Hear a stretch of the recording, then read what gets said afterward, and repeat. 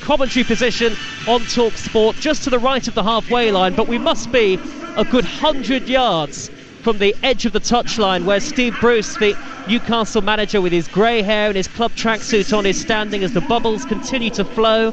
There's a big claret and blue running track in between the edge of the seats and the pitch. I hope you've got your binoculars, former West Ham striker David Connolly. Well, you will need them here, that's for sure, especially with those Newcastle shirts. Some do us the honour of having a little block, don't they? A block colour on the back, so it's easy to see. But we're a fair distance away, that's for sure. Well, let me give you the two sides ahead of kick-off for West Ham.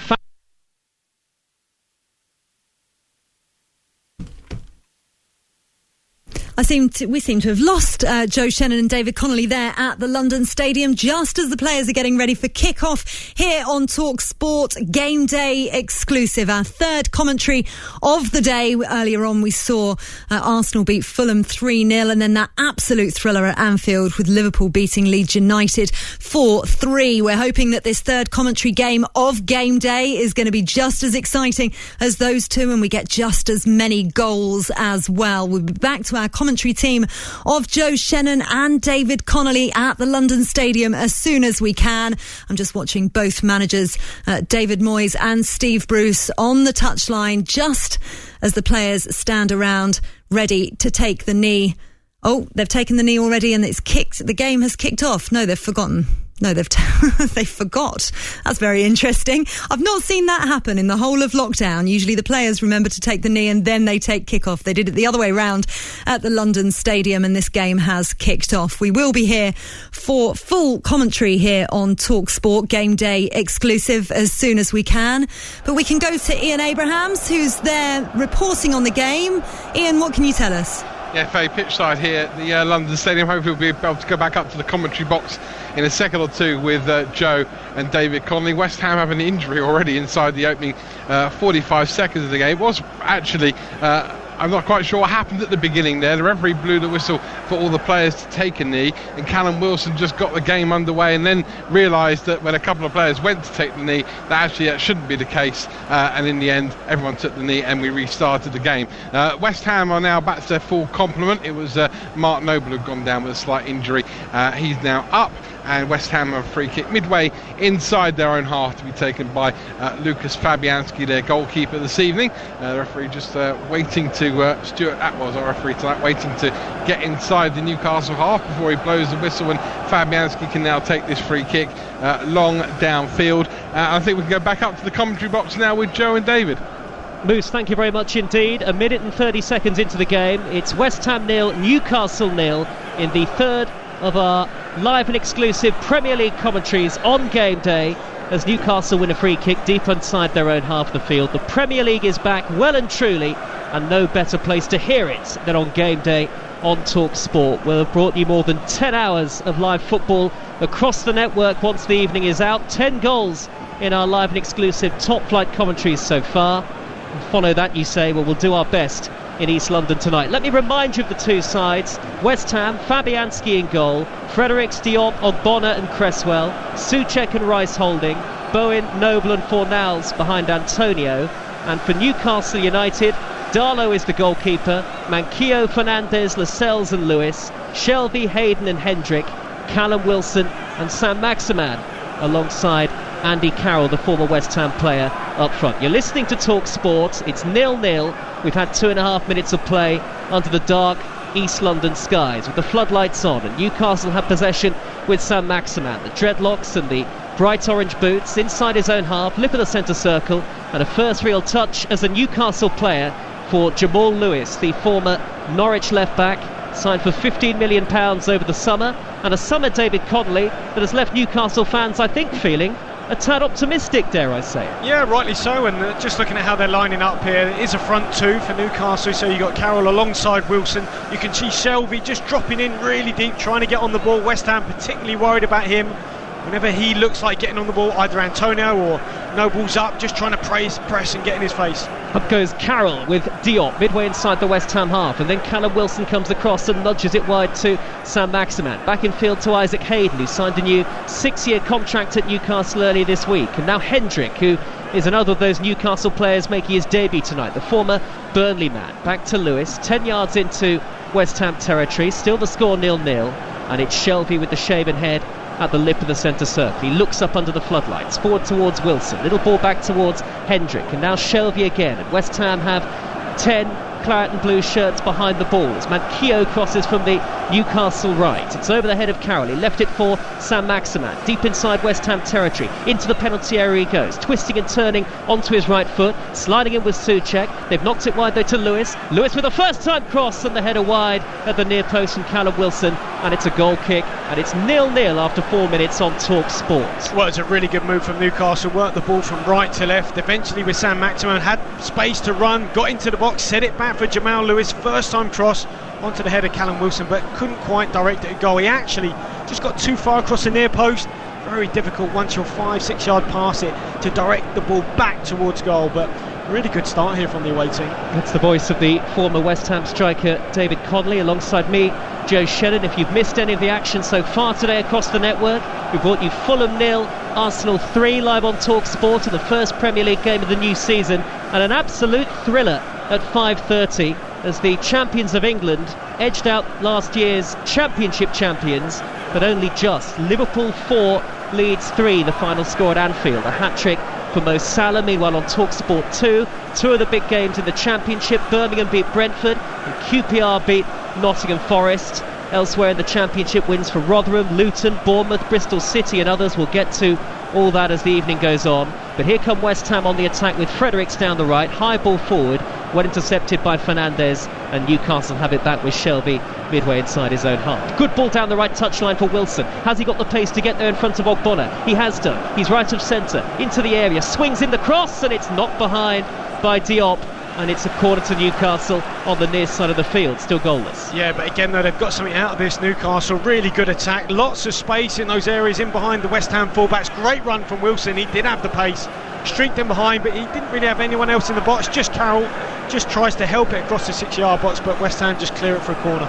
Corner at the Bobby Moore end of the ground, with this bowl-shaped stadium, the lower tier just covered in claret and blue banners as Shelvey raises two arms into the air. The corner into the near post, and the goalkeeper has to tip away the header. West Ham still can't clear, and in the end the free kick is given by the referee Stuart Atwell. It was a good instinctive save by Lucas Fabianski at the near post. I'm not sure it would have counted though anyway, because the assistant was flagging in the build-up, and then eventually Atwell gives the free kick. It was a great header. It's actually Fernandes just got across the near.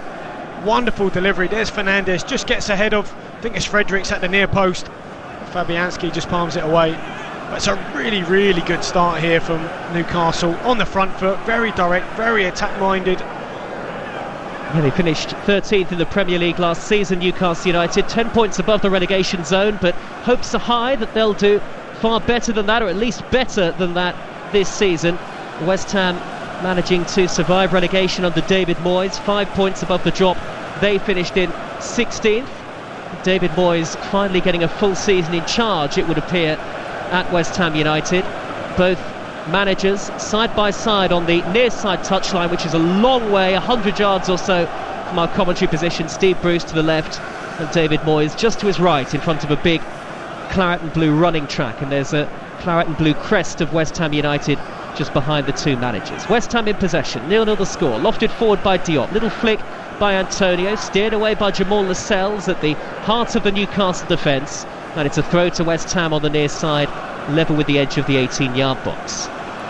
The only other game in the Premier League today that we haven't mentioned, Crystal Palace beat Southampton by a 0-0. We were right across that on Around the Grounds on Game Day Live on Talk Sport. Antonio with his back to goal looked to have handled inside the penalty area, and indeed the assistant referee puts up that checkered orange and yellow flag, and it's a free kick to Newcastle and a first real touch for Carl Darlow, the pink-clad goalkeeper who hasn't played in the Premier League since February of 2018. Martin Dubravka has had such a good run between the posts, 88 consecutive Premier League games for Dubravka, but he has an ankle injury tonight as Darlow balloons the ball high downfield up into the dark night sky. It's chested down by Carroll. We've had just over 8 minutes of play. It's still 0-0, David Connolly, but Newcastle have been the better side. Yeah, they really have. They settled ever so well here.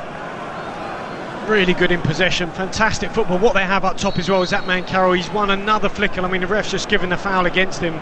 up against Fredericks. But what he always does really intelligently, and everyone knows, he always pulls on a diagonal. He just works it. Have a look, which centre-half's going to get it. If it's the right side centre right, I'm just going to pull over onto the West Ham right back, gets up really well, wins the flick, and then they're gambling in behind. Great start, really good start. Elbows jutting out, Andy Carroll, tall and lean. This is his 100th Premier League appearance, or 100th league appearance across the Premier League and the Championship for Newcastle tonight. Of course, the player who spent 6 years here at West Ham United. An empty London Stadium, of course, the absence of football supporters is so keenly felt. We will do our best to endeavour to bring you every kick with as comprehensive a set of coverage as we possibly can here across the TalkSport network. Live on game day, the first game day of the new season. And what a game day it's been so far. As Newcastle win the ball back on the halfway line, Lewis with the yellow boots will surge forward, can't get past Souček, who just put his arm across and in front of Lewis, the Czech Republic midfielder. And now West Ham have it on the far side of the field in their left back position with Aaron Cresswell. No great pace to the game at the moment. 10 minutes gone. West Ham 0, Newcastle 0. The one half chance that we've seen so far. Fernandes with a near post header, tipped away by Fabianski, but it wouldn't have counted anyway. All around us in these vast swathes of empty seats, there are one or two that are occupied by members of the press and cameramen down below us. Here is Fredericks for West Ham, right hand side, corner of the penalty area. Fernandes goes in, tries to make a challenge, can't do so, and here's an opportunity for Bowen, but the offside flag is up and Newcastle get themselves a free kick. Yeah, it's unlucky. First time we've really seen West Ham in possession, building play quite well. They get the wingers to come inside, the fullback provides the width, almost like a winger.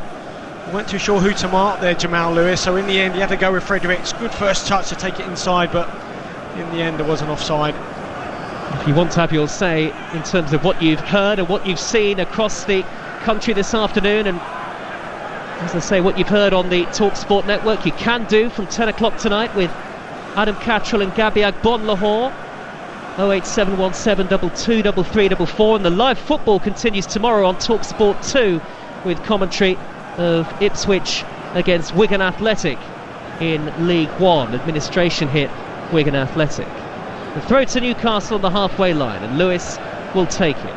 An uneventful first 11 minutes or so. The throw hurled up to the midway point of the West Ham half, and the shaven-headed Italian Ogbonna will scoop it up into the sky. It's flicked on by Antonio, cleared away by Fernandes. Good covering from the Newcastle man. Comes back to Ogbonna in the centre circle. That's a good ball wide to Antonio once more. But West Ham have nobody in a focal position in that central striking area in claret and blue. Fornals takes over on the far side of the field. He skips in field and rolls a ball 25 yards low along the ground for Diop on this lovely lush green surface. Not a blemish on the field of play, or barely a blemish on the field of play. There's one small patch that has cut up a little, but other than that it's superb.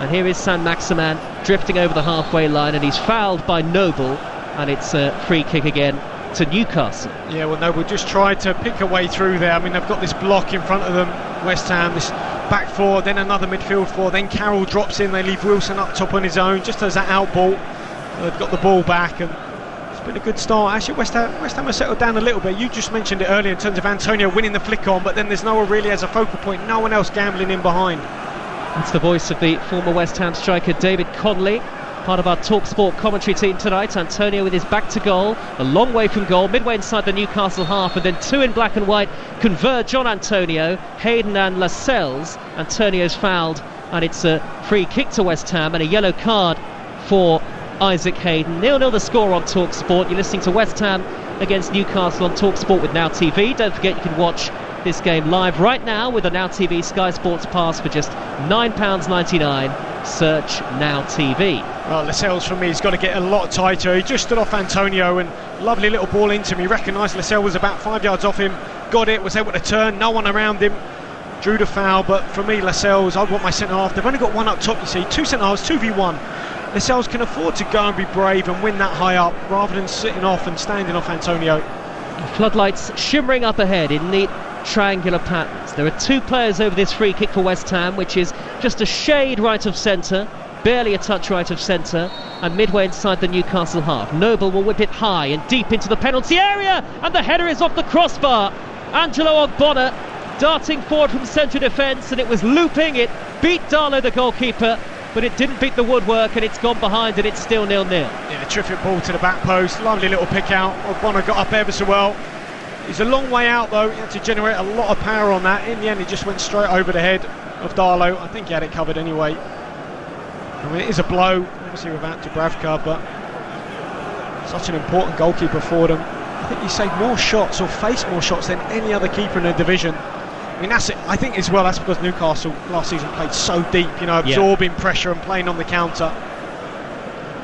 It's still 0-0, but at the closest that either side has come so far. Angelo Ogbonna, who hasn't scored for West Ham since December of last year, December of 2019, seeing his effort crash off the top of the woodwork and loop over the bar. Here is Sam Maximan for Newcastle, having his shirt tugged by Noble, who appeals to the referee with his arms outstretched, but Stuart Atwell not impressed. Newcastle get a free kick, and Sam Maximan is lying down on the field of play on the halfway line. Well, I'm surprised that isn't a booking. And that's a couple of times now. Obviously, Mark Noble's given the ball away, and then he's obviously trying to recover it.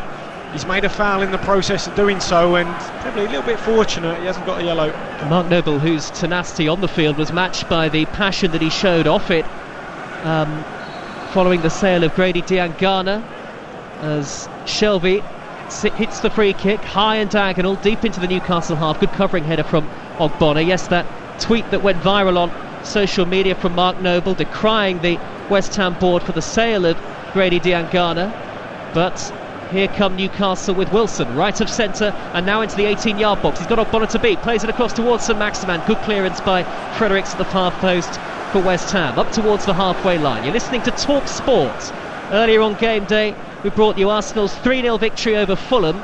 Fulham crashing back down to earth as they resume life in the Premier League. And then Liverpool 4, Leeds United 3, the most extraordinary game at Anfield. A late penalty from Mo Salah separating the two sides. In the other game in the Premier League, Palace beat Southampton. Here is St Maximan for Newcastle, midway inside opposition territory, goes square to Carroll, bound back in field to Hayden, and Shelvey takes over. The diligent number 8 with the shaven head. Manquillo, red boots, former Liverpool player, on the far side of the field. Into Hendrick with the long hair, once of Burnley, now of Newcastle United. Back to Shelvey, first time cross to the near post, through the legs of Callum Wilson, cleared away by Diop for West Ham, and the ball hoisted to the halfway line, but Newcastle get it back straight away. Now Hendrick, deep cross up to the edge of the penalty area, flicked by Wilson to find Andy Carroll, who spins and turns. Shot was blocked easily, and West Ham clear, who are stretching Souček, who's tripped, and then he wins a free kick, and it's still 0-0, and it's all rather stop-start at the moment, David Cole. Well, it is, but there's been some promising signs, certainly for Newcastle. I mean, every time the ball goes wide, it was a lovely little set there from Jeff Hendrick, so Shelby could come onto the ball and whip it first time. Not the best control from Wilson, but the second cross came in, little soft layoff towards Carroll, and those two looked to have linked up really, really well. And just going back to Noble, he's made a couple of fouls, but also I think Antonio's had a little bit of rough treatment, in my opinion. Been brought down a couple of times. Obviously they recognise he's a real threat. I think he needs to be looked after out there on the pitch.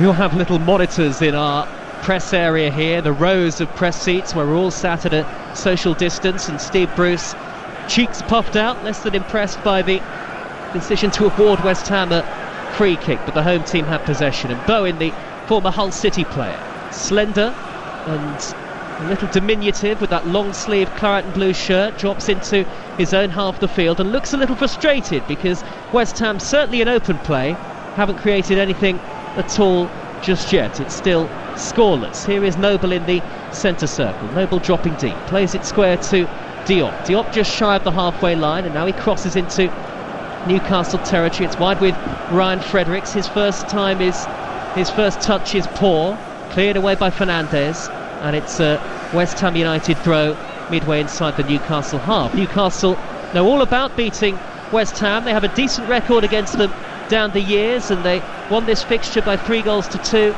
earlier in the season. A 2-2 draw at St James's Park in July after lockdown. Newcastle now with Wilson just shy of the halfway line, a little shove in the back from Souček, and Sam Maximan went down earlier in the move, and it's a free kick to Newcastle in that left back position. 0-0. We've had 18 minutes. Well, I think this is a really tough challenge on Sam Maximan. Lovely feet, just gets past Fredericks, who absolutely cleans him out, doesn't get the ball. I mean, I cannot believe that is not a yellow card, and I think that's what Lascelles, the skipper, is saying to the referee. That should have been a yellow.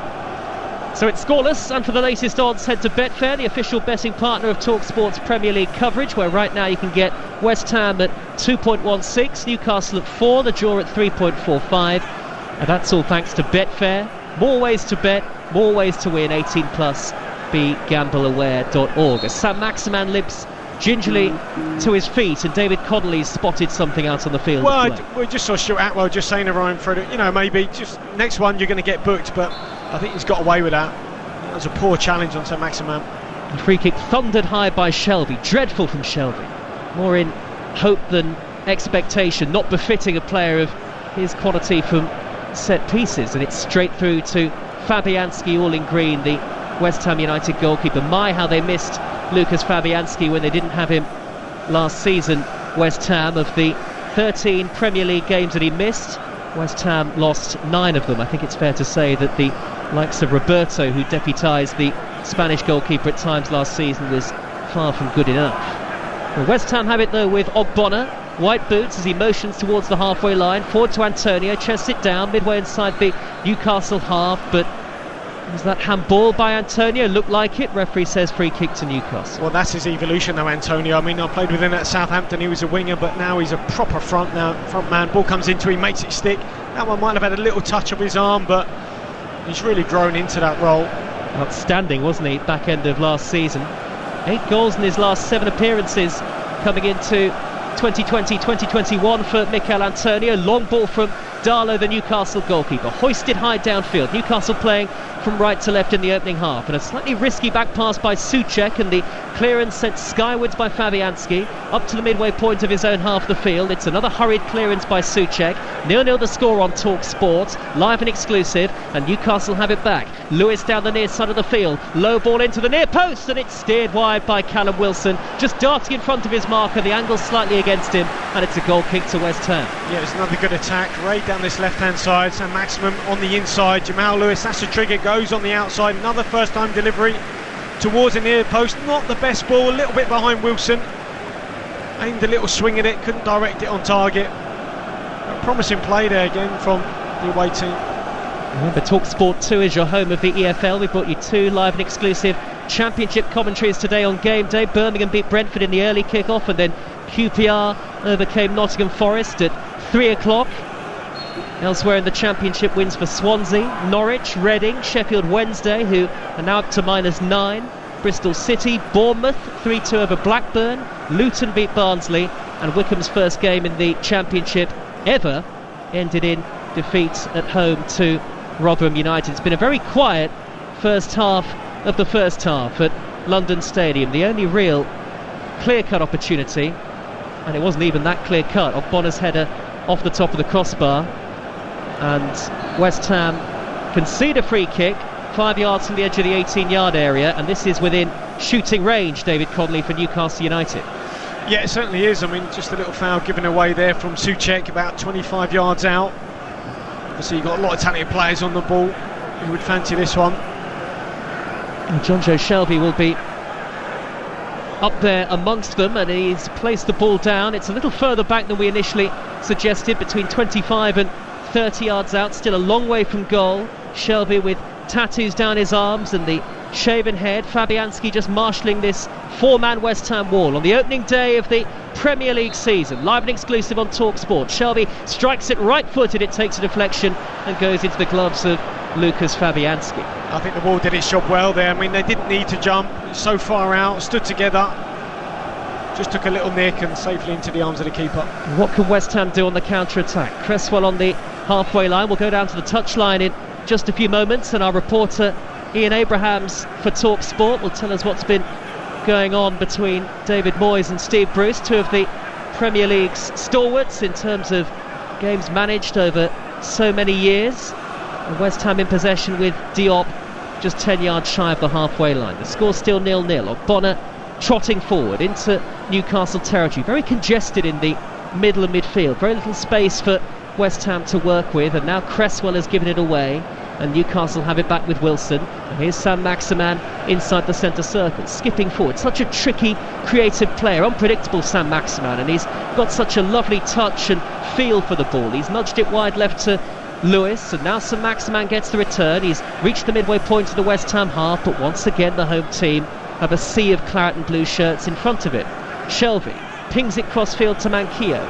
3 in the middle for Newcastle. Manquillo's deflected cross, headed away by Ogbonna at the near post, and it's out of play for a corner to Newcastle, and it's still 0-0. Yeah, really good football again from Newcastle. We're just looking at how West Ham are setting up without the ball. Obviously with the height of Rice and Souček, they just sit in front of the two centre-halves. It means Mark Noble's doing an awful lot of donkey work, trying to close the ball down, getting tight to Sam Maximum, and that's a thankless task. He can turn on a sixpence. And there is an assertiveness about Newcastle, and a confidence maybe that was lacking at times last season. New signings, new optimism, and can they take the lead here from this corner? Shelvey drills it high to the centre of the penalty area, and it's headed wide by Andy Carroll. It's a goal kick, and let's go down to the touchline and talk sports reporter Ian Abrahams. Evening, Moose. Good evening, Joe. Yeah, I mean, both managers down here have been quite animated. More so Steve Bruce at the fourth official, Darren England, because of some of those decisions that have gone against his team. And I have to give David Connolly a massive amount of credit. He said before the game Newcastle might target Ryan Fredericks, and right in front of me down this left-hand side for Newcastle, most of the players come. Yeah, it'll be interesting, won't it, David, to see whether Newcastle can profit from that. There's a lot of talk about West Ham and James Tarkowski, but David Moyes told Ian Abrahams, told Talk Sport yesterday that they're not going to pay £50 million for the Burnley centre-half. He's just the sort of player they do need, you feel, though? Yeah, you're absolutely right. It'd be ideal for them. I think, look, West Ham fans know they probably need 2 full-backs and a centre-half at least, and just looking at them without the ball, I mean, they'll be delighted, you know, Newcastle, if they're dragging Souček and Rice so deep. And that's because they've got those 2 big centre forwards. Manquillo crosses from the right for Newcastle, chested down by Carroll, then onto his left foot, goes wide. Sam Maximan into the penalty area, checks back onto his right. Does he lose the ball in front of the defender Fredericks? He does. Fredericks just hacks it clear, the former Fulham man with the bright orange boots on, out of play for a throw to Newcastle in front of this near side of the field, midway inside West Ham territory, and just in front of that big running track. And it's Newcastle who've dominated possession in the first period, but we're yet to see the opening goal after just under 26 minutes of play. Live and exclusive to National Radio on Talk Sport. Hayden for Newcastle, wide to the near side, the left, and Sam Maximan again. That's a lovely overlapping run by Lewis, who crosses. Good block by Byrne on the slide. It comes back to Sam Maximan again with his back to goal. Couple of step overs, always tricky, always unpredictable. Cuts in field onto his right hand side, tries to thread it through the middle, could drop from Manquillo via deflection. He pulls it back, away by Souček for West Ham. Still not fully clear yet though. Carroll, 30 yards from goal, has given it away, and Newcastle will go back wide to Lewis, and they'll come forward again. Yeah, they've worked ever so well down this left, Lewis and Sam Maximum. I mean, Bowen, he just about tracked that run of Jamal Lewis. He actually let him go, but he just recovered in the end to get a little block on the cross. But they've been superb so far, they really have, Newcastle. And they have lost the ball though, and here come West Ham on the counter-attack. Antonio darting forward at pace down the left-hand side, into the penalty area he goes. He gets the shot away, and it's good save down to his left by Darlow, the Newcastle goalkeeper. Held it well. Antonio looked dangerous as he darted into the 18-yard box, but the shot was admittedly too close to the Newcastle goalkeeper. 0-0. Well, actually Darlow did really well because he read where Antonio was going. Shelvey made a great recovery run. He was getting back in the space, so Antonio took the shot early, trying to bend it into that far corner, but Darlow read it. Good save. I mentioned those 8 goals Mikel Antonio managed after lockdown. Only Raheem Sterling had a better record in front of goal, and Mikel Antonio at 30 years of age, arguably one of West Ham's most important players behind Declan Rice. And here is Cresswell for West Ham, diminutive left back on the far side of the field, a mainstay in the side over recent seasons. Newcastle have won themselves a throw. No, they haven't. It's gone West Ham's way. Manquillo just drops the ball on the field of play. We had 2 balls on the pitch momentarily, and a throw to West Ham in front of the cavernous Billy Bond stand on the far side of the field. And how we miss the impact of supporters on matches, atmosphere and the excitement that it brings. Empty seats on that far side as West Ham come forward with Souček, tall and gangly, wide to the near side, and Fredericks crosses, and Souček gets his head to it and nods it just wide. What a chance that is. I mean, that is Souček in a nutshell. Receives it, middle of the park. Great run from Declan Rice, committing players, driving with it, gives it to Souček. Souček feeds it out wide, then he spins, continues his run in the box. It's a great ball. Just gets up above Lascelles and just tries to head it, guide it into that far post, and it just about a foot past it. Great chance. Great header. He is such a threat in the air, he really is. Well, there's not been much, has there, David Connolly, in terms of new signings at West Ham. In fact, there haven't been any fresh faces over the summer, but Souček's loan move was turned into a permanent one, and he could prove to be one of their most important players. But they've got some defending to do here. Wilson looking to get on to a high ball inside the 18-yard box, but he's shrugged aside just about by Issa Diop. Ogbonna's gone down for West Ham, the central defender, and he's on his haunches at the moment, and Fabianski's going to have to put the ball out of play. But West Ham looked really nervy there, defending that long ball that was thundered forward, and some concern, it would appear, David Connolly, for Ogbonna. I think he's going to be okay here, but just going back to that West Ham chance, because it was a really well worked move. Finally, first time we've really seen Declan Rice run with the ball, just trying to create something rather than passing sideways. What Newcastle want is West Ham to go wide, then they try and use a touchline as another sort of defender. That time Rice broke through the middle, fed it out wide to Souček. He gave it out wide to the fullback, then he continued his run. Great run. And well, to be honest, normally Souček would put that away. Really good header up above Lascelles, but just past the post.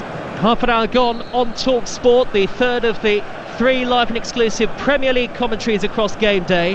West Ham United 0, Newcastle United 0. Earlier, a big win for Arsenal at Fulham by 3-0. A debut goal for Gabriel, and Pierre-Emerick Aubameyang also on the score sheet for Mikel Arteta's side.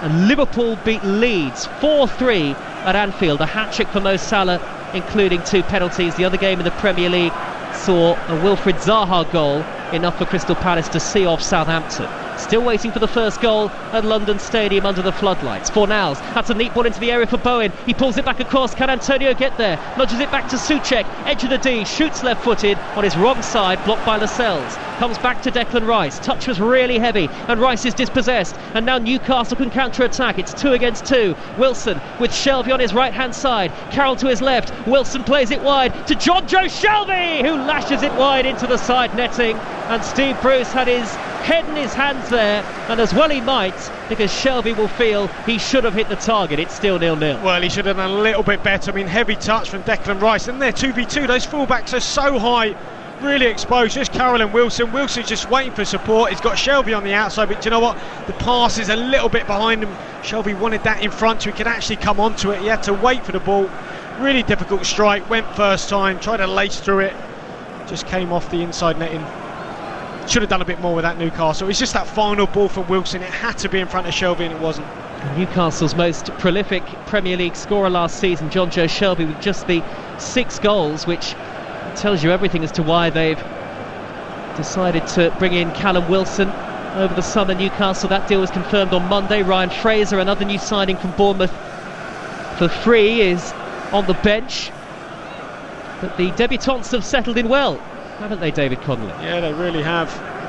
Oh, and here's a chance for Carroll after a missed header into the penalty area. Andy Carroll juggled it onto his right foot, and his effort was deflected behind from 12 yards. Diop got completely caught underneath the ball, totally missed his header, and then Carroll in behind worked it onto his right foot. Effort deflected over the top for a Newcastle corner at the Bobby Moore end. Well, look, any West Ham fans who saw the friendly against Bournemouth, it's nothing they haven't seen before, because he was all over the place there, and he is here. But what they've got to do is get tight to Shelvey. He dropped in around the halfway line, right hand side, under no pressure, and you've got to get tight to him. Noble did early in the game, but he's obviously tired now. Didn't get close to Shelvey. Great diagonal, Carroll on his chest, and deflected shot over the bar. Great play from Newcastle. Plenty of black and white shirts in the penalty area. 0-0. Shelvey drills the corner into the near post. Headed away by Souček for West Ham United. Not once, but twice. It'll fall for Lewis, who's dispossessed by Fornals. And now it's West Ham's turn to counter-attack. 3 against 2. Bowen down the right-hand side. Antonio making a late run into the middle. Noble is forward as well. Bowen has checked back, and he's played it square to Rice. 25 yards from goal. Antonio into the penalty area. Left of centre. Can he work it onto his right foot? The shot is blocked by Hendrick, and Newcastle will get it clear, at least for now. Back with Rice though for West Ham. Far side of the field, a long way from our commentary position. He looks an age away, Declan Rice, like a small speck on a distant landscape. Here is Noble for West Ham, crisscrossing along the green turf from left to right, pushing it on to Bowen. He turns away neatly from Shelvey, outside of the foot to Souček, wide to Fredericks. Fredericks low ball in, Souček misses it, and it's off the crossbar again. Fornals was lurking by the penalty spot, and a deflection took it over the top via the woodwork. It's a West Ham corner. Oh, this is much more like it from West Ham. I mean, as weak, I guess, as Frederick has been defensively, a lot of their attacks that have been good have come down this right-hand side. It's another ball in the box. It's not the best ball. Took a couple of bounces before it lands at the feet of Fornals. Takes a little sweep at it. Seems to come off the bar. Does appeal to Stuart Atwell here, and obviously Stuart Atwell has might be getting some guidance here from VAR. Pablo Fornals hasn't scored since February. I think, is he saying took a little nick off Lascelles' hand maybe here? Well, Lascelles after the strike was stretching, and both of his arms were outstretched, spread wide, and they are content as it continues to check for a possible penalty kick for that handball or potential handball from Lascelles. This very check slight, continuing here, wasn't it, Joe? I mean, it was very slight. If it was, very difficult to see if there was any real contact. Amazed. Yeah. And no penalty. In comes the corner from Noble, high to the edge of the 6-yard box. Darlow all at sea, flapping around the goalkeeper in pink, and it was headed behind by Andy Carroll, and West Ham get their second corner in quick succession. West Ham 0, Newcastle 0. 10 minutes of the first half remaining, live and exclusive to national radio on Talk Sport. Well, surely Lascelles, I mean, if you'd have seen, some of the goals earlier, probably didn't have time, but you've got to keep your hands down in the box. We've already seen that, haven't we, for Leeds? Very crowded again in the 6-yard area. Bowen will take the corner, left-footed in, swinging to the near post, headed away by John Joe Shelvey for Newcastle, then hoisted forward by Sam Maximan, who might get on the end of that back pass. He does. He beats Fredericks to the ball. Fredericks, can he force him wide? Sam Maximan still has it in the penalty area. Wilson to his right. Here is Callum Wilson on his Newcastle debut. Can he spin and turn and shoot? He's been forced wide by Cresswell. Good defending from the West Ham man. Back it goes to Manquillo. Manquillo's cross. Carroll goes in. Sam Maximan far post, and Fredericks sliding in.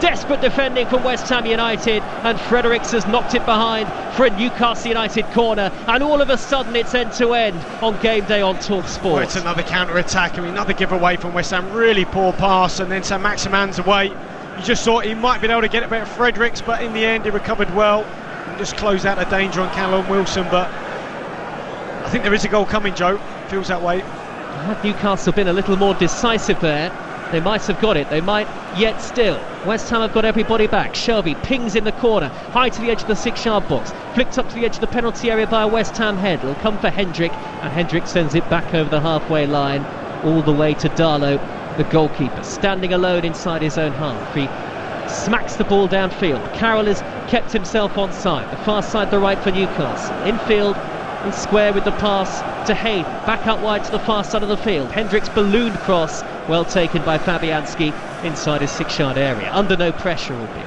Yeah, closer, a little bit too near to him, wasn't it, to Fabianski, but a couple of really good breaks from both sides.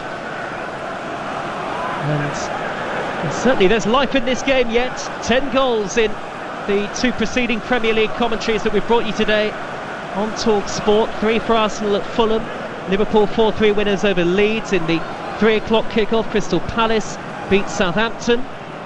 Much needed win for Roy Hodgson after a dreadful end to last season. And West Ham similarly, when you look at the fixtures that they've got to come, they're desperate to get off to a good start on the opening night of the season here at London Stadium, because they have a nightmare run of fixtures to come. As Carroll tries to play the ball forward for Wilson for Newcastle, but it's much too long, and it trickles through to Fabianski.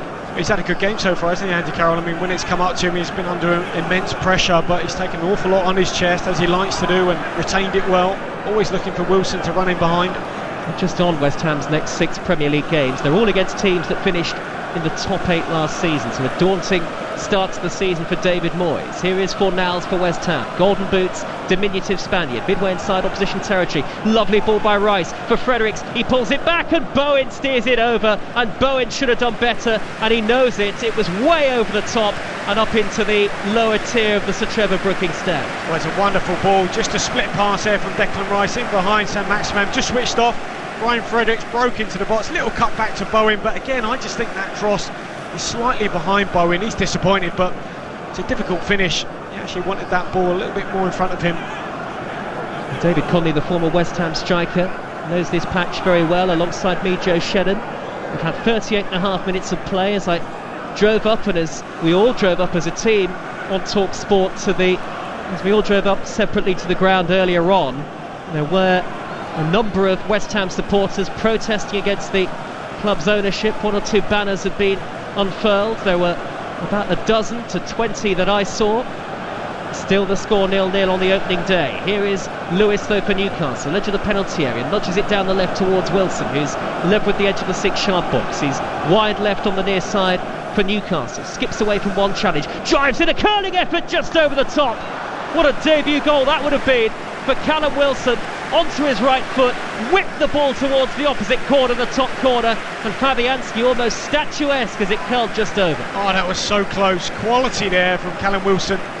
Just outside the box, little quick feet just to shift it by half a yard, looking to bend it into that far corner at the direction, but just a little bit too much height. But I think he's been a really positive performance so far from Callum Wilson. He's looked very sharp, hasn't he? His footwork as well, his touch has been good. Dare I say it, a new lease of life? Yeah, I think you're right. I saw him against Palace for Bournemouth, and he didn't have a great game. His hold-up play was off, and you can tell maybe he's a little bit low in confidence, but looks really good here. And there's a throw to Newcastle on the near side of the field. 5 minutes of the first half remaining in an empty London stadium. There were 1 or 2 flags, supporters' flags, dotted around at the edge of the concourse areas on the far side, at the Billy Bond stand. Crosses of St George with claret and blue West Ham United crests emblazoned upon them. They've done their best, the club here, to try and make it feel like home since moving here in 2016, but it still doesn't quite have the atmosphere of the old Upton Park.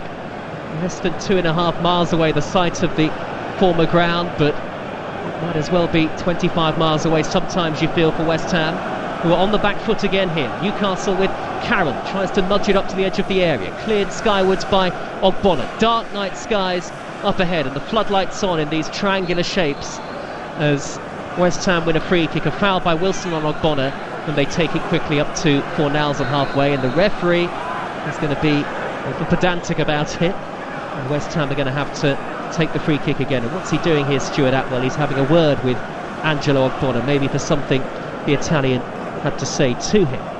The live football continues tomorrow on TalkSport 2. Ipswich against Wigan. Game day back in all its glory from next Saturday. 3 live and exclusive Premier League commentaries for you once again. West Ham will be one of those as they travel away to Arsenal. That will be live on Talk Sport. And remember, if you want to have your say at the end of the night here, then you can do so after 10 o'clock with Adam Cattrall and Gabi Agbonlahor. 08717 223344, the number to call on what has been an extraordinary first day of the top flight season in many ways. Here is Hayden for Newcastle, midway inside his own half, pokes it on with his toe towards Saint-Maximin, sandwiched in between 2 West Ham players. Saint-Maximin goes to ground again and wins a free kick. Not for the first time, Joe. I mean, obviously when he wins the ball, they know he is such a threat. He is so quick. They close him down immediately, and they'll take one for the team. They'll take a foul in around the halfway line. I'm just surprised no one has been. But look, that wasn't a yellow from Fredericks, but again, it's sort of, I wouldn't say cynical, but it's game management, just stopping the threats that Newcastle have, stopping them at source. This is quite an assertive Newcastle, isn't it, though, so far? This is the kind of confident display away from home that we're not really used to seeing from them. As Darlow looks long, high and long and hanging up towards Andy Carroll, headed away by Ogbonna, who's backing towards his own goal. West Ham have won it back with Fornals, who whipped it off the toes of Shelby, sprays it wide to the near side of Bowen, the former Hull City player. 1 goal for West Ham since signing in the winter transfer window. He plays it back to Noble. Noble sweeps it to the far side, the left, and Cresswell. Cresswell's cross is turned away at the near post by Hendrick, the former Burnley player. Tigerish in midfield, Hendrick playing on the right wing tonight. And now Noble in the centre circle for West Ham can build again. Square to Rice. Rice with the dark hair. On to Fornals. Cresswell wide left once again. Left with the edge of the 18-yard box. 0-0 the score on Talk Sport. Whipped in by Fornals. High towards Bowen, cleared away by Newcastle. It comes back to Declan Rice for West Ham United. We're trying to build something here, David Moyes' side. They ended last season pretty well, unbeaten in 4. Antonio shoots from the angle, well blocked by Fernandes. West Ham throw deep inside the Newcastle half. Goals.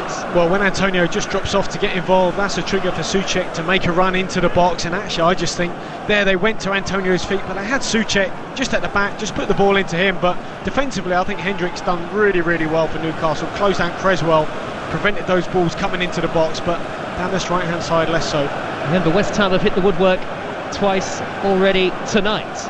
Here is Ogbonna in the centre circle. He's drifting away from Wilson out towards the far side, the West Ham left, and Cresswell back across to Ogbonna again.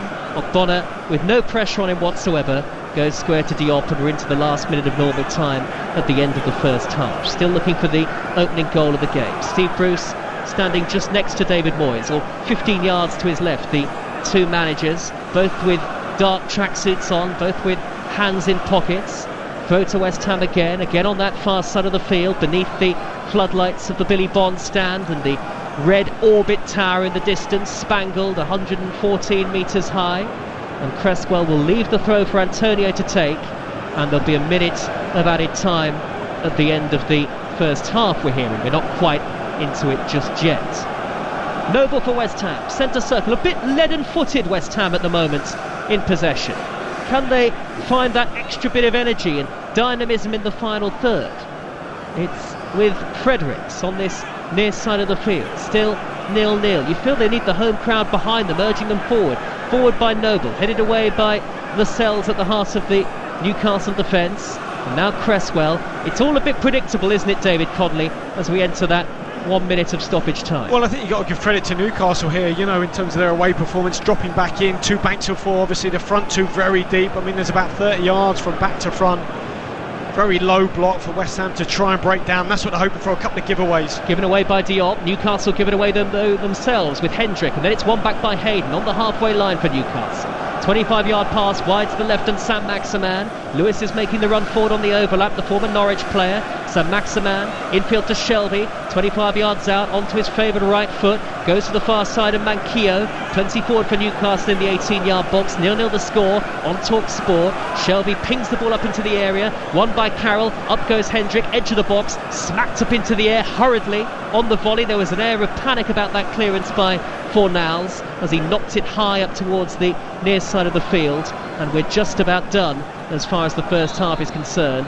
Stuart Atwell gives West Ham a throw on the near side in the right back position. Well, there'll be a few concerns about Declan Rice here because he took a heavy challenge. I mean, his touch just got away from him. He actually intercepted the ball, and then I think it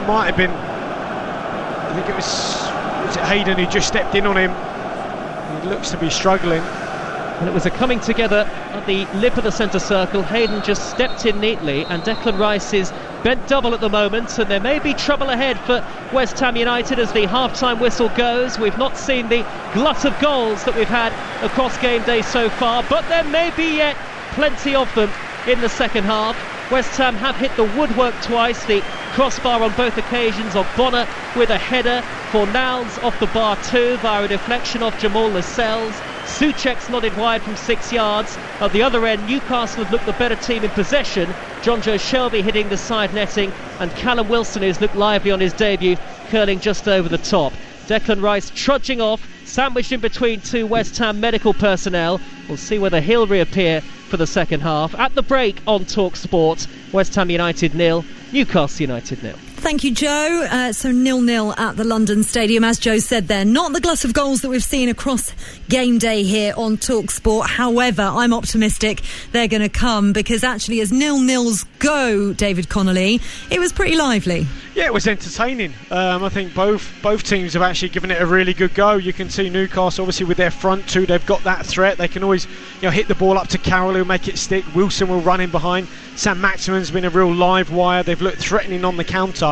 But actually West Ham have grown into the game, fashioned a few opportunities themselves, and they've looked a lot better as the half has gone on.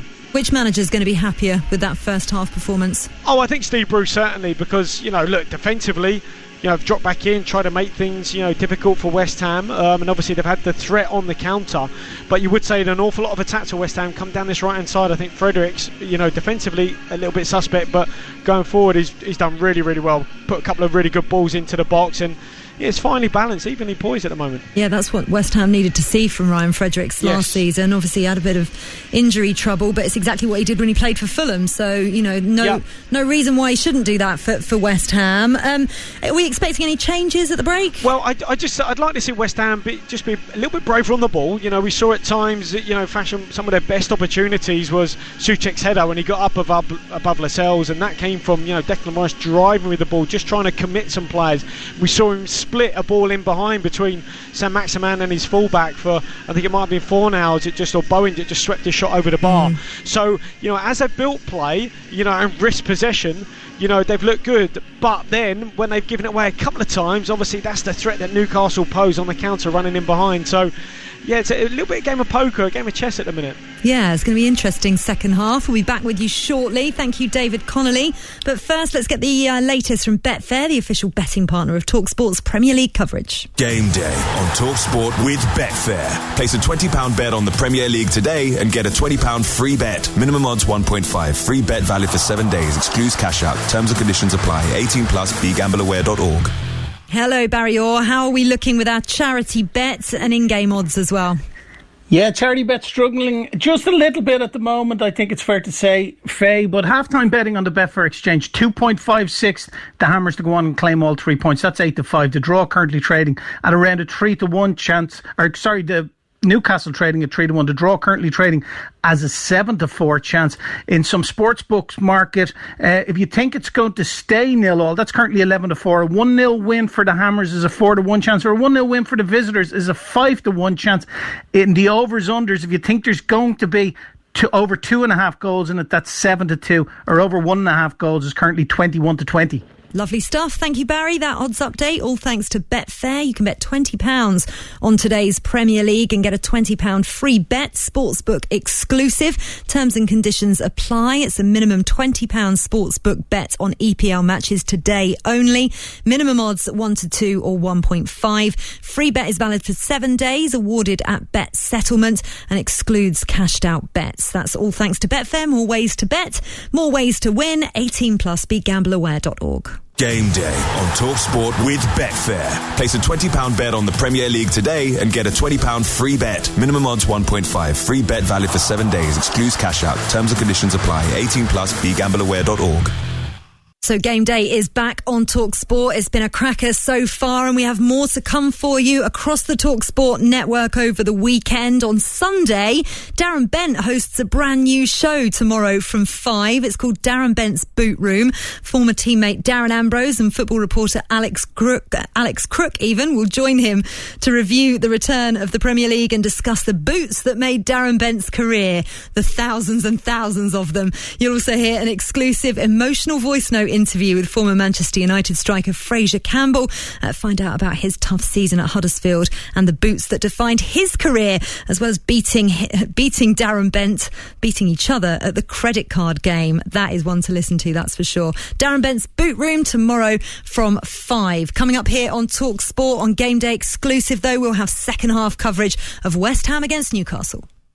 Game Day exclusive on TalkSport with the Now TV Sky Sports Pass. The only place to watch West Brom versus Leicester and Tottenham versus Everton live tomorrow for just $9.99. Search Now TV. 18+. Stream via internet. Terms apply. We've got it at Selco. Selco, it's where the trade goes. At Selco Builders Warehouse, we've got real deals on a wide range of trade quality building products. In September, we've got 100mm Thermalite blocks for just 99p each ex-VAT. Now that's a real deal. Find even more real deals at Selco Builders Warehouse and online at selcobw.com. Selco, serving the trade for 125 years. We've got it at Selco. Selco, it's where the trade goes. That charged at 20%. Finding your perfect new home can be tough. So if you keep missing out, it's time to search out On the Market. There are thousands of new properties to buy or rent every month at onthemarket.com. 24 hours or more before they're on Rightmove or Zoopla. On the Market. See them first. Set up a property alert today. Search onthemarket.com. FionaNUFC.com to find your perfect home. If you're in the market, search onthemarket.com. See onthemarket.com/new and exclusive. Agents specify exclusivity. As all the big games kick off across the nation, head to thesun.co.uk/football for all the fallout following another massive weekend of football in the Premier League and beyond. The hottest news, essential views, live blogs, and the biggest opinions in the game from the biggest names in the game, including Alan Shearer, Danny Higginbottom, and Alex Scott. And with a reporter at every game across the country, thesun.co.uk/football has all the football news you need. The Sun. We live it. Did somebody say just eat? Me, get delivery like a G. See, hungry dogs gotta eat. I get mines every day, every week. Chicken wings to the crib, I'm sitting in. Burger in the low. Hope they put the pickle in. Wonton on a catamaran. Oodles and noodles, thank you, my man. JUSTEAT. Somebody say just eat. Critics are saying Disney's Mulan is spectacular. There have been many tales of the great Mulan. It's revolutionary. The loyal, the brave, the true. A gorgeous, exhilarating experience. It is my duty to protect my family. Disney's Mulan, now streaming. I will bring honor to us all. Premier access to Mulan is exclusively available to Disney Plus subscribers for $19.99. Disney Plus subscription required. For more info, see disneyplus.com/Mulan info. Game Day.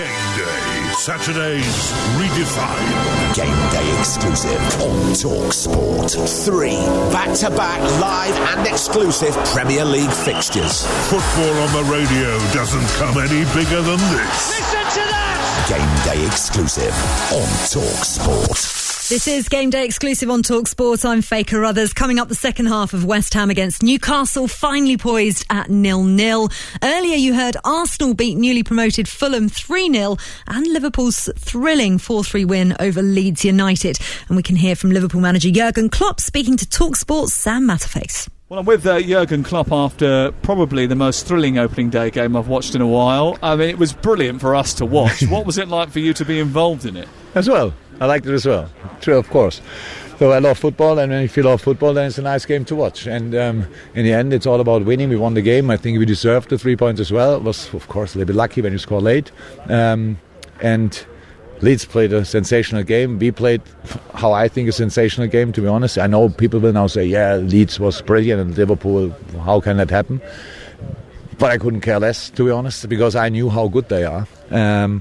And that will cause us all problems. That's how it is, just the way it is. And for the first game, I said before the game, it's not in my top 10 wish list for the first match day. It was not in my top 5, it was not in my top 3. It was just not in. It was just on the list because I knew they are so different to everything we will ever face that this is the toughest thing in the preseason. We all accepted the preseason like it was, obviously with the international, with the boys on the way. But then having only, after they all played different styles, Scotland, Holland, England, and then we have 3 days to tell them, by the way, Leeds United is completely different to whatever we played before. So that was the challenge. And that's why I'm happy, of course, so because the offensive performance was just really good because they defend incredibly well organized and with a massive, big passion. I like that, I respect that a lot. And defensively, yes, we conceded 3 goals, so obviously we made some mistakes. Yeah, they did concede 3 goals. It was certainly a spirited performance from Leeds in their first Premier League match for 16 years. You were hearing from Jurgen Klopp there, speaking to TalkSport's Sam Matterface, who also spoke to Leeds winger Jack Harrison. One of the days that you probably won't forget in a while. Is it a day of mixed emotions, scoring in the Premier League for the first time on the opening day of the season, yet not coming away with all 3 points? Definitely a lot of mixed emotions. I think a lot of disappointment, losing at the very end, but I think there's a lot of positives to take from the way we tried to play today, and we have to use that going forward. It's a terrific football match to watch. I mean, what was it like to play in? It was incredible. A lot of back and forth football, a lot of attacking football, and as spectators you love to see that kind of play. So it was tough to play in, but enjoyable at the same time.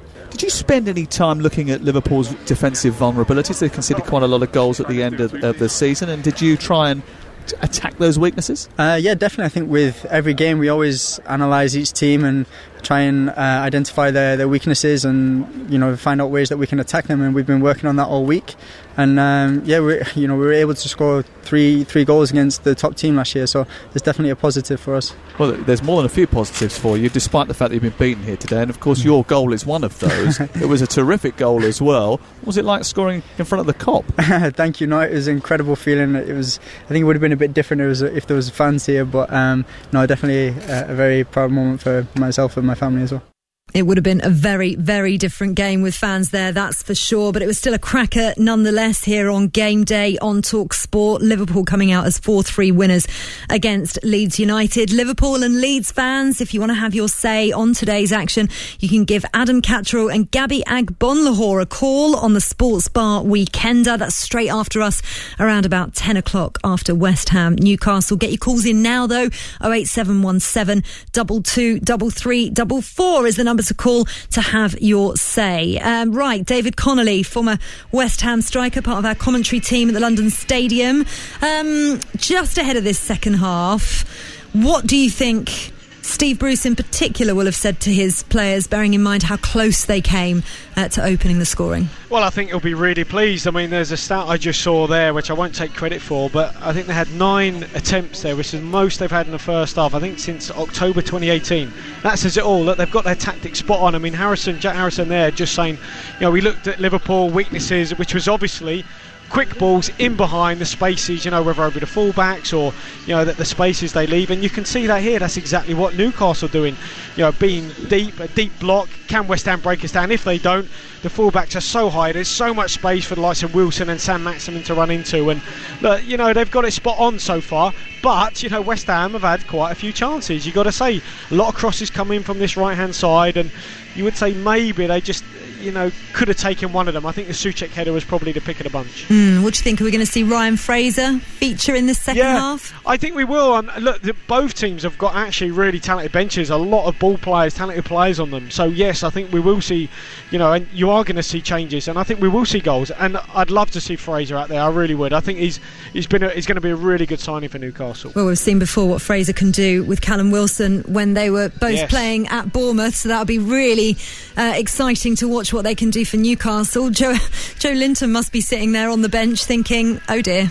Well, I guess, you know, what's great, I think, for Newcastle fans is they'll look at Callum Wilson coming in and they're playing a front two. You know, they've been bold and brave away from home, you know, trying to win 3 points and not set up, I guess, at times like they did last season with a 4-5-1 or whatever, you know, just hoping, praying to nick a point. Here, they've actually gone, you know what, we fancy our chances against a side that, you know, shipped a lot of goals last season. They really did, 62, conceded quite a lot. So they've gone for it, and you know, they look a real threat on the counter. I've got to say, Newcastle. Yeah, but as you said, West Ham had some decent chances as well. Perhaps need to be a bit more clinical, hit the crossbar twice. Well, yeah, I mean, look, they're not, you wouldn't say they're either blessed with, you know, prolific goal scorers either, you know, but the balls in the box have been okay. They've made good runs in behind, especially down this right hand side, and it's so important they get the likes of, you know, Souček making those runs in behind. They get Fornals joining in the box. They get Bowen in and around Antonio, because at times he has been a little bit isolated, you would say at times, and we haven't quite seen the best of him so far, Antonio. Well, the players are on their way out, so at 0-0 it's time to hand over to our commentary team of David Connolly and Joe Shannon. Thank you, Faye. Yes, the bubbles hurtling through the air again. The Newcastle players have emerged from the tunnel at the base of this main stand in a big cluster, a big group in their black and white striped shirts. We're just waiting for the West Ham players to come back out onto the field of play.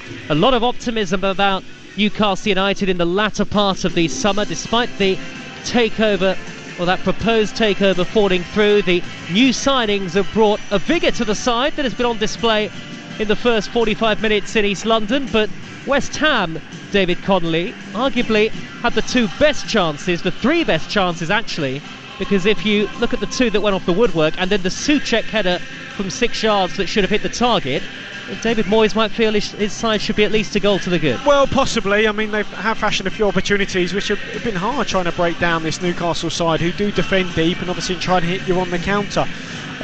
You know, I think they've just got to be a little bit bolder, a bit braver in possession, West Ham, and risk the ball. The problem is those spaces that they leave in behind, and whether they can close that danger out quickly enough when Newcastle do break. And the noise, the pre-recorded noise of the West Ham supporters booming out over the PA system as the second half begins. We hope it won't be long before London Stadium is rocking again, packed with supporters, empty seats all around though, as West Ham go long downfield straight away at the start of the second half.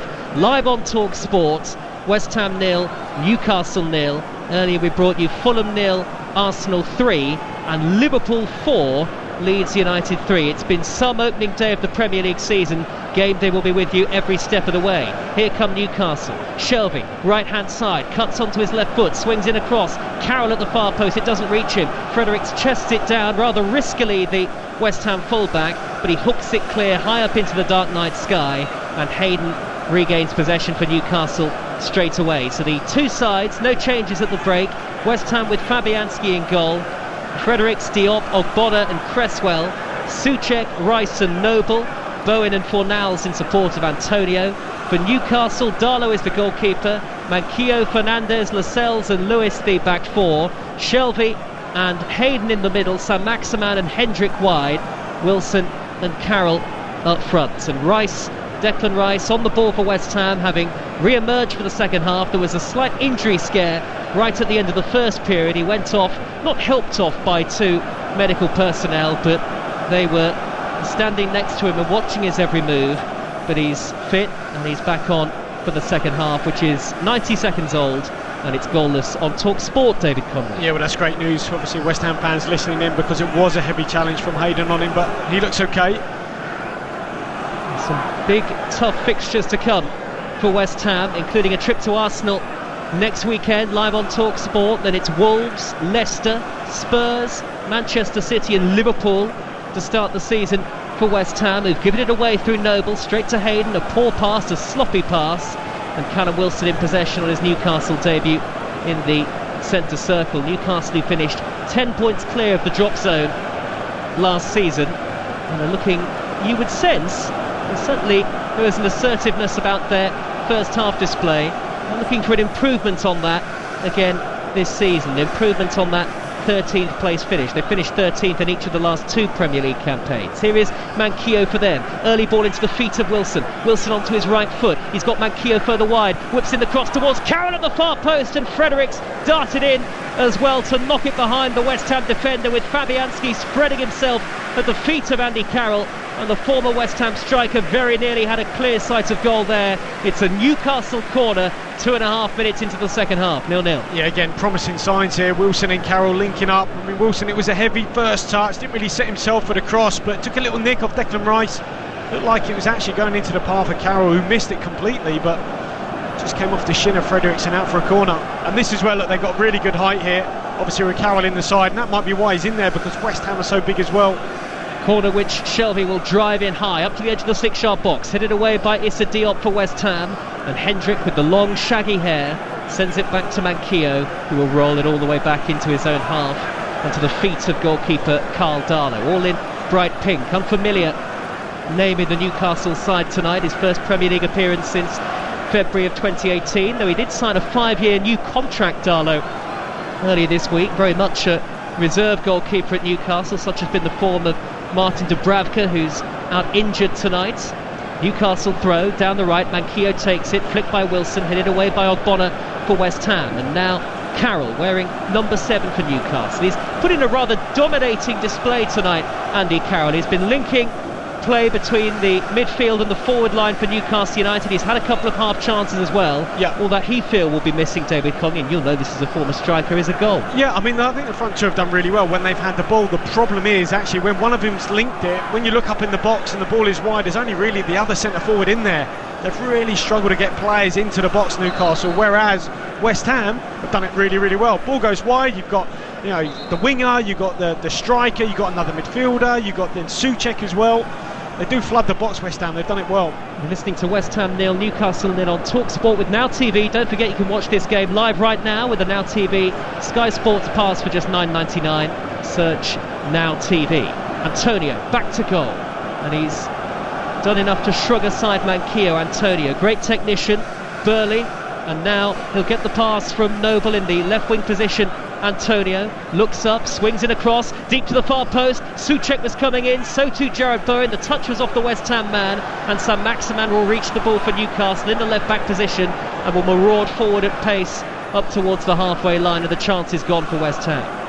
Half chance though it was. Well, it was unlucky, wasn't it? Antonio drifting out onto this left, as he likes to do, cutting inside, bending that ball into the far post. Souček with that late burst into the box, but good defending from Newcastle. Such an intelligent player, Mikel Antonio, who just seems to get better with age. 8 goals in his last 7 appearances at the back end of last season after lockdown. 10 goals in all. Best season of his Premier League career in terms of goal scoring, Mikel Antonio. Well, he was so raw when he was at Southampton, but has grown into a real technician as well. Yeah, and he's a lovely lad, but his game has come on so much, and he's now a terrific centre forward. He really is. He's the proverbial fox in the box for West Ham, much like David Connolly was at one stage. Here is Antonio with his back to goal, lays it back to Rice, who steers it wide to the near side, and Cresswell. The floodlights on at London Stadium, this bowl-shaped former Olympic stadium with a big claret and blue running track in between the seats. The Orbit Tower in the distance, spangled in red, and dark night skies overhead, the electronic advertising hoardings on, and West Ham coming forward at very little pace here. 6 minutes into the second half on Talk Sport, live and exclusive on game day, and it's still 0-0. Arsenal, who beat Fulham earlier in the Premier League. Liverpool beat Leeds by 4 goals to 3. Palace beat Southampton by 1 goal to 0. You can have your say on the weekend's football in the Sports Bar Weekender from 10 o'clock tonight. Adam Cattrall and Gabby Agbonlahor, part of our team across Talk Sport this season. 08717 223344. Now then, Cresswell right in front of his manager David Moyes. He's got his hands in his pockets in his club tracksuits. Steve Bruce just 10-15 yards to the left of him.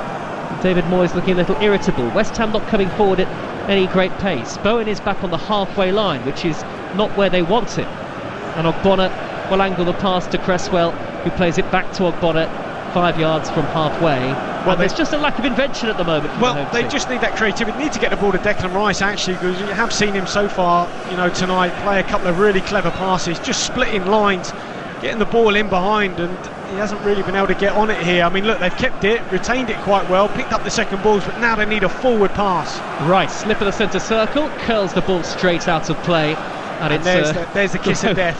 That's the curse of the commentator. Not for the first time this season, and I'm sure David Connolly. No, he raises the an arm. end of one of those. I don't think that's to me, but I'll accept it anyway. The West Ham analyst just in front of us just turned and smiled as Rice ballooned it out of play. Of course, very quiet in the stands. You can hear everything. Our colleagues from television are a few rows down below us as well. It's quite eerie at London Stadium. 60,000 empty seats, and it really feels empty tonight. Fredericks on the far side for West Ham. He's given it away. Saint-Maximin will win it back for Newcastle. What a buccaneering run that was forward from Saint-Maximin. He was tripped. Well, finally, I think here Fredericks is going to get booked. Yeah, he does. It's about time. Look, let's be honest, they realise he's a real threat, Saint-Maximin. Once he gets a head of steam up, he's a little bit cynical. He just skips on the inside past Souček. There's Fredericks, a little flailing leg, takes him out, and to be honest, he should have had one in the first half. I don't think he can have too many complaints there. Such an inventive player, isn't he? The ball just kind of seems to stick to his feet like glue, Saint-Maximin, sometimes, like it's on a string at the end of his boots. He's so sharp, and he can twist and turn. He gets away from you, that little burst of speed, and he recognises where the space is, drives on the inside. He's had a little bit of rough treatment, I've got to say. We've had 54 minutes. West Ham 0, Newcastle 0. Free kick Newcastle, pumped long by Shelby, high up towards Carroll, wins the header, edge of the D, and then it's played square, or attempted by Fernandes to play it square to his teammate Hendrick, but West Ham clear. Back on the halfway line with Shelby again. Trademark high diagonal ball up towards Manquillo over the head of the former Liverpool right back, and out of play for a throw to West Ham in their left back spot on this near side of the field. Well, I don't want to say that they look leggy this early, Newcastle, but they don't quite have the same energy or tempo about them since they come out in the second half. That was a little bit of slower pass on the diagonal there from Shelby, whereas in the first half that would have been drilled out wide to his fullback. They just need to up the tempo here. Didn't end last season particularly well. Newcastle failed to win in any of their last 6 Premier League matches. Here is Hendrick though, surging right into the 18-yard area, blocked off by Ogbonna at the near post, and Rice will get there for West Ham in the left-back position, a player of culture and poise. Rice will hoist it high downfield. Nobody there though in a claret and blue shirt. It's going to come back at West Ham. Here is Hendrick, right wing near side of the field, backheel towards Manquillo. Manquillo will keep it in on the near side touchline. He'll steer it back into the 18-yard box. Souček and Rice combine to clear for West Ham, and it comes back straight at them again. There's a pattern to the play now. It's all Newcastle in terms of possession. But actually Callum Wilson done a really good job there in terms of putting Declan Rice under pressure in his own box. That forced the poor ball up to Antonio, and they've won it back.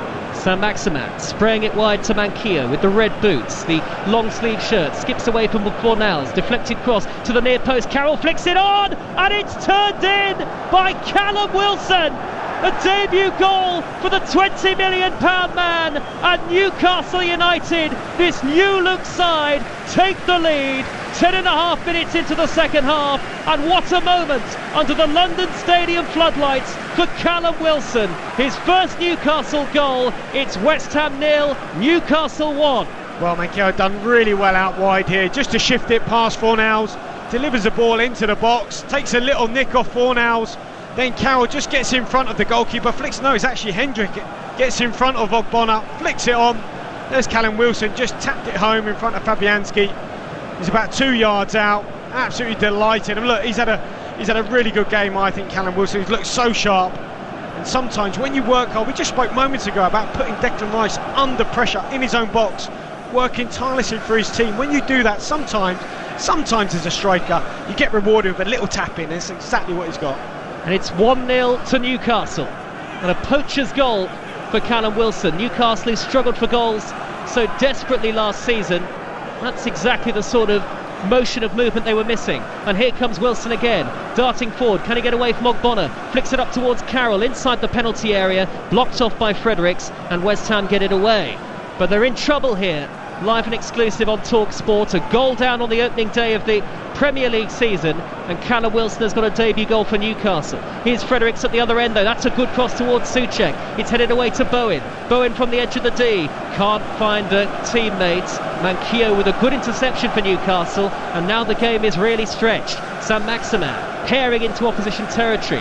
Manquillo down the right hand side, 3 forward for Newcastle. Manquillo is one of them, and he's held up the play, goes back to walking pace and steers it all the way back to the halfway line than John Joe Shelby. But Newcastle very much in control as we tick towards the hour mark. West Ham 0, Newcastle 1. Well, actually, I just wonder whether maybe Bruce might have just said to Manquillo, just retain the ball. There's no need to put that ball into the box. So it's only really Carroll in there. So instead he just checked out, retained possession, sensible play, especially away from home.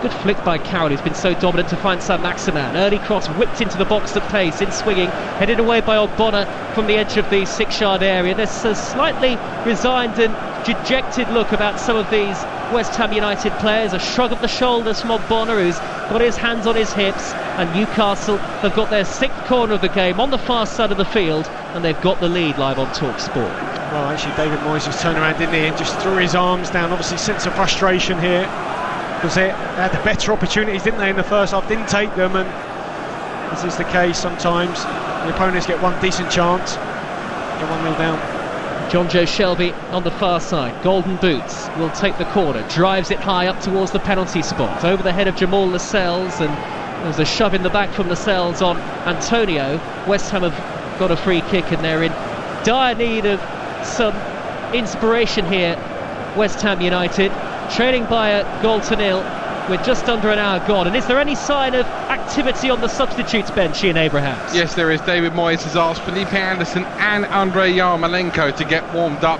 Yarmolenko actually running on the pitch a second or two ago, and I think before very long he will start making changes, David Moyes.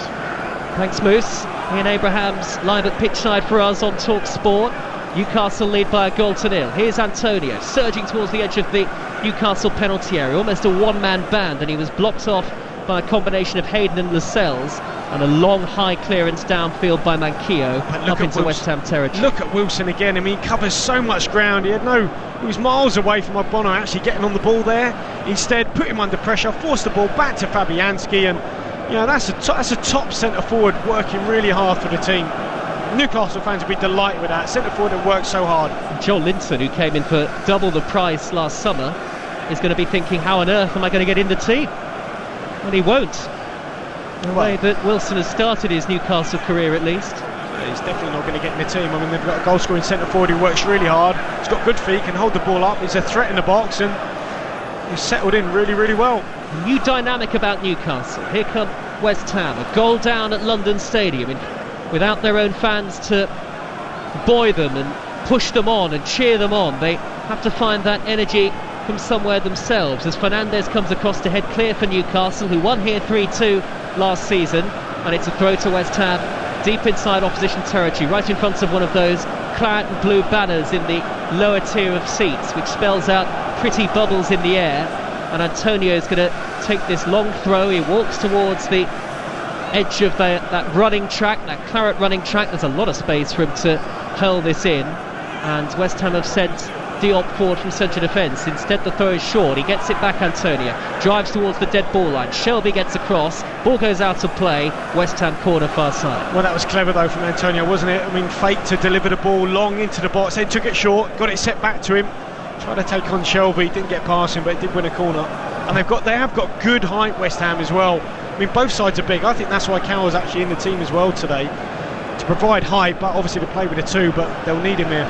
Two at the near post for West Ham, in swinging from Bowen, headed away by Carroll for Newcastle United. It'll come back to Cresswell, 15 yards into the Newcastle half. Newcastle lead by a goal to nil, live on TalkSports Game Day. Rice crosses in low, good defending by Lascelles inside the 6-yard box to steer it away. It was a cross rattled in at pace. Lascelles alone, but he knew that one false move might have sent it diverting towards his own goal, and instead he knocks it out of play into the seats for a West Ham throw. Yeah, it's a good clearance, but West Ham had no one really gambling across the near post. It's a disappointing Moyes.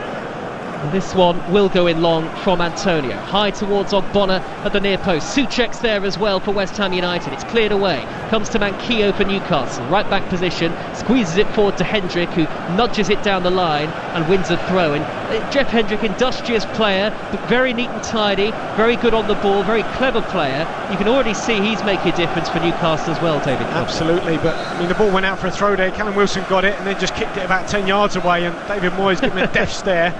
Obviously the rest of his staff, so you know what you're doing.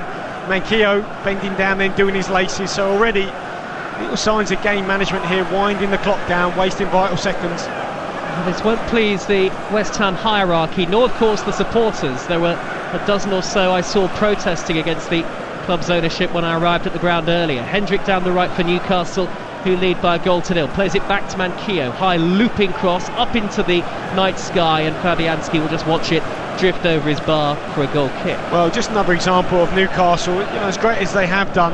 Hendrick, little nutmegs, looked up, wanted to put the ball in the box. There's no one really in there, so I guess a couple of improvements would be maybe Hayden trying to break into the box and maybe get another player, the wide man in there. At times they just haven't had enough players in there to make the most of these opportunities, make the most of these attacks. Dreadful clearance from Fabianski for West Ham, but an even more risky back pass from Isaac Hayden, and Antonio was almost on the end of it. Good goalkeeping by Carl Darlow, the Newcastle number 2 in the side tonight in place of the injured Martin Dubravka. Had to race forward, and he had a good starting position there, Darlow, and sliced it clear into touch for a West Ham throw. There might have been a chance there for Antonio, and West Ham really are feeding off scraps at the moment. With well over an hour gone, I think there might be at least one change on the way. We'll get the details from Ian Abrahams in a few moments, but West Ham readying reinforcements, and they do have attacking quality, or at least attacking potential on the bench. I can see Sebastian Haller stripped and ready to come on. Here is Antonio trying to get on the end of a long ball downfield. It's cleared by Lewis for Newcastle, making his debut tonight at left back, the former Norwich player. £15 million the fee that brought him to the northeast, and Shelby's sliced the ball out of play for Newcastle, and it's a West Ham throw. And your former side, David Connolly, desperately need a change of direction. Well, they do. They just need to get the ball into the front, play forward a little bit quicker. I mean, at times they've struggled to get the ball, you know, from the back into midfield, then into the front, just bypassing this Newcastle block. Someone's got to take a risk. Someone's got to thread a pass through somewhere, find a gap, find someone in a little pocket, get some support in and around Antonio. Another long ball up to him. I mean, it's it's a ball he's just got to chase into the channel. You've got to maybe curl that, leave it in there instead. I think there's maybe Diop's gone with his laces. It's always drifting out of play, and it's just not going to be good enough. Well, instructions being passed on this near side touchline. Still though, West Ham to make that substitution. 20 minutes into the second period on Talk Sports. This is game day exclusive. We brought you Fulham 0, Arsenal 3, the opening game of the Premier League season. A debut goal for Gabriel, Lacazette and Aubameyang, the other scorers. Then we went around the grounds in the Premier League and the EFL. Palace beat Southampton courtesy of Wilfried Zaha's goal, and then Liverpool beat Leeds 4-3 in an absolute thriller, again live and only on Talk Sports. Double change on the way for West Ham, but here's Callum Wilson, whose debut goal has Newcastle in front, trying to turn on the right hand side, smuggled away by Ogbonna for West Ham, who look like they're running out of ideas rapidly. There's no pace or rhythm to any of their possession at the moment. Here is Antonio, back to goal on the halfway line with the throw off Lascelles. He just needs a little bit of help up there, doesn't he, Antonio? I mean, the ball's gone off. He just had a little kick out there at Steve Bruce's number 2. He just wants the ball back. Double change on the way for David Moyes. His Talk Sports, Ian Abrahams. Yes, Sebastian Haller and also Andrei Yarmolenko are coming on, and not before time. West Ham do need some fresh blood. I presume it will be on up front. It will be the changes. So I think Jared Bowen might be one of the players that's being replaced. Certainly Yarmolenko's come on, and now it's going to be Fredericks who comes off as well. So Yarmolenko and Haller on, Noble and Fredericks are the players that have come off. Well, a double change and much needed for West Ham United, trailing as they do by a 1-0. And two players who've really failed to hit the ground running at West Ham in the last couple of seasons or so are the two who've taken to the field. In fact, it was Fornals who was the other player who came off, so Fredericks has stayed on. Fornals and Noble off, Yarmolenko and Haller onto the field. Antonio down the left-hand side. It's an attacking double change for West Ham United as Antonio wins a corner in front of the empty Bobby Moore stand. Yeah, they need something, don't they? A little bit of magic. I mean, obviously you saw Yarmolenko, a little bit of lucky goal, I guess, against Villa, but he ended the season on a high. Yep. Haller not scored since February, though. So much was expected of him, the club record signing. Corner to West Ham.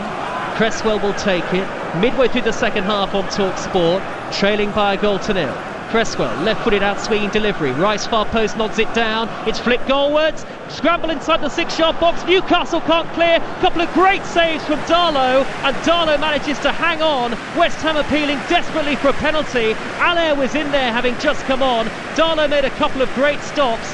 The referee has got a voice in his ear at the moment, no doubt, for VAR, but West Ham players up in arms appealing for a penalty. Stuart Atwell said no, and there is a little bit of confusion on the field at the moment because we're not being told whether anything's actually being reviewed. There's a yellow card coming up for Javi Manquillo after a foul on Jared Bowen on this near side of the field, but it was the most almighty goalmouth scramble away to the left-hand side. Haller on the angle of the 6-yard box played it across, and the ball clattered off the mid-arm of Jeff Hendrick, but because his arm was by his side, I think that's why no penalty's been given. West Ham were furious about it, though. Well, it was definitely the upper arm. I mean, Haller just keeps it alive, helps it back across goal, blasts it actually at Hendrick, but it's just the top of the arm. Maybe he just got away with it. David Moyes is upset with the referee now, arms outstretched, speaking to Stuart Atwell. Controversy at London Stadium. West Ham 0, Newcastle 1, and the ball certainly struck the mid to upper part of Hendrick's arm, and I think because it was down by his side, that's why no penalty has been given. Kevin Nolan is appealing to the fourth official, one of the West Ham coaches, but I think the officials have got that one right. Well, the only thing is I wouldn't say it was necessarily down low by his side, so I can see, obviously after the Leeds penalty today, I could see maybe why it could have been given, but it hasn't. And now Newcastle have got a free kick and another yellow card out of the pocket of the referee, aimed in the direction of Thomas Souček, who's not happy again. Sam Maximan has gone to ground for Newcastle United. Souček protests his innocence. And let's go back to pitch side and talk sports. Ian Abrahams. I think they're unhappy about that, Joe, because in the first half, remember the shot from Fornals that maybe flicked the arm of Lascelles, went behind for a corner. They thought that should have been a penalty in the first half. I think they're feeling that they've been a bit unjust now in two cases which could have gone against them. Is that fair, David Conley, do you think? Well, possibly. I mean, just look, it's hard to see it from here, but obviously Allaire just keeping the ball alive, blasts it across goal, and I think it strikes his upper arm. I mean, obviously we've seen Leeds earlier, obviously with their penalty incident, and I don't think this is that dissimilar, to be honest. So it could easily have been a pen. That's the voice of the former West Ham striker David Conley, alongside me, Joe Shannon. And Talk Sports, Ian Abrahams is with us as well. We've got 20 minutes to go. West Ham 0, Newcastle 1. And Callum Wilson's debut goal separates the two sides. West Ham getting increasingly frustrated. Another yellow card flashes out of the pocket of the referee, this time in the direction of Yarmolenko, as Ogbonna jumps to head clear from the edge of the area for West Ham, and it's hooked downfield, but back up to the edge of the penalty area for Newcastle from Shelvey. Again Ogbonna there, towering away from Andy Carroll, and Rice can break for West Ham up over the halfway line. Now it's the Ukrainian Yarmolenko with the yellow boots. Allaire playing through the middle for West Ham, the tall, gangly striker. Cresswell, near side of the field, the left. West Ham are certainly going for it here, but they're leaving it relatively late. And here is Diop, another lift of the centre circle. Nudges it on to Declan Rice. Rice down the right-hand side. He's got Cresswell on the... Fredericks on the overlap. Back in field to Antonio. Antonio right-hand edge of the 18-yard box. Rice with a first-time cross. Deep to the far post. Flicked away, crucially, by Hendrick for Newcastle. It'll come back to Bowen. Bowen on the near side, the left. He's skipping in field towards the edge of the penalty area. Tries a cross, deflects off Hendrick and then Manquillo, and Manquillo clears. And suddenly Newcastle, David Conley, after that double change for West Ham, a little bit on the back foot live on TalkSport. Yeah, I mean, look, they've gone actually matched up Newcastle, which is good to see at home with two up top, but they've just got to get the ball, work that cross in the right way. There's a bit of an injury here, so West Ham have kicked the ball out, but in terms of that delivery, hang it up there, give the likes of Allaire and Antonio a chance. At times, Bowen there trying to deliver the ball, he's too close to a player, can't get it in, and just need to do a little bit better on it. Isaac Hayden is down for Newcastle. It's currently West Ham 0, Newcastle 1. For the latest odds, head to Betfair, the official betting partner of TalkSport's Premier League coverage, where right now you can get West Ham at 13, Newcastle at 1.48 and the draw at 4. That's all thanks to Betfair. More ways to bet, more ways to win. 18 plus, begambleaware.org. Both sets of players have come across to the near side touchline for water and to take on some instructions as well. Steve Bruce, arms outstretched, very expressive. David Moyes likewise as he talks to Mikel Antonio. What will be the message from David Moyes, David Conley, going into these last 17 minutes plus stoppage time? West Ham behind. Well, what's interesting is that you'd say nearly all the players for Newcastle come over to the bench and spoken to Steve Bruce, but it hasn't really happened for West Ham. I think they've got to get the ball into the front two. They've got to risk the pass, risk it, take it, play a forward pass, get it into the feet of Antonio, or get it wide, and then really put a cross in that the front two can get on the end of. At times, I don't think they've actually selected the right sort of ball. Do you expect West Ham to make moves in the transfer market before the start of October, before October the 5th? Well, I think that it's only the first game, and they had plenty of opportunities before Newcastle scored, but I guess if they have a couple of results like this, obviously Moyes can go to them and say, look, I need a little bit extra. If my subs come off the bench and Allaire doesn't have an impact, Yarmolenko, look, what can I do? You've got to back me. Hayden is back onto his feet for Newcastle and is running freely. Newcastle yet to make a substitution tonight. West Ham 0, Newcastle 1. And it still could go either way on TalkSport. Here is Bowen for West Ham, just inside opposition territory, floated up towards Allaire, who nods it down, but Wilson's there to the second ball. He's worked so hard and he's worked so intelligently, Callum Wilson, tonight. His goal separates the two sides. St Maximin carries the ball 25 yards into West Ham territory, finds Hendrick near side the right. Hendrick steers it down the right. That's a lovely ball for Manquillo. Wilson in the middle, there he is at the near post. Good save by Fabianski, spread himself wide. Still not away yet for West Ham. St Maximin rifles one over the top. from the edge of the D, and Lucas Fabianski has kept West Ham in the match. Oh, really promising move. Hendrick and Manquillo, lovely ball from Hendrick, dinked over the top, in behind, just slides it across the 6-yard box, but I think that's a bad ball from Manquillo. It's a little bit too close to Fabianski, half a yard away from goal. Callum Wilson will have had a tap in. The first change for Newcastle, and Talk Sports, Ian Abrahams can bring us the details. And Alan Saint-Maximin, who's been lively tonight, is the man that's being withdrawn, and Joe Linton is going to play up front in a 3, which includes Callum Wilson and Andy Carroll. Just a quick one for both of you, Joe and David. Would you sell Declan Rice to raise the funds to get players into this team? No. Can't afford to, can you? I don't think so, no, I wouldn't. I mean, I think that the owner's got to put a hand in the pocket and, you know, retain the likes of Rice, certainly. It's a good point, though, and an interesting point that the hierarchy may well be wrestling with, but surely not after the fury that came after the sale of Grady Diangana. Mark Noble was so vocal on social media about that, and that tweet was retweeted by a number of his West Ham first team players. There have been reports that what happened with that sale has brought this dressing room a little bit closer together. It's almost created a siege mentality, but you can't help but feel that they could do with a player like Grady Diangana tonight. Well, someone in time lock a door, I guess, but you know, you look at Newcastle, new signing, 20 million, half the price of Allaire, and obviously he's come up with the goal, could be the difference. And you know, you sell Declan Rice, what are you going to do? Waste 40 million of it on another Felipe Anderson? That's the problem with West Ham, you know, making sure that recruitment, when it happens, it's right. They got it right with Souček. Just need to find another one or two. And so Joel Linton on for Newcastle.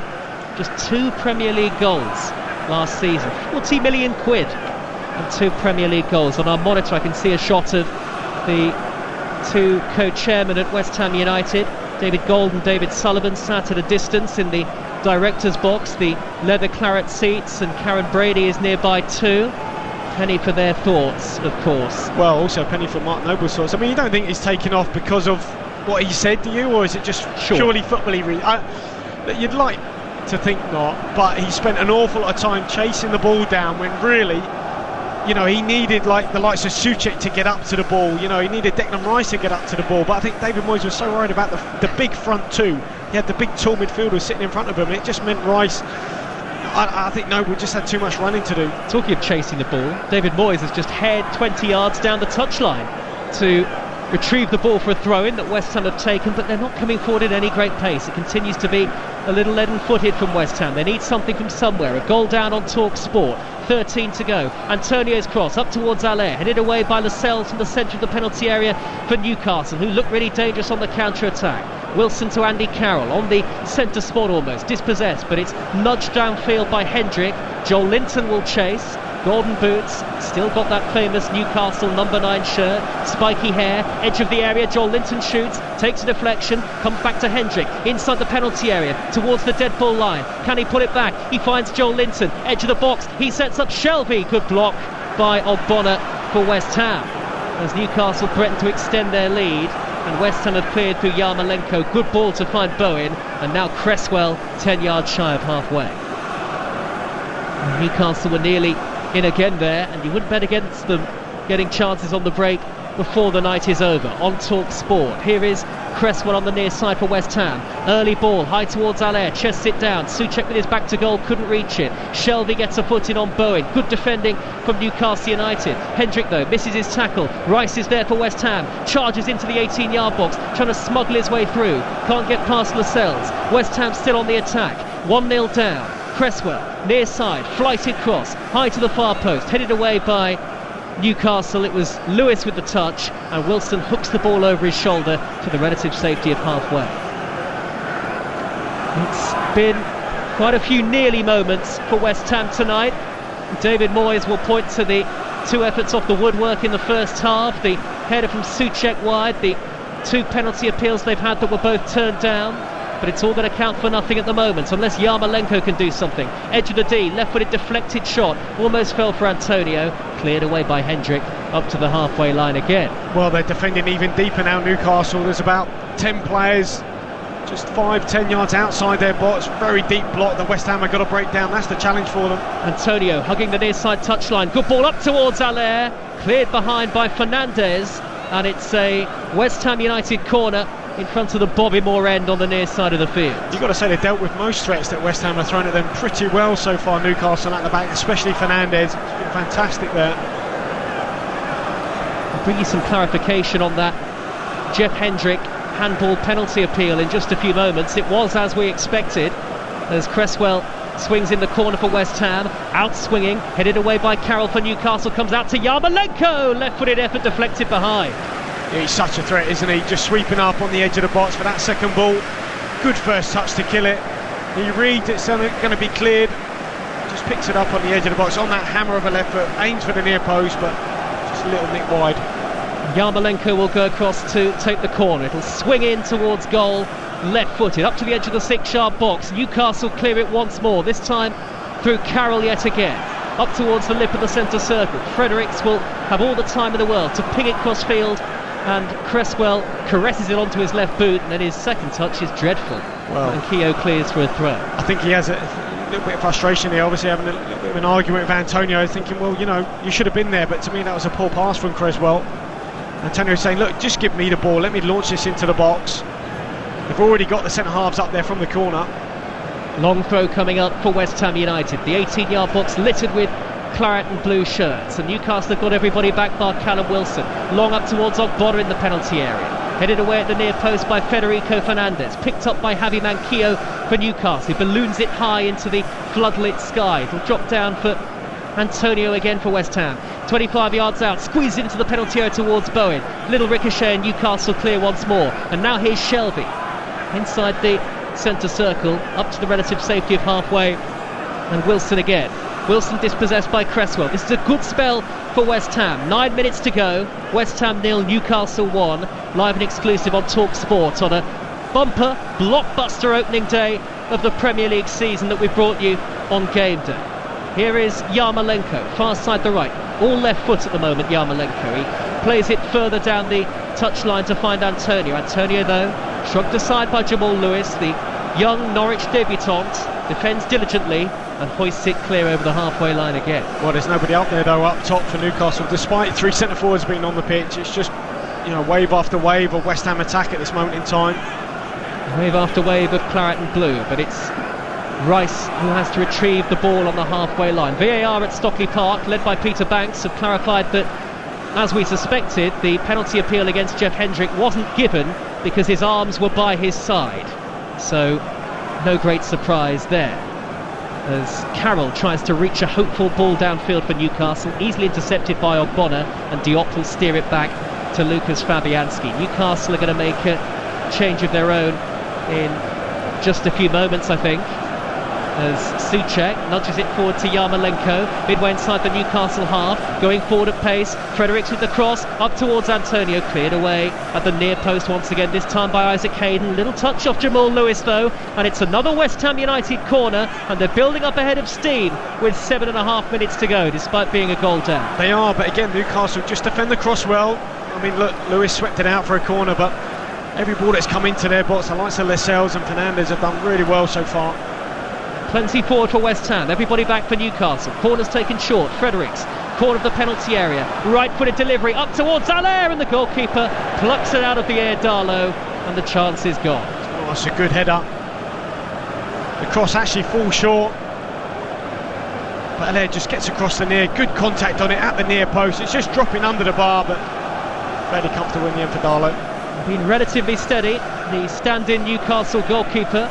You'd expect Martin Dubravka to retain his place when he returns from that ankle injury, having before tonight played 88 consecutive games in the Premier League for Newcastle, who at the moment are just about, I mean, are they hanging on, David Connolly? Is it into that sort of territory yet, Newcastle? I wouldn't say they're hanging on, but they do look a little bit leggy. I've seen that in the second half, and no surprise there's going to be a change, because I think they need some fresh legs out there, and I think this man will certainly give them that. It's a significant change. Let's get the details from Ian Abrahams. Well, Callum Wilson is the man who's coming off, and well, West Ham might be glad to see the back of the debutant goal scorer. Miguel Almiron is certainly going to give them the runaround for the last 6 or 7 minutes of this game, plus added on time. He really is rapid, and West Ham still have one more change to make, but interesting, boys, up in the press box. neither Felipe Anderson or Manuel Lanzini, who are available for transfer, have got on the pitch tonight. Yeah. Well, this is interesting, Joe, because I thought they might actually change Andy Carroll because he was the one lying down, maybe a touch of cramp or whatever, but Steve Bruce has stuck with the substitution and has taken Wilson off and Almiron on. And as debut performances go, Callum Wilson looks a different player to the man that seemed quite dissatisfied with life at the end of his time at Bournemouth. He was very magnanimous, and there's no suggestion that he didn't give anything less than 100%, but he looks a different player all of a sudden. He looks a revitalised player. He was excellent. Newcastle. He was excellent, Joe. Really was. Worked ever so hard for his team. Put a real shift in, and sometimes you get a bit of luck, and he got his goal. Here's Joel Linton down the left for Newcastle. Has kept himself onside. He skips into the penalty area, finds Almiron straight away. Shot at the near post is blocked. The offside flag is up against Joel Linton, I think. And West Ham have got themselves a free kick. They've got 5 minutes plus stoppage time to salvage a point here, West Ham United. They were beaten in this fixture last season, and they're about to be beaten in it here again tonight on the opening day of the Premier League season, West Ham. They haven't won on the opening day since 2015. They certainly look unlikely to do that, but they've had a succession of heavy defeats on the first day of the season in recent years. They might be about to lose again. Here is Fredericks, led with the edge of the 18-yard box, back to Declan Rice, and now Yarmolenko. Another change on the way shortly for Newcastle United. It looks like Sean Longstaff is stripped and ready to go in black and white. Lovely ball towards Souček by Yarmolenko, a reverse pass, but Darlow was quick off his line to claim. Well, it should have been a lovely ball. I mean, pretty simple ball from Yarmolenko into the front to Souček, but it's too far in front of him. He can't do anything with it, and again, just that final ball, someone with a bit of ability to open something up, creativity, just hasn't quite been there for the Hammers. Long from Darlow for Newcastle, high downfield. It's been a very disciplined, diligent defensive display from Newcastle, but they've looked impressive going forward as well, and I think that will really encourage Steve Bruce. They only managed 38 Premier League goals in the whole of last season, Newcastle, but there's a sense they'll do better this time around. And here's Almiron surging into the penalty area, onto his left foot. He finds Hendrick square. Hendrick shoots right foot in. What a goal! It's game over. It's another debut goal. It's Jeff Hendrick into the top corner from 15 yards out. It's a dream opening day for Newcastle United. It's turning into a nightmare for West Ham United. A first Newcastle goal for Jeff Hendrick, and it's West Ham 0, Newcastle 2. Well, this is a stunning strike made by the sub Miggy Almiron. Lovely little give and go. Then he just cuts the ball back into the box. There's Hendrick. First touch is a little bit behind him, but he digs it out and then rifles it into the roof of the net. You could say Creswell doesn't close the ball down quickly enough, just allows Hendrick that half a yard just for him to go to the left, just creates that gap, and then he angles it, drives it back across goal. Goalkeeper had absolutely no chance, Fabianski. It's a brilliant, brilliant goal. And the new boys are doing the business for Newcastle. Wilson and Hendrick on their first appearances for the club. It's 2-0, and surely Newcastle are going to take all 3 points back to the northeast. They have made a change right after that second goal, Ian Abrahams. Longstaff is on and Andy Carroll's off. West Ham about to bring on Felipe Anderson. Too little too late, boys? Looks like it. Yeah, I think so, but obviously I guess, look, Moisey probably doesn't trust Felipe Anderson anymore, does he? But he's probably saying, what other choices have I got? I think the team that he put out there was probably as good as it can get, and they're probably the ones he trusts in. Not scored since New Year's Day, Felipe Anderson. Jared Bowen is the man he's replacing, but I mean, I don't know whether it's too much necessarily, David Connolly, to say that it's a statement result for Newcastle, but they did only win 5 away games in the Premier League in the whole of last season, and Steve Bruce will be delighted because 2 of his key new signings have started the game, and they've got the goals. And I tell you what, it'll make Mike Ashley happy as well, because when you're a manager, you know, and your chairman puts his hand in his pocket and you make those signings and you keep them on the bench, you don't start them, you know, that's one way not to keep them on side. They played, they both had an impact, both scored, the likes of Hendrick obviously and Wilson. Really pleasing for him. Here is Almiron on the far side, the left, Newcastle, who look dangerous still. They look capable of scoring more, and when you've got a player like Almiron, the Paraguayan, tricky and nippy, very intelligent player, reads the game well, terrific technician, but you've got a player like him to bring off the bench. Well, it says something about your squad depth, doesn't it? Absolutely. I guess Newcastle fans are questioning why he didn't start. Well, Mikel Antonio's won a corner for West Ham, far side of the field, last minute of normal time, and it doesn't get any easier for West Ham after this. Well, what they don't have though, Joe, now is Andy Carroll back there. He's done really good in both boxes, but he's not there to head these clear. That's very true. Plenty of height in the West Ham side. Newcastle with everybody back. West Ham 2-0 down. Yarmolenko's corner to the near post. Squirts high up into the penalty area. Newcastle can't get it away. It's come for Rice. Corner of the 18-yard box near side. Back to Cresswell. Now Rice again. Very congested in that penalty area. Cresswell's cross to the near post. Gathered easily by Carl Darling. Far too close to him. Little give and go with Rice out wide, but he's got to wrap his foot around that and know that he can't put it that close to the keeper. Straight into his arms in the 6-yard box. Disappointing. And actually the delivery from the corner was disappointing. Didn't beat the first man. Into 5 minutes of added time on Talk Sport. 08717 223344 to have your say on a game day, a first Premier League game day of the season with so many talking points. Adam Cattrall and Gabby Agbonlahor will take your calls. We had a big win for Arsenal at Fulham. Palace beat Southampton by a goal to nil. Liverpool 4, Leeds 3, live on Talk Sport. In the Championship, Birmingham and QPR victors in our 2 live Talk Sport 2 commentaries. In League 1, there were wins for Charlton and Hull. In League 2, big win for Harrogate in their first game in the EFL. So much to talk about. And West Ham trailed 2-0 here to Newcastle, whose 2 debutants have scored both goals, as a cross is drilled in low from the right by Antonio, steered away by Manquillo inside the 6-yard box. And there are 4 minutes of injury time to go. Joel Linton looking to hold the ball up for Newcastle. Wouldn't it be something if he got in on the act? Forward by Shelvey, down the middle of the field, up towards Sean Longstaff, and Shelvey's got it again. Walking pace midway inside the West Ham half, and West Ham look as though they're a beaten side. Newcastle, you're right, David Conley, do look a little bit leggy, but the adrenaline of 3 points will surely make up for that. Well, absolutely, and look, you've got to say it was a good change, wasn't it, from Bruce, bringing on Almiron. He knows, obviously he runs all day, got that energy about him. Allaire down the left for West Ham, corner of the 18-yard box. His efforts look like they're going to be forlorn and in vain now. Just over 3 minutes of stoppage time to go on Talk Sport. West Ham 0, Newcastle 2. The sports bar weekender to come. Yarmolenko's cross to the near post. Doesn't find a claret shirt. Cleared away by Fernandes with ease for Newcastle, who are desperate to keep a clean sheet, I'm sure. Here is Almiron for Newcastle. Quick feet. 1-2 with Shelvey. Can he reach the ball over the halfway line? Fredericks slides in, wins it back. Almiron goes down. Fredericks, furious, just waves his arm towards Almiron casually and looks at him with disgust as the Paraguayan slowly gets to his feet. He's looked so bright though, Joe, hasn't he, since he's come on? Almiron giving him real energy and quality, gets on the ball, makes things happen, so busy.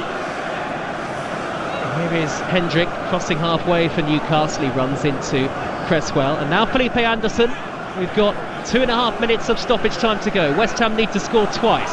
Souček wide to the far side of the field, and Yarmolenko inside the area. Shot is saved by the goalkeeper, and then it's hacked away by Sean Longstaff up towards the halfway line, and Newcastle got away with that one. But here's Almiron on the counter-attack with plenty of pace, surging into the penalty area. Left-footed shot deflected behind. Ogbonna defending desperately there as he tried to keep up with the fleet-footed Almiron, who skated across the turf and now looks down at the field as the ball goes behind for a corner to Newcastle. Well, Ogbonna did absolutely brilliant here just to dig his teammate Diop out of troubles. It was an awful defensive hit, clearance header on the halfway line. Almiron straight onto it. Kirkin's a flash, streaking away 1v1 with the goalkeeper, just about to pull the trigger, and Ogbonna flies in with that block. Brilliant. At the other end though, you've got to say Jamal Lewis, he'll learn from that, allowing Yarmolenko to cut inside. Got to keep him going down the line. Good save though from Darlow. And John Joe Shelvey hardly in a rush to take the corner kick. There may be 60,000, near enough 60,000 empty seats at London Stadium. I venture that even if supporters were allowed in, there would be plenty of empty seats anyway, given how West Ham have faded in the end. Corner to Newcastle, taken short by Shelvey to Joel Linton, who'll keep the ball down by this corner flag. Just over a minute to go. Shelvey inside the penalty area. Will he drag it across? He'll drag it across, and it's saved by the goalkeeper at the near post, Fabianski. There was no angle for Shelvey there. It was quite selfish, really. He should have pulled it back. In the end, he just lashed it towards the near post, and Fabianski spread himself and made the save. West Ham, though, surely back to the drawing board for David Moyes. with 6 really tough games to come. Fredericks in possession on the right for them. Swings in a high cross, well taken by Darlow on his goal line. Well, look, they're the sort of crosses that you do in the warm-up. We've seen that from Creswell, we've seen it from Fredericks, especially in this second half.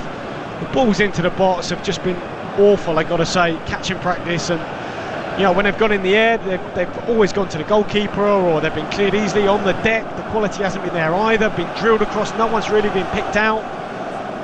Quality in the final third's been really sorely missing, got to say. 6 games against 6 teams who finished last season in the top 8 to come for West Ham. It could be a long, tough autumn for them heading into the winter as the final whistle goes. And no problem for new look Newcastle. The new boys have clicked straight into gear. 2 goals in the second half.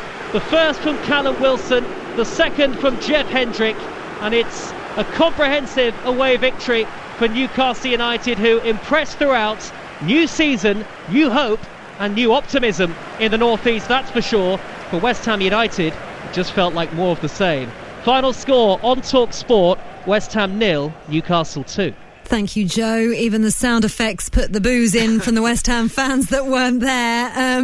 I'm sorry, West Ham fans, but we also have your next 2 matches live on Talk Sport as well, if you can handle it. Tuesday in the Carabao Cup against Charlton from 7:30, and then we're back with them next Saturday as they travel to a resurgent Arsenal in our 8 o'clock kickoff on game day. David Connolly, it was very much a new Newcastle and same old from West Ham. Well, possibly, yes. I thought Newcastle, the statement of intent was in their team selection. Going with 2 up top, they really fancy their chances here to be direct, sit in, hit on the counter. They had a nice mix, I guess, a nice balance of everything. Obviously, Wilson giving them that injection of quality that they haven't really had, that threat. Runs, chases, lost causes. I thought it was absolutely outstanding.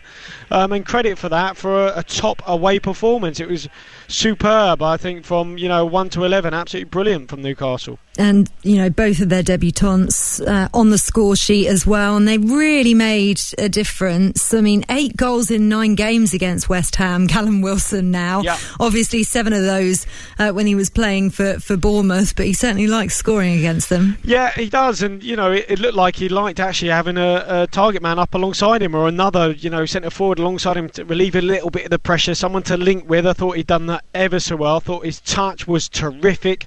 His hold-up play, his manipulation, he could work his way out of trouble, fed the ball wide, got in the box, read things, just got his toe in front of Fabianski just to tap it home. But I think as a centre forward, sometimes you might not be having the best game, but you work hard, you chase things, you force things. He forced so many turnovers, and one of them actually ended up in his goal, and in a goal for him, and you just think, sometimes in life you get what you sort of earn, and he really earned a goal today, because I thought his work rate was exceptional. I've just watched the West Ham players walk off the pitch, and Ryan Fredericks ranting at Declan Rice, all of their heads down. And when you look at their next 6 in the Premier League, Arsenal, as I said, on game day next week at 8 o'clock on Saturday.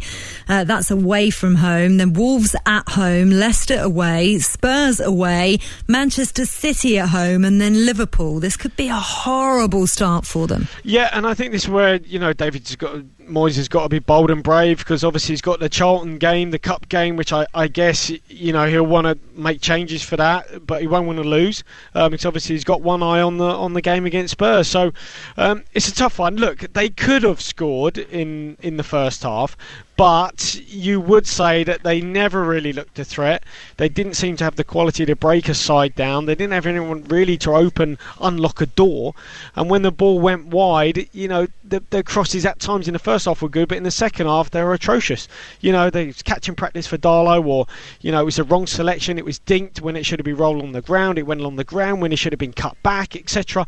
They didn't have that ability to pick someone out and open them up. And in the end, Newcastle looked pretty comfortable in the second half, I got to say. They certainly did. Some work to do for David Moyes for sure. Thank you, David Connolly. Always a pleasure. Cheers, Faye. Lovely. So from 1 o'clock this Sunday, and every Sunday actually from now on TalkSport, Sam Matterface, former Arsenal midfielder Perry Groves, and Manchester United treble winner Andy Cole will guide you through the day's Premier League action. Tomorrow they're going to have updates from West Brom Leicester.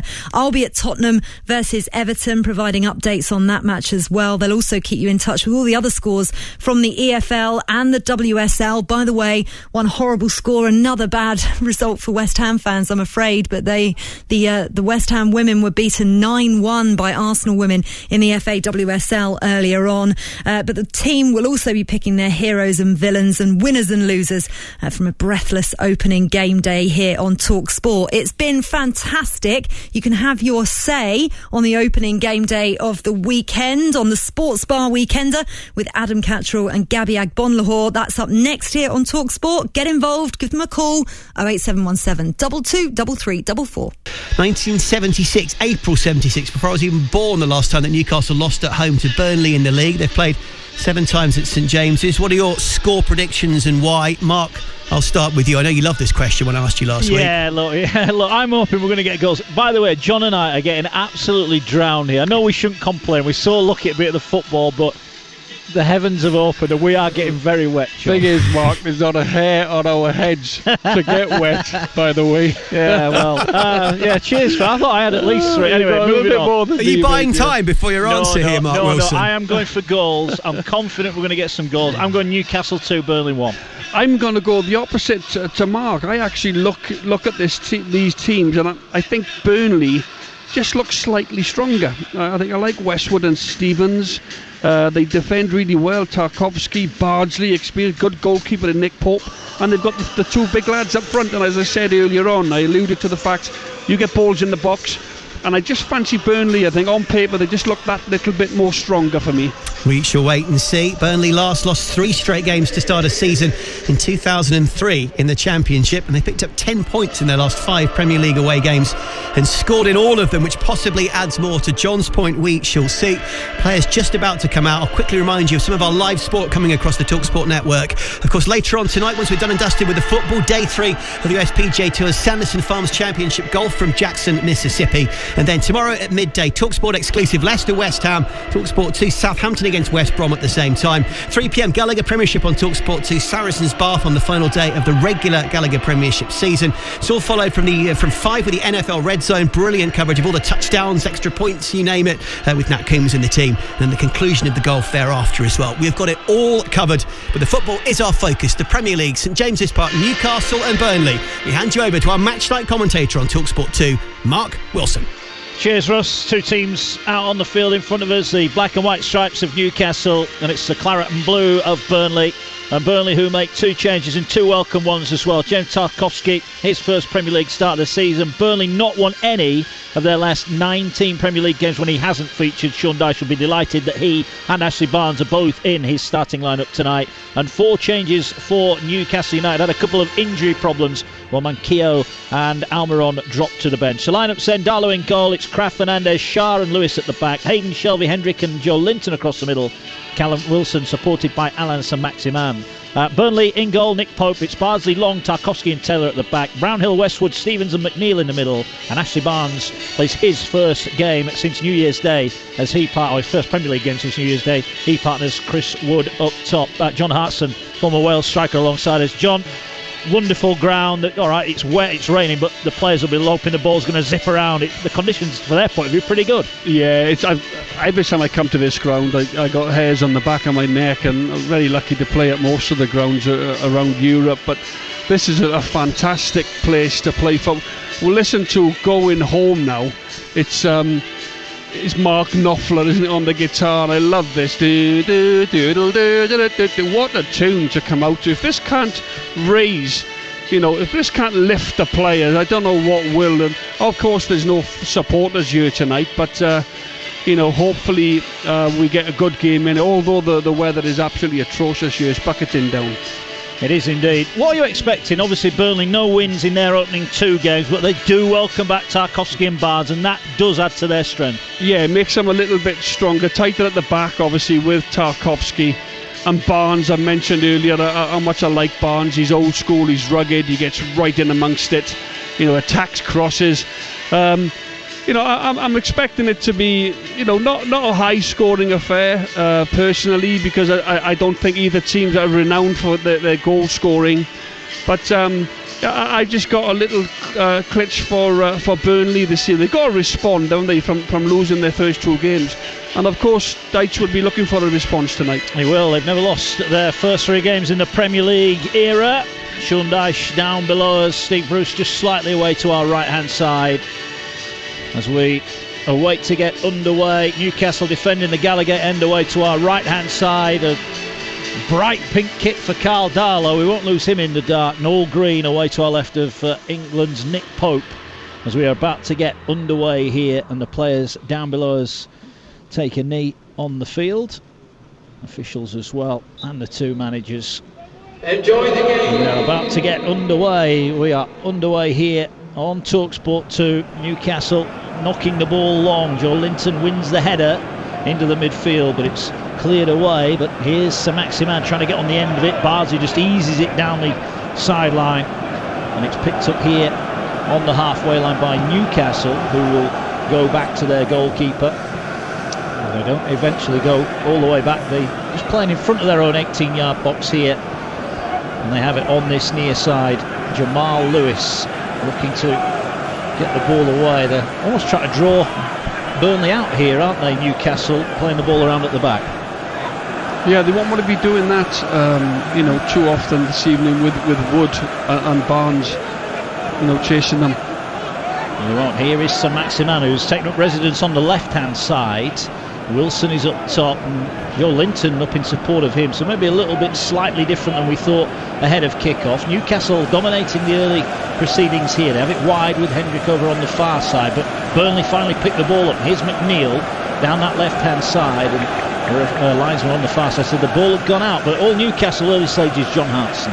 Yeah, Newcastle seem to have started well. They look comfortable at the back with Fernandes and Shah. They're popping it about nicely. And now we see Jamal Lewis looking to play long. Callum Wilson with the run. He'll do that all night, Callum Wilson. He's a really good game runner in behind. He is. It was Tarkowski that clears it away. He fed the ball into Barnes, who was bundled over on the halfway line, and that's a free kick for Burnley. You just wonder there, Tarkowski just showing his quality at the back. Yeah, well, he is quality, isn't he? He's been linked with a lot of big money move to West Ham. West Ham have bid several times for him. Burnley obviously rates him, high, very, very highly, and just a case of would West Ham go in with one massive bid, while the window is still open.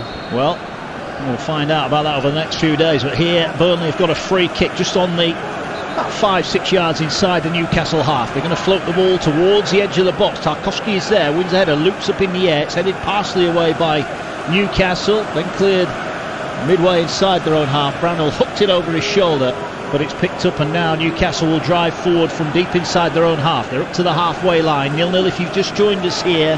2.5 minutes gone on TalkSport 2, and the ball works its way back to Nick Pope, who clears left-footed and away over on the far side. It's out for a throw-in. Burnley yet to really have any real possession at the moment. No, not yet. The ball's been up in the air quite a lot. The defences and Nick Pope there just sort of sclaffed that one just inside his own half, out for a Newcastle throw-in. So Newcastle here, chance to get back on the attack.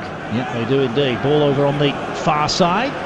Still 0-0. Plenty of goals this afternoon in the Premier League. Chelsea beat Palace 4-0 earlier on. You heard that one on TalkSport.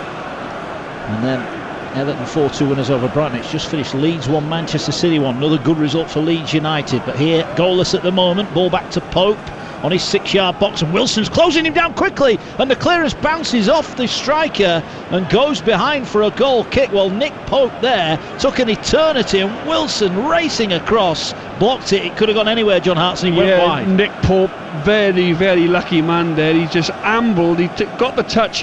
His touch took him really wide, but in fairness to Callum Wilson, his sort of burst of pace there got there, and he closed him down like a block tackle.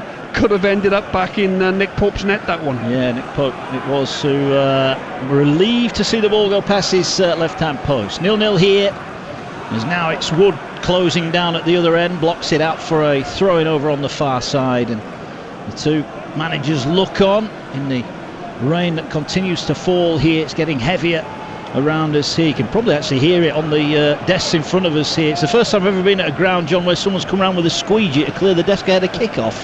Well, they need to come round again. My desk is so... Yeah, ball down the left-hand side for Burnley, trying to get it in from that left-hand side position, but it's cleared away by Newcastle. It's out for a throw-in over on the far side, and it remains goalless here. No real efforts on goal as yet, but Burnley loading bodies into the area. It's laid back by Stevens, worked its way back, and they're going to go all the way back to halfway, and now they'll play it forward with Tarkowski. He's looking for Barnes, who tried to chest it down, but now Joe Linton on the break will play it out for Wilson. Wilson goes forward down the right hand side. Joe Linton makes a good run to the right corner of the area. Nobody yet in the box. Wilson will get there. So Maximan at the far post is loitering as the ball goes out wide on the right. Can Hendrick supply it across? He'll get it to the byline. Cross is blocked initially, and it goes behind for a corner. That was better from Newcastle. Yeah, good play from Newcastle. Hendrick decided to play the ball forward rather than get it out of his feet. Wilson and Joe Linton were both in the box. I'm going to go on about this all night tonight. Midfielders, wide players, your job is to make your centre forwards a goal. Get that ball in the box and provide. Give them service. Well, here's Shelvey. We'll certainly be looking to do that from this corner. He's going to whip the ball in towards the 6-yard box near post. Taylor heads it away. It'll fall to Lewis, edge of the area. He just backs off about 30 yards out. We'll feed it on this left-hand side. Cross goes back into the box, headed away well. And now Barnes will look to break forward for Burnley. He's got support. Westwood on one side. McNeil to his left. He goes to McNeil now, advancing in on goal. 25 yards out into the area. Shoots across goal. And it fizzes all the way across. And there was a touch on that, possibly from Darlow. And it's gone behind for a corner. Good break from Burnley. Yes, it was. It was directly from a Newcastle corner. Burnley broke. It was Ashley Barnes who ran forward with the ball. McNeil pulled wide, took the ball into Newcastle's penalty area, hit it across the goal, and took a slight deflection out for a Burnley corner from this right hand side. Yeah, they're going to wander across to take it. It's going to be McNeil, I think, who's come across to this near side to whip this one in. Everybody back for Newcastle. Early chance here. 6.5 on the clock. Corner floats towards the back post. There's a header on goal, but it's straight into the arms of Darlow, and it's a comfortable one in the end. I think it was Long who had the header, and Newcastle survive, and they'll come out from the back here. And here now comes their new signing Jamal Lewis. Gets it to John Joe Shelvey, feeds it into Joel Linton. Just miscontrolled it momentarily, but then works the ball out wide on that Newcastle right hand side. Ball comes in field, and Newcastle happy just to keep possession at the moment. And you just see the ball and the water just flicking up off the surface. It's very, very wet out there now. Well, I wouldn't want to tempt fate, Mark, but if this rain carries on and we start seeing a few puddles, pitch is actually holding up okay at the minute, but it's absolutely, look at that. It's bucketing down, isn't it? It is. Sean Dyche is stood out there. He's got his coat on. He's soaking wet through. We've got a free kick here for Newcastle United. Sean Dyche just questioning that. Here's Lewis, quickly takes it, runs past the Burnley manager who's on the edge of his technical area. Here's Joe Linton, gets it back to John Joe Shelvey. Shelvey, though, goes now back to Federico Fernandez, and here now is Shah, who will advance over halfway. Just rolls it out on the far side for Kraft. Back now to Shah, and Newcastle just happily passing the ball around here. Now they'll look to switch play, and Joe Linton is on this near side. He takes it on his chest, rolls it back here now for Lewis. Lewis looking for a ball forward, but they'll go back again. They've been very patient here, aren't they, Newcastle? They are, and actually they've passing the ball really well. They're making angles for each other, really crisp passing on a difficult surface. Yeah, indeed. You're listening live on TalkSport 2. That was the voice of the former Welsh international John Hartson. And now here forward comes Brownhill, driving through the middle of the centre circle, cuts infield, tries to feed the ball into McNeil, 25 yards out. He then will switch play out wide. Here's Charlie Taylor. Taylor with a left-footed cross, stands it up towards the back post, but Barnes and Wood were both at the near post, and it goes out harmlessly for a goal kick. There'll be a little bit of disappointment there. That wasn't the worst ball in, and both the forwards in the wrong place, if you like. It was nicely clipped in. Was a nice little clip into the edge of the 6-yard box, right on the corner, and Barnes and Wood actually made the same run. One of them's got to say, I'm going to go big, I'm going to go right, and arc his way around the back. for the one that's flicked on maybe. But no, both centre forwards early on. It's Burnley. Although Newcastle have had a lot of the ball, Burnley have had the best opportunity with Dwight McNeil. They have indeed. Ball cleared forward. Darlow's clearance comes off the head of Tarkowski. Joelinton will chase it, but Taylor just eases the ball back to his goalkeeper Nick Pope, who clears it long and downfield. Lewis did well under the challenge of Barnes, but picked up by Brownhill. He's dispossessed by Saint-Maximin, who's quick across the turf. He skips infield and he finds a teammate here in Hendrick. Hendrick will look to move it wide on the right as Kraft, the right back, advances forward. Looks up, Wilson and Saint-Maximin edge of the area, but it'll go back to Shelvey, who will come out to Lewis on the near side. Lewis will roll it down the touchline for Saint-Maximin, who's up against Bardsley. Just waits, almost waiting for Bardsley to make a run. He feeds in the ball, but Lewis has gone a yard too early and he's offside. Frustration there, and it's a free kick for Burnley as the rain again continues to come down in the northeast. Yeah, good play there again from Newcastle. Jamal Lewis looking really positive, wants to get forward but just edged slightly offside. He did. Long ball over the top for Burnley, but a free kick. I think it was against Barnes. Wood is remonstrating with the official. I think it was Barnes who committed the foul, and it is a free kick for Newcastle. It is 0-0 here.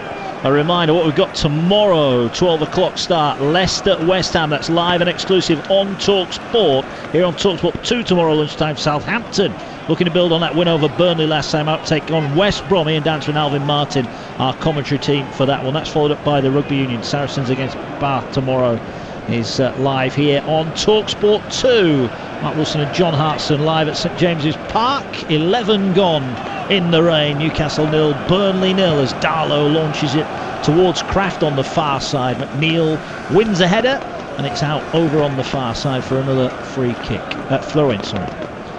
We can't really overemphasise how difficult the conditions must be. The ball is slipping away. I've seen it hold up in one or two places, and it's a ridiculously wet night here in the northeast. It is indeed. It's all right, the surface being wet and the ball zipping around, but as you mentioned, John, just a couple of areas it's just starting to hold up a little bit. It makes it really difficult for the players. But Newcastle have got to throw and level with the edge of the Burnley area. They have it over on the far side. Kraft nods it down the sideline. They're trying to get the cross in from the right. Little back heel there was trying to find Kraft, but it's cleared away up towards Barnes, whose first touch is good, and then he feeds it infield. That's a poor challenge though there. Hayden, I think, who slid in, and that was a foul and a free kick, and no complaints from Newcastle. Ball played forward here, looking to get away over on that far side of Burnley. Shelvey picks it up. Here is Hayden, rolls it forward. Now Joelinton, middle of the park, feeds it to Saint-Maximin. Strong challenge from Barnes, who come across, and now going the other way. Burnley look to knock it long for Ashley Barnes. He takes it down. Wonderful first touch. Is he going to break the ball? He charges a clearance. He gets it toward Wood with a shot. He stumbled, and it's a harmless shot into the arms of Darlow away to our right. But Barnes there proving what a real nuisance he is. Yeah, he was. He won two good dogged tackles. It comes wide to Wood. I'm not quite sure whether... Oh, the keeper's come out here and there's a chance. They've gone round the goalkeeper. Can they pull it back? Newcastle, they pull it back for Joelinton. He's poked behind by Charlie Taylor. Well, a real miscommunication there. It was a long ball forward. Nick Pope came out, misjudged it. Newcastle got round the side of him but didn't get the shot away on target, and Joelinton beaten to its behind for a corner. Yeah, Callum Wilson didn't make the most of the opportunity. I don't know whether the ball got stuck in the water a little bit, but Joelinton was coming into the penalty area. He was on the edge of the box, and Callum Wilson looked to cut it back, couldn't quite get a shot on target, and it got kicked out for the Newcastle corner. Here's Saint-Maximin down the side of the area, pulls it back again, but this time Burnley will clear it away. Well, Nick Pope's had a couple of worrying moments early on in this one, hasn't he? Looks a little bit shaky, yeah, already. He does. Conditions are not great for goalkeepers, I wouldn't have thought. No, they're not. See, there's a couple with his feet, doesn't there? Yeah, all cleared away by Darlow at the other end. It's headed forward by Brownhill, who's trying to get it to Wood, but it's eased back by Fernandez and cleared away. And forward by Newcastle. Wilson did really well under pressure there, held off long, feeds it to Saint-Maximin, 25 yards out from goal. Is he going to have a shot? He gets it onto his left foot, back onto his right foot, pulls the trigger and finds the bottom corner, and Alan Saint-Maximin has opened the scoring for Newcastle. He comes across to the dugout to celebrate. He points to his manager, who comes out and gives him the high five. It's a wonderful piece of skill from Saint-Maximin, and Newcastle lead 1-0. Sean Dyche is absolutely going mad with the officials. He thinks that was a foul by Callum Wilson on Kevin Long in the build-up, and it's Kevin Long who put in Maximan, who actually did brilliantly well. He cut it back, took a touch, and he bent it past Nick Hope in off the post. A brilliant finish from St Maximin. But Sean Dyche is absolutely going crazy with the officials. Well, he's gone to get a drink down below us, and we're back underway, so there is no VAR controversy here. But Sean Dyche almost there, John. He felt he needed to walk away from the official, didn't he? He walked away, grabbed a drink, and now he's gone back to the edge of his technical area. 1-0 Newcastle. Well, you can see why Steve Bruce is so keen to get St Maximin back in his side. What a finish. Yeah, it was a great finish, but Maximin can do that. I think he's got the talent, and hence why he started the game this evening. Here he is again, this time on the left-hand side. Cuts in, Newcastle lead by 1-0, live on TalkSport 2. Lewis has it on the near side. Well, they've had a couple of chances through errors at the back from Burnley, but that was down to a neat bit of skill. But there was controversy in the build-up, Burnley appealing for a foul, and Dyche's protest fell on deaf ears here. And it's a wonderful start for Newcastle, looking for their first home win in 6. And now they have it over on the far side with Kraft, who advances forward. Good defending from Tarkowski, but the ball played quickly back in. Barzi tries to bring it down, edge of his box. He's played into trouble. Here's Wilson, edge of the area. Feeds it now. Joe Linton trying to get on the end of it, and it's through to Pope. And Burnley just look a little bit shell-shocked at the moment, John Hartson. Yeah, they do, yeah. Literally, you can go back to the goal even where Callum Wilson has just out-muscled Long, if you like. Yeah, okay, you could argue maybe he was a bit strong and he could have got a foul. But I think if you're Kevin Long and you're a big centre-half, you've got to be ready for the centre-forward. You've got to match his physicality and go and head the ball. Not almost, gamble on getting a foul off the referee. You don't always get them. No. And it's certainly a decision that's gone against Burnley. Yeah, it is. 1-0.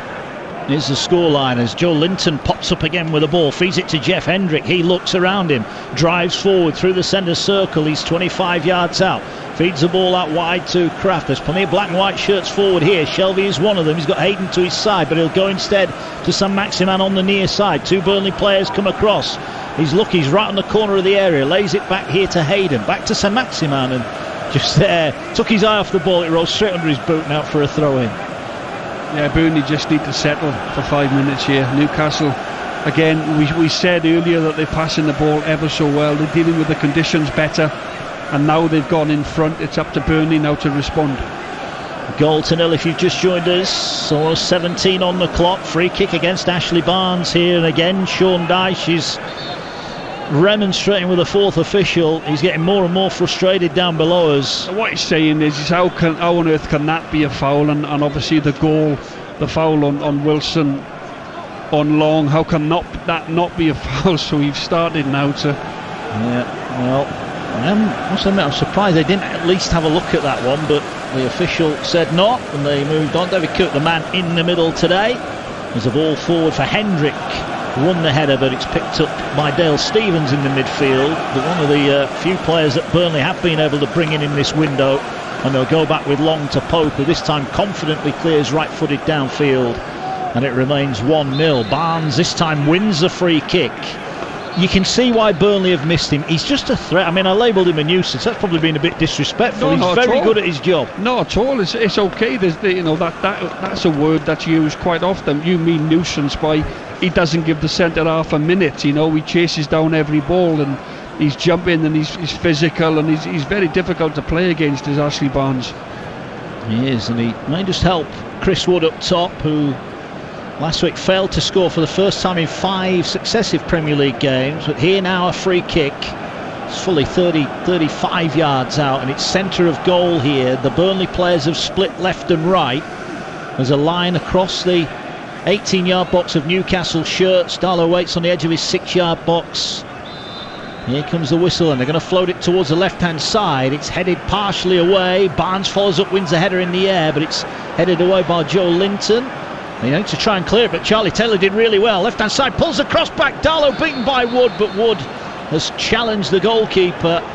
And more frustration for Burnley. That was a good ball in from Charlie Taylor. Yeah, it was. Charlie Taylor got himself up the field in Newcastle's defensive third. Good ball in. Not sure if that was a foul. We're just seeing the incident again. Yeah, I think we're just seeing the goal. It's a foul. It's a foul for me.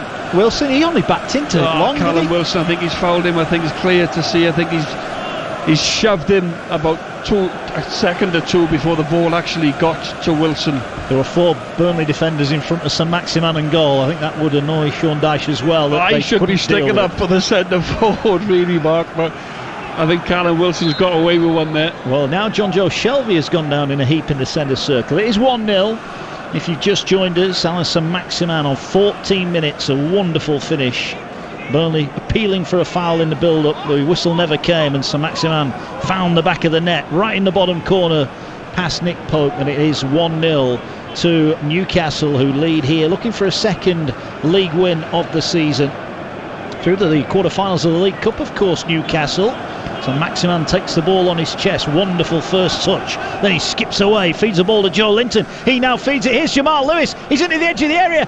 Good sliding tackle. Tarkowski just denied him as he was about to pull the trigger. And then Tarkowski then takes the ball off him. And Lewis's chance is gone. That was wonderful. Saint-Maximin and Joe Linton. Should Lewis have pulled the trigger, John Hartson? Well, Saint-Maximin, he's flying now. He wants the ball. He's confident. He's taking players on. The wonderful ball through to Jamal Lewis, and Tarkowski took a little bit of a risk going to ground in these conditions. Sliding tackle, got the ball, and then he was actually fouled, and that let Burnley come out. But good attack again. Maximin on this side wants it every time Newcastle's got it, and that's what I would do now. When Newcastle have got it, keep giving it to Maximin. Yeah, well, Burnley going forward. Barnes again wrestling for possession. Can't quite win the free kick or the throw-in. You're listening to Newcastle versus Burnley on TalkSport 2 with Now TV. Don't forget, you can watch Newcastle against Burnley live right now with a Now TV Sky Sports Pass for just $9.99. Search Now TV for more details. It is 1-0 to the home side here. Huge weekend of sport on TalkSport 2 and TalkSport, of course. Ball forward for Wilson. Rather turned his back on the ball, and as a result Long brings it away from him, and Bardsley will feed it forward. He was looking towards Barnes. Lewis on this near side brings it forward. Signed from Norwich, of course, in the summer, and you can see him and Saint-Maximin being a real threat on this left hand side as they learn to play together. Yeah, we spoke about Fraser, who's arrived from Bournemouth earlier, and maybe he's not in the team tonight, and obviously he might just need some more minutes, but definitely Maximin this evening, he's on fire. Well, he just played it forward for Joe Linton. He was eased off it, but Joe Linton wins it back, wins a throw-in down by the edge of the penalty area. You know what I've noticed about Joe Linton already? He doesn't half work hard, He doesn't half pop up on the left, on the right. He's been back defending, gets himself in the box. All right, for his lack of goals, you could criticise him. He's not hiding though, for the money that he cost as well. But got to say, his work rate, he doesn't stop running. He got 2 goals against Morecambe, didn't he? His Premier League record, I think it's 1 in 37. That's not enough, obviously, in any position, along the front or midfield. But Steve Bruce seems to like him. Yeah. Well, they've got that threat of Callum Wilson up top now, and they lead here by a goal to nil. So Maximin with a wonderful finish as Shelvey has it. Gets it back over on the far side to Shah. He goes long, and they're looking here to get Joe Linton in. Takes it first time, but the ball just run away from him, and there was Long to nick it back and get it away to Pope. But it's another good run in behind as Lewis will chest the ball out for a throwing down away to our right as Burnley with Wood look to attack. Well, that's the type of thing you're on about, John. He's not hiding, is he? He's on the move all the time. Yeah, you can see there his touch. He tried to take his first touch across Long there, just couldn't quite find the pace to get in front of Long to go and get an effort on the Newcastle goal. John Hartson. The Burnley goal, should I say. John Hartson with us here on TalkSport 2 tonight. Great to have his company here. And Newcastle lead Burnley by a goal to nil. Burnley have lost their opening 2 games in the Premier League, never gone 3 successive defeats at the start of the season, and the last time they lost their opening 2 games was the season they got relegated. So they're hoping that fate isn't going to repeat itself, as there's a challenge on Barnes again, who wins a free kick this time. John Joe Shelvey just asking what was wrong with that challenge from Shah, but the referee David Cook not having any of it. No, I think Shah and Fernandes have actually coped okay in this first 25 minutes with the physicality of Barnes and Wood. we always felt that would be a big, a good battle this evening. But the Newcastle defence are holding up right now, very good. Free kick is in the centre circle. 24 minutes gone here at St James's Park. McNeil floats the ball towards Tarkowski, gets it down on his first touch, and it's poked behind for a corner. It would have been, but Burnley offside from the free kick. They'll be furious about that, and it's a free kick to Newcastle. Probably allow a defender just to creep offside, but again, Newcastle good defending, holding that high line. Tarkowski offside. Darlow going long here. Wilson was outnumbered by Long and Bardsley, and the ball brought down by McNeil, but Hendrick picks his pocket, gets it back to Shelvey. Shelvey then threads the ball through to Kraft, and Kraft now is off down that right hand side again. Plenty of black and white shirts in the box. It's laid to Hendrick, edge of the area. Look to lay it back to Shelvey. He's got St Maximin on this near side. They'll go through Hayden first. Hayden then gets it to St Maximin. Bardsley has got help here arriving on this near side, but St Maximin easing his way, a couple of step overs. Then he lays it out to Lewis. Lewis hammers the cross across goal, and it's headed away by Tarkowski, but it's recycled by Shelvey. Here now is Kraft, stands it back up, and Tarkowski again heads it away. Two really good headers from Tarkowski, but there may be more to come here. But Taylor will tidy things up and will hammer it forward, and it's hooked back by Newcastle. McNeil heads it, but at the moment they can't quite clear their lines. They'll get another chance here, but Shelvey steps in, and Shelvey gets the ball back. Good pressure, good defending from Tarkowski. Yeah, and they've come out the other side now to Jamal Lewis. Maximin on the ball into Joe Linton. Yeah, they're really fizzing it about now, Newcastle. Look a good confident side. The goal has given them a huge lift, Mark. It has indeed, and every time St Maximin gets the ball now, Bardsley's got help from Brownhill, hasn't he? And just interesting watching him there. He's going to get another chance maybe to run at Bardsley, but the ball won't reach him. Bardsley cushions the header back to Pope. It's interesting, St Maximin, he's doing all the step out. He didn't move, he was actually waiting for the defenders to move out of his way, wasn't he? He could be one of them players, Maximin. I think he is, that when he's in confident and he's scoring goals and he's feeling confidence, his confidence is sky high. That's when he's one of these players that is exceptional in terms of his talent. You see him there winning a foul for his team, taking players on. Bardsley fouling Maximin that time. Yeah, we're all confidence players, but some just need that goal, need a good early first touch. He seems to be that type of player. He does. He's just joined us. Newcastle 1, Burnley 0. 26 on the clock at St James's Park. Alisson Maximin's goal on 14 minutes. A wonderful bit of quality on his left foot, then onto his right foot, and fired it in the bottom corner as Tarkowski ducks underneath one. Long will sweep up and goes back to his keeper Nick Pope, who hammers it straight downfield, and they're going to have to deal with this Newcastle. Lovely cushioned header initially, and a foul again by Barnes, this time on Fernandez, and it's another cheap free kick for the home side. He's trying to compete for everything. I mean, you'll know as a centre forward, John, you like to compete for the ball. It's tough to do nowadays, isn't it? It is, because sometimes that physicality. Mark Hughes used to say to me with Wales, my Welsh team manager, was a brilliant centre forward himself, Sparky Hughes. He used to say, John, if the defender nudges you, go down. And I just couldn't go down. I just couldn't fall. Maybe honest John, they used to call me, Mark, But sometimes when you play against the foreign teams, the Spanish team, no disrespect to this is not labelling the Spanish players, but in any derogatory terms, but sometimes a little nudge, they're clever. Maybe I played as Cannavaro once, and I'm thinking, well, I'm too big, I'm too strong for him. I didn't get a kick.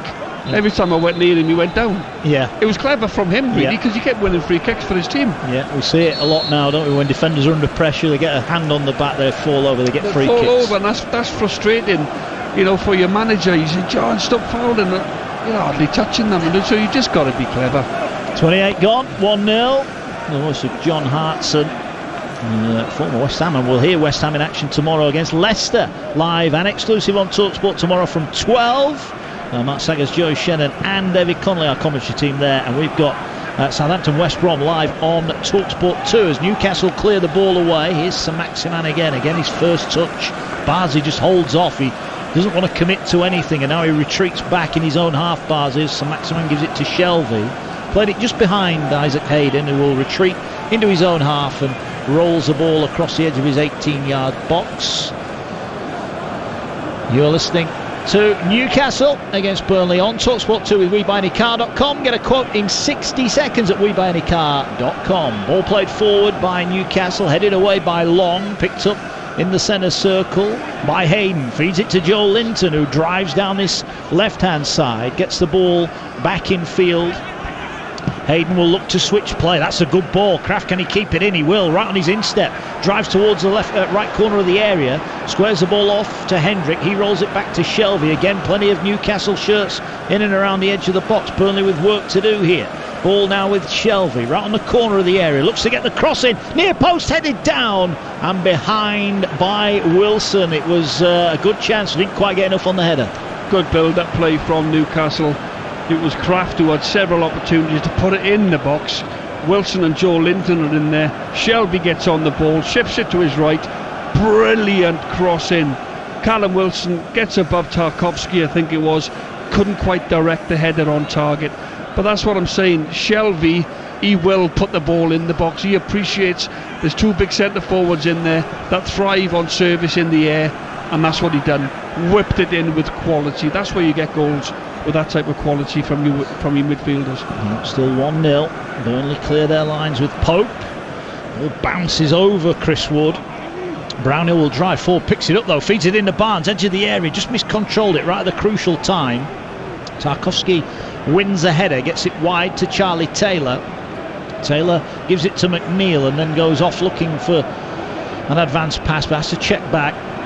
Feeds it back across. There was a real threat, Charlie Taylor, last week in the defeat at home to Southampton on that left-hand side. We've not seen too much of him, just that one ball in when Wood was penalised for the foul on Darlow. There's now a ball in for Barnes, who looks for the bounce, gets it. There's a nudge in the back there, tries to put the cross in, it comes off the defender and it's behind for a corner. That was intelligent play there from Barnes, allowed the ball to bounce and wins his side a corner. Yeah, but when Barnes does that, Mark, it's very important that Westwood, Stevens, McNeil, they've got to get in the box for him. One of them midfielders has got to be, working his socks off there just to get into the box, work that little bit harder, because Barnes needs players in there. Cross comes in towards the far post. Burnley head it up in the air. It's not yet been cleared. It is by Joe Linton towards the edge of the area. It's back into the edge of the box, headed away powerfully by the Newcastle defence, and the ball now with Bardsley. Just looks to stand it up. He's asking Tarkowski to get on the end of it. He'll head it across goal, and it's headed powerfully away there by Fernandez. And now forward comes Joe Linton, feeds it infield. Hendrick just pokes the ball back now to Kraft. He comes forward. Our TalkSport colleague Graham Courtney's just messaged me. That's 4 shots Newcastle have had on target this season. They've scored with all 4 of them. What does that tell you? You've got to shoot more. Yeah, the ball's just been rolled out of play here. There is a Newcastle player down away to our right. It's one of the defenders. I think it's Fabian Shah. I think it is Shah. Fernandez is here, so it is Shah. Yeah. And the players come across to get a drink down below us. The rain, you'll be able to hear it lashing down here in the northeast. Tough conditions, of course. Let's remind you what happened earlier on in the Premier League. Chelsea 4, Palace 0. You heard that one live on TalkSport at lunchtime. Chilwell, Zuma, and a double for Jorginho with the goals. And Everton 4-2 winners over Brighton. Their great start continues. And Leeds 1, Manchester City 1. Rodrigo with his first goal, Casanat Sterling's early opener. And earlier on TalkSport 2 this afternoon, we heard a Wayne Rooney special free kick outside the box, beat Norwich by 1-0 at Carrow Road. Leeds have made a decent start to life back in the Premier League, haven't they? Oh, Leeds, yeah, brilliant, great result today. Man City, 1-1. They took the game to Liverpool, didn't they? In the first game at Anfield, Liverpool, of course, they ended up winning that game. But they've been very good. Leeds, they've literally not changed, have they, since the Championship? The players work extremely hard. He's added 1 or 2 bits of quality. Bielsa, everybody says he's an absolute genius. And when you hear managers like Guardiola and Mourinho saying that he's the best, he's the greatest, and listen, he has to stand up them type of comments, and he's doing a great job at Leeds, isn't he? He is. Can they finish? How high can they finish? If you're a Leeds fan, can they finish in the top 6? It'd be an absolute wonder season, wouldn't it, if they could do that? It would be. Teams like Everton, who've also started very well, will have a say in that. The players just filing back onto the field. 33 and a half gone here. It's Mark Wilson and John Hartson with you live at St James's Park. Newcastle 1, Burnley 0, the latest score. So Maximin with the goal has fired Newcastle in front. and we're still awaiting play to get back underway here.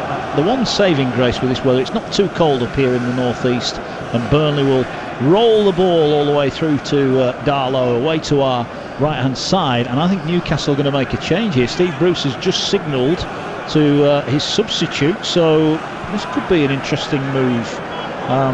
They are looking like they're going to make a change here, Newcastle. We'll get more on that in a moment. Ball played forward, looking for Wilson. Long is there. Ball rolled through to Pope, and again he took a long time, didn't he? The ball wasn't going to roll in his area. He knocks it long and downfield, and they may benefit from that, but the ball is cleared away by Hayden. Over on the far side, Kraft has it. It's a shoulder problem that we understand for Fabian Schär. As the ball comes forward now on the left-hand side, can Taylor get the cross in? It's a race between him and Kraft. He got past him, plays it into Barnes. He's on the byline, tries to pull it back here for McNeil. Lays it back now. Stevens with a shot, deflected, bounces, chance here, and it's put in the back of the net. And it's Barnes who celebrates, but the flag went up after the ball in the net. So the referee and the assistant referee on this near side allowed play to continue. Burnley put the ball in the back of the net. So they will, no, they're not even going to look at that. They're happy that they got the decision right. Offside, goal won't count. Still Newcastle 1, Burnley 0. Yeah, it looked as if Barnes was standing in an offside position. It was initially Stevens with the shot for Burnley. It got blocked by a Newcastle player near the penalty spot. Fell to Barnes, and obviously the linesman, I think, has got that spot on, standing in an offside position. Yeah, well, last week the complaint at Burnley was when Chris Wood scored the goal that the flag went up and the referee blew the whistle, and they were frustrated that play wasn't allowed to go on. This time it was, and we got the right outcome. Ball played forward by Darlow. Joe Linton flicks the header on, but Westwood tidies things up. Joe Linton again is there, watches it out for a throw in, and Schär looks okay at the moment. He has just come back from a shoulder injury, dislocated his shoulder. And he must have banged it there. He fell quite heavily, didn't he? But he's up and about and looks as though he's going to carry on. So maybe the initial worry has been overcome, as Lewis has it inside his own half. He will go back to Darlow, who left-footed will clear it towards Wilson and Joe Linton. Tarkowski just comes between the two, powers the header away.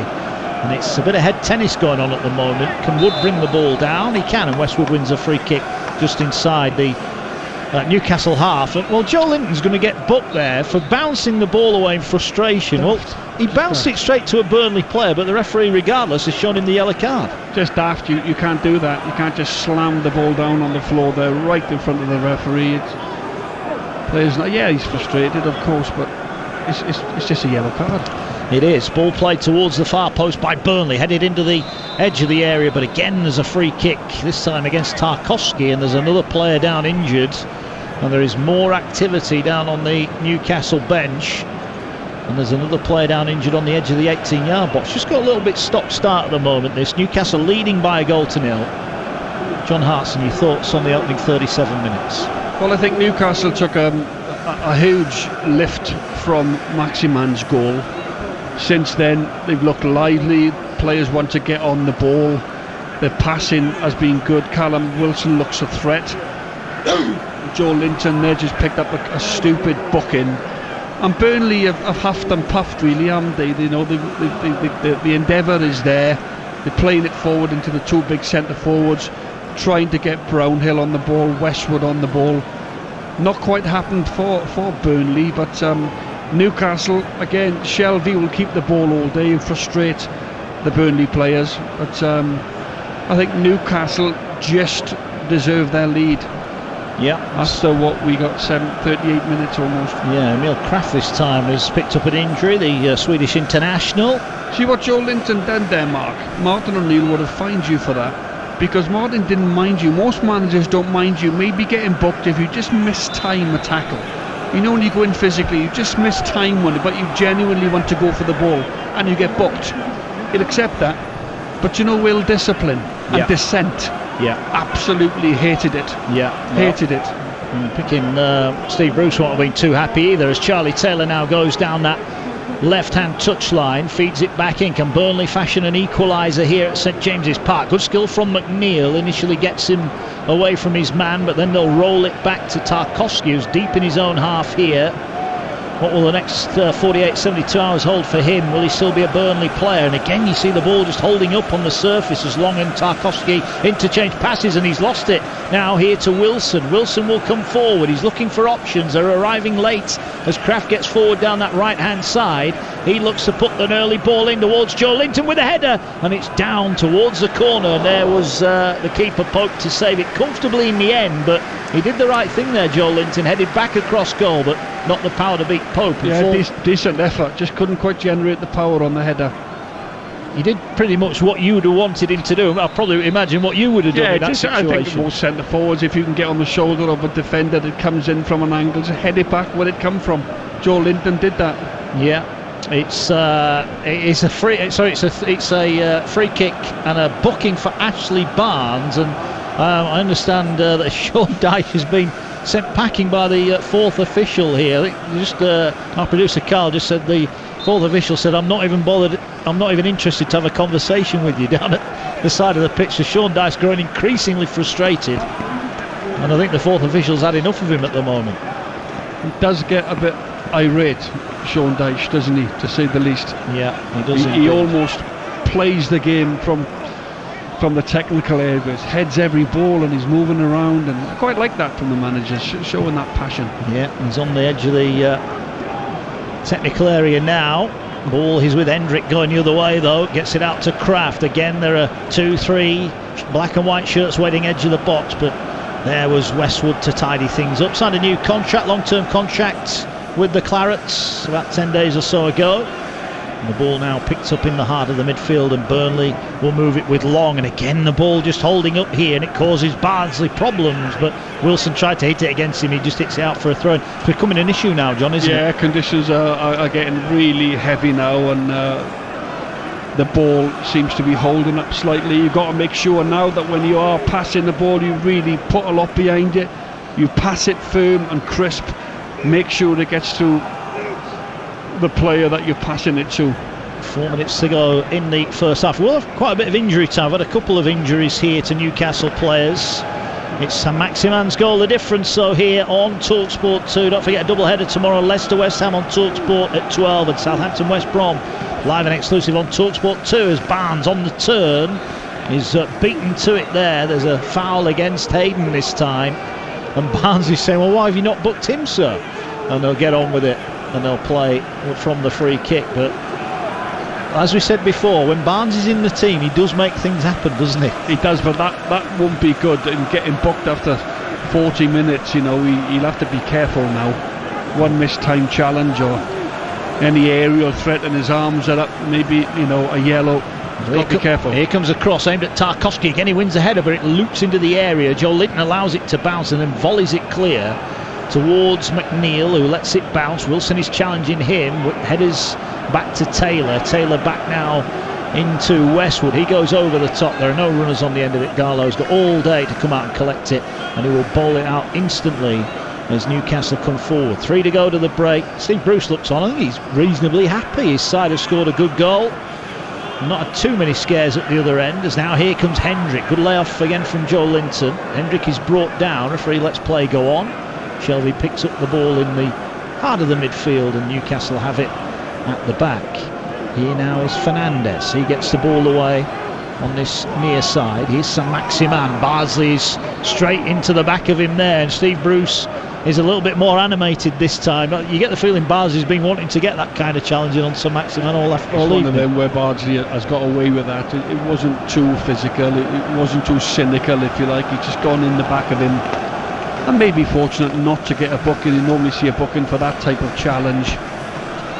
It's one I'm sure Steve Bruce in his career made many, many, many times. Yeah, they're all hypocrites, aren't they? We're all hypocrites. It's like telling our kids, don't do that, don't do this, and we did everything, you know. Yeah. It's the same with managers, you know. Brucey was one of the most physical. I played against Steve Bruce a couple of times, you know. Bruce and Pallister, what a good pairing they were in my early days for Arsenal. And Brucey, for somebody that's not the tallest, he was great in the air, you know, great time, and he could jump. Well, Saint-Maximin is down here, and this is a huge concern, and Steve Bruce looks on quite angrily at the moment. He's turning to speak to his backroom staff. The physio looked quite intense in their initial treatment here. So Maximan has rolled on his back, he's got his hands on his face, and I know they sometimes do go down quite a lot, the footballers, but I think Barzi did catch him there, didn't he? He didn't look too soon. We're just seeing it on the screen here. Yeah, he's gone right down his Achilles. I think it's Achilles or his calf. Well, he has had a calf problem, hasn't he? Well, with his studs, I think he's hobbling off. He might be struggling. Maximan here. Well, Bardsley certainly looking at the replay, didn't think it was much when I initially saw it, but certainly a yellow card there. Bardsley's quite fortunate. Well, they've got a minute of normal time to go, and I think we're going to get 4 added on minutes. We've seen a fourth official signal down below us, 4 added on minutes, so 5 minutes to go to the break. Are they going to push him back out? He's hobbling up the touchline like he can barely walk at the moment. Hendrick wins a header inside Burnley's half. It's headed away by Bardsley, picked up at the back. Fernandez heads it. We've got a little bit of head tennis going on here. 7 or 8 headers on the trot. Ball knocked back though by Stevens, and he gets it to Bardsley, who'll go back to his goalkeeper. So Maximan is wanting to come on, it seems. The official just now said he can come back on. He hobbles onto the field. I think, John, maybe they'll hope to get him to half time and maybe get some treatment into him then. Yeah, and they wouldn't want to the balance of the team is very, very good with Maximan on this left hand side. They wouldn't want to toy around now with the balance and make changes just before half time. So I think you're right, Mark. Get him in at half time, have him looked at, and well, it is, we're in 4 minutes of added on time. Welcome along to our listeners on Talk Sport. Newcastle 1, Burnley 0. A goal for Alain Saint-Maximin on 14 minutes. Burnley appealing for a foul in the build-up. Saint-Maximin got the ball, moved one way on his left foot, then onto his right foot, and curled it beautifully in the bottom corner. And John Hartson, former Welsh international, it's been the one genuine chance at either end, and it was a moment of real quality from Saint-Maximin. It was a wonderful finish. I actually thought, and the centre forwards out there are gonna sort of give me a bit of stick for this. I actually did think it was a foul from Callum Wilson. I think that there was a nudge there, and the referee missed it. Very clever from Wilson, got away with it, but take nothing away from Maximan's goal. Wonderful strike in off the post. Even Nick Pope with no chance. 1-0 Newcastle lead. The game is live on TalkSport 2, live and exclusive on TalkSport 2 with John Hartson and myself, and it is Newcastle 1, Burnley 0, approaching half time. Into the 4 added on minutes we go, and Burnley will bring the ball forward with Long, who just almost, he played his way into trouble there, and all he's done is played the ball out on the far touchline. Hendrick has picked it up, but then Taylor got back, and Taylor should see the danger away here. Rolls it forward. He hasn't seen the danger away. He's given it to Newcastle. Here now is Shelvey. Shelvey slides it in. Joe Linton lays it off. They're trying to get the shot away, trying to work their way in. Falls back to Joe Linton. Can't control the edge of the box. Shelvey pops up on the near side. Ball with the outside of his boot played in. Here's a chance for Hendrick to score against his former club, and he's hit the side netting. And that was a huge chance for Newcastle to go 2-0 up. Oh, the ball's bobbling around in the box. Eventually it falls to Jeff Hendrick's feet. He just seemed to have all the time in the world, didn't he? Just took his time. He took a touch, he weighed the shot up, and he smashed it, and it's into the side netting. But what an opportunity there for Newcastle and Hendrick to go 2-0 up just before half time. And he scored at West Ham, of course, Jeff Hendrick, and he will have had thoughts, I'm sure, in the build up to this one about scoring against his former club, but he missed the target, and that was a genuine chance for 2-0. 1-0 it is as we move deep into the added on 4 minutes here. Burnley come forward again. Here's Dale Stevens, plays it towards Westwood. I think the ball seems to be sticking a little bit more in the Burnley half at the moment. There's a ball forward to Wood. Did well to hold off the initial challenge. Shelvey then wins a header. So Maximan, who looks to have recovered from that knock, is running now at Barzi, who tried to bring him down. He skipped past him, and then he is brought down, this time by Long, and it's a free kick for Newcastle. And Saint-Maximin has gone down again here, but Barzi there, his intent was clear, wasn't it, John? But he didn't quite get the job done. No, exactly right. But Maximin there again, confidence now, got the goal. He's running at the Burnley defence, winning free kicks. Bardsley was lucky, he didn't get booked 3 or 4 minutes ago for a tackle on him. He's limping around now as well, so I don't know how many knocks this Maximin can actually take. Well, we are in the added on time here. Ball is back inside Newcastle's half from the free kick. They lead by a goal to nil. Live on TalkSport 2. There's a ball played forward by Burnley, so we play on. Barnes gets a hand in the back. He went down very easily. The ball breaks to McNeil. He has the ball, and then he loses out to Hendrick. And now the ball coming forward. Just apologies there if you heard any choice language. We are right by the dugouts here at St James's Park, and Sean Dyche, it's fair to say, is a very, very frustrated man as the half-time whistle blows and the managers disappear down the tunnel. Steve Bruce just having a word with a couple of his players. Newcastle, a couple of early worries for Nick Pope away to our left. He was charged down once by Callum Wilson, but the ball, luckily for Pope, ricocheted behind. But the one moment of real quality in the game, did it come on the back of a foul by Callum Wilson on long? Ball broke to Sam Maximan. 4 Burnley players between him and the goal, worked his way into the box, onto his left foot, onto his right, curled it into the bottom corner and put them in front. Barnes did have what he thought was an equaliser at the end, but the offside flag had gone up at St James's Park. So far so good for Steve Bruce and Newcastle United. It's Newcastle United 1, Burnley 0. Mark Wilson, thank you very much indeed. Plenty more from Mark here on TalkSport 2 as we build up to the second half. John Hartson stays with me for a second at St James's. And John, I guess one of the main talking points, Sean Dyche, as we hear, not happy. That foul or lack of foul by Wilson on long in the build up to the goal, what did you make of it? I thought it was a foul. I don't know what you're thinking there in terms of, we've not seen many angles of it, but the one angle I saw, I thought Wilson had shoved sort of Kevin Long, a good shove. Kevin Long just slightly goes over, and it's one of them where sometimes as a centre forward you get away with it. Barnes has been similar for Burnley, trying to win fouls against Fernandes and Shah. Not quite got away with any, but it'll be talked about more because the goal came from it, you know. But for me, and as a centre forward, I should be in the strikers' union, which I am. But I did think that there was a little bit more than just a little bit of contact. I thought it was more of like a push, a shove, and I thought Wilson was very, very lucky to get away with that. And as you say, as an ex-forward, if you think that, then fair enough. Yeah, our feeling here is possible foul, but one that could be given, could be not. And if you're Burnley, if it's hanging on such a tight moment and such a slender thread, you almost need more, don't you, to make sure that the odd 50-50 not going your way doesn't cost you another defeat, if you know what I mean. No, well, in the olden days, the referees, you know, you could talk to the referees, and you could, as a centre forward, I remember playing against the likes of Colin Hendry and Razor Ruddock and these type of guys, you know, and you know, one time the referee would give a foul for them, and I'd say, "Oh, come on, ref, any chance today? You've given him everything." And he'll say, "Right, wait there, John. Wait for your chance." And then the next time he comes into me, you know, maybe he'll give me one then. And that's the way it used to be, because sometimes there's very little in these challenges between centre halves and centre forwards. You're both physical. You're both going up fairly to win, you know, to get an advantage and to win the ball and to show your strength. But nowadays, you know, sometimes you get away with one and sometimes you don't. But I think Burnley have been a little bit one-dimensional at times. They try to get it forward too much, a little bit too many long balls into the front, knowing that Barnes and Wood are very good at getting hold of the ball. But the conditions are awful here at Newcastle, so maybe that's part of the reason, you know, that it's not really a pitch to pass the ball on.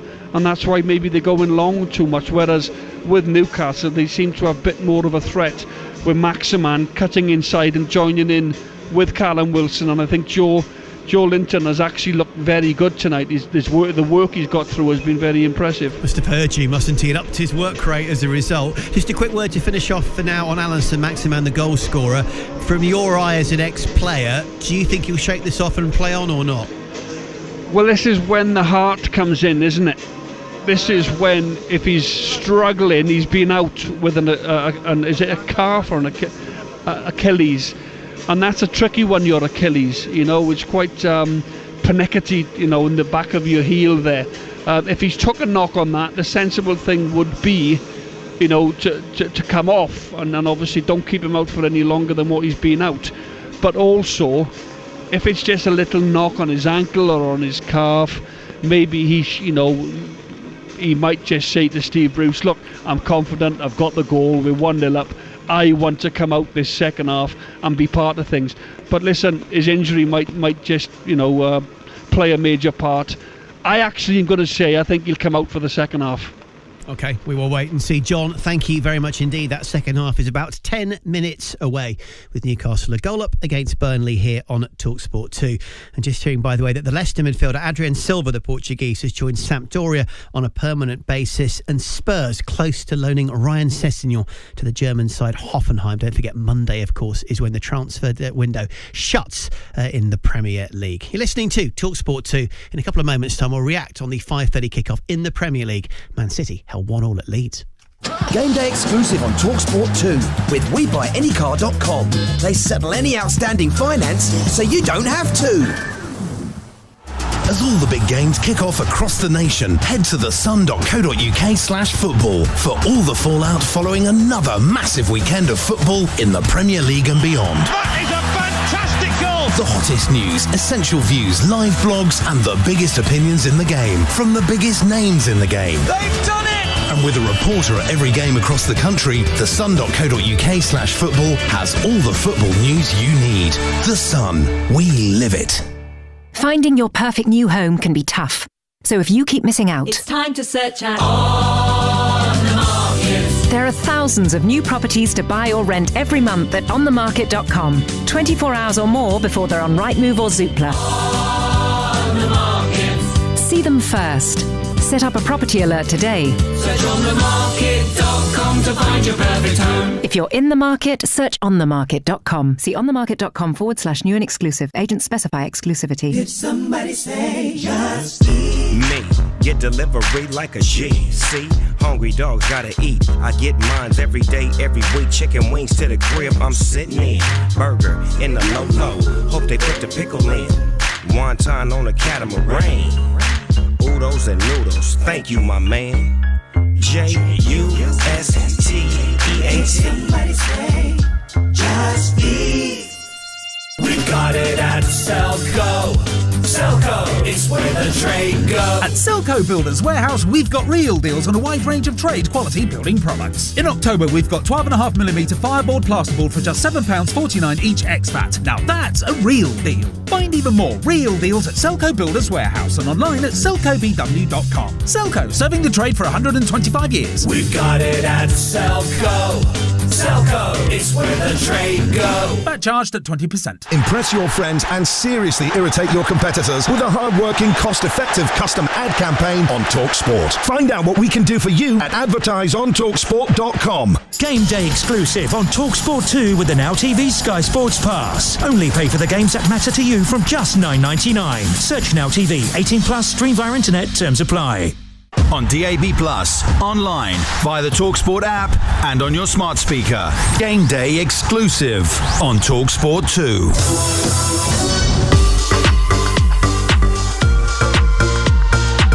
McNeil now advancing in on goal, 25 yards out into the area, shoots across goal, and it fizzes all the way across, and there was a touch on that, possibly from Darlow, and it's gone behind for a corner. Good break from Burnley. Forward by Newcastle. Wilson did really well under pressure there, held off long, feeds it to Saint-Maximin, 25 yards out from goal. Is he going to have a shot? He gets it onto his left foot, back onto his right foot, pulls the trigger and finds the bottom corner, and Alan Saint-Maximin has opened the scoring for Newcastle, and Newcastle lead 1-0. Sean Dyche is absolutely going mad with the officials. He thinks that was a foul. Stevens with a shot, deflected, bounces, chance here, and it's put in the back of the net, and it's Barnes who celebrates, but the flag went up.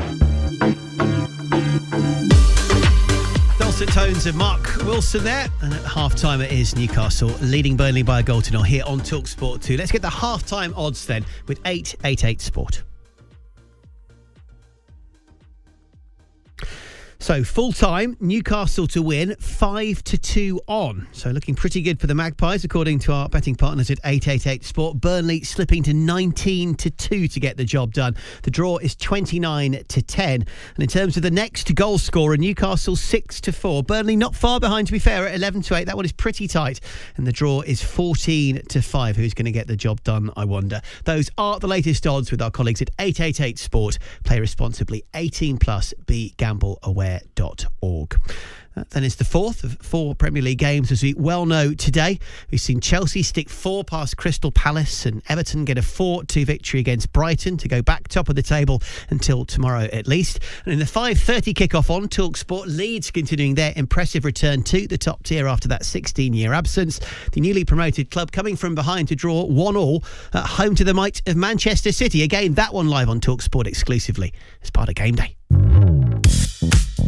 De Bruyne over the free kick, 2 in the wall, and De Bruyne goes for goal. It's off the inside of the near post, and he almost caught out Meslier, who scrambled across. A wonderful piece of Kevin De Bruyne, quick thinking there, and it deserved to be the opening goal. Sterling again coming in field beyond one man, right foot shot from him. Fantastic finish from Raheem Sterling, and that goal has been coming from the very first whistle.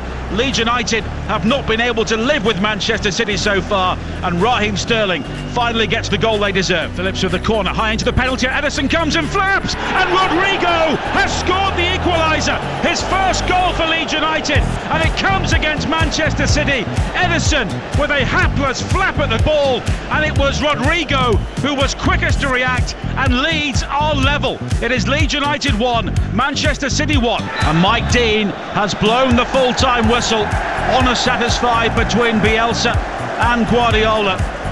It's another night which tells us that Leeds United really belong in the Premier League as Manchester City's faltering start to the season continues. It is finished. Leeds United 1, Manchester City 1.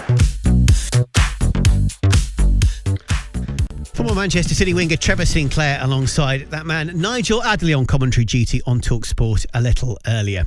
Well, that's now 5 points dropped in the opening 3 games for Manchester City so far this season. Not exactly the kind of form you'd expect, particularly with City so hell-bent on regaining that Premier League title from Liverpool maybe. But manager Pep Guardiola, short but sweet, not concerned, he says, with this start to the season. So we analyze the road. We are here to analyze the drop points. Yes, 5 points less. It's third game. We have 1 less game. We are going to see what happens in the future. Spiky Pep there. That's all he had to say. What about Leeds defender Luke Ayling? The right back certainly satisfied with the result.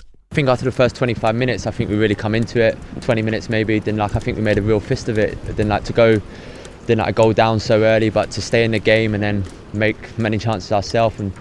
We'll look at it and take a point and be happy with a point, but there was chances for us to win the game. So 1-1 the final score in that one as we return back to the boys at St James's Park. John Hartson with us, and John, to be fair, 1-1 in the end was a very decent effort, wasn't it, from Leeds, and they could easily have won it. Yes, I think Leeds will be a force to be reckoned with this season. I know that might be big talk. They've just won and come up from the Championship. But I really do. I think they've been ever so impressive. Bamford looks a different player, doesn't he? It's taken long enough, hasn't it? But it has nice taken long enough. He's had several. Yeah, but I just think he seems to have found the right manager. He believes in him. He plays in and around him. He's almost built his team around him, if you like.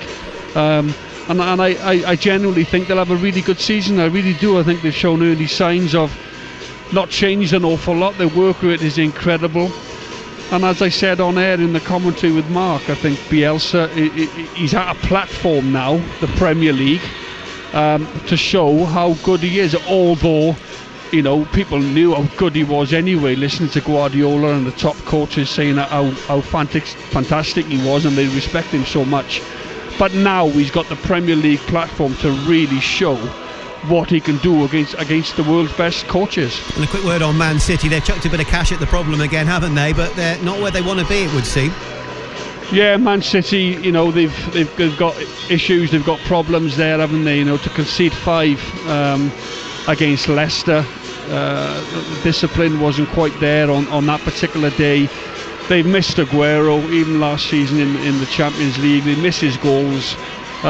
Jesus as well now is out. Sterling scored a really good goal today, but I just think there's probably a little bit too much expected now from Sterling. He plays every single game. He's got better, of course, in terms of his goal scoring, but without a natural number 9, a goal scorer, for me, I probably wouldn't have gone in for a defender. I would have probably gone and got a front player, a striker. if I'd had £65 million to spend. But listen, I'm not going to tell Pep what to do. No, don't do that. He doesn't like it. John, thank you very much indeed. So Sean Dyche making his way back out just to the side of the playing surface. The Burnley players back out there as well as we build up to the second half here on TalkSport 2. At the break, it's Newcastle leading Burnley by 1-0 in the Premier League. This exclusive part of Game Day is brought to you by John Hartson and our commentator, TalkSport 2's Mark Wilson. Mark, back over to you, sir. Cheers, Russ. Burnley just out on the field, warming up ahead of the second half. Sean Dyche was furious in that first half. Look, we've had a chance to have a look. There are no monitors here at St James's Park, which is quite unusual, so we didn't really get a chance to look at that perceived foul in the build-up to Saint-Maximin's goal. You've had another chance to have a look at it. Your thoughts again, now you've seen it a couple more times? I still think it's a foul, but I also think Kevin Long, the centre-half that Callum Wilson bumps into and fouls, I think what lets him down is he plays for the foul. If he stands strong and then goes over because of the force of Callum Wilson's shove, then I think he might have got it. But I think he goes down slightly too easy, but I still think, from my eye when I'm standing here, I think it's a foul. I'm not sure what the lads on Sky, what the boys think watching it from the studio. Right, we're looking out on the field here. All the players have come out, barring Alan Saint-Maximin. You got it wrong again then. And here he is, last one out. He kept everybody waiting. I got it right, boys, I told you. There you go. No lay on the young man. No changes. Darlow in goal. Back four, Kraft, Shaw, Fernandez and Lewis for Newcastle. It's Hayden, Shelby and Hendrick really in the midfield three. Wilson up top, Saint-Maximin and Joe Linton up in support. And for Burnley, Nick Pope in goal. Barnsley, Long, Tarkowski and Taylor at the back. Brownhill, Westwood, Stevens and McNeil in the middle. And it's Wood and Barnes up top as we get underway. Ball played forward. Newcastle attacking the Gallagher end away to our right as they do in the second half here at St James's Park. They lead by that 0-0. Saint-Maximin with a goal. Have Burnley got at least one goal in them? They're going to need it here. They scored a couple at Leicester, didn't they, in their opening fixture, but came up dry last week against Southampton. What do you think Sean Dyche would have said at half-time, John? Well, first 10-15 minutes, stay calm, let's not concede a second, and then we've got to try and make the game a bit more open. We need a goal, of course. We're 1-0 down, so we're going to have to throw some more bodies when it goes forward into the Newcastle box. I thought in the first half Stevens, Westwood and Brownhill never got in Newcastle's penalty area enough when the balls were coming in to help the strikers, and second balls bouncing in and around the penalty area. So they'll have to push for an equaliser, but in the first 10-15 minutes play yourself into the game, and it's imperative they don't concede a second. McNeil knocked to the floor by his former teammate Jeff Hendrick. Hendrick rather sportingly hauls him off the floor, and a free kick right in front of Sean Dyche as the rain, which eased off at half-time, is coming down again here in Newcastle. They lead by a 0-0. They've got some defending to do early on here. McNeil is going to take the free kick. He's a metre in from touch, 2 or 3 metres inside the Newcastle half. He swings it towards the edge of the box. It wasn't a bad ball in, but Hendrick manages to clear it away from the edge of the area where Westwood will head it back in. Tarkowski tries to get it in. There was a raised foot from Kevin Long, who actually went on to miss the target anyway, and it's a free kick on the edge of the area. And again, Sean Dyche just turns round and says, was that a free kick? I think Sean's got half a point. I just think sometimes when the defender, when the head is really down, it's sort of, your hip level, or the refs will always give a foul, won't they, against the player with his foot up type of thing. And that can be infuriating sometimes, because if the guy's head is really down low, different if if he's up a bit high. So I can understand Sean Dyche's frustration there a little bit. Yeah. Voice of former Welsh international John Hartson with us on TalkSport 2 tonight. Ball with Nick Pope, clears it long and downfield towards Barnes, who was booked in the first half. Takes that one nicely on the chest. Ball worked out by Stevens. Here's Charlie Taylor. I think if Burnley are going to do anything, they need to get Taylor forward more, although that ball won't do his causes any good. He plays it behind for a goal kick to Newcastle. Tomorrow, TalkSport exclusive, 12 o'clock, Leicester West Ham. Mark Saggers, Joe Shannon, David Connolly at that one. And here on TalkSport 2, we've got live and exclusive commentary of Southampton against West Brom at 12 o'clock. Ian Danta and Alvin Martin, our commentary team for that one. A couple of minutes gone. Carl Darlow about to take a goal kick away to our left. He hasn't had that much to do, just that one save in the first half from that McNeil shot across goal, but other than that he's not really had a lot to do, has he? No, he hasn't, and I've been disappointed a little bit with the lack of efforts on goal from Burnley. You know, they've had a little bit of the play, they've not really got decent service in for the two front men, but you know, not had an awful lot to do in the Newcastle goal. Darlow. Ball forward with Burnley. They had a throw in over on the far side, a bit of a pushing and shoving. It's out for another throw in. Barnsley went to take it, it slipped out of his fingers, but there'll be a free kick here, and there's a card coming out here, and it's going to be a yellow card. Is it Jamal Lewis or is it Isaac Hayden who got shown the yellow card in the end? There was a challenge off the ball there. The ball went flying in the air, John, and the player went down, and straight away it was Barnes who went down. It was Jamal Lewis who's been booked for a challenge on Barnes, so an early booking there. Yeah, and Barnes just sort of rubbing his face as if it's like an injury to his face. But Jamal Lewis certainly in the book.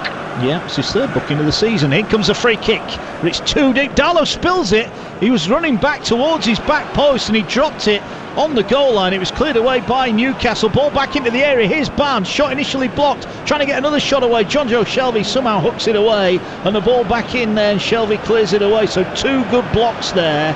But Carl Darlow, we just mentioned he's had nothing to do, John Hartson. Yeah. He nearly threw it in his own net. Well, I think that's both keepers have made errors, haven't they? And more Nick Pope on the ground in the first half made a couple, and that's Darlow. But, you know, can you blame him? It's rained constantly. The ball must be, you know, horrendously difficult to grab a hold of, and Darlow's a top-class goalkeeper, and I think he was just worried he was going to run into the post, wasn't he? It's the conditions, Mark, they're horrendous here. Well, here's Barnes, gets another header on. Darlow is going to come off his line. This time will slide out safely and picks the ball up. 5 gone second half. Mark Wilson and John Hartson live here at St James's Park. Newcastle 1, Burnley 0. Have 3 bookings. Joe Linton and Jamal Lewis for Newcastle. Ashley Barnes for Burnley, who are chasing an equaliser, and they've had a little bit more possession in this second half. But here now comes Callum Wilson, drops deep in his own half, gets the ball away to Sam Maximan, the goal scorer. He skips away over the turf. He's 25 yards out. He tried to play the ball in down that far side to Lewis, but he showed too much of it to Barnsley, who brought it away. You could see the defenders were backing off him there, Joe. I just wondered if he was going to have a shot from distance. Yeah, and I don't think Jamal Lewis, they were not quite on the same wavelength there, because he tried to sort of diagonal the ball back into Jamal Lewis. Thought he was making an overlap run, but you know, the form that he's shown, Maximan, you're right, Mark. I think he might have cut inside and had a shot there. I don't think anyone would have blamed him if he had it done. Here's Darlow, right-footed, clears it towards the halfway line. The rain again comes down here in the northeast. It's been wet, I think, everywhere today, hasn't it? As the ball now on this near side with Charlie Taylor. Back now to Tarkowski. Tarkowski back in the side, his first Premier League start of the season. There'll be a lot of people wondering if it'll be his last one for Burnley, but I guess that will plan out over the next 48 hours or so. We'll have all the updates here on TalkSport 2 and TalkSport, of course, about the transfer comings and goings as Taylor gets the ball over the halfway line for Burnley, feeds it into Barnes. He tried to lay it off to McNeil. Shelvey slid in, beaten to it by Stevens. Westwood on the ball now, will roll it out wide to Bardsley. Bardsley will cut back in field, and Westwood will have to stand up the ball. He's looking for Barnes, who's made another decent run, takes it down on the right hand side of the area. Can he fashion a chance? He puts a cross into Wood. Wood with a header, and it's palmed away. Good save there from Darlow at the near post. It was a tight angle for Wood, but he got a good header on target, and it's cleared away for a throw-in. Two strikers linking up there. How Barnes manages to get this cross in. It's a one, he's dug it out, and a brilliant cross. Wood gets above Shah, powers a header, and it's a good save on his near post from Darlow. Good play from the two front players for Burnley. It is. Here's Taylor again, moves it out to McNeil. McNeil cuts in field, lays the ball off. Stevens ball forward, it's Shelvey straight in the face, but Newcastle will play on with Wilson. He's got Joe Linton up in support. Joe Linton into the area, tried to go past his man, and it was taken off him by a long. That was a little bit too easy, really. Bit slack there from Joe Linton. He did neither. He didn't look to run in behind, didn't look to take the man on. Just gave the ball away, did nothing. Very slack play from Linton there. Yeah, big opportunity that was to go and attack the Burnley defence. 8 on the clock. Here now is Jamal Lewis, slides the ball across the 6-yard box. We are about to get a change for Newcastle. Harry Manquillo is stripped and ready to go. He was one of the 4 changes Steve Bruce made, so this is going to be an interesting one.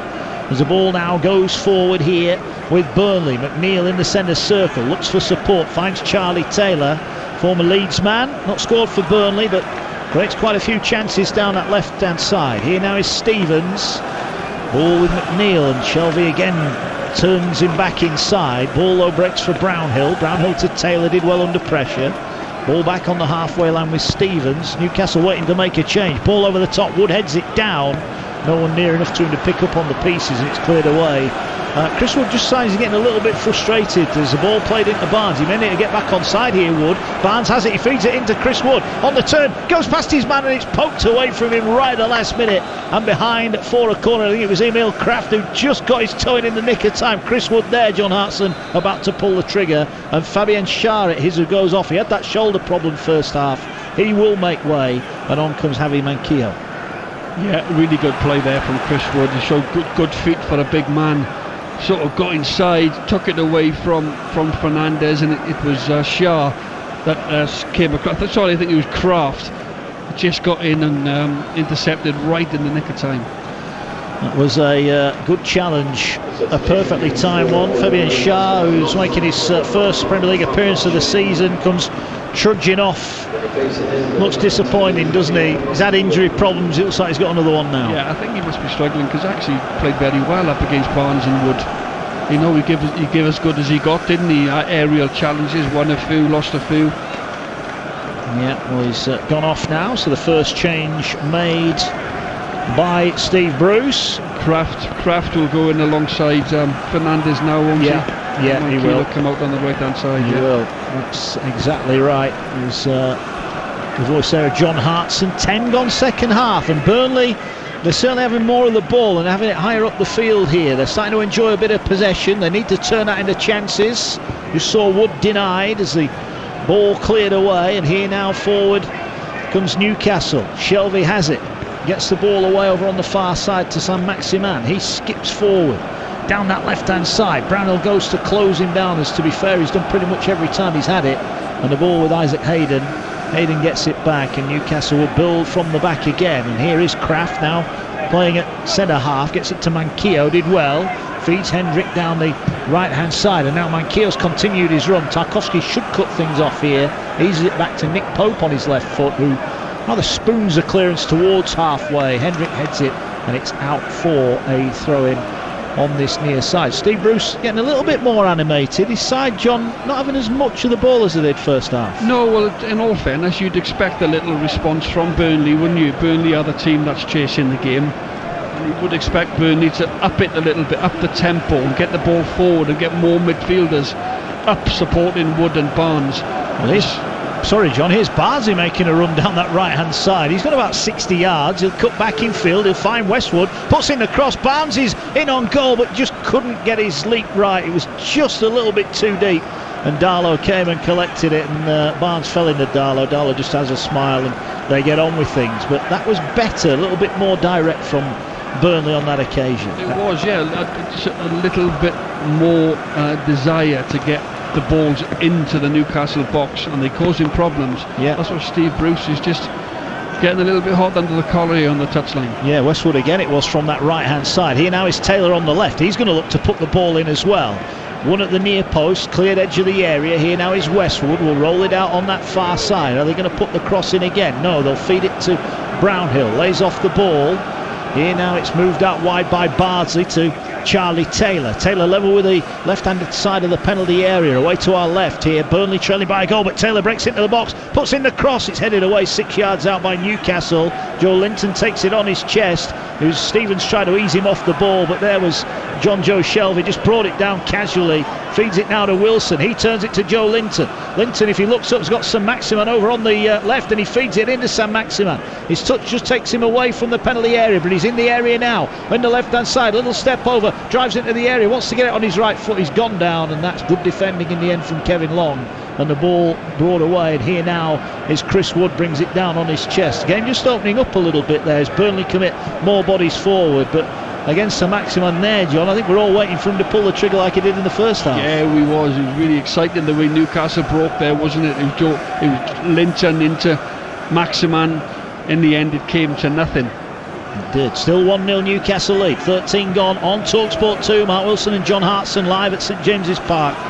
Charlie Taylor feeds the ball in. Here now forward goes Dale Stephens, looking for the return pass from McNeil. McNeil has a bit of space, gets to the edge of the area, floats across in far post for Wood. Darlow spills it, but will pick it up on the bounce. Wood was causing a problem there, and Darlow in the end did well at the second attempt. Yeah, McNeil there, he's got better quality. I just think he overhits the cross. There's 2 or 3 lining up to it. If he can just put it in a decent area. And McNeil's normally got really good quality, but a bit wasteful with that ball into the box. It was indeed. Ball high towards Callum Wilson, beaten to it by Tarkowski, and it remains 1-0 here to Newcastle United. Earlier on, Chelsea beat Palace 4-0, Everton 4-2 winners over Brighton and Leeds 1, Manchester City 1. All headed forward here by Brownhill. Wood takes it on his chest and then gets it at the second attempt, feeds it into Barnes, and he's beaten to it, and the ball is away for a corner kick here to Burnley. They're looking more of a threat now. Wood and Barnes getting more of the ball into the area for them to feed on. They absolutely do. They are looking now as if they're really searching for this equaliser. There's a bit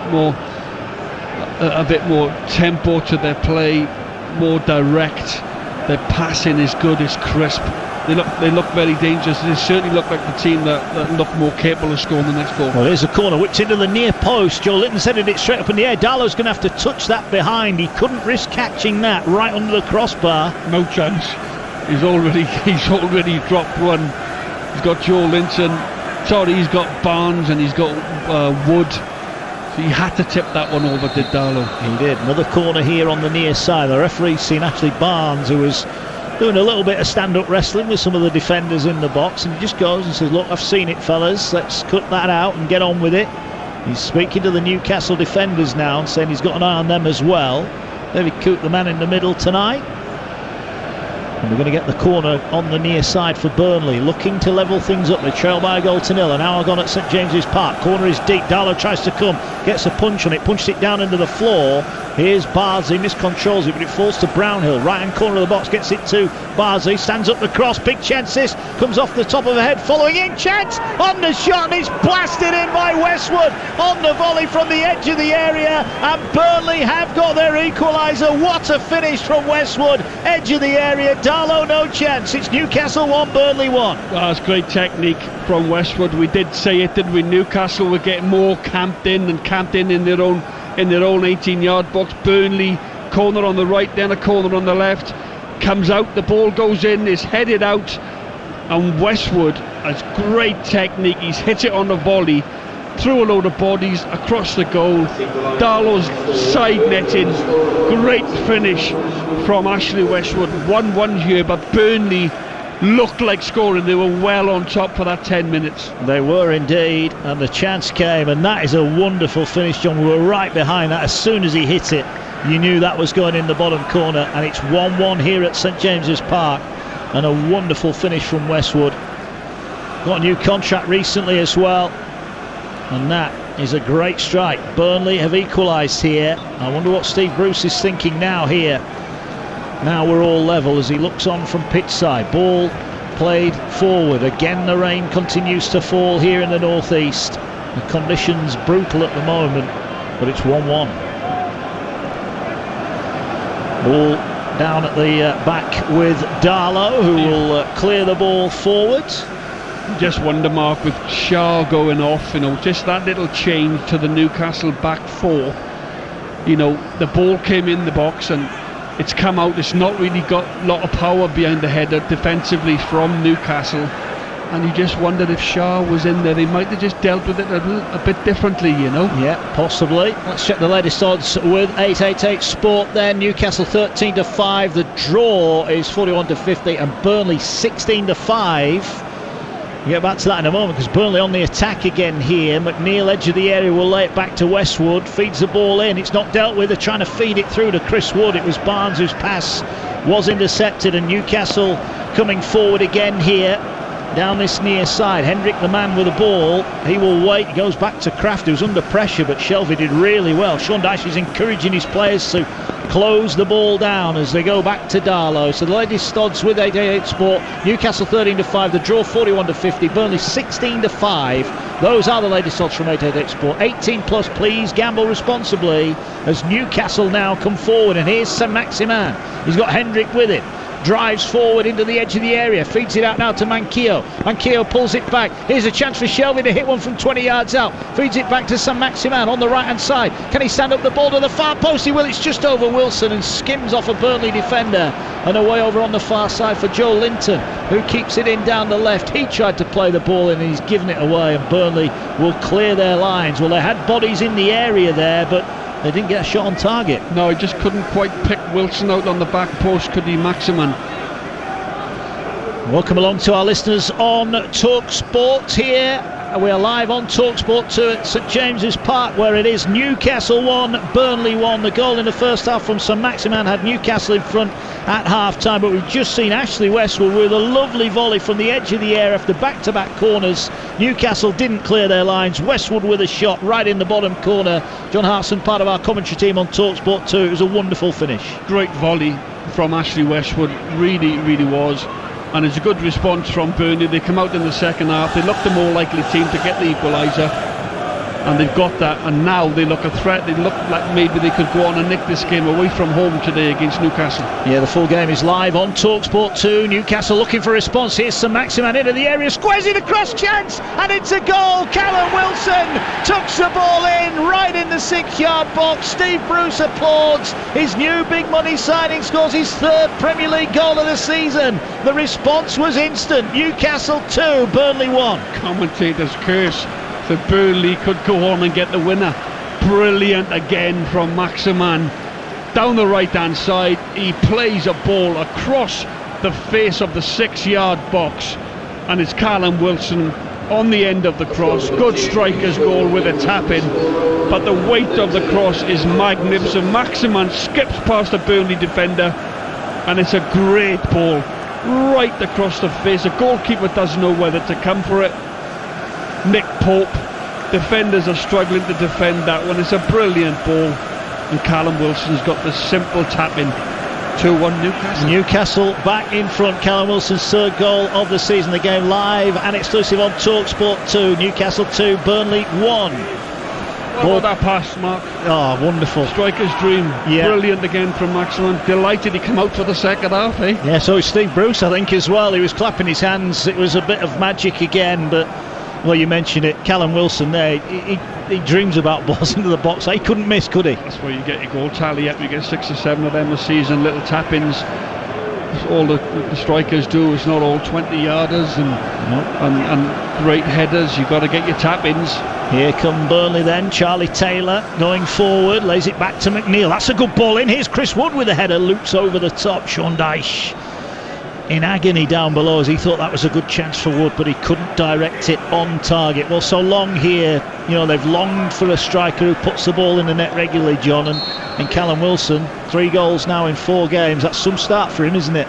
Well, yeah, you know, I hope he can just rekindle that form that he showed a couple of seasons ago at Bournemouth, where he was outstanding alongside Josh King for several seasons. You know, he's earned his move, if you like. Bournemouth now playing in the Championship, and he's a terrific striker. You know, he's got everything. He's got power, he's got pace. 20 million. You know, it wasn't a few years ago they were talking 60, 70 million for him when he got in the England fold. So I hope he can get on a run of goals now, because I like Steve Bruce. I like Newcastle as a football club. Yeah, Steve Bruce now is talking to the 4th official. This side have just conceded a free kick. Nick Pope will come out and take it nearer the halfway line than the edge of his area. 2-1 here. Newcastle United lead. They were in front, pegged back, now they're back in front. Wood chasing the long ball forward. He's headed away by Fernandez. Taylor cutting in field wins it, but then it's won back, and here's Hendrick coming forward, but he's beaten to it. He just caught McNeil, and that will be a free kick. You are listening to Newcastle against Burnley on TalkSport 2 with Now TV. Don't forget you can watch Newcastle against Burnley live right now with a Now TV Sky Sports Pass for just $9.99. Search Now TV for more details on that one. And don't forget, tomorrow live on TalkSport, exclusively live, Leicester West Ham at 12, and here on TalkSport 2 more exclusive live Premier League action as Southampton take on West Brom. And here we're about to see a change, and it's Dale Stephens who is going off, and it's Johan Berg Gudmundsson that's coming on. What do you think about that one, John? That's like for like, isn't it? Gudmundsson, a midfield player, Stephens as well, Dale Stephens. He's done okay today. I think he struggled with the pace a bit at times, I think, in the middle of the park with Burnley alongside Westwood. Here's the ball into the air, it's headed away. I expect we'll see Brownhill now play more central and Gudmundsson over on the right hand side. But here's St Maximin, who's having his shirt pulled by McNeil, who will be the 4th player in the book. 4 bookings tonight, John Hartson. I don't think we've seen one bad tackle, have we? No, not really, and that's what maybe Bardsley on. And he didn't get booked. He didn't get booked for that one, of course not. But no, considering the conditions, awfully slippery. 4 bookings, you maybe expect more than that with the conditions, but there's not been a bad tackle all night, really. Here is Newcastle on the halfway line. They lead by 2-1, looking to join Chelsea and Everton as the winners today. Manchester City drop points at Leeds 1-1. You heard that live on TalkSport earlier on, as here now goes Hendrick. May have got in just behind momentarily, turns edge of the area, and Keogh made a good run forward, but Hendrick couldn't find him. Hendrick though gets the ball back off the boot of Brownhill and then wins a throw in, and good play there from Hendrick. Didn't panic under pressure. No, and he kept it. He kept the ball. He didn't give it away, and he's won a throw in for his team. Ball on this near side for Newcastle throw in. They lead by 2-1. And the ball fed in field is hooked away. Chris Wood takes it on the chest, did well. Can he now find a teammate? He does. It's Tarkowski. Just stood on the ball. He saw St Maximin come in and just nicked it away in time. Here's Brownhill now, who's, as expected, is in the middle of the park.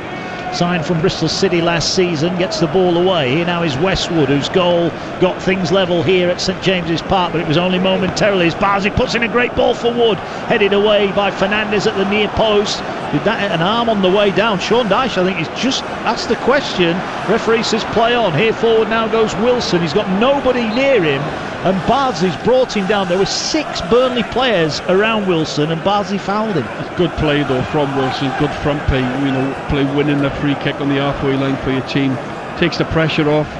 Quickly taken free kick finds St Maximin. He's down the left. He cuts back onto his right foot again. He's thinking about laying it back. Here's a chance for Hayden. Edge of the area. Goes for the curler straight into the arms of Pope. It was worth the effort. Maybe just like the conviction. Yeah, it did. Yeah, he had to go through a crowd of bodies. He never really threatened Nick Pope too often, did it? And decent effort.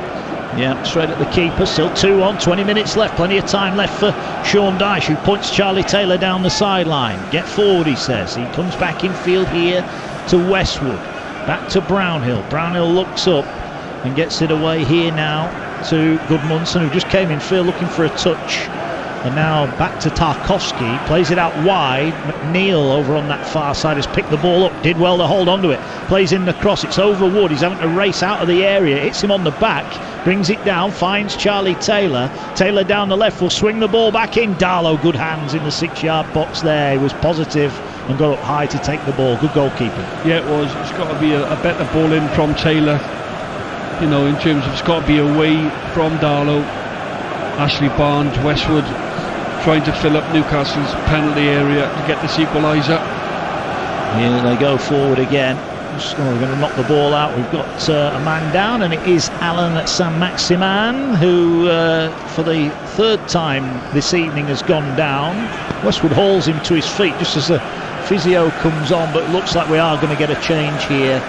There is a substitute stripped and ready to go down below us. I think it was Ryan Fraser who's stripped and ready to go. Can't quite see the number at the moment, but I think that could be St Maximin done for the day. The numbers are going into the 4th officials board, and the man who scored the first, created the second, is ambling off to this near side and is about to be replaced. Alan St Maximin then lasted 72 minutes a goal and an assist, and it is going to be Ryan Fraser that comes on. Not a bad sub to be bringing on, but John Hartson, your thoughts on the performance of Alan Saint-Maximin?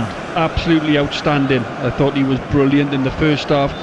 Quiet first 20 minutes, and then when he got his goal, he just grew into the game, started taking on the Burnley defenders. He was confident, he wanted the ball, twisting in and out. And then the second goal for Wilson, brilliant play, played a fantastic weighted pass across the goal and made the second goal as well. Scored one, made one. Good night's work. Yeah, very for good. Maximin. Yeah, very good. And you can see what he brings to this Newcastle team. You can see why the fans who would be here under normal circumstances love to watch him playing. As night is done, Steve Bruce, I'm sure, we're hoping there's no lasting damage. As the ball played forward by Burnley deep inside their own half. Brownhill wins a header. Westwood flicks it forward, but Wood was beaten to it. Good header there from Brownhill again. Finds Barnes. Barnes advancing over halfway. Manquillo eased him off it. And I think Manquillo then, as he fell over Barnes, got an unfortunate kick there. He's gone down at the moment. He's going to get up in a minute. Barnes just, I think, laughed at him. Like you mean centre-forwards used to do, John Hartson. He just had a look at him, ran past and laughed. Mean centre-forwards. Well, they've got a set piece here, Burnley. There's still plenty of time, John. It's 16 minutes of normal time left, and they have been better second half, Sean Dyche's side. Well, they have, and I think Newcastle hit them on the break for Newcastle's second goal. But Sean Dyche will be saying, look, just keep going, keep getting them balls in the box. Well, here's a chance again from the right. Westwood puts the ball in. Darlow comes, he gets a punch. It wasn't the most convincing, but John Joe Shelvey, not for the first time tonight, right place, right time, nicks it away. It was a ball down the sideline, trying to get Shelvey forward. He just looked at Fraser to say, you can't surely expect me to get on the end of that. It's cleared away. Exactly, and I think Steve Bruce now will be looking for the experience of John Joe Shelvey and Hendrick just to calm things down now. Get on the ball, make some passes, finish the game really strongly for Newcastle. Don't be under the cosh for the next 12-13 minutes that's left in this game. Yeah, use your experience, get on the ball and get some passes in. Hayden, Shelvey, Hendrick. 2-1. We've got 15 minutes left. There's Manquillo on the near side. I think Sean Dyche possibly thinking about a change as well. I think the difference at the moment, you look at that Newcastle bench, the likes of Almiron, Fraser, Murphy, Carroll to come on. There's plenty of Premier League experience there. As the ball headed towards the Burnley goal. Pope gets a back pass, he's miscontrolled it. It's a chance, it's hit the post. Fraser, oh, is this going to be a penalty? It is. It's a disaster for Burnley. The back pass from Tarkowski. Pope miscontrolled it. Fraser raced in on goal. He poked it past the keeper as he went down under the challenge. It hit the post, bounced to safety, but the referee here has given a penalty to Newcastle, and Pope, not for the first time tonight, has come up with a bad touch inside his own 6-yard box. Yeah, it's a bad touch, and then he's out of control. Fraser, normally you'd think, well, that's a simple tapping, but he's tried to play it in. It's come off the post, and then Pope, his feet are in the air. He's almost made contact. He's made contact with Fraser. Of course he has.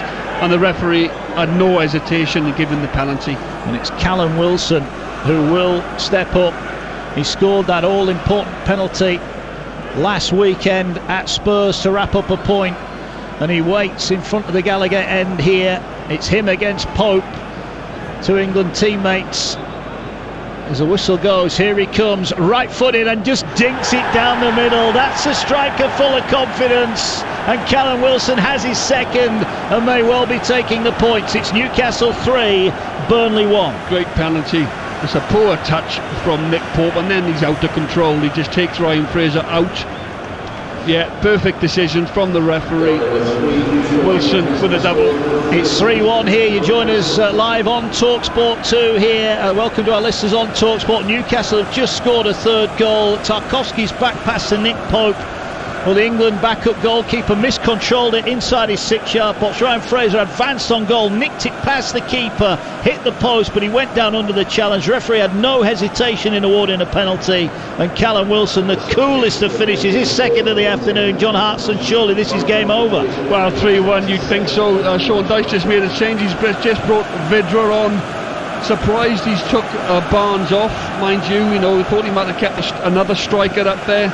You know, looking to go for it now, and you know, in the last sort of 12 minutes or so. But it's Vidra on, lively striker alongside Wood. And your thoughts on Pope? It's not the first time tonight he's miscontrolled it in his 6-yard box. He's been very sloppy. All right, he's been very sloppy in the first half. On the ground in particular, he made a couple of mishaps with his feet. And then that one is a dreadful touch from Nick Pope. And Callum Wilson with a little dink penalty finish, calm as you like. And I'm never that calm, I can never do that. But in all fairness, when you've got one goal in the game, it just makes you a little bit more confident. But still, you know, the audacity to try it, and when it comes off, it looks brilliant. It does. There's 12 minutes left. The game is live and exclusive on TalkSport 2 tonight. It's Newcastle 3, Burnley 1. Got an injury here. Emil Kraft has gone down, taking a knock inside his own half. And well, you mentioned about old heads and wise heads, and that was a great finish from Wilson. 4 in 4 now. He will be absolutely bouncing, won't he? Absolutely. You know, there's people like myself, you know, questioning is can he score goals? He was brilliant at Bournemouth for a period. Can he score goals? 20 million price tag. You know, the Newcastle have got him here, but he's already proven 4 goals in 4 games. You can't ask any more than that. Not so much his goals, you know, it's his running power, it's his running in behind, it's his all-round play that he will look to improve in this spell while he's at Newcastle. Ball played forward here by Burnley, cleared away by Manquillo, knocks it up the touchline. Here's Joe Linton, back to goal, takes it on the chest, feeds it forward. Here's Fraser now, looking to burst. He's gone for the chip from 30 yards out, and Pope has to clamber across his line and palm the ball away. Well, that would have been some finish from Ryan Fraser. He's been involved. The first touch he hits the post, creates a penalty.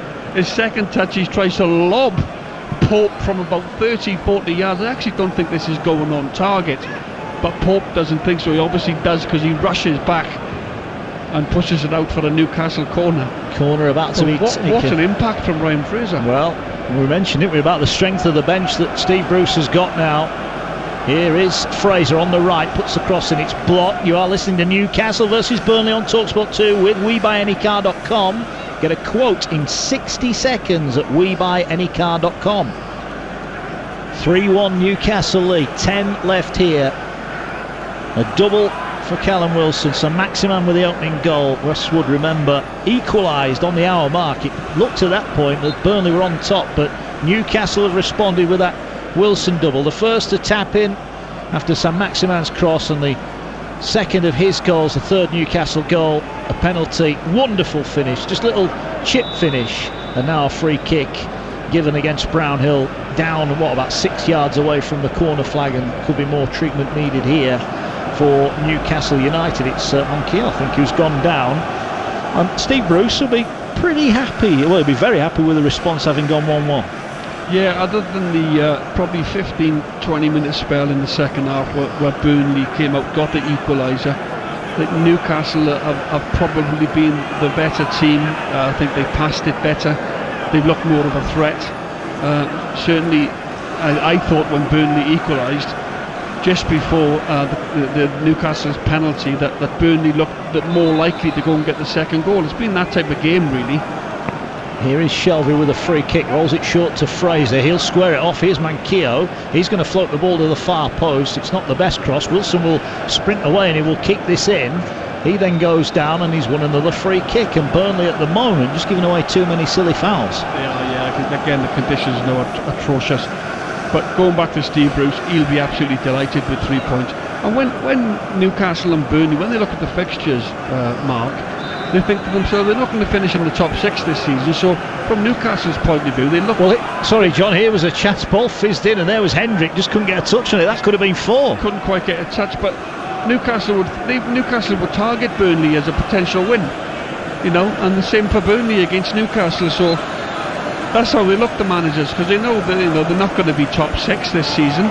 But it's a great win for Newcastle and Steve Bruce, a much needed win as well. It is. Vidra's just been caught offside, so it's a free kick which Darlow won't be in a rush to take. The referee's just come and said, look, get on with it as quickly as you can. Just a word, you made some big money moves yourself. How relieved, pleased will be Wilson with his start? 4 in 4, great effort. Delighted. It's just a shame that the supporters are not in the ground to watch the lad play, because you always want support from the new fans, from your new supporters that you're playing in front of. But all he can do is score goals. He's been brought here to score goals. As I said, his all-round play will improve, and he will have aspirations of trying to get back into the England fold. If he keeps banging them in, then Gareth Southgate can't ignore you forever. Yeah, that's right. The goals are going in. 3 for Newcastle, 2 for Wilson. They lead 3-1 earlier on. Chelsea 4, Crystal Palace 11 for Brighton 2, Leeds 1, Manchester City 1. The Premier League football comes thick and fast across the TalkSport network tomorrow, live on TalkSport, 12 o'clock. Leicester West Ham, live and exclusive on TalkSport. And here on TalkSport 2, live and exclusive, Southampton West Brom. Southampton who won at Turf Moor last week. West Brom will let that 3-goal lead slip. Will be desperate to get a win on the board sooner rather than later. The rain again bounces off the desk in front of us. It's been that kind of night, but Newcastle, to be fair, have got 3 goals. It looks like seeing them to 3 points here. Been poor at home of recent months, but this is more like it. And as John mentioned, the fans will be gutted they're not here, but they'll be cheering on from home, listening on the radio. And what's been a really good performance by and large. Ball played forward. Lewis was cool under pressure there. He saw where Gudmundsson was and just skipped away from him. He's looked a good player tonight for me, Jamal Lewis. He's looked very comfortable, done everything really good. Not give it away. Young. Tall, good left back, good on the back post, in the air. Yeah. He looked a fine player tonight for me, Jamal Lewis. It's become a really important position, hasn't it? Full back, and Newcastle look like they've got themselves a good one there.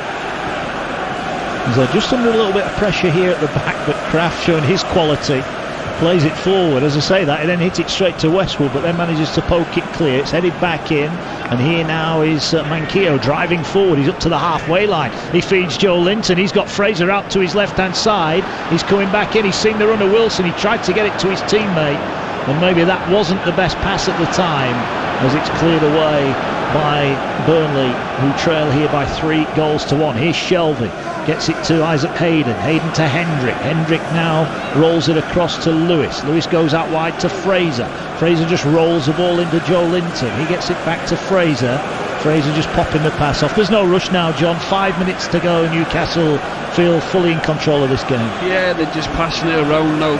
Steve Bruce is shouting, keep the ball, make angles. They wouldn't want to concede a second now to Burnley and make it a really nervy last 4 or 5 minutes. Let's go and win the game comfortable, no crazy silly mistakes defensively, and Newcastle should see this game home now. Well, Wood is again offside from a long ball forward. Steve Bruce applauds his defenders for getting that right. Plenty more football to come as well throughout the week. On Tuesday we're live on TalkSport 2 in the EFL Trophy, Southend taking on Portsmouth. We've also got England on Thursday in action against Wales, friendly international. Mark Saggers commentary from Jim Proudfoot and Stuart Pish. You'll be looking forward to that one, John. I'm doing it for the Welsh speaking. I'm fortunate I can speak fluent Welsh, and my native language, and I love doing the games for SFC, the Welsh channel. We'll be doing them from the studio up in Carnarvon in North Wales. So looking forward to it. No Gareth Bale. Obviously I'd love to see Bale playing. Well, here's Fraser. We'll come back to that in a minute. Pulls it back. He's looking for Hendrick. It's hammered away. Well, exciting times. Obviously the Euros to come, albeit delayed at the end of this season now. Yeah, Wales in the group with Italy, of course. Unfortunately, but it's all getting done again next year, 2021. So there's something to look forward to there with the Euros next summer. There is indeed. Yeah, and talk about the Welsh team a little bit. Aaron Ramsey's back for Wales. Enjoying his football again now under Pirlo at Juventus. He's in the team, doing well. But again, it's a shame that Gareth Bale won't be fit, because I think even at Wembley against England for Wales, to compete against England, you need your best players, and he certainly is one of them. Yeah, they'll be desperately hoping he's fit right at the end of the season, right when they do need him. Wales in action. You can hear them against England on Thursday right here on the TalkSport network. Shelvey clears the ball away. Callum Wilson, who will have designs of getting himself a hat-trick, strides away from one. Neat, close control. Did he keep that in? He did. Not only did he keep it in, he finds Hayden. Hayden feeds it through to Fraser. Just had to check back. Ball nicked away. That was good defending actually from Bardsley, because Fraser was in behind him, but the pass just a touch behind him, a yard behind him. John, needed to be a yard in front of him. It did. Yes, it did. Ball going forward. Here now is McNeil. Is a late hope. 2.5 minutes of normal time left. Ooh, that was a strong challenge from Jeff Hendrick on Gudmundsson, who looks rather ruefully at the official. But get on with it is the call. Throw in. McNeil had that shot in the first half, didn't he, that Darlow got a touch on to put behind. Here now is Gudmundsson. Can he create something here? Moves the ball out wide on the right. Here now is Westwood. His equaliser seems a long time ago. Vidra, good first touch, but couldn't get the ball away, and it was brought away nicely at the back by Fernandes, who you mentioned earlier in the first half. Fernandes has done pretty well tonight, hasn't he? Yes, I think Newcastle, we mentioned the threat and the physical presence of Wood and Barnes, who started the game, and Shaw and Fernandes, they've been right up to the test, which you have to be when you come up against two physical centre forwards. And also when it's been on the floor, I think Fernandes has used the ball extremely well. Here comes across for Burnley towards Wood. Keeper comes out, spills it, but dives on it at the second attempt. He's had a couple of those tonight, Darlow, where he hasn't quite tidied things up, but he comes away with it. And we are about to see Sean Longstaff come on, the third change, or another change for Newcastle, who are about to make a change here. We're just waiting to see who will come off next time the ball goes out of play. We're into the 89th minute. Pope out of his box will bowl the ball away, and here now is McNeil, but he's deep in his own half. 3-1 Newcastle lead. Callum Wilson's second half double, his third and fourth goals in the Premier League for Newcastle have got the home side heading firmly for their first Premier League win of the season. Vidra tried to feed the ball out to Hendrick. Hendrick feeds it into midfield. Shelvey ran past it there. He had the ball available and he wasted it, and now Burnley will come forward. They're trying to slide Chris Wood in, but Hendrick nicks it away from Wood, and they'll play on. And Sean Dyche, not for the first time tonight, looks away in frustration at another half chance gone begging. Joel Linton holds things up, and now they'll go all the way back to the keeper. Well, I think Mark as well. I think Sean Dyche is standing there. He's probably thinking, I'd love to have had a Callum Wilson, just to add to what he's got in terms of up, further up the pitch, top end of the pitch, which is so important that you've got a centre forward, that can score goals and give you that threat. Not only that, John, he can stretch the play as well, can't he? If they look to go over the top, he's got the pace to get in behind. Gives you that option, of course, yeah. 4 added on minutes here at St James's Park. You're live on TalkSport 2, Mark Wilson and John Hartson. 3-1 Burnley trail here. Wilson with a double in the second half after Alan Saint-Maximin had put Newcastle in front. Ashley Westwood levelled things up on 61, but then the double, Wilson. And now the cross comes in looking for Wood, beaten in the air, and Darlow this time will fall on the loose ball. The rain, if anything, is heavier than it has been tonight. I don't think you need to worry about throwing your notes in the bin, John. I think they'll disintegrate if you leave them there any longer. You should see where we are, by the way, the listeners. You should see where we are. We've got no cover. No, they'd love to be here, the fans. We've got to say that, but we are very, very wet. Do you know what? As we still haven't seen the substitute made, as Wilson now is chasing Tarkowski, who did well actually to head the ball back. And Sean Longstaff's smiling. I hope he's not on appearance money, because he might not get on at this rate. He's smiling on the sideline, but he wants to get out there. I'd be kicking Steve Bruce now. If I was Longstaff, I'd be nudging him away. Come on, Gaffer. Well, the ball's got to go out of play, hasn't it? That's the trouble. It's still in play at the moment. Here comes Vidra. Vidra stumbles as he went. Now we've got a free kick, so will Steve Bruce make the change? We're inside 4 added on minutes, and the official has just said, are you making the change, Steve? And not yet is the answer, so still he waits. We've had almost 2 of the allotted 4 added on. This is a free kick. This is last chance saloon now. 30 yards out. McNeil is over it. What do you think he is? He going to have a shot or just float this in? I would be having a shot here with the wet surface as well. He's about 27, 28 yards out. Here he goes, going to float it towards the far post. There's a header on target and it's punched away by Darlow under pressure. Ball bouncing edge of the box and it's karate kicked over by Kevin Long, and it's behind for a goal kick. And finally we will get the change, and it's Joe Linton who's coming off, and it's going to be Sean Longstaff who goes on for the final 90 seconds or so here at St James's Park. Look, he's not got a goal again. People will always point that stat at him, but he's given his lot for the cause tonight. He has. He's put a really good shift in tonight, Joe Linton. He's been all over the place. He gets a tap on his back from his manager there. A well done, Joe. And as I said, he's not a prolific goal scorer, and nothing like it. And now you've got Wilson and Maximan to do that. That have come into the club. But as I said, he's had a good night's work. Be proud of himself. It's a good win. He's played his part. They are, and here is Longstaff driving forward. He might get a chance to shoot here. He shoots bottom corner, and it's just wide of the post. I thought for a moment as it bounced back off the advertising hoarding he'd stuck it in the back of the net, but it is behind. It was a chance. And you can hear the rain again really coming down here in the northeast. Well, you've not parked too far away in the car park, John. You could be pretty wet by the time you get back. Ball now goes forward. Wilson is offside, and that will be a free kick. And Newcastle, on the back of this, will go 6th in the table. Early days, but always better to have the points on the board, John. It is. It's early days, and it's a good win for them. Good win at West Ham. Decent point that Spurs got the bit of slice of luck that you need in life, certainly in football. And another good win tonight for Newcastle. Steve Bruce will be delighted with the start they've made. He will, and of course in the quarter-final of the Carabao Cup.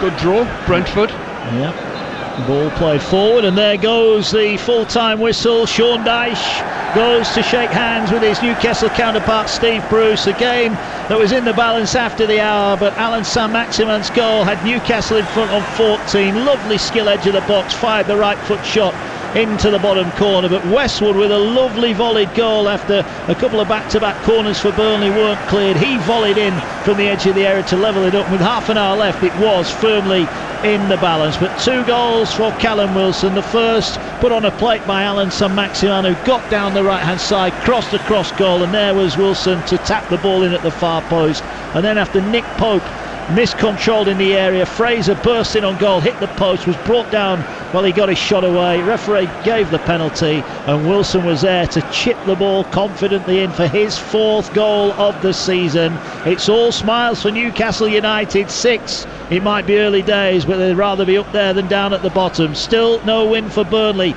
who for the first time in the Premier League era have lost their first 3 games of the season. Work to be done for Sean Dyche. Steve Bruce, I think when we speak to him on TalkSport 2, will be a happy man. It finishes here at St James's Park. Newcastle United 3, Burnley 1.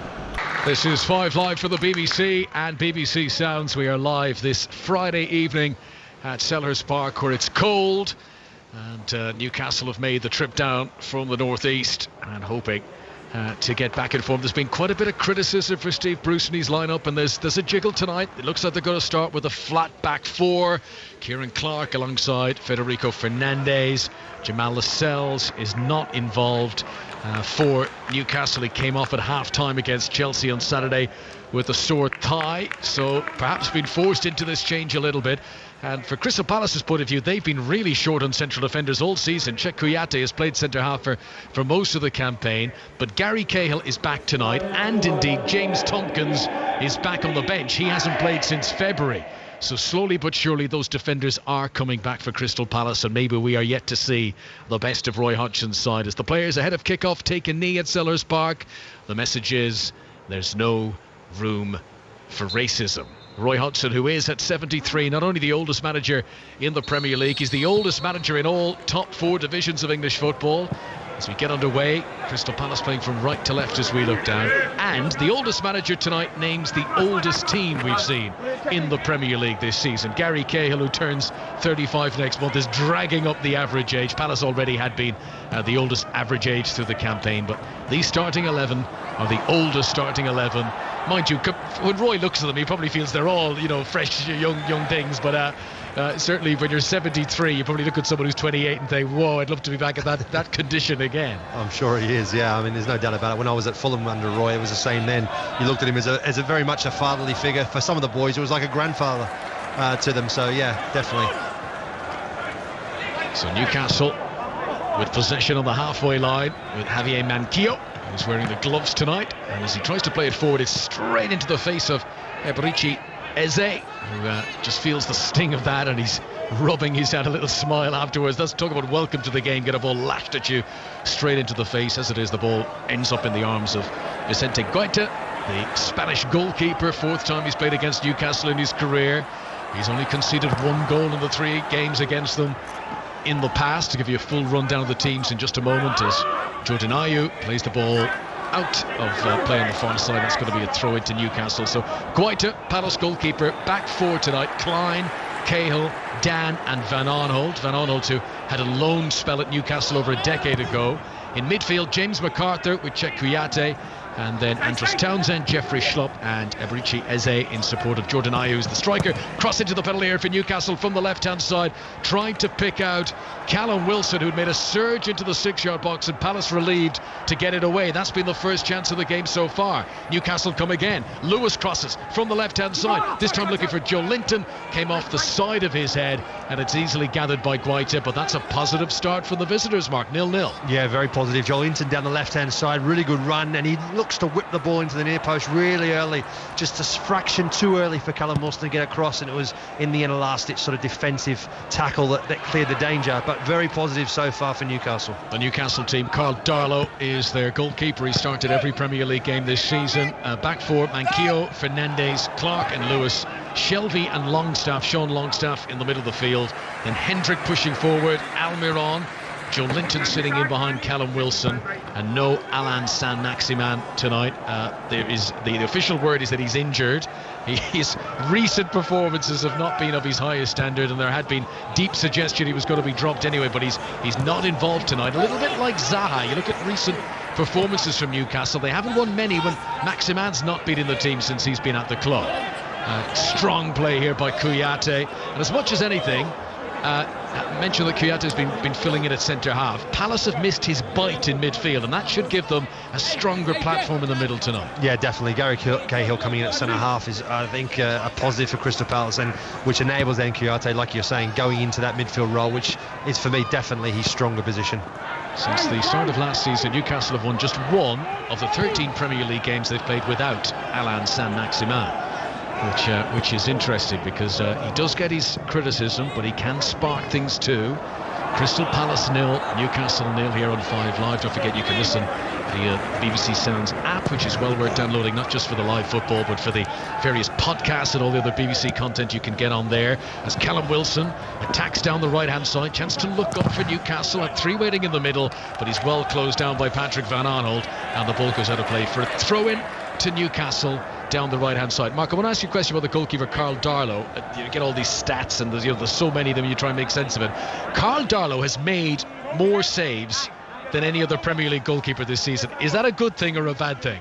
Well, it's a great thing if you're right up in the top of the table. I think what that tells you is that obviously Newcastle are a lot of times under a lot of pressure, and therefore you've had Scott Darlow in goal to keep his team in it for most of the time. And we always hear, if a team is dominating and the goalkeeper doesn't have much to do, that's difficult to switch on when you are called upon. If that's true, does it then mean if you're busy all the time, in theory, is it easier to stay sharp? It is in a lot of ways, yes. I mean, that's the difference more often than not than going from a team that's sort of a middle-of-the-table team to a top-of-the-table team that's always fighting for trying to win the title. Is you have less to do, therefore the concentration levels are equally as tough, but in terms of actual physical involvement, yeah, there's far fewer opportunities. So then, I remember Petr Cech when I went to Chelsea saying many goalkeepers have come to this club, tried to be a number 2 or tried to play, and then have struggled for the lack of involvement in the game, and they've had 2 or 3 saves to make and have struggled with that. That's the voice of Mark Schwarzer, former Middlesbrough, Chelsea, Fulham goalkeeper, watching this game with us here this evening at Selhurst Park. Palace have possession. Van Aanholt on the near touchline. Near side to us, Shelvey has a real nibble at him, just kicked him on the shin. Play on, says the referee, because Palace still have possession. That was a blatant foul by Jonjo Shelvey, just letting Van Aanholt know that he was there. As the ball goes out of play right in front of the dugout, and Steve Bruce down there up against his old club this evening. Was manager of Crystal Palace for just 5 months, 18 games. That was 20 seasons ago now. 20 seasons ago. Remarkable, but he's back tonight with Newcastle. Just that element of that play there with Jonjo Shelvey lashing out there, and a very late challenge on Patrick Van Aanholt. That's where we talk about, the discipline, the question marks over Jonjo Shelvey's mental approach to the game at times. He lets himself down with silly little challenges like that. Had he have got a yellow card, which he could really have easily have had, he would have been up against it already at this very early stage of the game. Almiron for Newcastle encourages Jamal Lewis to attack down the left-hand side. Newcastle hold on to possession, but they're forced back to the halfway line. You might remember last season, incredible scenes when Newcastle played against Palace, because Miguel Almiron scored his first ever goal for Palace. He'd waited ages. I think he joined the previous January, and he was waiting and waiting to score, and he really lost it in the celebrations. It was wonderful to see when these sides met last season. Here's Joe Linton, another who's found it very difficult to get up and go. At least Almiron, once he scored 1 or 2, they started to flow for him. Mind you, he hasn't scored in the Premier League this season, Almiron. And poor old Joe Linton. His stats, also no goals in the Premier League this season, just 2 in the League Cup for him, and just 1 goal in his last 43 Premier League matches for Joe Linton. But he does have extra company up top now these days with Callum Wilson, as Newcastle have possession of the back here. Federico Fernandez 0-0 at Selhurst Park, rolls it to his left to Kieran Clark, who played the full 90 minutes against Chelsea last weekend. That was his first Premier League appearance since February. Here's Gary Cahill, who's also had a long absence out of the first team, just sweeping across. Great positional knowledge. Gary Cahill, legs might be getting a little bit older now, but his positional sense will get him to most things in time. And he doesn't do anything fancy there, just puts it out for a Newcastle throw on the right-hand side, which Javier Manquillo will take. Started against Chelsea on Saturday, which was his first Premier League start since September. Keeps his place for Steve Bruce tonight. Clark, near the centre circle, to his right-hand side, to Federico Fernandez, almost closed down by Jeffrey Schlupp, and the pressure from Schlupp was enough to force that clearance by Fernandez straight out of play, and Palace will regain possession 0-0. Yeah, that's what you've already seen in these early stages of the game. Crystal Palace looking to sit back at times, let Newcastle have the ball in their own third, but the minute they start to progress forward, they're putting a little bit of pressure on. Jeffrey Schlupp there on that occasion, Jordan Ayew on other occasions, so they're going to definitely be working hard to try and put Newcastle on a bit of pressure when they're in possession. Jeff Hendrick with a decent ball forward for Newcastle, picking out Callum Wilson, and Joe Linton is in support, and he gives it the big swing of the left boot, and he balloons a terrible shot, sliced and ballooned all in one. And if ever a moment summed up his time at the club, that was it. He had Almiron outside him screaming for it. Joe Linton goes for goal, and it just won't happen for the big Brazilian. Yeah, a little bit disappointing for him there. He had an opportunity. He could have played it out to Almiron on the left-hand side. That's a sort of a attempt at goal. Normally, when you're high on confidence, you fancy a shot from that sort of distance. The ball got stuck under his foot a little bit, and at that stage there, he was always leaning back a bit. And as he did, he leant back way too far and ended up in the back of the stadium. His 2 goals, Joe Linton, this season came against Morecambe in the League Cup. He got 2 that night. But as I said, 1 goal in his last 43 in the Premier League. But he keeps getting in the team for Steve Bruce, as MacArthur plays it forward here, floated in front of Jordan Ayew, who's got good pace, as we know, and he gets to it ahead of the byline. He's dragged Fernandez out of position, rolls it back to Van Aanholt, midway inside the Newcastle half. Really good left-footed delivery, which just for a moment had Clark scrambling, and from the edge of the 6-yard box, he puts it out for the first quarter of the game. Corner to Palace on the left-hand side, 0-0 on 5 Live and BBC Sounds. Yeah, really good ball in the box there from Patrick Van Aanholt. Just the run from Coyote, just didn't quite read it. Needed to make that real quick run to the near post. Had he have done so, he would have got ahead of the defender and could have caused Newcastle all sorts of trouble. I was at Turf Moor on Monday, where Palace were poor in the first half. They finished the game much better. They'll love to start at full metal tonight, as the corner from Townsend is headed away, comes out to the edge of the 6-yard box, where Nathaniel Klein, recently joined from Liverpool, is the deepest lying defender. He tries to hoof it forward. Townsend will stretch, won't keep it in play, and that goes out free. A Newcastle throw, right full-back position for them. It's the start of a very busy weekend on 5 Live. Tomorrow we've got Manchester City against Burnley, commentary at 3 o'clock, the usual round-the-ground service with Ian Dennis. There's also Formula 1 qualifying tomorrow on Sports Extra from 2 o'clock. We'll have the first half of the Autumn Nations Cup in Rugby Union, Wales against England on Sports Extra. Second half of that game will be on 5 Live, and the live sport just continues right across the weekend here on this network as Manquillo takes the throw in for Newcastle, flicked on by Jeff Hendrick, not much distance on it. Callum Wilson battling now for Newcastle, good commanding header by Gary Cahill to prod it back towards the halfway line. Bit of head tennis until it eventually drops down to MacArthur, and he's got Townsend outside him on the left hand side. And Crystal Palace have got possession, and then it's played into space and a bit of room here for Scott Dan in a more central location. FA Cup second round game tonight, Tranmere against Brackley Town up and underway, and Mike and Maine's watching this one. It's gone edgy, this one. Tranmere 0, Brackley 0, quarter of an hour played. Couple of corners to the National League North visitors. Enlove with a testing fiery shot from the edge of the penalty area for Brackley. Looked for the near post, deflected away from goal. A couple of half chances for either side, but it is Tranmere 0, Brackley 0. Place in the third round for grabs there. Brackley have never made it to the third round before. Here comes Ayew for Crystal Palace, trying to break into the penalty area left hand side, and he runs into Fernandes and he fouls Fernandes, and that is going to be a free kick to Newcastle. Right, we're up and going. We've played 11 and a half minutes. How have you seen this settling down, Mark Swartz? Well, I don't think it has settled down just yet. I think it's been pretty hectic from both sides every time they've got possession. It seems a little bit rushed. Probably Newcastle had the better of the play so far. A couple of half chances, good delivery in the box, but at the moment pretty frantic pace. So the goalkeeper Darlow, who, well, in a way this is where it all began for Carl Darlow. He made his senior debut against Crystal Palace back in 2011. That was when he was with Nottingham Forest. He came on as a sub for Lee Camp on the day that Forest secured their place in the playoffs in the Championship that year.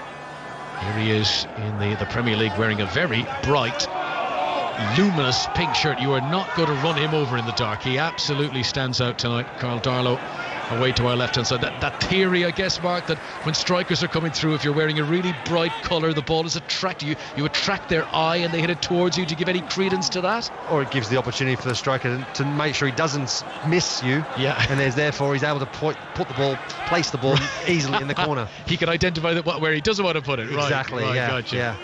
Yeah, I'm trying to think. I can't remember you in any particularly bright colours. You're more old school. Hey, I do like the old school approach. I mean, you know, they say I think percentage-wise, there's a say that the green, the all green, is probably the best one for a goalkeeper. That's pretty plain these days, isn't it? It's pretty plain these days, though, isn't it, for people? It is. You don't see much plain in football these days. There's Van Arnold in his bright orange boots plays the ball.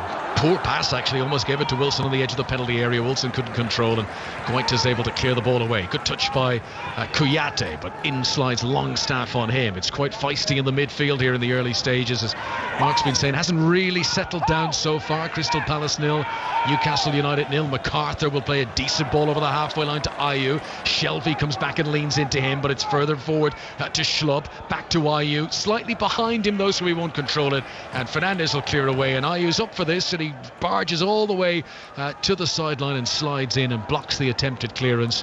So he's showing a bit of industry and a bit of intent to get involved, and the ball has gone out for a throw in to Newcastle. Right full back position for them. Newcastle, who have lost their last two games by a 2-0 scoreline, beaten 2-0 by Chelsea, beaten 2-0 by Southampton. Newcastle have only kept one clean sheet in the Premier League this season. I was at that game actually against West Ham on the opening weekend of the campaign back in September. I have to say, back then it had the feeling that night that things were going to click. Callum Wilson scored on his debut and you thought, oh, that's a good signing, and did Hendrick score in that game as well, and he was another signing. You thought, oh, this could be a good season for Newcastle, but they find themselves at the start of this evening 3 places above the relegation zone as Wilson is challenged by Kouyaté, and slowly but surely Newcastle are working their way up the field into the Crystal Palace half. Yeah, they have been, and they've definitely started this game a lot more positively as they have in the last couple of weekends. And I think, you know, the key is also having Callum Wilson this side, and I think the working rate on the relationship between Joel Linton and Callum Wilson needs to be on song. Goal in the Championship tonight. Brentford have taken the lead at home to Queen's Park Rangers. That was a 7:45 kick-off. Here in the Premier League, we began at 8, Quarter of an hour played now, still Crystal Palace 0, Newcastle 0. Newcastle in possession with John Joe Shelvey, left-hand side of the midfield, gives it to Callum Wilson, who ran 10 yards outside the penalty area to collect, but he's been allowed to turn. He's got Almiron outside into the left-hand side. Palace have dropped very deep here, and then as Newcastle retreat to the halfway line, Palace push up a little bit, not huge though, 10, 15 yards outside their own penalty area. Gary Cahill very vocal back there and bellowing the instructions of Scott Dan alongside him as Newcastle here trying to come forward on the right-hand side. Manquillo drops it back for Sean Longstaff, and under pressure from Ayew, he'll give it back to the halfway line once again. Both teams being cautious here, trying to hold on to possession. These two sides who've had very low possession stats this season. I guess in that regard, something has to give tonight, because they can't just let the other have it, as has been the pattern in many games so far this campaign. Darlow, right-footed clearance from outside his penalty area, looking for Joe Linton, comes awkwardly off his knee. But then comes back to the Brazilian a second time, and he controls it much better that occasion. Here comes Manquillo down the right-hand side, running along the choke of the touchline. Van Arnold says the ball has got out, and he roars something at the linesman. The linesman gives a little roar back at him as well. He leaned forward and said, I saw that, the ball didn't go out. And ultimately it did eventually, and Newcastle got their throw. Yeah, I think Joe Linton has done pretty well so far. I mean, he's a big guy, he needs to hold the ball up well. I think a couple of times there he did well just to get something on under a lot of pressure. Manquillo's crossed into the penalty area from the right-hand side, is headed away by Scott Dan, collected by Ibrice Eze, who's not really been in the game so far in this opening quarter of an hour. Schlupp tries to charge down the left-hand side. Federico Fernandez comes across to him. Free kick has been given, and not only that, it's going to be a yellow card too. A yellow card for the Argentinian who was wearing the number 10 shirt in the warm-up. A tribute to Diego Maradona. But that was deemed to be a sufficiently cynical foul there to draw the first yellow card of the evening. Yeah, he definitely knew what he was doing. Jeffrey Schlupp is he's a very quick player, and the minute he knocked the ball past him, there was only one winner to it, and it would have been Fernandez out of the game. So decided to try and run his luck there and step across the line. Here come Newcastle, Callum Wilson into the penalty area. Oh, his cross took a deflection, that took it away from Joe Linton, otherwise he'd have been in. Almiron collects it on the far side, back to Jamal Lewis, he hangs in a high cross, up goes Joe Linton, he gets the header, but very typical Joe Linton, it's well wide. Yeah, and a lot of pressure there, have to be fair on him. It was a lofted ball up to him, a little bit difficult on that occasion. I tell you what, it's a last-ditch toe from Scott down there to prevent Joe Linton having a tap-in from about 6 yards out. Really good play, very positive play there from Newcastle. Callum Wilson was with the cross, he quickly broke, they won the ball high up in Palace's half. Just a little bit unfortunate there for Newcastle. 0-0 here, 2 goals in the first 26 minutes at Brentford. It's now 1-1 after an equaliser for Queen's Park Rangers in League One. Still 0-0 between Fleetwood and Sunderland tonight as Longstaff wins a header bang on the halfway line for Newcastle. Joe Linton gets it down on the deck and feeds Almiron. Now out to the left-hand side to Jamal Lewis, who played against Palace for Norwich last season. Palace won that game by 2-0. He gives it back to Almiron, back to Shelvey again, and it's quite considered this from Newcastle. They're holding onto the ball, but they're retreating, and ultimately they end up back inside their own half again. John Joe Shelvey gives it back to Kieran Clark, and then over to the right-hand side and Manquillo, and it's almost like Newcastle are trying to draw Palace out here, and eventually the Palace defenders push all the way up to the halfway line. 0-0 on 5 Live. Newcastle come forward, chested down by Callum Wilson for Joe Linton. He wasn't expecting that. Palace get it back immediately. Nathaniel Klein, who's making his 5th appearance in the Premier League this season, a player who's missed so much football in recent years due to injury. Andros Townsend is going to give it away cheaply here on the halfway line. Now he runs back to try and get it back off Almiron. Almiron feeds Lewis, who's up from left back. 3 waiting in the penalty area for Newcastle if they can get it in here. Joe Linton's on the edge. Hendrick was in the middle. So too Callum Wilson, but no crosses. Once again, in order to hold on to the ball, Newcastle have to retreat to the halfway line. John Joe Shelvey's got a bit of room here. Lays a good pass to Joe Linton. He turns on the edge of the D and he hits it, and this time it is on target, but it's saved by Vicente Guaita. Better from Newcastle. Yeah, definitely very positive play there. We saw earlier on there when Callum Wilson chests the ball down to Joe Linton. Joe Linton's just caught out a little bit. I think he loses his footing slightly. Those two tonight, they need to work together closely. When they do, they're great out for Newcastle. Great target men, chest the ball down. It's very difficult to defend against. So far, it's worked quite well for them. 20 minutes played. Crystal Palace have yet to touch the ball inside the Newcastle penalty area. This is Eze on the halfway line. Rolls it over to Klein, who's up from right back. He gives it first time to Kouyaté in a more central position, and now it's Newcastle's chance to drop deep and allow Crystal Palace just a little bit of possession here on the halfway line with James McArthur, who scored twice against Newcastle here in a game 5 years ago this month. It was a game that Crystal Palace won by 5-1. Many of their fans will remember that one. Here he is again, James McArthur. Just glides past Joelinton, gives it to Van Aanholt on the left-hand side. Van Aanholt, who's still involved with the Dutch national team, played for them during the recent international break, played in the wins against Bosnia and Poland. Now Scott Dan has it. Kralis ever so slightly creeping their way into the Newcastle half now, and Newcastle are dropping much deeper and allowing them to do that. This is Tim Cahill, that would be a shot. Gary Cahill, his first second appearance of the Premier League this season. Eze, 10 yards outside the penalty area, veering into a central location, clips one, asking an awful lot of Klein down the right hand side. Klein sprints and does get there, but he was at full pelt and he couldn't get any control of the cross. But it does take a deflection, and that goes out for a Crystal Palace corner on the right. Still 0-0, Mark Swarcher. Yeah, again, for Palace, this is the first real meaningful attack for them. Almiron does really well. Firstly, you can see gets across over there, gets across Nathaniel Klein, and I think Almiron does really well to get back and make the block. Andros Townsend takes the corner towards the back post, and well gathered by Carl Darlow, just stretching his back as he arced and gathered it high up above his head. This, by the way, the longest run of Premier League starts in Carl Darlow's career. Often has played second fiddle to others in the past, but getting a run in the team now. Dubravka, who's injured at the moment. Clark has possession for Newcastle on the edge of their penalty area, and he gives it left-footed up towards the halfway line to the busy Joelinton, who's certainly been involved in these early stages. I don't necessarily say there's been quality about it, but he's been getting into positions, he's been having attempts at goal.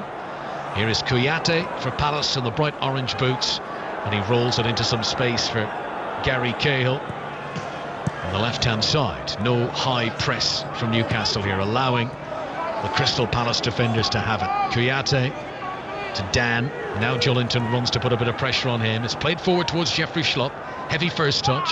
Finds Townsend though. And then good out numbering by Newcastle as they regain possession and come back on a counter-attack. Really good ball played by Clark here towards the edge of the penalty area to Joelinton again. Almiron shouts for it. Reverse pass to Almiron, who wanted to return it to Joelinton, but he was off balance as he tried to do so. Again, promising build-up from Newcastle, but just lacking the bit of quality in the end. Let's get a check-in at the Super League Grand Final. St Helens and Wigan Warriors. Here's Matt Newsome. Yeah, we've played 19 minutes here. It's already been an absolute cracker. No points on the board, but St Helens dominating Wigan in attack, applying plenty of pressure. The Wigan defence has had to be honest, and boy is it so far. A real gem of a final as we speak. 19 gone, 0-0. St Helens, who won the last grand final meeting of those two clubs 6 years ago. We'll be back with Matt for regular updates. You can listen to that game live now on 5 Live Sports Extra, our sister station on digital radio, or indeed via the BBC Sounds app. McArthur here for Crystal Palace on the halfway line, where it is still 0-0. Palace have never won a top-flight game on a Friday. Jeffrey Schlupp gives it over to the right-hand side to Nathaniel Klein. He's attacking the edge of the penalty area, works it for Van Aanholt, who's popped up on the right wing of all places, but he can't bring the ball with him into the penalty area, and Almiron clears it away, but it's immediately won back by Crystal Palace, who are now trying to lay siege to the edge of the Newcastle penalty area. Newcastle have remained deep and allowed those forward-minded Palace players to remain up around the box. Townsend gives it to Eze on the edge of the D. Shelby's in front of him. It's low to the feet of Jordan Ayew. Back to Eze, the former Queen's Park Rangers man. Shelby sticking to him like glue at the moment. Eze twists one way, then the other. Now he sets off towards the wing, and all the time he's been tracked and has been prowled after by John Joe Shelby. That might free up some space in the centre. Kouyaté. Now they get it back to Eze again. Hits a really good shot and saved by Darlow, diving to his left. He was outside the penalty area, Eze, but we were right behind that. It was heading for the top corner. Carl Darlow's made the best save of the game so far, as down the other end Newcastle come on the counter-attack, but Joelinton beaten for pace by Nathaniel Klein, and the game now beginning to stretch and open up a little bit. Yeah, very good save there from Carl Darlow. You could see that ball dipped and swerved. It was a really good shot from Eze from the edge of the box there. Very little backlift. Came through a host of players. I don't think Darlow would have seen it until very, very late. but does well to get both hands behind it. Eberechi Eze, who got 14 goals for Queen's Park Rangers last season. That's why Crystal Palace spent the money on him. Biggest fee that they've paid for his signing in the Roy Hodgson era. And Eberechi Eze, who did get his first Premier League goal in Palace's last home game here, when they got 4 goals against Leeds United. But that was an absolute sting. It's one of those where it didn't deviate, it didn't curl, didn't bend, it was just arrow towards the top corner and a good save for the keeper. Yeah, fluttered a little bit there. You could see it as it was flying there through the air, and you can see Carl Dale watching it all the way carefully, getting both hands behind it, and it's a pretty good save in the end. Let's get an update again from the FA Cup second round. Back to Tranmere and Mike Maine. Battle of the long-range shots at the moment in an open game as Tranmere swing a ball in from the left, cleared away. They're starting to also assert their authority, the League Two side. James Vaughan's had a bicycle kick that wasn't really troubling Danny Lewis in the Brackley goal. Cold here tonight. The Brackley bench are all sporting red and black bobble hats. For now, the bald-headed Tranmere manager Keith Hill is braving this one out, 0-0. And that game you can watch right now on the BBC Sport website as well. Tranmere Rovers against Brackley Town in the FA Cup. This is the second round.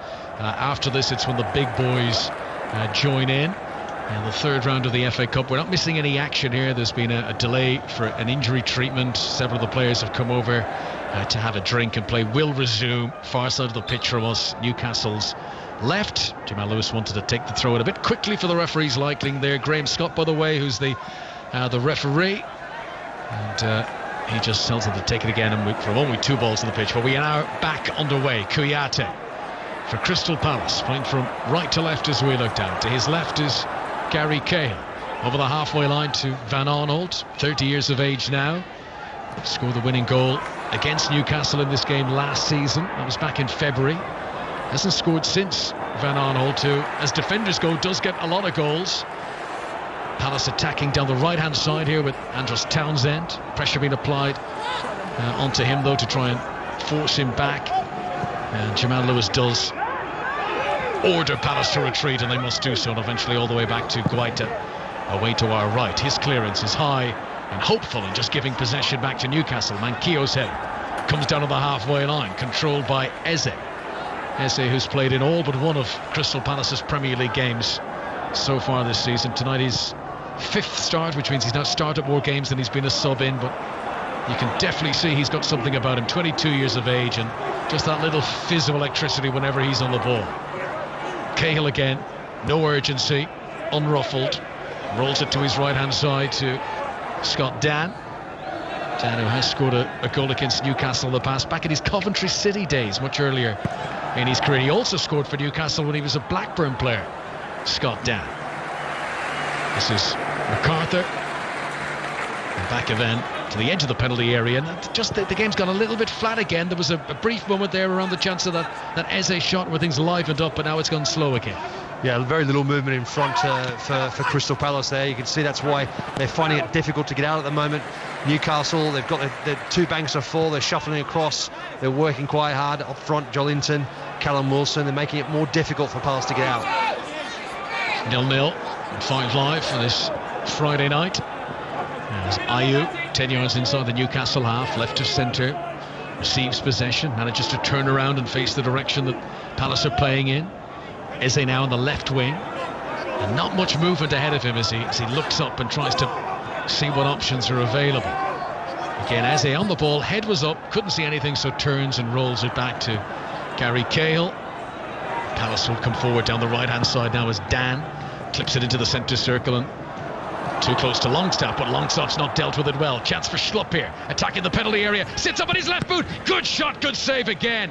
Darlow at his near post, pushing it out for the corner. Good acceleration from Schlupp to get there, and he really put his laces through the shot as well. Yeah, he did. It was a really good shot there. You could see it all came from Callum Wilson, actually trying to win a ball in midfield there, and it ends up falling right in the place for Jeffrey Schlupp. Palace have taken the corner quickly. Eze into the penalty area, goes down under a challenge, and I think he's looking for it, and the referee Graham Scott says no penalty, goal kick.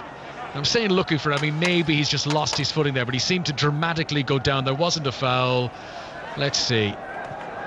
Yeah, well, we'll give him the benefit of the doubt, but down he went, and referee takes no further action. No, I think it's just a goal kick to Newcastle. I think it's a good challenge there. You can see there, Callum Wilson gets his foot on the ball firstly, makes the interception there, and it goes off Eze's foot and goes out for a goal kick, and it's a collision afterwards, but it's clearly he's won the ball, and it was a good challenge. I tell you what, go back to that Carl Darlow save there. It was a very, very good save, near post. Jeffrey Schlupp, he hit that ball with some ferocity, and it was heading for the back of the net. It was a really strong hand and a very good save from Carl Darlow. He did hit that well, and you know, as he ran into the penalty area to take that, he looked like Wilfried Zaha, didn't he? That was that. You can see that's the role that Roy Hodgson is trying to get Jeffrey Schlupp to play, and it very nearly gave a result there. No Zaha tonight, no Luka Milivojevic as well. He's serving the last of a 3-game suspension tonight. Newcastle are missing quite a few players as well. Ryan Fraser was due back tonight, but he hasn't been fit enough to take even a place on the bench this evening. Jamal Lascelles is out. Matt Ritchie, who hasn't played since September, is among the substitutes, and there's no Dwight Gale this evening. I'm sure would have loved to run out against his old club, the former Crystal Palace striker. 0-0 here on 5 Live if you're just joining our coverage on this Friday evening. Van Aanholt for Crystal Palace, behind closed doors at Selhurst Park, up to Jordan Ayew, skips away from Longstaff, left wing as Palace come forward, turns to face the penalty area, still in possession as he rolls it towards Eze. Strong challenge from Shelby, referee says fair challenge, and Newcastle regain possession. Jeff Hendrick, the summer signing from Burnley, who didn't play last weekend against Chelsea, had a busy international break with the Republic of Ireland. Jeff Hendrick, he was sent off against Wales 2 weeks ago. Almiron on the far side gives it into John Joe Shelby, and Newcastle again just struggling to make that transition. When they win the ball inside their own half, to get it up to the likes of Joe Linton and Callum Wilson and Almiron. It's all happening in stages. It's not very fluid from Steve Bruce's team tonight. Here's Eze, chance to turn and run towards the Newcastle penalty area, tries a little trick on Sean Longstaff, who just stretches out a leg and tackles him. Palace get it back immediately with MacArthur. Right-footed cross from Van Aanholt, never as deadly with his right as his left, and that spins in too close to the goalkeeper, and Carl Darlow makes the save. 0-0. Yeah, it was a good ball in the box there, just that didn't have Andros Townsend in that far post. Had he made that run there, could have caused Newcastle some problems. But you can see there just before John Joe Shelby losing the ball in midfield, trying to play Longstaff from a very close range, under too much pressure there, and easily was intercepted. So Newcastle at times they're playing themselves into a little bit of trouble. Newcastle on their travels in London tonight. They have lost 5 of the last 7 matches in the capital of Newcastle, as down goes Jeffrey Schlupp looking for a free kick on the left hand side, but the referee's not interested. Fernandes was the defender. Federico Fernandes is already on the yellow card, but that's just going to be a goal kick to Newcastle. Away to our left, and 0-0 it remains. 2 seasons ago these sides played out a scoreless draw here at Selhurst Park in the Premier League. Not many goals between them. The last 4 games between Palace and Newcastle, there's only been a total of 3 goals across the match, so that sort of pattern continuing. So far this evening we've played 33 minutes now. Darlow prepares to take the goal kick away to our left, gives it a good wallop. So used these days to seeing goalkeepers taking short goal kicks and splitting the centre halves inside the penalty area, the new rules, but it's almost a rarity when they wallop it up over the halfway line like that. Townsend back in a right full back position at the moment for Crystal Palace, and the ball goes out of play, and that will be a Palace throw on the far side. Yeah, it's understandable that Newcastle will look to play that long goal kick when you've got Callum Wilson, Jolinto up front, the 2 of them side by side, or one dropping in behind the other. They should be being able to retain the ball more often. Here's Van Aanholt on the left for Crystal Palace. Newcastle players shuffling back into a defensive formation. No great momentum about the game at the moment. Scott Dan near the centre circle. Jolinton comes to put a little bit of pressure on him. Kouyaté to Nathaniel Klein, who clearly had a big fan in Jurgen Klopp. He's been injured for so long. He was kept around the club. I think Klopp would have loved to get him back fit again, but isn't it funny how things happen. You know, had Klein been fit all these years, I wonder would Trent Alexander-Arnold ever have got the opportunity, and what an incredible player he's, you know, turned out to be once given his chance at that young age. Yeah, sometimes, you know, it's all about the opportunities they put in front of you. Sometimes you get it because of the injury, and if you injury of a player in front of you, you take your chance. It's very difficult for people to win their places back. Alexander-Arnold obviously is a phenomenal player, and I think one way or the other he would have still found his way. He would have found his way in. Absolutely. But maybe not as young as he did. I mean, he played in 2 Champions League finals by the time he was 20. I mean, you know, so that acceleration was, in inverted commas, helped by the injury for Klein. As Newcastle attack down the right hand side here and win a corner, and a chance for them to bring the big men up from the back here, and Clark will trudge up. Fernandes as well. Federico Fernandes, whose last goal was almost a year ago, scored a late winner against Southampton last December. He's up in the penalty area. Palace, not surprisingly, have brought everyone back apart from Eze. Eze's going to stay up on the halfway line. Everyone else is back inside the penalty area defending it. Jonjo Shelvey will take the corner, bounces it twice on the turf before carefully placing it. Short run up from Shelvey. Here it comes, played in low. That's a terrible corner, straight to Townsend, who puts it out for a throw. Yeah, I don't even know who he's aiming for there. There's no one anywhere near Townsend in the 8-yard box. The way they set up there, the 2 bounces of the ball generally means a certain type of set play. Horribly wrong that went for Jonjo Shelvey in that instance. So presumably someone was supposed to make a run towards him there, but no one did. As it is, Newcastle will remain in the attack. It's 0-0 here at Sellers Park. Throw in for the visitors. Manquillo gets challenged by MacArthur. Ball goes out of play for another Newcastle throw in. Newcastle are away again next weekend. They travel to Aston Villa. The next home match is when West Brom visit in mid-December. It's going to get very busy now through December, as it always does, but particularly this year with the delayed start to the league not beginning till September. Here is Hendrick for Newcastle, tries to cross right-footed into the penalty area. It's blocked down. Hendrick tries to get it back again for Newcastle. Ball brushed against his arm, but not intentionally. Play on, says the referee. Kouyaté lobs one over the top. Ayew will chase after it, but Clark comfortably gets there first for Newcastle, and cushioned header down to Fernandes, who sends it into the Crystal Palace half. Joe Linton does well. Lays it off to Hendrick, but Hendrick can't hold on to the ball. There's a chance here for Palace as Schlupp will attack down the left-hand side. Good tackle on him from Manquillo. We go back to the Super League Grand Final and Matt Newsom. Still 0-0 here, 10 minutes to the break. Wigan 0, Saints 0. Zach Hardacre held up just a moment ago in the corner, having made a real surge towards the line. Saints putting bodies on the line to stop him. It's a real humdinger, this one, but no points to show for it. Wigan 0, Saints 0. And remember, you can listen live to that right now on 5 Live Sports Extra. Here is Scott Dan for Palace. Centre circle, MacArthur alongside him. Over to the right to Townsend. Pressure applied on him by Jamal Lewis. And then back, retreat Palace once again into Gary Cahill, 10 yards inside his own half. Just slips as he tries a crossfield ball. What a ball, though, from Cahill to pick out. That was brilliant. That must have travelled 60 yards to pick out Klein. Klein sends it back in. First time. Schlupp can't control at the edge of the penalty area. Kouyaté comes forward. Now Van Arnold on the left-hand side. 10 yards outside the box. Plenty of defenders back for Newcastle. At MacArthur onto Townsend. They're moving from left to right across the edge of the penalty area. They're attacking here, Crystal Palace. MacArthur involved again. Back to Townsend. And eventually a cross comes in, but it's tame. And it's cleared away by Clark. Not the most convincing clearance, just up into the air. Wilson is going to battle here, and maybe a chance for a counter-attack now for Newcastle, but Wilson gets held up in heavy traffic. Klein with some good defending, and Palace regain possession. Still 0-0, half-time approaching now. We've got 7 minutes to go until the break in South London.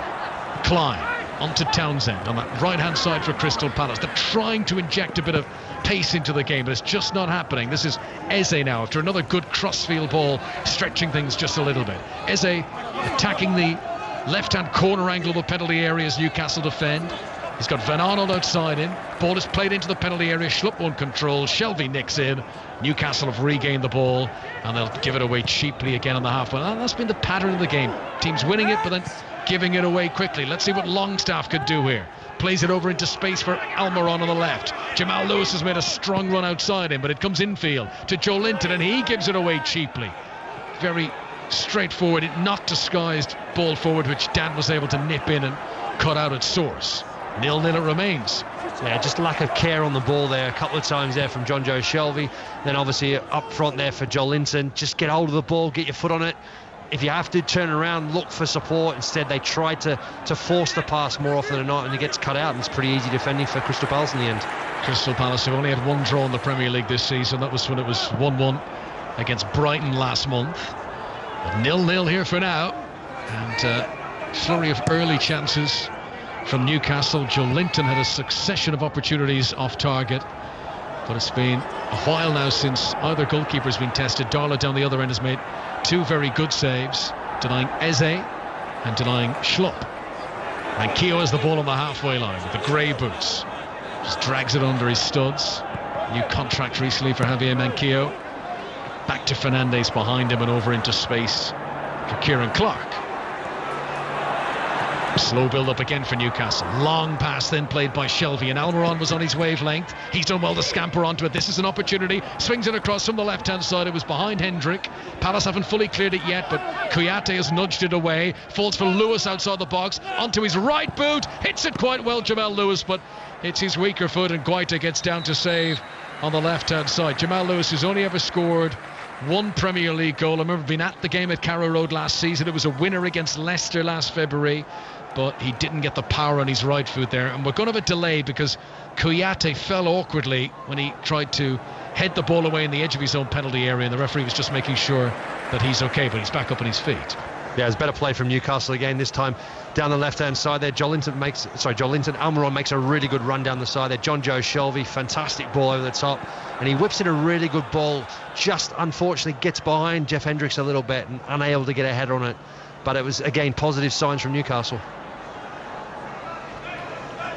So play will resume with Palace's goalkeeper, Guaita. And he bowls it out underarm to James McArthur. A little bit more of a high press this time from the visitors. John Joe Shelvey goes sprinting in to put pressure on the goalkeeper. Guaita's clearance down the other end over Lewis, picked up by Clark, and he'll touch it back to Darla once again. It's not a thriller, Mark Sorcher. I'm not going to lie to the listeners. It's not a thriller. No, it absolutely isn't. No, it started off obviously, like a house on fire. Both teams high intensity, just not really getting control of the ball. We saw Palace have had the better chances. Darla's made a couple of really good saves. Other than that, it's been a real battle, and a battle for teams to keep hold of the ball at times, just trying to rush things. So tonight in the FA Cup, still 0-0 between Tranmere Rovers and Brackley Town. Over the weekend, there are 12 different FA Cup second round games that you can watch on the website, or indeed the BBC iPlayer. So check out if your team is involved in the second round. You might be able to watch that. McArthur, midway inside his own half, plays it up to Andros Townsend, who is of course a former Newcastle player. He had a brief loan spell at St James's Park. Scored a winning goal for Newcastle against Palace during the 6 months. I think it was only about 5 months that he was at Newcastle. And the ball played forward by Van Aanholt, and again it's not an accurate pass, and it just carries through to Carl Darla. 0-0. Oh, Callum Wilson tried to get in around the back of Van Aanholt there, and a pass which I don't know if it was intended to him, but it nearly squeezed through to him. And then that sloppy defending from Palace, and Joelinton pounces on it, and he shoots left-footed. It's saved by Guaita. I'm convinced Joelinton's had more shots in this game than he has in any Premier League game I've seen him play for Newcastle. I mean, not that they're great shots or anything, but he's had a lot of them. Yeah, he has. He's worked really, really hard. He's got himself in some really good positions there.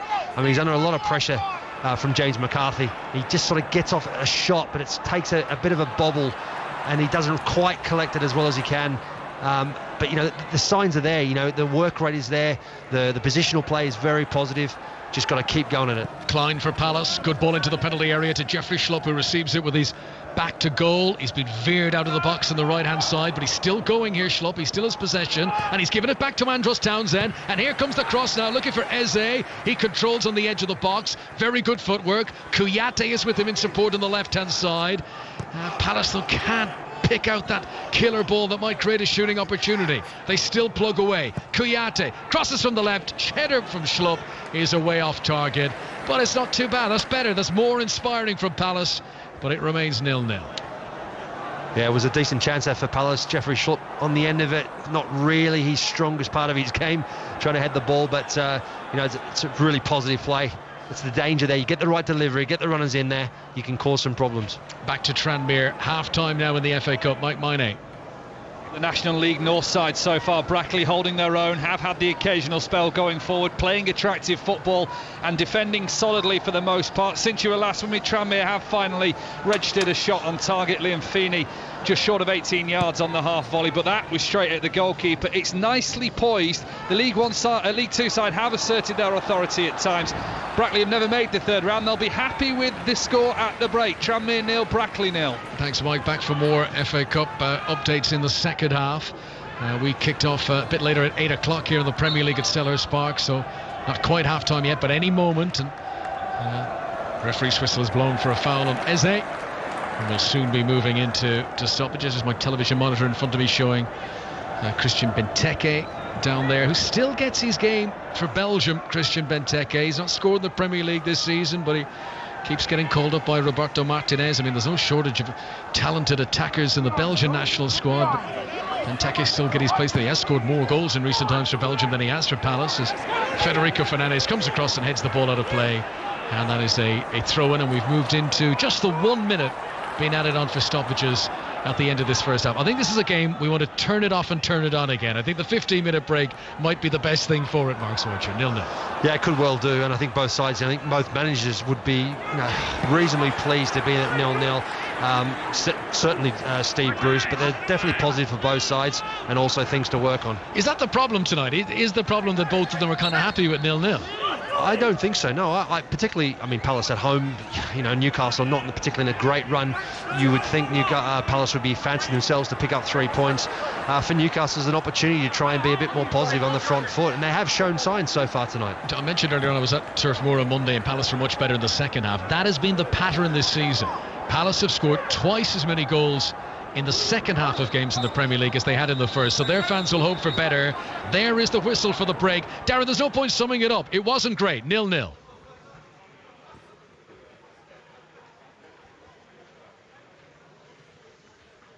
So it seems as though we've lost the commentary at Selhurst Park. 0-0 between Crystal Palace and Newcastle, and you've got to say at the moment it's not the best of games in the Premier League tonight. Not too many chances for either of them. Still 0-0 in the grand final as well between Wigan and St Helens. You can hear commentary of that over on 5 Live Sports Extra. Mark Schwarzer and Conor McNamara are with us. Mark, you were discussing there towards the end of the half exactly what the situation is with regard to why the game might be a little bit flat. Do you think there's anything in it, in the fact that teams are having to play so regularly and so often, and that it's just wearing them down to a certain extent? That has a big part to play, absolutely. I mean, if you look at the amount of games these guys are playing, then the internationals. I mean, most teams had 3 games on during the international break, which is just outrageous, I think. No one's prepared to give anything, and I think at a time like we're in right now with a pandemic, I think international football needs to take a little bit of a back seat, particularly the friendlies. I get qualifiers and all that sort of stuff needs to be played, but in terms of numbers of games during this period of time, it needs to take a little bit of a back seat, and club football needs to take a little bit of a priority. And just on the situation with Newcastle, we spoke before the match and made the suggestion that they looked like they were going to be a more attacking team tonight. Seems to me to a certain extent that the will is there, but it's not working out that way, is it? No, it's not. But, there are positive signs, definitely. I mean, Almiron down the left-hand side has been positive. I think the combination of Wilson and Joelinton needs to improve. They need to get next to each other more often. I think it's a good target, the two of them together. John Joe Shelby's a little bit off at the moment. I think if he gets himself sorted out, gets into the game a bit more, Newcastle definitely can be more dangerous. OK, so second half commentary to come tonight in the Premier League. Crystal Palace 0, Newcastle 0, and we can only hope that the second half has a little bit more in the way of goal mouth activity.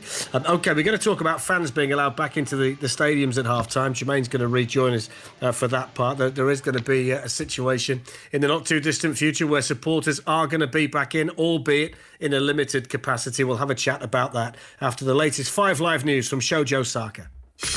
On digital, BBC Sounds, smart speaker and online. This is BBC Radio 5 Live. Good evening. Sir Philip Green's retail giant Arcadia is said to be on the brink of collapse after talks to secure emergency funding ended without agreement.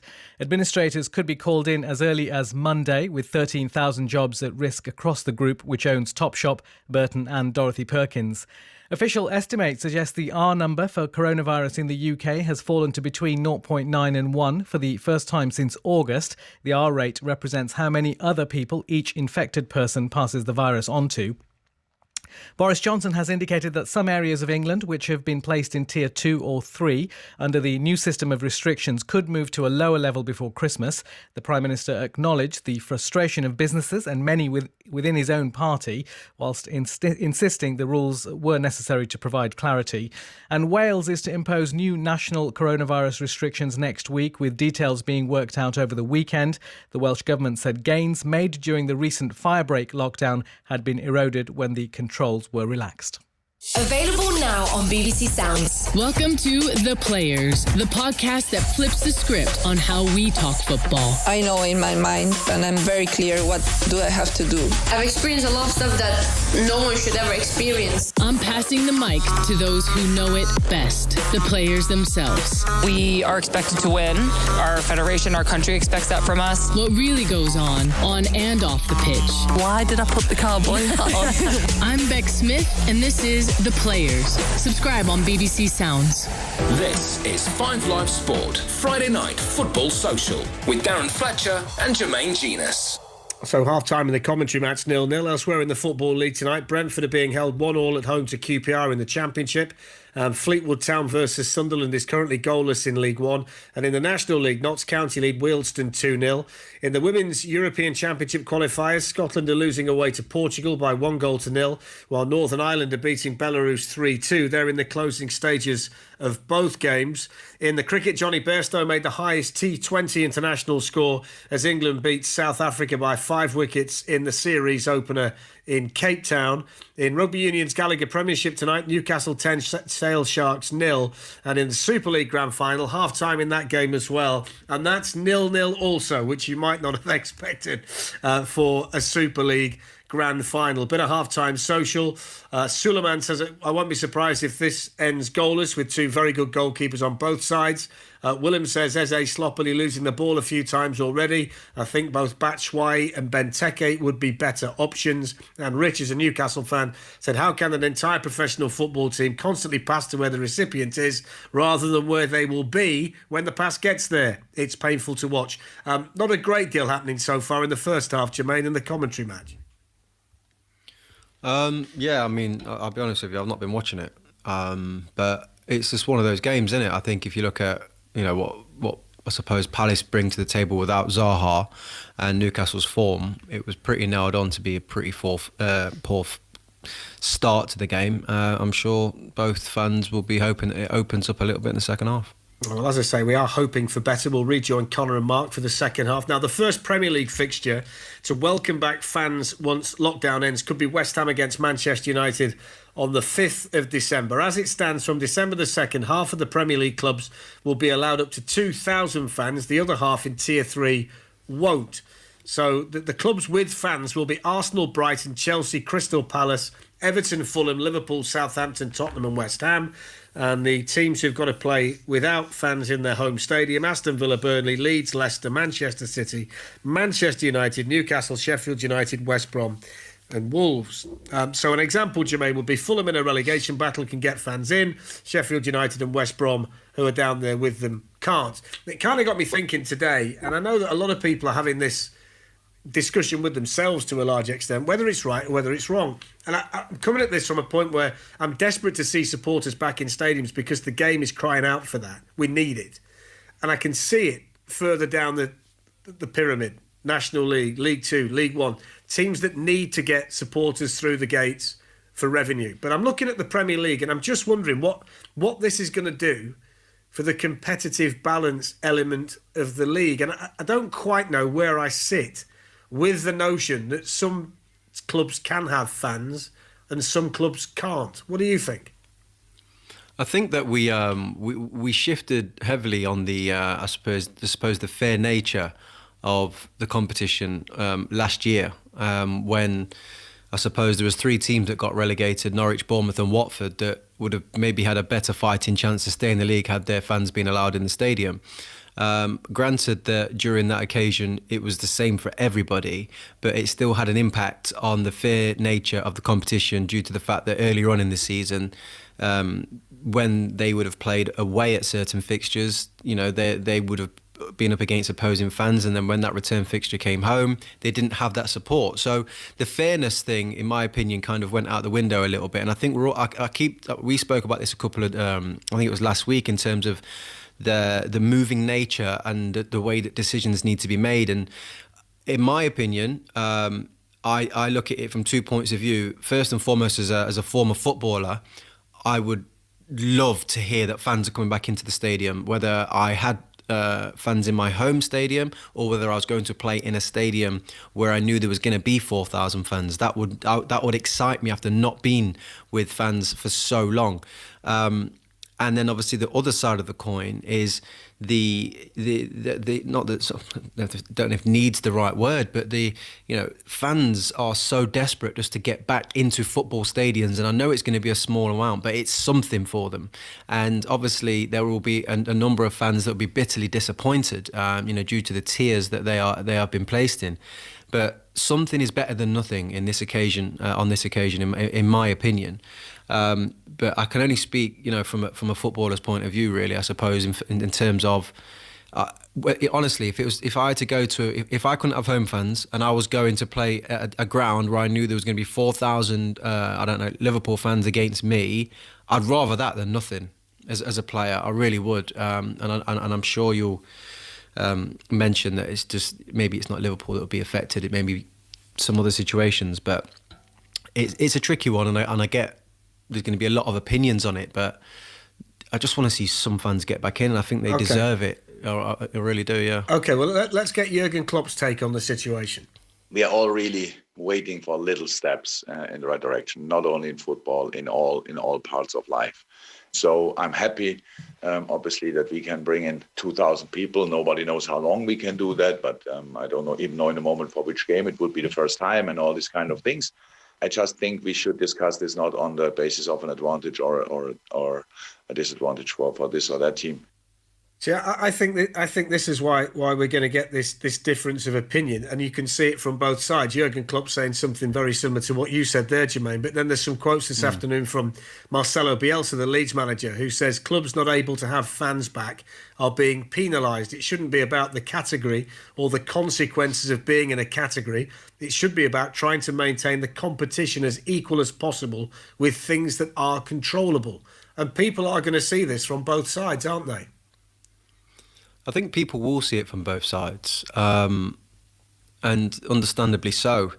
I'll just keep going back to kind of the fluid nature of what this league needs to be right now for it to be able to, I suppose, just find itself again. I think that, I've seen the amount of joy being brought to just human beings for the ability for a football season to be continued in the first place. When during lockdown, a lot of people were lost without sport.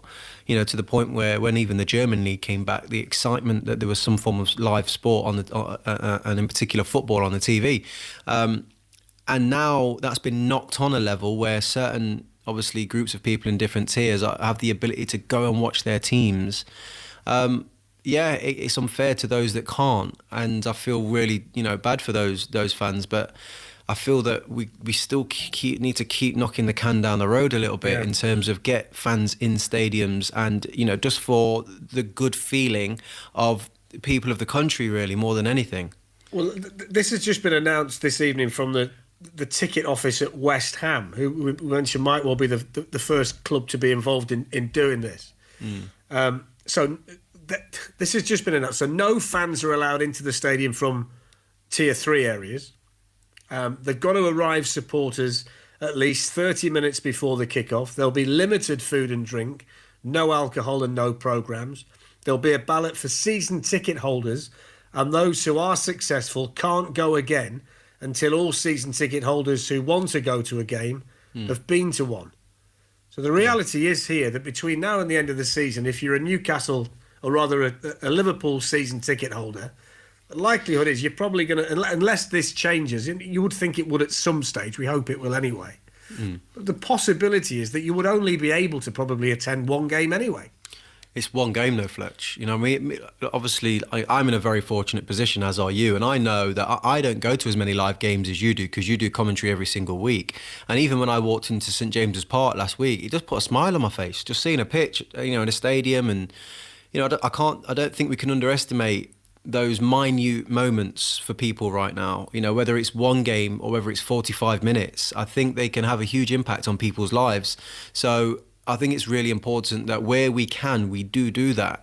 And that is how the system is going to be. It'll probably be, well, I know that when teams get to finals, it comes down to loyalty and obviously season ticket holders and so on and so forth. So if it's one game that they get for the rest of this year, it's more than they thought they were going to get. So yeah. All I would say though, Jermaine, on that is that this has to be accessible to everybody, in my opinion. Correct. Yeah, and that is that if you can't afford a season ticket, you now won't have the chance to go and watch your team.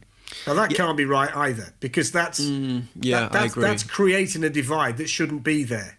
So if you're a casual fan and you can afford to go to a few games a year, but you can't afford to shell out for a season ticket, forget it, because you're not going to get in the ballot. Because all the season ticket holders are going in. So you are going to eliminate people who might not be able to afford to consistently go to games because of the prices, and that's very understandable, particularly in the current climate. They're not going to be able to get the chance at all. Totally agree. And then you're going up against an argument of this super fan that has been to every single game home and away for the last 5-10 years. And, you know, then putting that argument against somebody who just all of a sudden decides, you know what, I won't mind going to watch a game of football. And, you know, I don't know. It's a difficult argument, isn't it? And it's one that the clubs are going to have to sort out in terms of loyalty and the, I suppose, ability financially for, you know, fans who desperately want to go and watch their teams play week in, week out, but maybe just in these certain times and not having that opportunity to do that. So that is something that the fans are going to, the clubs are going to have to do. Hopefully they're very... good in doing that, and more importantly, we just get some fans back in the stadium, in my opinion. We clearly don't have enough time to solve the problem, and we probably aren't qualified to do it anyway, but it's been interesting chatting about it, and I would think it's the kind of conversation that's going on up and down the country. Really enjoyed your company again tonight, mate. We'll be back next week. We will indeed, mate. Top man. Have a good day tomorrow. We've got to hand back to the commentary team at Selhurst Park. It's 0-0 between Crystal Palace and Newcastle. Conor McNamara is alongside Mark Schwarzer. Thanks very much, Darren. Back underway for the second half. Two teams who have scored most of the goals they've got this campaign in the second period. So fingers crossed, Mark Schwarzer, this might take an upturn. It wasn't the best first halves of Premier League football we've ever seen, but here's hoping as Schlupp comes on the first attack of the second period and his cross is deflected for Carl Darlow. But Palace certainly showing an intent here to go and attack at the start of the second period. Well, I'm certainly going to be positive. I think it's going to be they're going to be goals in the second half, Connor. Only one way for it to go. I think Andros Townsend needs to get involved more for Palace. If he does, Jeffrey Schlupp get down that left-hand side there, put pressure on that Newcastle defence. Fernandes, particular yellow card already, could cause some problems. So I think we're in for an entertaining second half. Here's a quirk for you.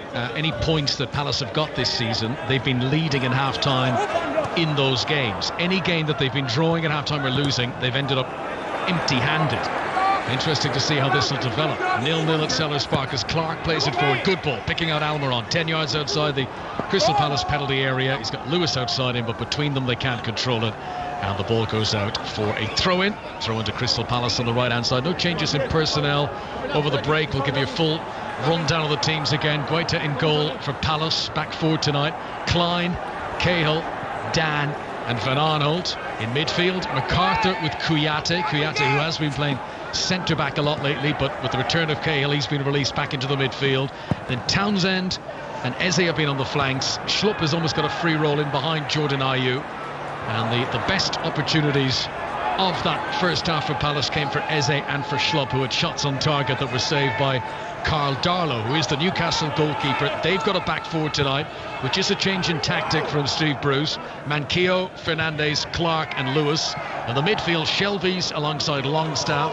Then Hendrick, Joe Linton, Almiron as an attacking midfield three. And Callum Wilson spearheading the attack. Newcastle playing from right to left as we look down in this second half. Longstaff goes to put some pressure on Van Aanholt on the right hand side, releases Eze, who has a lovely spin but then can't pick out Ayew with the pass. But there's something explosive just brimming and bursting to get out of Eze, and will he be able to release it in this second period? 0-0 as Townsend flicks it on for Crystal Palace against his old club. MacArthur, that looks like a foul on the halfway line, and Joe Linton. Referee hesitated just a moment to see if there would be any advantage for Newcastle. There isn't, and that comes back for a free kick. Pretty much the identical start we had to this game, isn't it? A bit of a flurry from both sides, a lot of frantic play in midfield, no one really grabbing hold of the ball so far. Let's hope it improves. Fernandes for Newcastle to Manquillo on the right hand side, just a little back heel. Hendrick has not been involved all that much on the right hand side for Newcastle.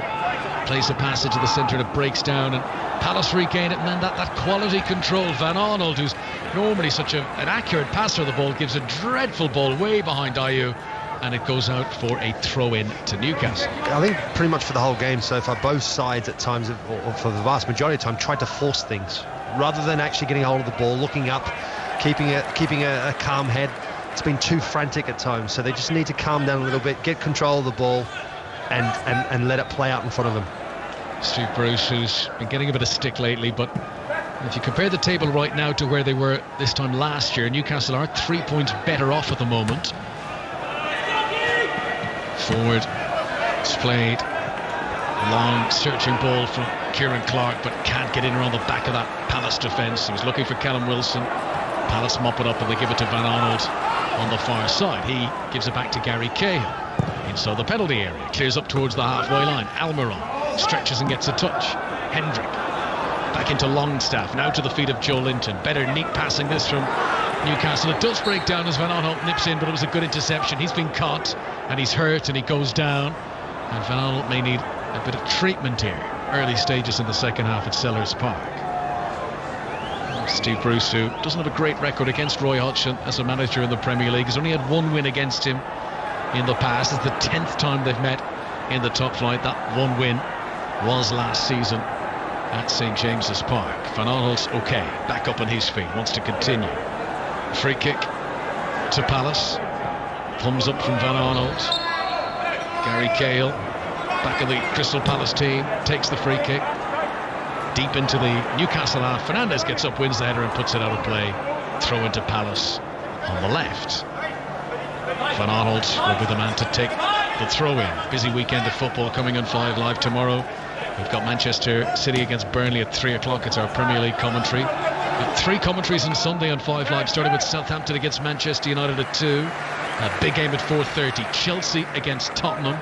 And we've also got Arsenal against Wolves. That's the evening game, 7:15 kickoff on 5 Live Sport. There's also a game on Monday, West Ham against Aston Villa. That's also a commentary on 5 Live. Throw in for Manquillo for Newcastle on the far side. Flicked on by Joe Linton. Can't pick out Callum Wilson.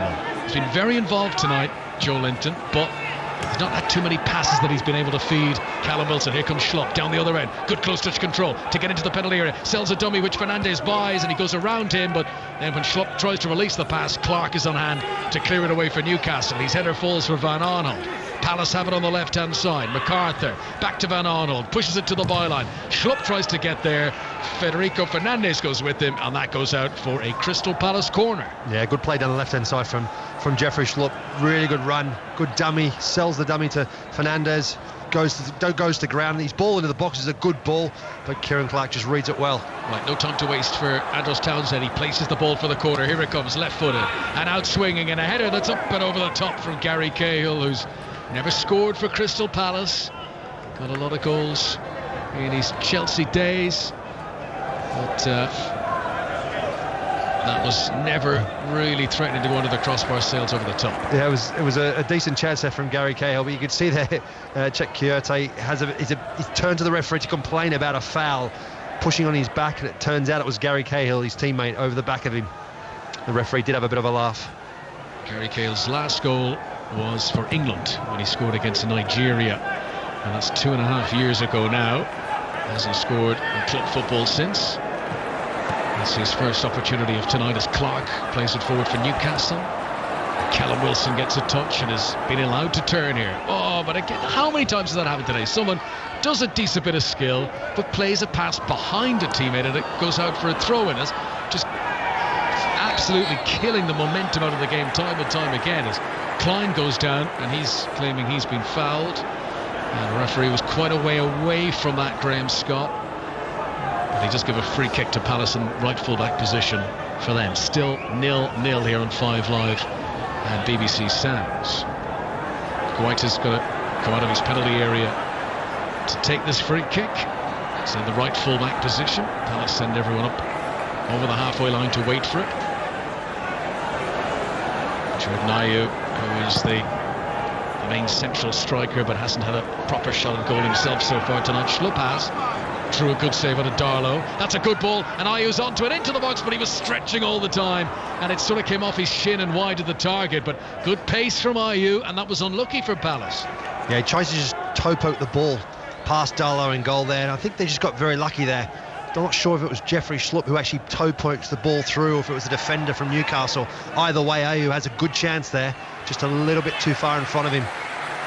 Back underway in the second half of the second round of the FA Cup. Tranmere against Brackley Town. Mike Miney. Yeah, I tell you what, Connor, Brackley haven't come here to ride this one out. They've come to have a go. Murrumbedzi in the midfield's a handful. Armson, Mitford and Love frustrating the Tranmere defence. The League Two side have peppered the Brackley box a little at the start of this second half. We're 10 minutes in, but no real threat from the home side. It is Tranmere 0, Brackley 0. And half-time as well in the Super League Grand Final. We're getting underway in the second half. Wigan Warriors 0, St Helens 2 remains the scoreline there, and they can wait for the first try, and you can listen on 5 Live Sports Extra if you prefer, as Joe Linton takes a tumble now. This is interesting. It's 7 or 8, maybe 9 yards outside the penalty area, central position.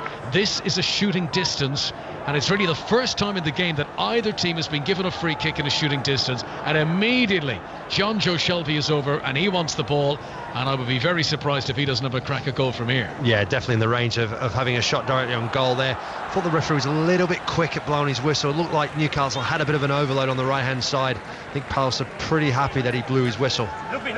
Right, this is slightly left of centre. It's a perfect position for a right-footed strike. Guaita has erected a 4-man wall. Referee just putting down the spray to ensure that they remain in their position. The wall is erected inside the box, and Shelby's the only Newcastle player standing over this. There's no decoy. It's definitely going to be him, and on his day he is a very good set piece taker. Let's see if John Joe Shelby can deliver here, looking for his first Premier League goal of the season, but he drills it into Schlupp, who is standing beside the wall. Brave defending by Schlupp, but not a great free kick from Shelby. Never really caught hold of that, and it goes out for a throw-in on the far side. 0-0. Yeah, a bit of a strange decision, really. He's gone for power. He's gone for the open side where the keeper is. I don't know if he's hoping for a deflection or something. I'm not really sure, but he really needed to get up over the wall behind in the far post, and elects to go for the straightforward one. But Schlupp was pretty easily in the right place to deflect it away. As a goalkeeper, Mark, did you prefer to have a big wall, or did you want to see more of the shot? It definitely helps when you can see more of the ball. I mean, there's finding that balance, isn't it? Depending on how far away the ball is. If you're not having a big enough wall, then you're left too exposed. So it's finding that balance, having the right numbers in there, the position right, and obviously you taking up the correct position so that you're giving yourself a chance of all angles of the goal. That's the voice of Mark Schwarzer, former Premier League goalkeeper, who I've discovered, and you can find anything on the internet, kept 7 clean sheets against Newcastle in your time, Mark? Yeah, pretty much enjoyed playing against Newcastle for most of those who was playing for Middlesbrough. Obviously, big rivalry in the northeast, but I really enjoyed playing against Newcastle. And just 1 goal against Palace. But mind you didn't play Palace that often. I think it was not 1 goal, 1 clean sheet. 1 clean sheet in four matches against Palace. Yeah, so it wasn't too many games, yeah. Let's check back into the Super League Grand Final. Matt Newsom. It's still it's Wigan trail Saints by 2 points to 0. Lachlan Coote penalty goal at the back end of the first half. The only points of the game so far. It has been exceptional fair though. Both sides really hammering at each other. But points at a premium, but quality certainly isn't. 2 points to 0. That's the big prize of the 2020 Super League season. We'll be back if there's any update there. Joe Linton thought for a moment he was going to get a chance, but he couldn't bring it with him into the penalty area after good work by Almiron in the build-up for Newcastle. Just quality control has been the issue. There's been a game of football threatening to break out here, and we just need someone to to gain a bit of composure here and to drag it kicking and screaming, because someone can be the hero here. They can get a very important 3 points. One goal could very much be enough to win this one. Jamal Lewis, left-hand side, steadies himself onto his right boot. Not the best delivery. Towards Joelinton, but not high enough, and cleared away. Now this is Townsend. Now, this is the position where if it was Zaha, he would launch a counter-attack. Townsend's unable to get over the halfway line, and it goes out for a throw-in right in front of the dugouts, and the two coaches down there, both wearing their warm winter coats now. Steve Bruce and Roy Hodgson. Palace get it back on the field, and MacArthur over to Gary Cahill, who'll dribble up towards the halfway line and lay it off to his left-hand side to Patrick Van Aanholt. Palace always seeking the safe pass where possible. They come back and retreat once again rather than gamble and losing possession further up the field. Dan goes long, too high for Schlupp, floats over him and through to the arms of Carl Darlow, the Newcastle goalkeeper who turned 30 last month. He bowls it out low for Federico Fernandez. Crystal Palace, who travel to West Brom next weekend. The next home game will be to welcome Jose Mourinho and Tottenham here to Sellers Park. I remember commentating on a Chelsea match here away to Palace a number of years ago, and I remember Mourinho was the manager and Palace beat them. Mourinho will be back here soon. Things beginning to click, it would seem, for Tottenham. He's that second season Mourinho syndrome seems to be kicking in. Here is Van Aanholt, crossing position for Palace left-hand side, but he can't get it beyond Manquillo. Newcastle sitting deep on the edge of their own penalty area, and Palace holding on to possession around the halfway line. Scott Dan forward to the feet of Eze. Sure, they got to get Eze involved a bit more. Goes around Longstaff, stretches out and trips him. Free kick now on the edge of the penalty area for Palace, and that's going to be a yellow card too. Booking for Sean Longstaff. And just as we had with Shelvey down the other end not so long ago, Palace are now going to get their first free kick in a shooting position. Yeah, it's a really good turn from Eze. You think he's gone from Longstaff. I actually think he's really unlucky, Longstaff. I think that's a really good challenge. I think the referee's got that one wrong. Longstaff puts out a long boot there, gets his clear toe on the ball there. Yeah, I think he's really unfortunate. I think the referee got that decision wrong. Yeah, I think you got that right. Right, that was a stretch, and he does get the ball. However, he has been shown the yellow. Sean Longstaff, he got the first red card of his senior career last season against Wolves. He's now part of a wall that's been hastily erected inside the Newcastle penalty area. Newcastle wearing the change strip tonight, the yellowy green. Darlow has been over to his post on the left to make sure that the wall is correctly positioned. Now he scampers over to the other side. Van Aanholt might fancy this. He knows how to crack a free kick.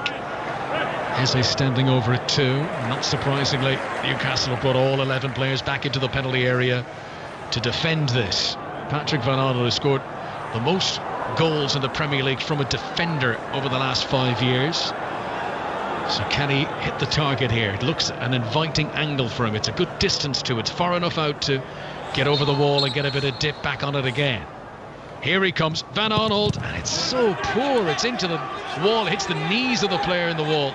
Sums up the quality of the match tonight. Van Aanholt trying to resurrect the chance, but all he could do is hit the side netting with a cross, and it goes out for a goal kick to Newcastle. Gave him the big build-up, Mark. That was a disappointing free kick. Yeah, very disappointing. I actually thought he was going to dink it over the wall. You could see Hurtay's just free at the edge of the wall, making the run in behind it. It looked like all for me that he was going to dink it over the wall. He didn't. He goes for the shot. Really poor execution. Easy for Newcastle to defend against. And to be fair, it shouldn't have been a free kick in the first place. So I think it's only fair that it didn't actually end up in anything. 20 goals he scored over the last 5 years in the Premier League, Patrick Van Aanholt, which is one more than Marcus Alonso. He's the next highest scoring defender in that period. Van Aanholt, who did score the winning goal in this game last season, but that was a disappointing free kick from him there. Some of the Palace substitutes have been warming up.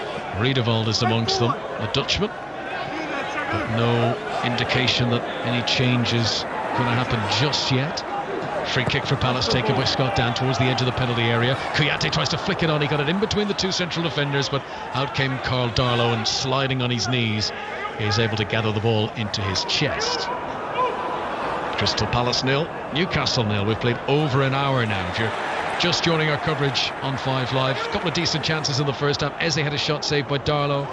Jeffrey Schlupp had tried to beat the keeper at the front post. That was a good save as well from Darlow, getting down to his right. The best chances this evening for Newcastle have fallen to Joelinton. the Brazilian who Newcastle paid £40 million for, not renowned for his accuracy of shooting since coming to the Premier League, and he hasn't been able to hit the target tonight. Here comes Van Aanholt down the left-hand side, cross clips Manquillo, and that goes out for a corner. Corner to Crystal Palace. Let's see if they can deliver something with this. Well, I think it's been harsh on Joelinton. He has actually hit the target, just not in the back of the net. That's been the problem at times. The shot hasn't been as well executed as you would have hoped, or he certainly would have hoped. No, fair point. He's had it on target. He's not threatened the goal, though, has he? I mean, let's be honest. Here comes the cross from the left-hand side. Townsend plays it in. Cahill jumps. Was he leaning on the defender? Play on, says the referee. Schlupp had his foot ready to swing at it, but it wouldn't come down. And then Eze tries a speculative volley, which he skews. It's one of those that was so far off target, it nearly went for a throw-in. But he'll be relieved to see it did go the correct side of the corner flag, and it will be a goal kick. Well, look, he took it on, Eze, but it's outside of the boot, and it very nearly went for a throw-in. Yeah, it almost hits that corner post. Listen, you've got to go for it. If you don't score, the way you score spectacular goals is you take that risk. Just happened to not work for him on that occasion. But that summed up pretty much the way the game has been. Ball up in the air, no one really getting hold of it, and really just by chance having a go at goal and goes well wide. Yeah, well, we've been speaking about Joelinton and his accuracy or otherwise in front of goal. Christian Benteke, another who's struggled to find the back of the net in recent times. He's getting ready to come on as a substitute for Palace. That's about to happen. Now, while we wait for that, let's nip to the FA Cup. Tranmere against Brackley Town, and Mike Miney. Big chance to the visitors. Free kick from the left caused problems when it was floated into the box. It fell nicely for Shetmurum Bedzi, 16 yards out. He drilled it, hammered it just wide of the left-hand post. Keith Hill, the Tranmere boss, has blinked first. Double substitution from him. Tranmere 0, Brackley 0. Thanks very much, Mike. No replays of the FA Cup this season. That'll be decided tonight, one way or the other, to discover who goes into the third round. Brackley have never been to that stage of the competition. Here in the Premier League at Selhurst Park, Andros Townsend comes forward for Palace, plays a crossfield ball which brings Van Aanholt into the penalty area. Now he's got Manquillo in front of him, tries to get into a position on his left boot, cuts back across, that's straight at Longstaff, and anywhere will do for Newcastle as he clears it out for a throw into Palace, and they will remain on the attack down the left-hand side. Benteke is ready to come on. Only one goal in his last 11 games. That was against Chelsea in July. Palace take the throw in short. Clipped in then by Van Aanholt. Sits up in front of Kouyaté. He tries a shot, and again, decent idea, but couldn't quite get the execution. Difficult one, and he puts it wide. So here comes the change. And Christian Benteke is going to come on in place of Jordan Ayew. So it's a straight swap. Ayew, who got 2 goals against Newcastle in the past, one of them for Aston Villa, one for Swansea, never really threatened the goal tonight. Let's see if Christian Benteke's presence can make a difference, and certainly he'll hold it up a little bit better. Right, we were wondering would it go to penalties or beyond. I'll tell you what, there's been a breakthrough at Tranmere. Mike Miney. There has. It'll break the Brackley hearts. Tranmere 1, Brackley Town 0. Kane Woolery, the substitute, one of that double substitution from Keith Hill is the difference. Out on the left-hand side of the penalty area, right on the white paint of it. He curled it nicely from the left into the bottom right, past Danny Lewis. And it's Tranmere 1, Brackley 0. Thanks very much. 0-0 here between Crystal Palace and Newcastle. Benteke's on. Riedewald is about to come on now for his 8th appearance in the Premier League this season. And Riedewald will be coming on in place of Andros Townsend too, against the club that he had a loan spell at in the past. It hasn't really happened tonight, Mark, for Andros Townsend. Hasn't been able to deliver any quality to the penalty area. No, he hasn't. He's been pretty much out on this right-hand touchline in the first half. Really not been involved enough. Hasn't then come looking for the ball. Manquillo crosses on the right-hand side. Wilson gets up and heads it just over the top. That's better from Newcastle. And Wilson, who's only had scraps to feed off tonight, jumped around the penalty spot and tried to get the header down, but it just sailed slightly wide and slightly high.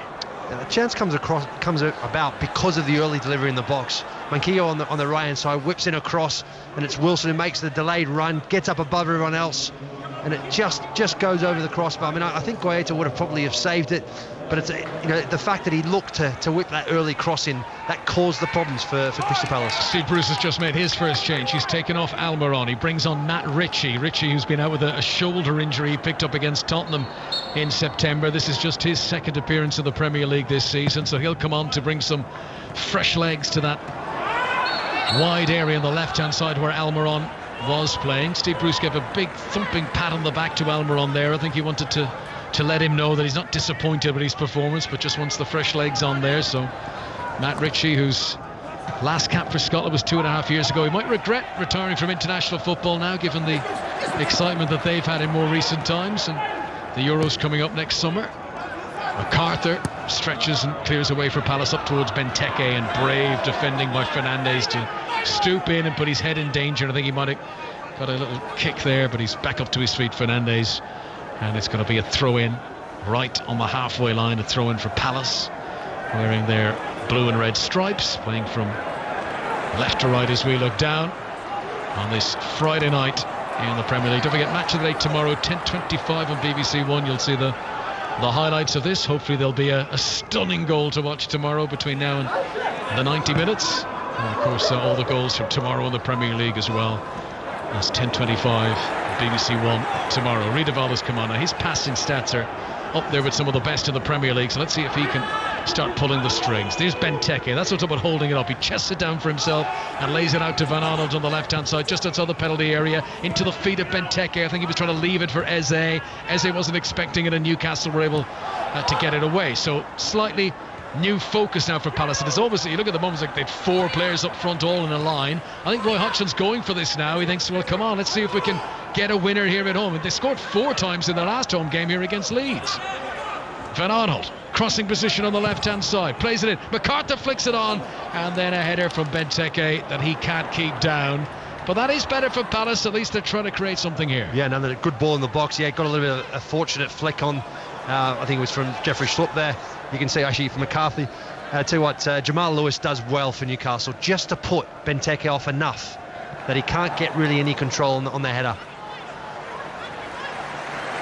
20 minutes to play. These are the 2 teams this season that have conceded the most number of goals in the last 5 minutes, so maybe a pattern there, a history of defences switching off late on.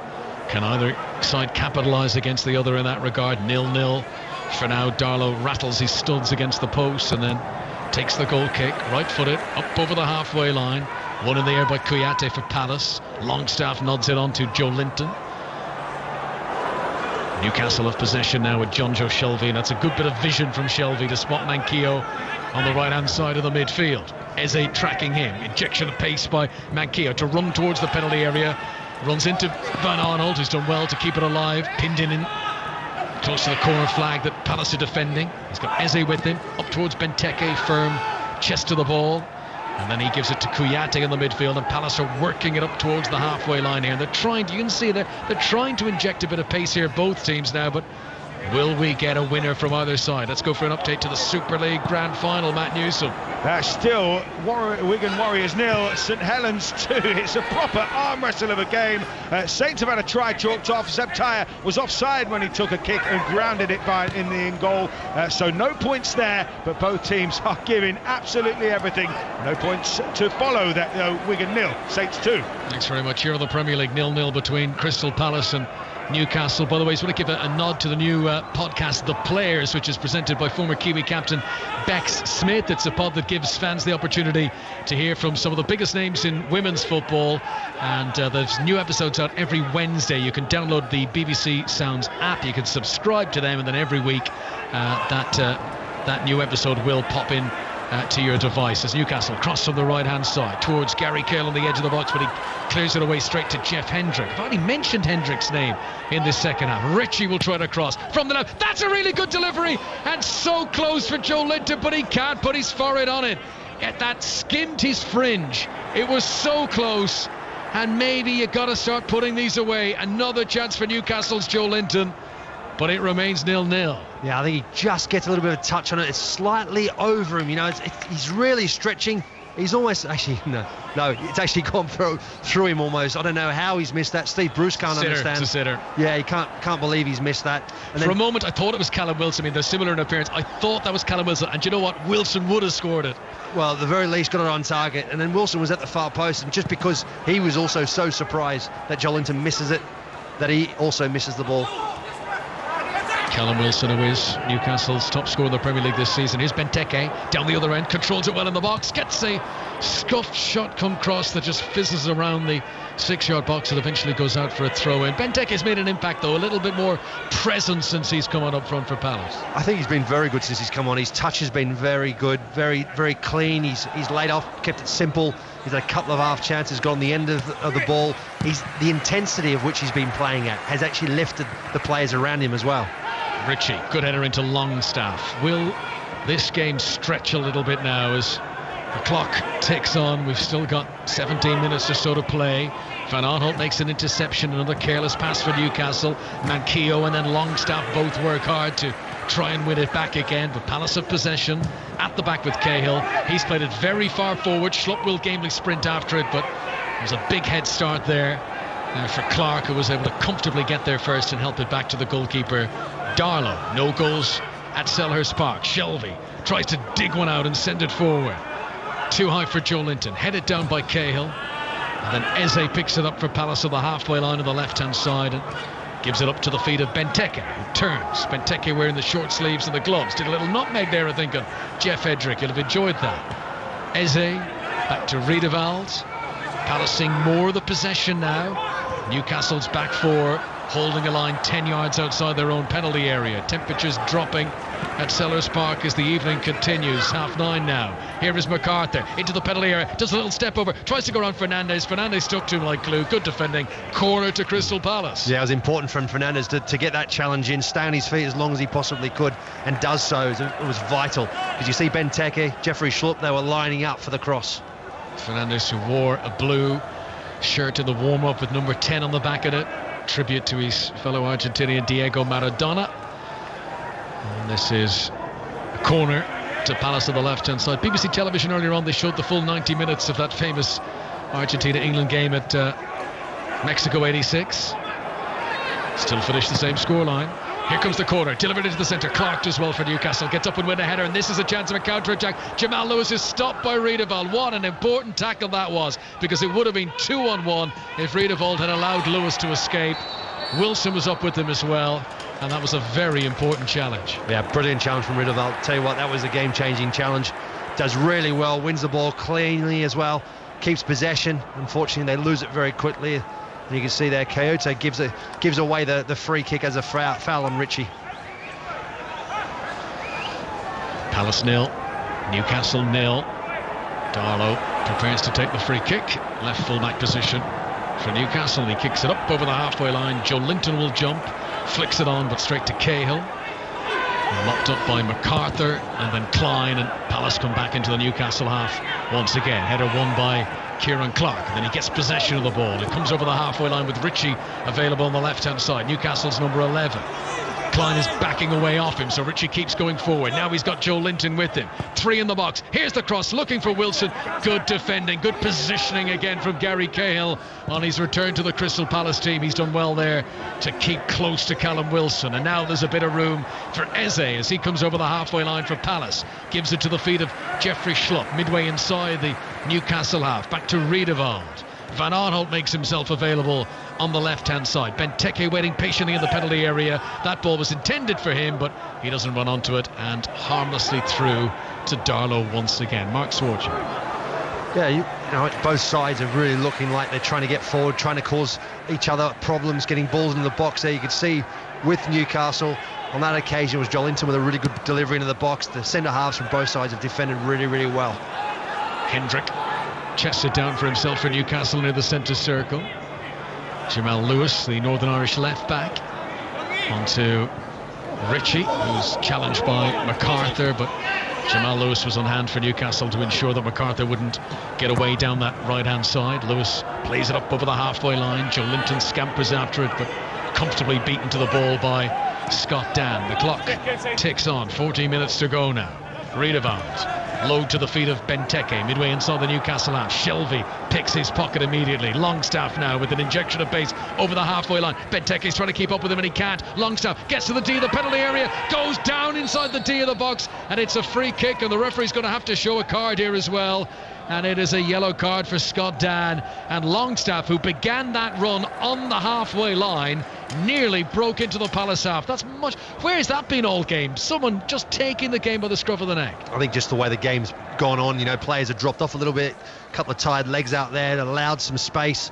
Scott Dann at the edge of the box, you can see there, sticks his foot out, Riedewald goes with him as well. It looked like he may have gone a whole slalom run into the box and finished off with a shot, but in the end Scott Dann brings him down. That's the first yellow card for a Palace player tonight. Fernandes and Longstaff have both been booked for Newcastle. Right, John Joe Shelby had a disappointing free kick earlier. Since then, Matt Ritchie has come on, so he's come over to be part of the conversation. He's saying to Shelby, any chance you give me a crack at this? Don't know if Shelby's giving him an ear. But Palace, apart from Eze, have brought everyone back. They're erecting a really big wall. Free kick inside the D, so it's going to need a delicate touch here. Difficult to get it over the wall and back down again. Do they try to blast it low and hard? Do they try to float one? It's a short run up from either Ritchie or Shelby. They are the two players standing over it. And Guaita is a cat on a hot tin roof as he tries to keep things. It's drilled in by Ritchie straight to the goalkeeper and saved by Guaita, who's probably relieved to see that right into his chest. Yeah, it was the right idea. To be fair, you could see it there. There wasn't a lot to aim for. Didn't have the opportunity to dip it over the wall there, too close. And Ritchie's gone for power. He just hit it too straight. He was hoping for maybe a bit of a deflection, and Newcastle unfortunately didn't get it. Ritchie looking for his first goal of the season. He kept it low, he kept it powerful, but straight at the goalkeeper, and Guaita was able to make the save. We've got just over 10 minutes remaining. If there's going to be a goal here at Sellers Park, it's going to be a late one. Newcastle haven't kept a clean sheet in their last 8 Premier League games. Can they keep a clean sheet away from home here? MacArthur, 15 yards outside the Newcastle penalty area. Van Arnold gives a poor ball again from Van Arnold, and easily cleared away for Newcastle. It's just boomed long back into the Palace half once again. Scott Dann, right-footed ball towards Kouyaté, beaten in the air by Kieran Clark. Joe Linton will control the halfway line. Crystal Palace are preparing to bring on another centre forward. Batshuayi, who started the game on Monday against Burnley, is going to come on for the last 10 minutes here. As Jeffrey Schlupp rolls in front of Van Arnold. Now, can he deliver a good cross? That's not bad. Benteke's header, saved by Carl Darlow. Palace's best chance, the game's best chance in some time. Van Arnold's cross was really good that time, and Benteke's header was good too. Excellent save for the keeper. Newcastle trying to counter-attack. Callum Wilson picks it up 10 yards outside the box, gives it to Manquillo. Here comes the cross, blocked by Cahill, and out for a Newcastle corner. What about that save from Darlow, Mark Swartz? Yeah, very good, very important save. They're difficult ones to make. The header was a good header down into the turf, skids off it. Darlow gets behind it, makes a really good save again, but again shows you get the delivery right. Yeah. Van Arnold from the left-hand side gets in a really good ball. Benteke has threatened since he's come on. Give him the right service, and he's going to cause Newcastle problems. Yeah, that was one of the best moves of the match. A quality cross. Benteke met the header with downward motion. He was doing everything right, and Darlow was able to get down to his right-hand side and make the save. 0-0 in the closing stages at Selhurst Park. Newcastle preparing to take their corner. Palace preparing to make a sub, but Batshuayi won't come on yet. Ritchie's delivery. Federico Fernandes steps over it, but it pops into the arms of Guaita. That could have gone anywhere. He throws it out to Eze, and Jamal Lewis comes and crunches in with a tackle on him. Klein will keep it moving for Palace. Lewis, who's having a good game, wins it back again for Newcastle on the halfway line, and then Jeff Hendrick prods it back to the goalkeeper Darlow, away to our right-hand side. Still Batshuayi waits for his introduction. The ball is still in play. Kieran Clark, just outside the Newcastle penalty area, gives it to John Joe Shelby. This is all at a pedestrian pace as Newcastle creep up towards the halfway line. Manquillo back into the middle again. Fernandes. Longstaff has dropped in between the two central offenders. Sean Longstaff to Clark. All still inside the Newcastle half. Now he gives it over the halfway line to Callum Wilson. Little layoff to Joe Linton. Joe Linton is fouled. Free kick to Newcastle inside the Crystal Palace half. Yeah, I think we'll see here two up front for Crystal Palace. Here you can see McCarthy's coming off. Batshuayi will go up front for sure as a second striker, and Jeffrey Schlupp will drop back into midfield.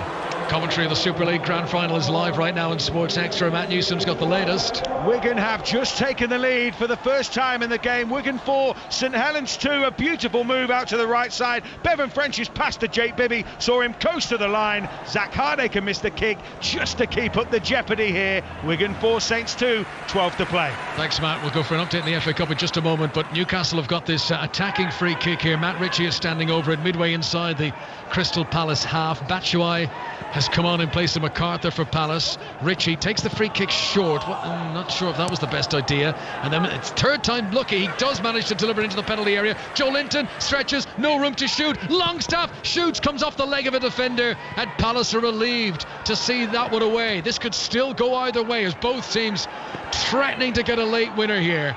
And it was pinball in the penalty area, but Newcastle just couldn't squeeze a shot through on target. Yeah, just wouldn't fall really, would it? For Joel Linton in there in a decent position in the box, and then Wilson wasn't far off the initial flick on it at the near post from the corner before that. So it's a bit unlucky for Newcastle at this moment in time, just not quite falling for them. Back to the FA Cup League 2, Tranmere against 6th tier Brackley. Mike Minay. Yeah, Brackley have lost some of their emphasis since going behind to that Kane Woolery strike midway through the second half. They have played well, which means you probably feel they'll get one more chance in this game. 56 places below Tranmere, don't forget. The home side are looking perhaps the most comfortable they have done all game. Tranmere 1, Brackley 0. You can watch the closing stages of that live right now on BBC 2 and indeed on the BBC Sport website as Van Aanholt plays it forward. Batshuayi down to Kouyaté. This is the chance. Brilliant defending. It's blocked in front of the goalkeeper and away for a corner. And Federico Fernandez, he actually threw himself like a goalkeeper there to make that block with his body. Kouyaté for a moment thought he was going to score. Yeah, it's a huge chance, isn't it? Really good defending. Gets his arms out of the way as well. Make sure there's no chance of a handball.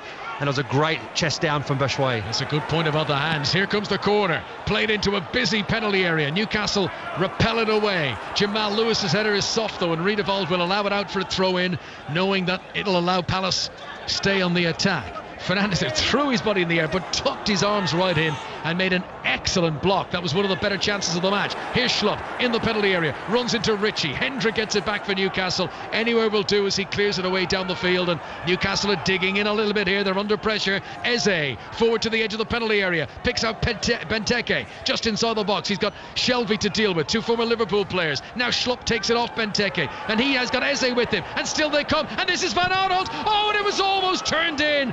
Batshuayi sliding but couldn't get a touch. At Crystal Palace, that's as close as they've come to a goal in this game. It remains 0-0. Wow, how close can you get? I mean, I think Patrick Van Aanholt just overhits this. He gets in a great position. There's plenty of room in the midfield. He smashes it across the goal there, and Batshuayi's got no chance to get on the end of that. Just way too. I actually think he's going for goal. I think he's going for that far bottom corner. He's not looking up. But had he have looked up and looked to find Batshuayi, it could have easily been a tap in at the far post. That was agonising for Crystal Palace fans. Drilled in by Van Aanholt. Sliding in was Batshuayi. He was close. He was a whisker away, but he couldn't get a touch on it. And Newcastle relieved to see it out for a goal kick. Batshuayi did score 2 goals against Newcastle, a game for Chelsea in the FA Cup a few years back.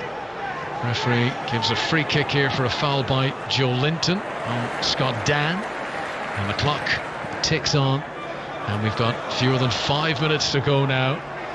Palace have got Batshuayi and Benteke, the two Belgians, and they've got Schlupp, and they've got Eze, and they've got plenty of attacking players. Can they get a winner here? And increasingly Newcastle have had to withdraw into their shell a little bit. Over the course of the game they've had decent chances, but now they're defending. This is Kouyaté, edge of the Newcastle penalty area. Eze outside him, crossing position on the left hand side, gets around Hendrick, can't get around Manquillo. Ball comes off the heel of the Spaniard and out for a throw into Palace. So what Benteke's made a big difference is he's come on there. He's won another ball up there, up to him. Great chest down. He's been big. He's been a real presence. Ball into the penalty area, hits the arms of Fernandez, but it's unintentional, bounced up in front of him. Just for a moment, Hards would have been in mouths from a Newcastle point of view, but the referee is happy for that to continue. And the ball is out of play on the far side, and there's going to be just a little delay here because one of the Newcastle defenders has got a problem. Eze's been named man of the match. I see on my screen in front of me. But it's a game really when no one's really stood out. Two teams who are, I guess, would you say, Mark, they've cancelled each other out? A little bit. I think as the game's gone on, Crystal Palace has certainly been the more adventurous by bringing on Batshuayi, bringing on Benteke, showing the intent that they want to try and go on and win this game. They've definitely been the more threatening as the game's gone on.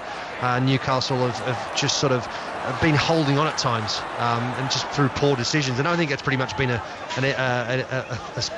way the game's unfolded the whole night has been a series of final delivery, poor decisions that have led to still no goals. Yeah, you're right about Benteke. Since he's come on, he's had 3 shots, and that's more than any other Crystal Palace player. Here, though, down the other end is a chance for Callum Wilson, and he will score for Newcastle. A complete counter-attack against the run of play. Newcastle, who are absorbing pressure. Palace, who had been attacking, have been caught cold at the back with 2.5 minutes to go. Callum Wilson, Newcastle's top scorer in the Premier League this season, gets his 7th goal in 9 league matches, and surely that's going to win it for the visitors here. Against the run of play, Palace 0, Newcastle 1. And all it does, it comes from a throw-in. Tell you what, it starts with Joe Linton. He does really, really well to win the ball from the throw-in, and his reverse pass into Callum Wilson is superb.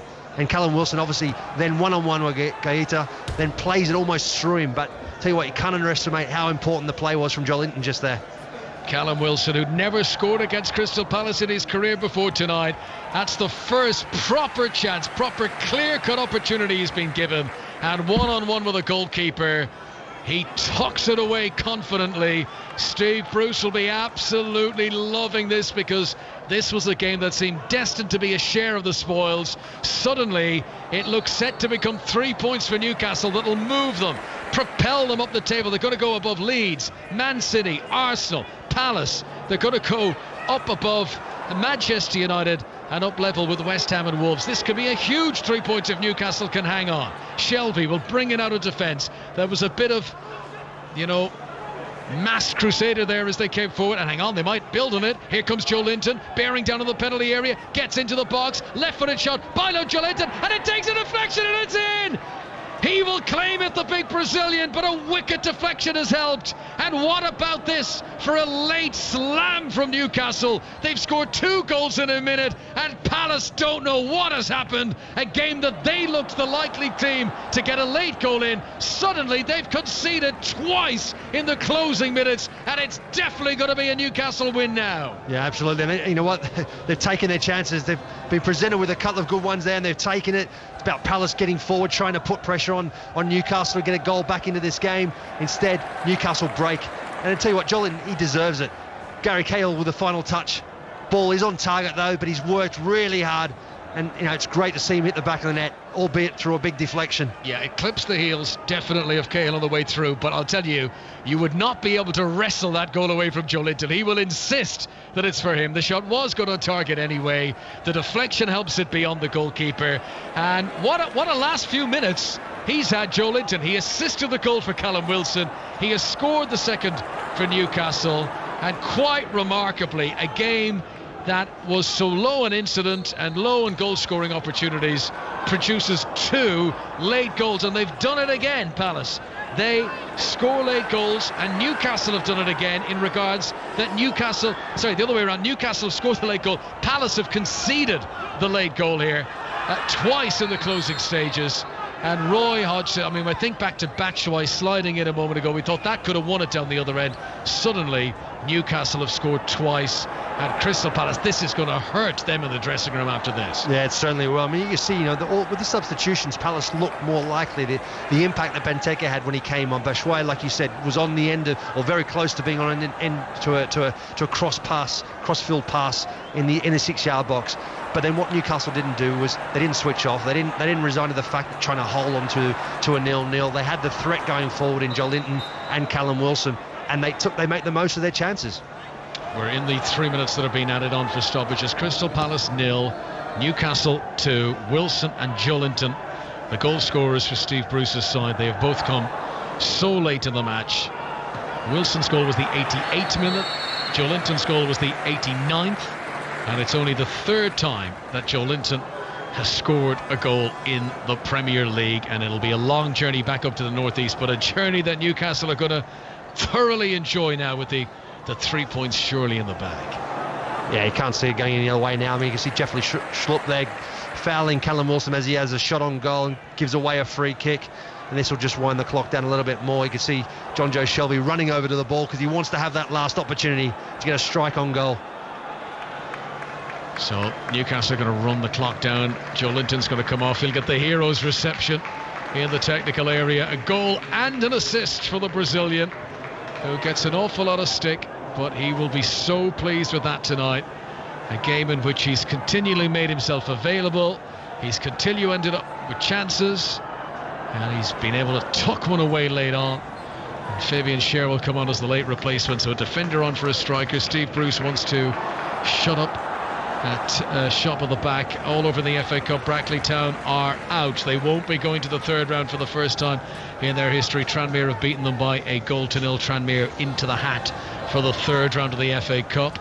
As here John Joe Shelby stands over a free kick which he hits and which is saved away. Good save by Guaita, diving to his right hand side. Well, it's also comfortable for Newcastle now, and if you just tuned into this match at this stage, the scoreline does not reflect what we've seen here over 90 minutes, but they have come away with a late victory here in Newcastle, surely, by these two killer goals that has just knocked Crystal Palace for 6. Yeah, and it's been one of those games that could have gone either way. Could have easily ended up in a 0-0, and I think nobody would have been really too disappointed with that. But Newcastle, they've snatched it.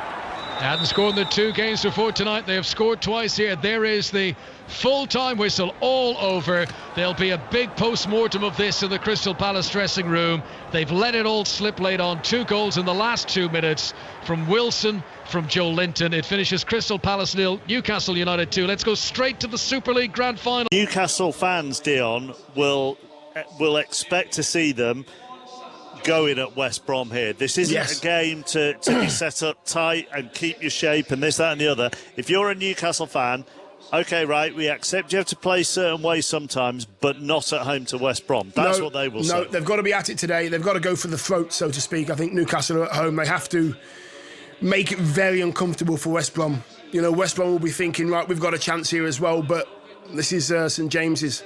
It should be a very difficult place to go and get anything at all, at any time, regardless of who you're playing. Newcastle, this is a chance for them. As Ozzy just said there, they can get themselves onto 17 points, which is what sort of 10th, 11th place in the league. Yes, there's other games to be played, but what a good start to the season that would be for Steve Bruce. And fair play again. And I know the hierarchy of Newcastle have had a barrage of abuse over the years, but to get Steve Bruce in, I think, is a very, very shrewd appointment. Right, thank you very much to you two. Dave, do you want to end on a killer stat before we say bye? We're going to go with a Newcastle United stat, and hopefully, Rob, this one's correct. Again, I really enjoyed Rob's goalkeeping analysis this week. Just wanted to say that to him on air. But Newcastle picked up 13 points in 5 games when Callum Wilson has scored this season, only dropping points to league leaders Spurs. And we'll leave on that note. Dave, well done. Excellent work as usual. Round of applause for Dave. Leon, Dion, we will see you soon. I do like the Statman Dave Rob Green relationship where they just basically put each other away every time they're on, don't they? Every time they're on air. Let's just go back to the Rugby Union and the Champions Cup. It's all over at Bristol. Chris Jones. Bristol 38, Clermont 51 after the attritional fare of the Autumn Internationals. A welcome reminder that Rugby Union can still be played in a number of different ways. Clermont at times sublime, a proper statement on the opening weekend as they bid for that elusive Champions Cup title. 7 tries in all for the French, 3 of them by the Japanese star Kotaro Matsushima. And while this will serve as a reality check for Bristol about life at the European top table, they were enterprising throughout, scored 5 tries of their own to grab a bonus point. Johan Lloyd and Siali Pietau crossing late on. The excellent Max Malins with a hand in both. Lots of fun here, Mark, in the sunshine. Bristol 38, Clermont 51. Aston Villa won at Wolves in the Premier League earlier with an injury time penalty. Both sides reduced to 10 men in that game. Swansea won 2-0 at Cardiff. So that takes them into second on 33 points after that win in the South Wales derby. They are a point behind the leaders Norwich. and Bournemouth are 3 points behind Norwich. Let's start with the top of the table team then, who are at Blackburn. Tom Gale. Where I'm going all in on the commentators' curse, Mark. This should be good. I'll leave it at that. Two of the division's most attacking sides, almost 550 shots on goal between them this season. I'll leave XG and all that good stuff to our friend of the show, Statman Dave. Despite at times having up to 13 first-team members unavailable for various reasons, Daniel Fox guided Norwich to the top. 1 defeat in the last 13, 9 wins. Blackburn are 10th. They've won their last 3 here, but the last time they beat Norwich was April 2012, when this was a Premier League fixture. Let's go to Bournemouth then. In third, 3 behind Norwich. Aaron Paul's watching them at home to Huddersfield. Yeah, where 1,200 fans are braving the cutting wind off of the channel and hoping their side can continue their charge for the Premier League despite picking up just 5 out of a possible 12 points in recent games. But only Blackburn have scored more goals than Bournemouth this season in the Championship. Dominic Solanke has fired 6 of those. He's also got 5 assists, his best stats in English senior football. And may I just say, Mark, there's a particularly tedious quick-fire interview with him in today's Matchday programme, with a final question asking what his plans are for when he hangs up his boots. He's 23. Talk about like planning for the future already. Anyway, he starts. So does Championship Player of the Month David Brooks. For Huddersfield and Carlos Corberán have confirmed that Josh Koroma would miss 3 months with a hamstring injury. He's their top scorer and is replaced up top by Danny Ward in 6 changes to the Terriers on the South Coast this afternoon, with the injury list slowly getting bigger. Thank you, Aaron.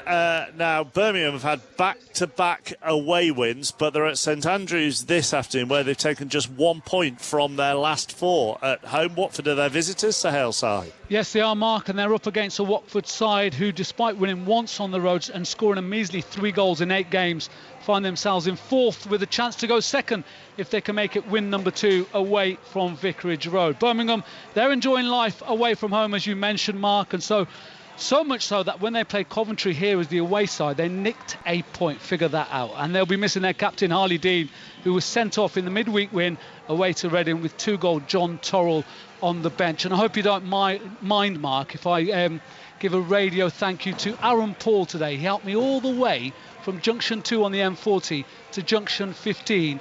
And then he helped me put oil in my car as well via the phone. Otherwise, my car would have blown up. Yeah, my car. I've never done it before in my life. And Aaron was on the phone to me, and I really panicked. The smoke started coming out my engine, and he taught me all the way through it. About 13 junctions, told me where to pull off, told me where to get my oil and how to put it in, and how to check the dipstick. Well, yeah, I'm going to leave that there. There are just too many jokes, Sahel. Thank you very much. Sahel mentioned Birmingham winning at Reading during the week. So it means that Reading have taken just 8 points from the last 27, if you are looking at it from a negative way. However, that defeat against Birmingham for Reading was their first defeat in 5. So as they go to QPR, positive or negative, John Southall? More importantly, I cannot believe Sahel has never put oil in his car. That is remarkable. That's why I moved on from that's why I moved on from the dipstick line quite quickly, really. Grief. Positive as ever, chappers, this afternoon. Actually, this fixture, they're like a draw in this one. 4 of the last 5 have finished level, so we shall see. But neither is ripping it up. QPR's form is the more concerning. 3 defeats from the last 4, 1 point from 12, 1 win in 7, whichever way you look at it. It's not good. Just 1 change for them from the draw at Millwall. Chris Willett comes in for Dominic Ball. And you were talking earlier, Mark, with Clem about the relentless nature of the Championship, the constant midweek Saturday games, and that may well be catching up with Reading. They're missing key players this afternoon through injury. Both their leading scorers, Lucas João, 11 league goals, and Jakub Mete with 6. They are both out, so that is a real blow for them. One of 4 changes from the home defeat against Birmingham. Michael Elise drops to the bench, as does Thomas Holmes. In come Aluko, Semedo, Bulldog and Estevez. And as you can probably hear in the background, fans are back here for the first time. Good stuff. Now, like Watford and Reading, Bristol City are also on 30 points. They've struggled for consistency of late, but they are looking to make it back-to-back wins this afternoon. Rotherham and Maz Farouki's at the New York Stadium. Yeah, Bristol City have had a slight wobble of late, but those 2 defeats in the last 4 games are the only 2 they've suffered since the beginning of November. And compare that to Rotherham's form over the same period. They've picked up just 4 points since the start of last month and are just 1 above the bottom 3. And Rotherham boss Paul Warne says he's missing nearly half half a team, but there's still no room for top scorer this season, Freddie Ladapo, in the starting 11. There are 3 changes, though, from the side which lost at Watford in midweek, including a change of goalkeeper with Victor Johansson in place of Jamal Blackman. Bristol City also have some key men out, but have the luxury of naming an unchanged team to the one which beat Blackburn on Wednesday, and they know that after that win for Swansea in the early game today, 3 points might really help bridge that gap to the automatic promotion places. Nottingham Forest have lost 5 in 6. This afternoon, they're at home to a Brentford side who are unbeaten in 10. Katie Shanahan.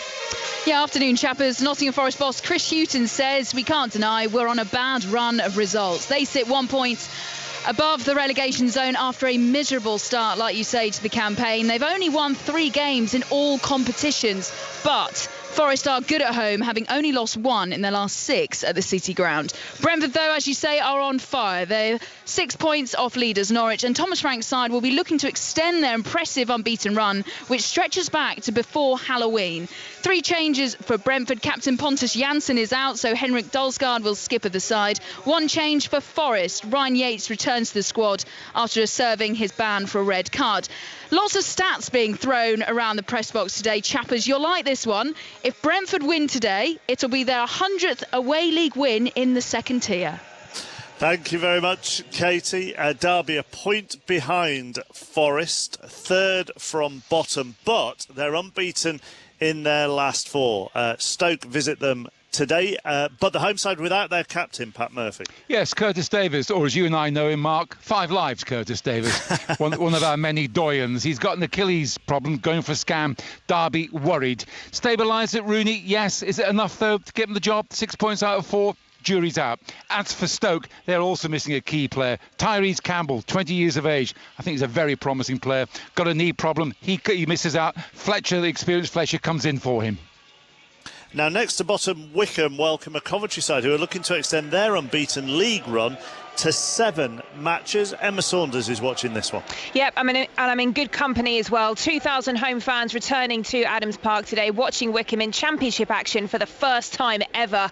One of those supporters said to me on the way in, let's just hope they give us something to cheer about, as Wycombe do come into this one winless in 7 in the bottom 3, whilst Coventry look to have adjusted to life in the championship that bit better. They sit 4 places higher, 7 points better off. 4 changes to the host, bit of rotation there, as Gareth Ainsworth admitted they did look tired midweek. A busy week for him too, I should mention, following the release of his Christmas single. Whilst 2 changes to Coventry from their midweek draw at Luton. Mark Robins hoping to find a way past Wycombe and get a first away win of the season with just the 1 striker in Walker. Sheffield Wednesday are bottom, 1 win in 12 for them. They have a South Yorkshire derby this afternoon against Barnsley. Nesta McGregor is at Hillsborough. Good afternoon, Mark. The team news, Sheffield Wednesday make 2 changes from last time out. The most significant, a debut for defender Shay Dunkley. His first competitive game since February when he suffered a double leg break, so a big day for him. Barnsley make 1 change from the team that beat Wycombe in midweek. Austrian Dominique Frieser replacing Luke Thomas in midfield. Now, Sheffield Wednesday, bottom of the championship, just eavesdropping on a few conversations here. The feeling is scrap away until January and then Tony Pulis can work his magic in the transfer window. Remember, he's never been relegated as player, coach or manager, a record which may be under threat.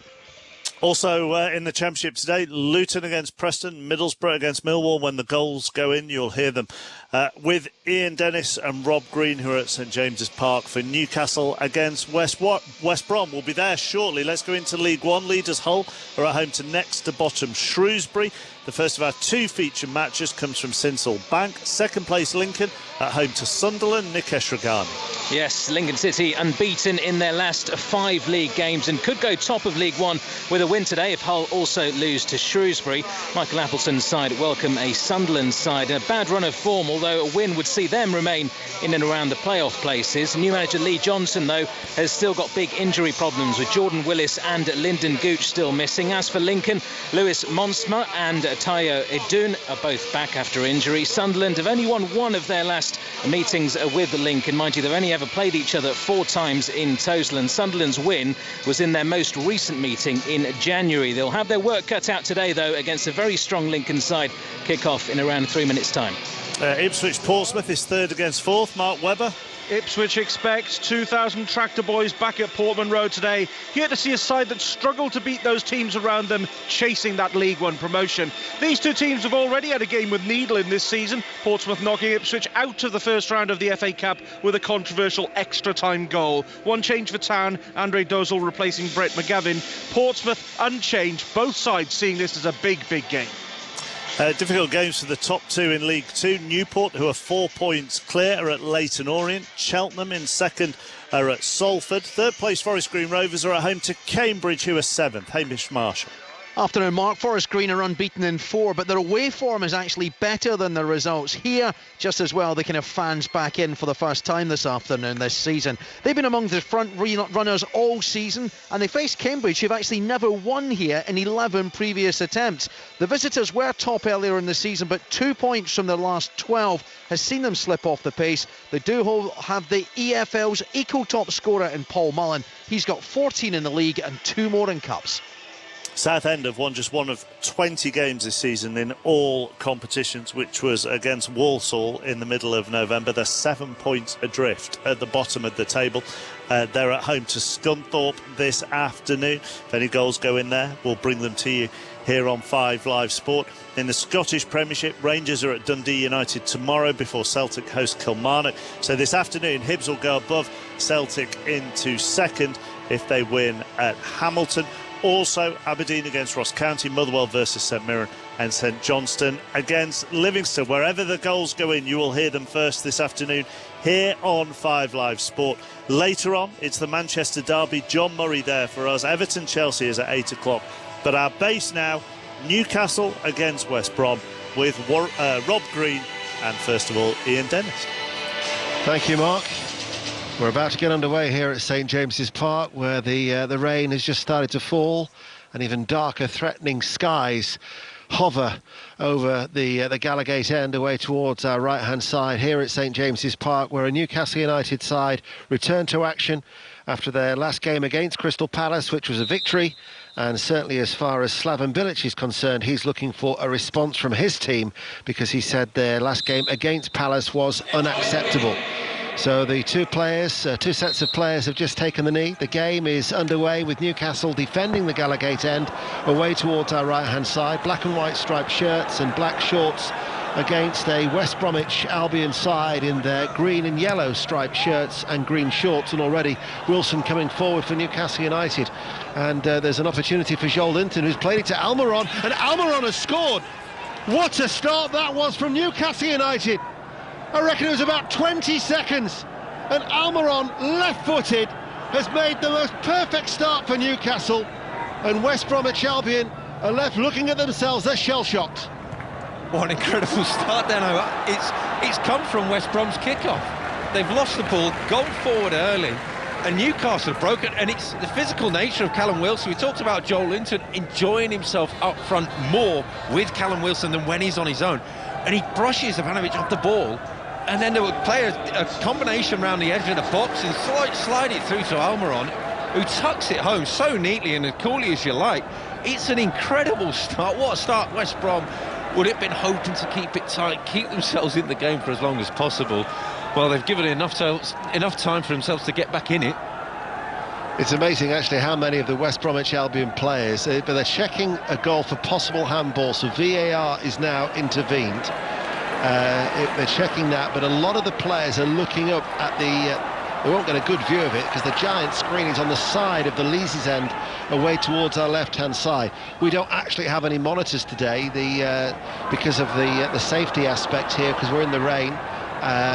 Decision goal, no handball by Wilson. So the goal stands and Newcastle do lead, and Almiron, his 50th Premier League appearance, he's marked it with his first Premier League goal of the season.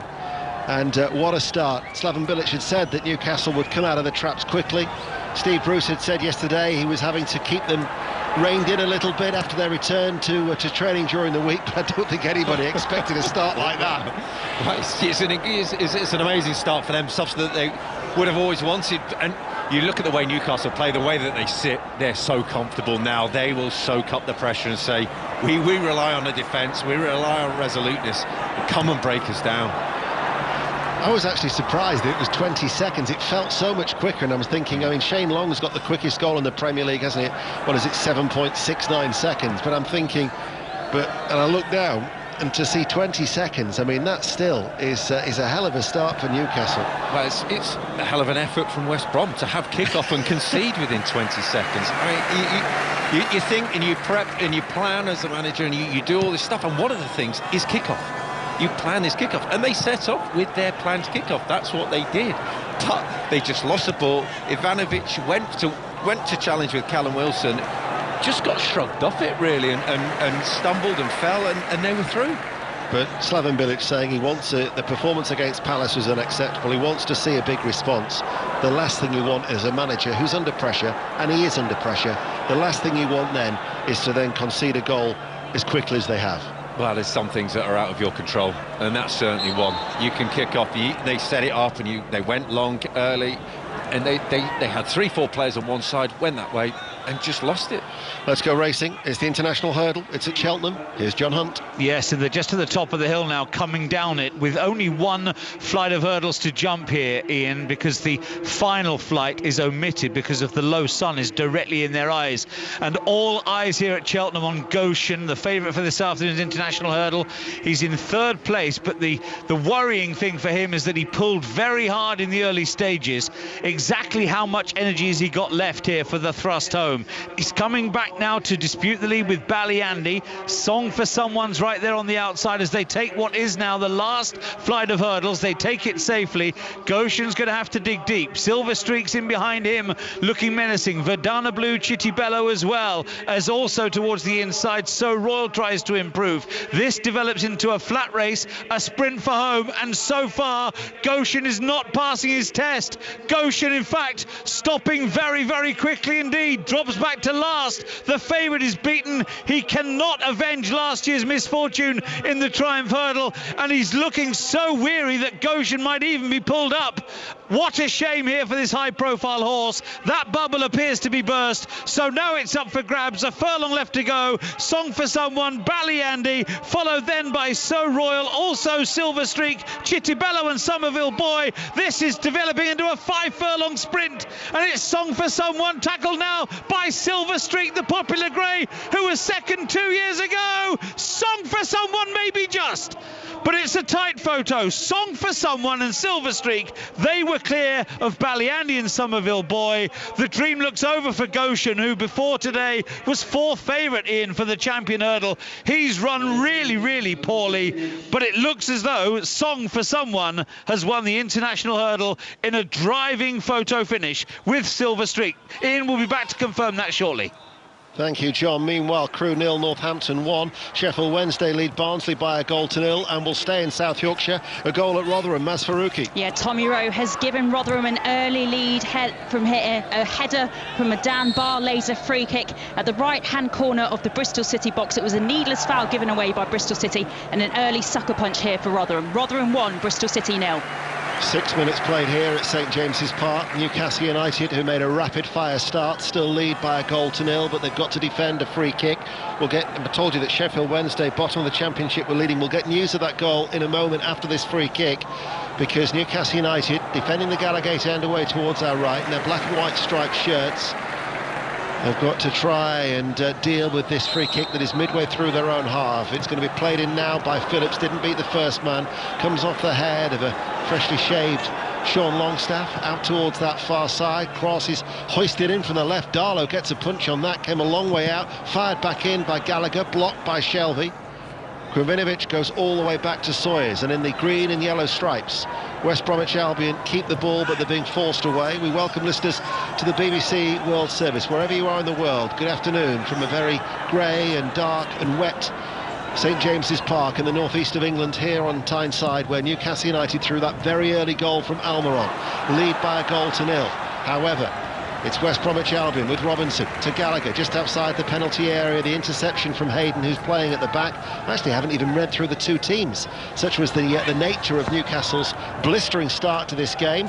And we'll get you the goal as promised from Hillsborough with Nesta McGregor. Sheffield Wednesday 1, Barnsley 0. The bottom side in the Championship taking an early lead. Captain Barry Bannon with the assist from the centre circle. He chipped a ball over the Barnsley defence. Josh Windass ran in. The keeper came out, touched it to the side and then rolled it into an empty net. Simple as that.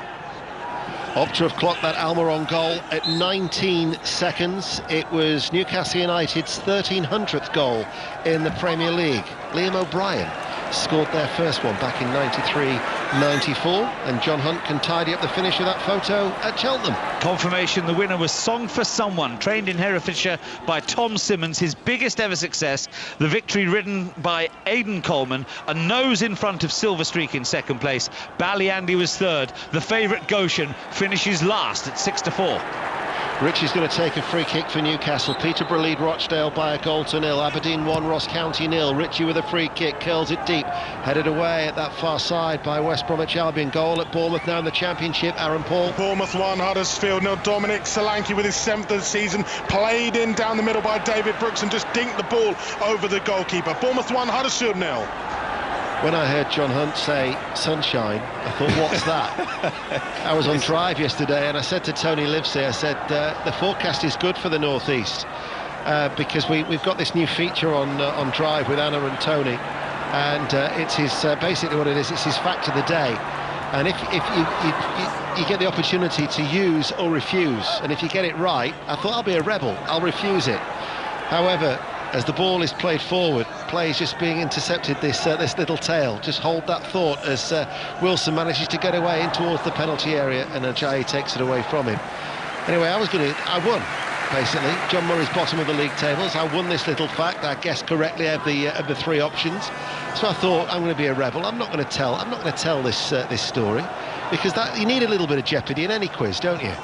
Anyway, I saw Steve Harper, the Newcastle first team coach today, and he said, are you going to mention the fact about the windscreen wiper?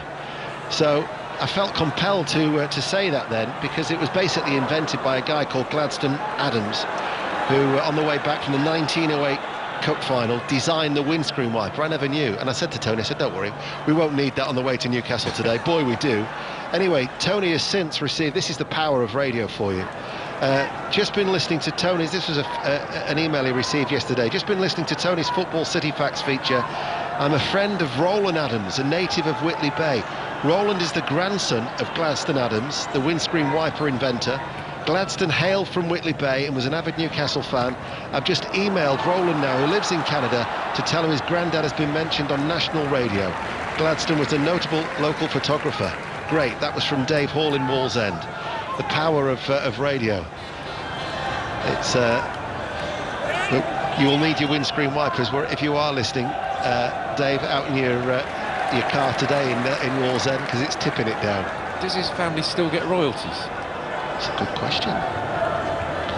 Well, Tony Livesey's doing his part to make sure that is the case, I think. Anyway, it's around 5:20 on Drive every Friday with Tony and Anna on BBC Radio 5 Live. And crucially, I didn't forget. 11 minutes played. Newcastle lead by 1-0. A goal from Almiron after 19 seconds against a West Bromwich Albion side that's dreadful away from home. Just 1 point out of possible 15 on their travels before today. Slaven Bilic just in his suit, standing in the rain, shifting from foot to foot. As on that far side, the right, there'll be a free kick offside, free kick to West Bromwich Albion. Real body blow for them, isn't it, Rob? Yeah, not just that. You look at the manner of their defeats this season and how difficult they found it coming back from behind in games, and I think they've only scored 2 goals when they're behind all season, so it's going to be a big ask for them. And also the way that Newcastle have started, and they're finding the ways through the West Brom midfield, the passing, they can go back to front, not in terms of long balls, but just straight balls through the midfield. They don't even have to try that hard. And West Brom, because in the complete opposite sense, Newcastle, when they haven't got the ball, are very narrow, very compact. The midfield 4 are very compact. It's what they ply their trade off, and West Brom are really struggling to get through them, break them down in that way. So a really confident start from Newcastle, and that's a worrying sign for West Brom. Bristol Rovers 1, Plymouth 0. Latest score in League 2, Exeter City 1, Tranmere Rovers 0. Burton Albion have taken the lead at MK Dons. MK Dons 0, Burton Albion 1. Oldham Athletic 1, Bradford City 0. Bradford, who are in their lowest league position since 1966.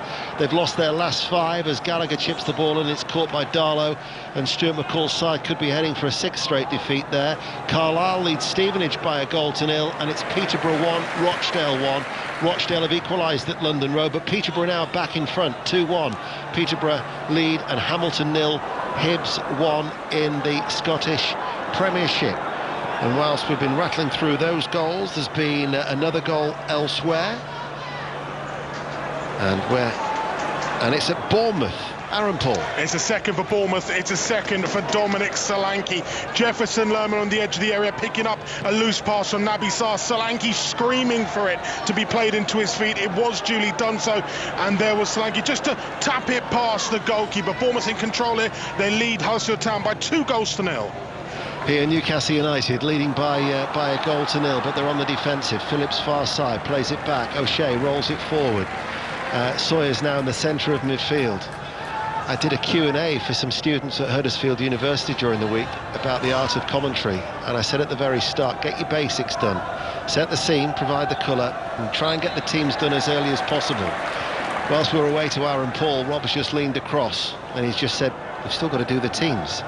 So 13 and a half minutes in, for the benefit of 5 Live and BBC World Service, here we go. Darlow is in goal, a back 4 of Kraft, Clark, Hayden and Lewis, Ritchie, Shelby, Longstaff and Almiron, Wilson and Joel Linton. That's for Newcastle, black and white striped shirts, playing from right to left. For West Bromwich Albion, in the rain, in the green and yellow striped shirts and green shorts. Johnston is in goal.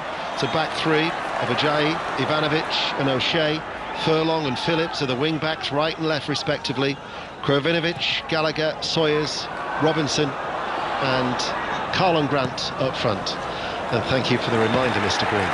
You did bring me a chocolate bar, so I'll let you off. But it's interesting when you said it's a back 3, and when they lose the ball, West Brom, it's actually a back 5, and it's quite flat at times. And the midfield 3 of Krovinovic, Sawyers and Gallagher are getting stretched across the park. That's why it's so easy. At the minute, I think West Brom have to be a little bit braver off the ball and press a bit higher, because the midfield 3, can't cope with the midfield 4 of Newcastle. Krovinovic forward ball laid off by Robinson. Gallagher quickly has Ritchie snapping at his heels, but on loan from Chelsea he runs out, plays it out to Phillips on the far side. Middlesbrough lead Millwall by a goal to 0 at the Riverside. It's Walsall 0, Bolton Wanderers 1, which is the latest score in League 2. Barnsley have just equalised at Hillsborough. Sheffield Wednesday 1, Barnsley 1. Tony Pulis still looking for that first win. Been tough, I think, is a word that you would describe the situation that he's inherited down there at the bottom of the Championship. And here at the bottom of the Premier League, Slaven Bilic has now decided to put on a woolly hat to match his dark suit as he watches on the bespectacled West Bromwich Albion head coach as Ritchie plays it back, scooped away by Clark. Ivanovic gets himself in front of Wilson. Ritchie's ball inside. Almiron now takes it on. Almiron bursting forward for Newcastle. Almiron towards the penalty area. Gets the shot away, but it was straight at the goalkeeper, and Johnston, all in pink, made the save. It's a steady save from Sam Johnston. He backs himself on that angle. Almiron does really well, breaks from midfield, that energy, that drive to get up with Callum Wilson, to get through the defence. It's good play. His touch took him a bit wide, but what Callum Wilson does really well there is Ivanovic is going for the ball. He just doesn't allow him a free header or allow him a free clearance. It's challenged, he's under pressure, much like the goal. It's a scruffy clearance. That allows Newcastle to break. Middlesbrough have got a second goal at home to Millwall. Millwall without a win in 9. Middlesbrough very strong at home, and at the Riverside it's 2-0. Krovinovic comes onto this ball for West Bromwich Albion, and that was closed down by Hayden, who's playing at the heart of Newcastle's defence with Kieran Clark in the absence of so many for this testing period of time for Steve Bruce. We mentioned that Barnsley were level. News of the equaliser, Nesta? That's right, Sheffield Wednesday won, Barnsley won. A goal that looked straight from the training ground. Barnsley had a corner, clipped into the near post and flicked on, and Cauley Woodrow seemed to know exactly where to be to run and poke it home from about 6 yards out. That's his 8th goal of the season. All level here. Sheffield Wednesday won, Barnsley won. Stay in the Championship as well. It's Nottingham Forest 0, Brentford 1. Brentford, who are unbeaten in 10, are leading. And one of our featured games in League One, there's been a goal at Sinsel Bank. Nikesh Rugani. And it's Lincoln City 0, Sunderland 1. It's gone slightly against the run of play, this one. It came from the penalty spot. Josh Scowen with a brilliant run into the box, beat a couple of players, was brought down. Grant Ledbetter stepped up for the spot kick, sent the keeper the wrong way. It's Lincoln City 0, Sunderland 1. 18 minutes played in the rain at St James's Park. Newcastle United leading through that 19-second goal from Miguel Almiron. As Sawyers plays the ball out towards this near side, and running forward was Furlong, but Ritchie was quickly back at him, and Sawyers and West Brom are forced to go back. So let's get news of that Brentford goal from Katie Shanahan. Yes, and Brentford are up and running. It's Nottingham Forest 0, Brentford 1. A simple goal that came from a set piece, whipped in from a corner, and Henrik Dolsgaard with a fine header from close range. His first goal of the season. Forest 0, Brentford 1. Wigan Athletic, who got their first win in 14 against Sunderland, are leading Accrington Stanley by a goal to 0. Accrington, who are unbeaten in 7, that's in League One. West Bromwich Albion coming forward. Robinson to Krovinovic. The Croatian is bundled over, and the referee, Darren England, will give a free kick, a direct free kick to West Bromwich Albion. It's left of centre Rob Green. It's, what, 25 yards out from goal?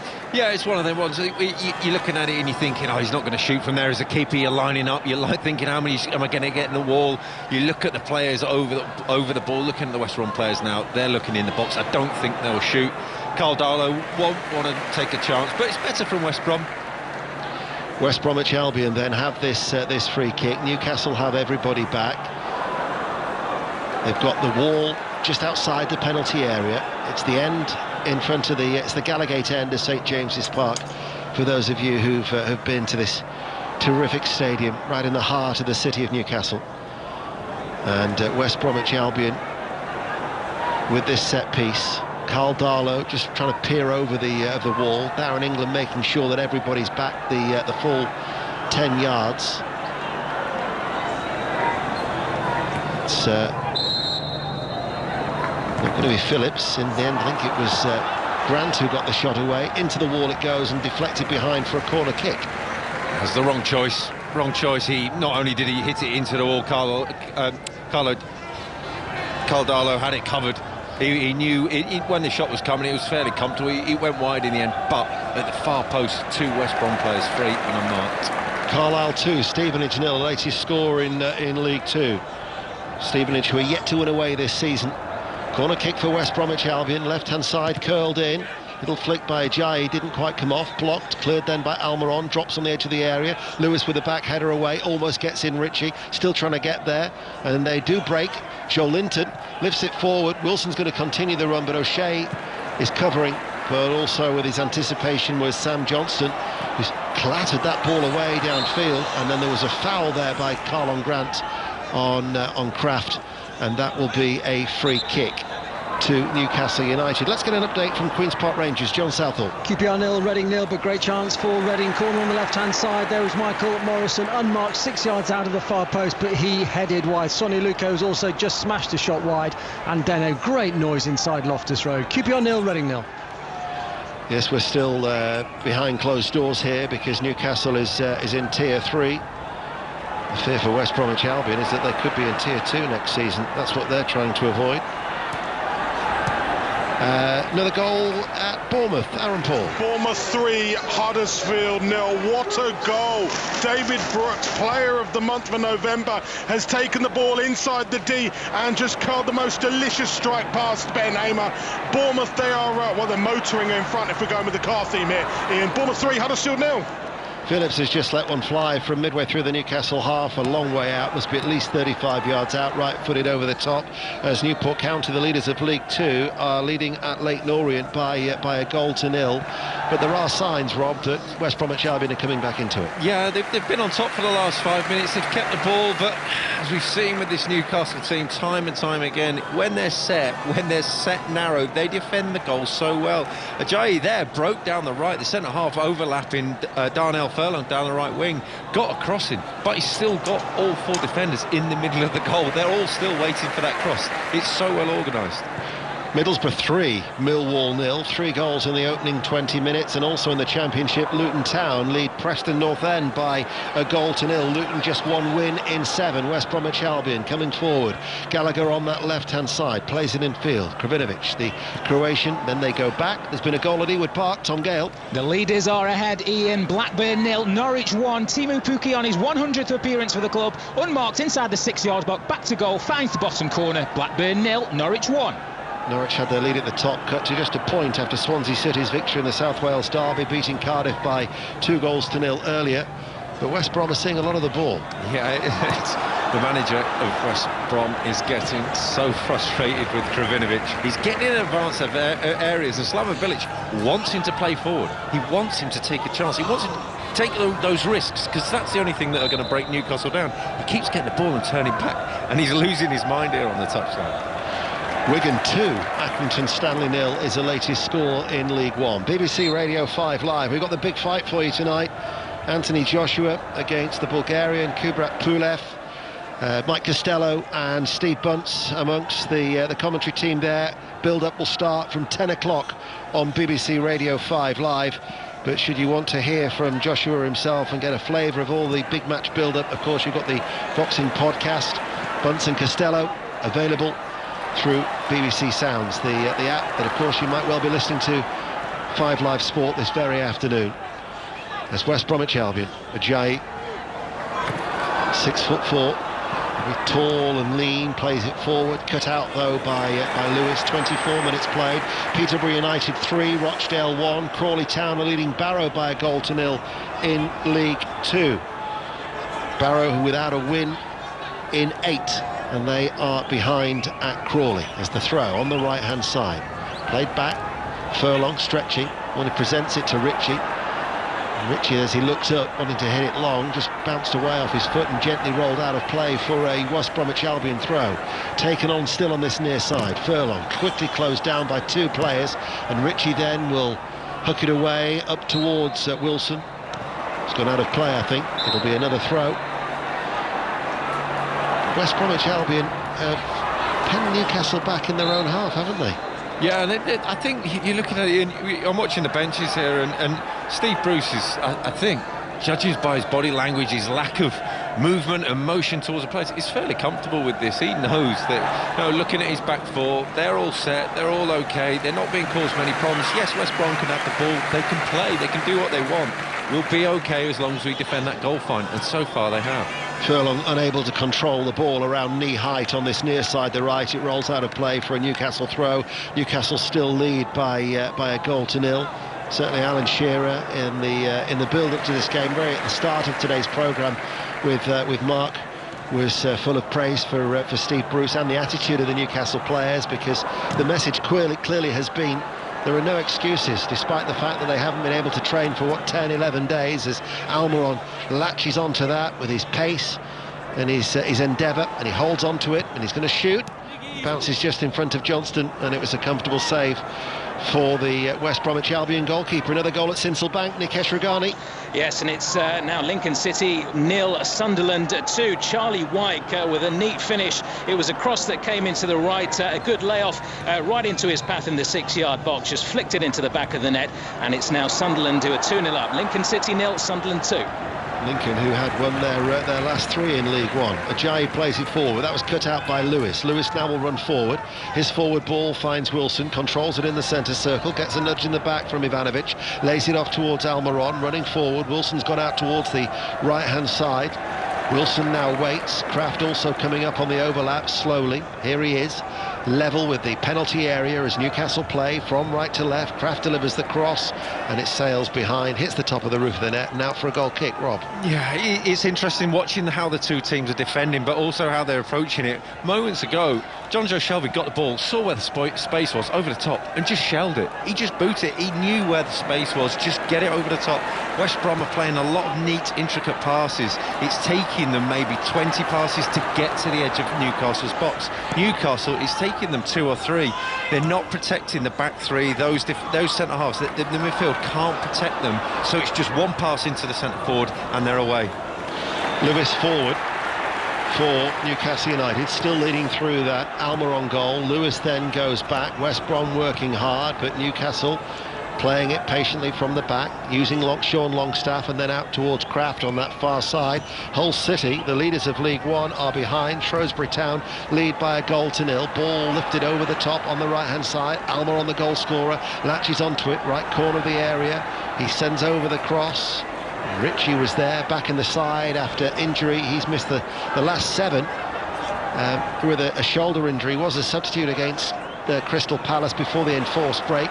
Sean Longstaff to Lewis on this near side the left, attacking the Leazy's end here at St James's Park. Played back to Sean Longstaff, controls it right-footed, inside to Shelby. First time ball goes back. Clark is forward, and then Kraft right of the centre circle to Almiron. Newcastle keeping the ball well. Shelby making a good move off the ball. Now delivers the cross from the right-hand side. Cleared away by O'Shea. Picked back up by Kraft. Enters the penalty area on that right-hand side. Leaves it for Joel Linton. Almost got in each other's way there. Newcastle still have the slender lead. Shelby now takes over. He delivers the cross, but it's too deep, and out of play goes for a goal kick. But that was much better from the home side. Yeah, more sustained pressure, better sustained pressure from Newcastle. Wasted in the end by John Joe Shelby. Just went for an extravagant cross, wasn't quite there.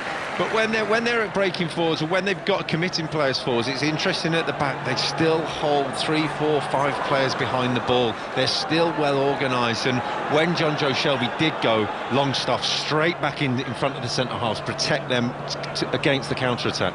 The fears of Bradford City supporters is that they could become the first team to go from the Premier League to non-league. 2-0 down now at Boundary Park will do nothing to allay those fears. So Harry Keel's side have increased their lead. And it's Bristol Rovers 2, Plymouth 0, and Exeter City 3, Tranmere Rovers 0, a latest score in League 2. As we approach the half hour, you're up to date on BBC Radio 5 Live and the World Service. Tomorrow, 5 Live Premier League Sunday from 12:30.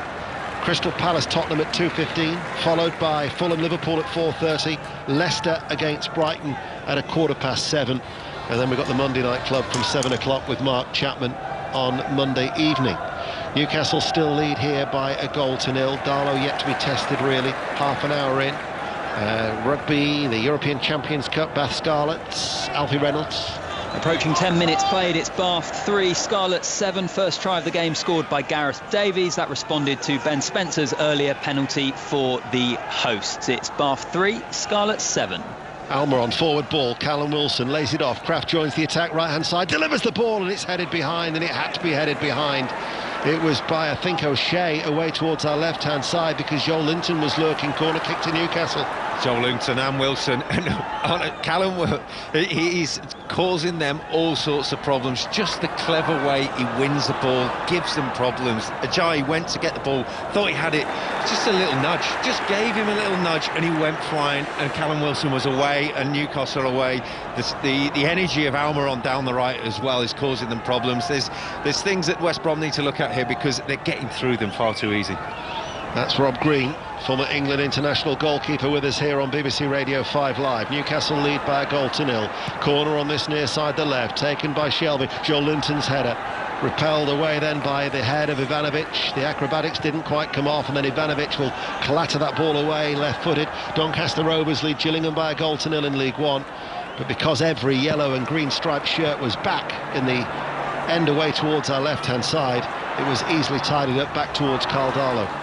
It was Isaac Hayden going for an overhead kick on the edge of the box, and it was a fair impersonation of me going for one, I think. That. Here is Shelby. Shelby running back inside his own half and switching play. Steve Bruce was full of praise for Carl Darlow.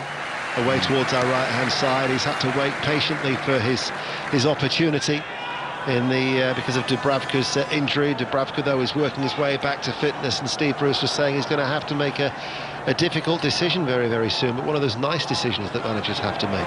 Well, he's waited, and also he's been player of the season. He's been their best player so far, and it's not to say that Newcastle have been poor in any way, shape or form, but they've needed him this season, and he's had outstanding performances. I watched him, I was at the Tottenham Stadium for when they played there, and they were unfortunate to come away with only a point. He was brilliant. Newcastle United, Joel Linton into the penalty area. Joel Linton forced out wide, he checks back. Joel Linton still going and denied by the knees of Sam Johnstone at the near post, and behind for another corner kick. That was another opportunity for Newcastle. In League One, it's Swindon 0, Fleetwood Town 1. In the Championship, Luton lead Preston now by 2-0, and third against fourth in League One, Ipswich 0, Portsmouth 1 at Portman Road. Corner kick though for Newcastle United, and Joel Linton forcing the save out of Sam Johnstone. After the corner's been taken, we'll get news from Mark Webber of that Portsmouth goal, but could be a while away that John Joe Shelby is ambling towards the corner flag at the Lees' end on this near side, the left. Newcastle still lead by a 1-0. BBC Radio 5 Live. Shelby just getting a bit of a breather, and now he delivers that corner kick. Unchallenged header away by Ivanovic. Kravanovic brings the ball under control. Sean Longstaff helps win it back for Newcastle. So to Portman Road and Mark Webber. Ipswich 0, Pompey 1. Ryan Williams unmarked in the middle of the area. An easy slot home for him. It means that Hull and Lincoln dropping points could be advantage Pompey. Ipswich 0, Portsmouth 1.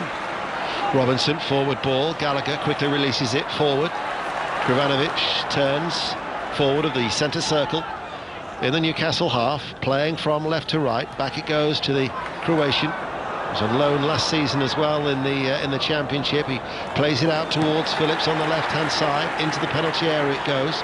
It's Carlon Grant who's made that run out towards that left touch line. Hayden has gone with him. Hayden filling in as a central defender, as Barrow have equalised at Crawley Town. Crawley 1, Barrow 1 in League 2. West Bromwich Albion. Grant comes outside the penalty area. He's running infield now. Ajayi joins the attack from defence. He plays it behind Furlong, who just started to make a darting run into the right-hand side of the penalty area. And it'll be a West Bromwich Albion throw, and then there's a tussle between Furlong and Lewis. Two of them react, and the referee down England's going to have to get involved. And a little bit of something and nothing. Yeah, just wanted to get on with the game. Jamal Lewis wanted to take the throw, didn't realise it wasn't his throw. Darnell Furlong wanted to get the ball, nothing doing. Referee's going to have a word, move on. I think he's booking them. It's going to be a yellow card for Lewis, and probably to Furlong as well, I would imagine. Lewis's name has gone into the book, and a yellow card.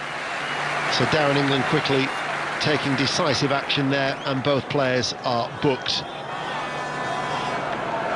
Though, to be fair, he could have just said, get on with it and cut it out, couldn't he? Shake hands, move on. But nevertheless, play will be back underway. Or touch elbows, I should say, shouldn't I? Is VAR getting involved? Is that why there is the delay? See, I don't think this is where VAR helps itself. The referee's seen it, the referee has dealt with it, he's given 2 yellow cards. They say that about re-refereeing, that is re-refereeing. The referee's done with it. Where's that high bar? Where's that threshold? Anyway, thankfully now it's done and dusted, we're back underway. Cross comes in, headed away, only as far as Sawyer. Stabs it forward, it might fall to Robinson. Flags up. It hit it left-footed and he sliced it and screwed it well wide, but the flag had been raised, and Newcastle still lead by a 1-0 with about 10 minutes to go to half-time. Okay, that was the first clearance from Newcastle that wasn't perfect. It was just a poor header, a weak header from Isaac Hayden, but a few minutes ago, Joel Linton did brilliantly, ran down the left, beat his man, stepped inside, took a shot at the near post when he shouldn't have done. Callum Wilson and Longstaff have busted themselves to get into the box, and we're both stood there staring at him saying, just roll it square, we were free. And it's just that final ball, it should be 2-0. Wigan 3, Accrington 0, Carlisle 3, Stevenage 0. That's in League 2. Goal now in the Championship at Wycombe, Emma Saunders. And it's gone to Coventry City. Liam Kelly, the skipper, putting the visitors ahead here, much to dismay of the 2,000 home fans here at Adams Park for the first time in 9 months. The strike so sweetly taken. He had plenty of time inside the box, looked up, picked his point and hit it past Alsop in the Wycombe goal. It's Wycombe 0, Coventry City 1. Without a win in 7, Wycombe. Gallagher in field finds Ivanovic, helps it across towards O'Shea on the far side. West Bromwich Albion still looking for the equaliser. They were stunned with that Almiron goal after 19 seconds, as Kravinovic, being tracked by Sean Longstaff, runs away from him. Forward ball cleared by Hayden on the edge of the penalty area. Shelby then hits it early and Wilson's after it, Callum Wilson. But Sam Johnston, he played under Steve Bruce during his time at Aston Villa. One of 6 loans that he had in his career. So a number of these players for West Bromwich Albion who Steve Bruce has got connections with, and he was quickly out to deal with that threat. On the far side, Grant, left corner of the penalty area. Phillips is behind him, doesn't need him. Instead he stands over the cross, and it was Furlong who was running in from right wing back. Lewis will deal with it not once but twice, and then has to contend with a sliding Gallagher, who somehow has kept the ball in play. Gallagher now with a cutback from the byline on the right hand side. Ajayi across towards Phillips. Phillips will shoot from distance, comes through a crowd of players, and it's saved by Darlow. Let's get an update from Bath Scarlets in the European Champions Cup. Alfie Reynolds. And it's Bath 8, Scarlet 7. Rory McConaughey finishing a brilliant Bath move down the left-hand side. Zach Mercer, who's on for Talupe Faletau with a great offload. More deft hands from Sam Underhill, released McConaughey. Conversion missed. Entertaining game so far. It's Bath 8, Scarlet 7. In the early games today in the Premier League, Wolves 0, Aston Villa 1. In the Championship, Cardiff City 0, Swansea City 2. Swansea went second, just a point behind Norwich before the 3 o'clock games were underway. And here at St James's Park, in the gloom and the damp and the wet, as Grant latches onto this ball, looks up, plays it into the penalty area, cleared away by Kraft. Newcastle still lead by a goal to 0 as Gallagher swings an effort goalwards, hits it right-footed, too much underneath it, over the top of the crossbar and out for a goal kick with 7 minutes to go to the break. First couple of signs that Newcastle are getting a little bit tired. 7 minutes to go. The back four, just for the first time in the game, lost the shape. There was too deep, too high, and they were in. West Brom were in, didn't make the most of it, but you're looking at it, Steve Bruce will be pleased, but he's looking at it there going, whoa, come on, let's reassess, let's regroup, let's reorganise just for these last 5-6 minutes. Charlton lead Wimbledon by a goal to 0 in League One, and Barnsley have come from behind at Hillsborough, and it's Sheffield Wednesday 1, Barnsley 2 now in the South Yorkshire derby, as Darlow clears with the goal kick. Shea won the aerial duel, it bounced to Almiron, and then Sean Longstaff plays it out to Kraft. Kraft's forward ball headed away by Ivanovic, up in the air it goes, eventually it comes down to Almiron, and Almiron plays it back to Shelby, who now will switch it across to Lewis on the halfway line on this near side. Let's get news of that second goal from Barnsley from Nestor McGregor. A wonderfully worked goal it was as well. It was a good 1-2 between Connor Chaplin and Dominic Freezer, and when it fell to Freezer inside the box, controlled it with his left foot, the keeper rushed out, and with his right foot he just nutmegged him. As simple as that. Remember, Sheffield Wednesday haven't won under Tony Pulis, and so far so bad. Sheffield Wednesday 1, Barnsley 2. Yeah, drawn 3 and lost 3 in his 6 previous games, as Ritchie comes on the inside away from Furlong. Ball-headed Shelby goes back to Kieran Clark. Grant will put in pressure, but he's released it. Ajayi, though, beats Wilson in the air, flicked on by Furlong. Sawyer's being held a little bit there by Lewis, runs in field. Kravanovic lets the ball come across his body. Referees played the advantage. Out it goes, though, to Phillips on the left wing back inside to Sawyers.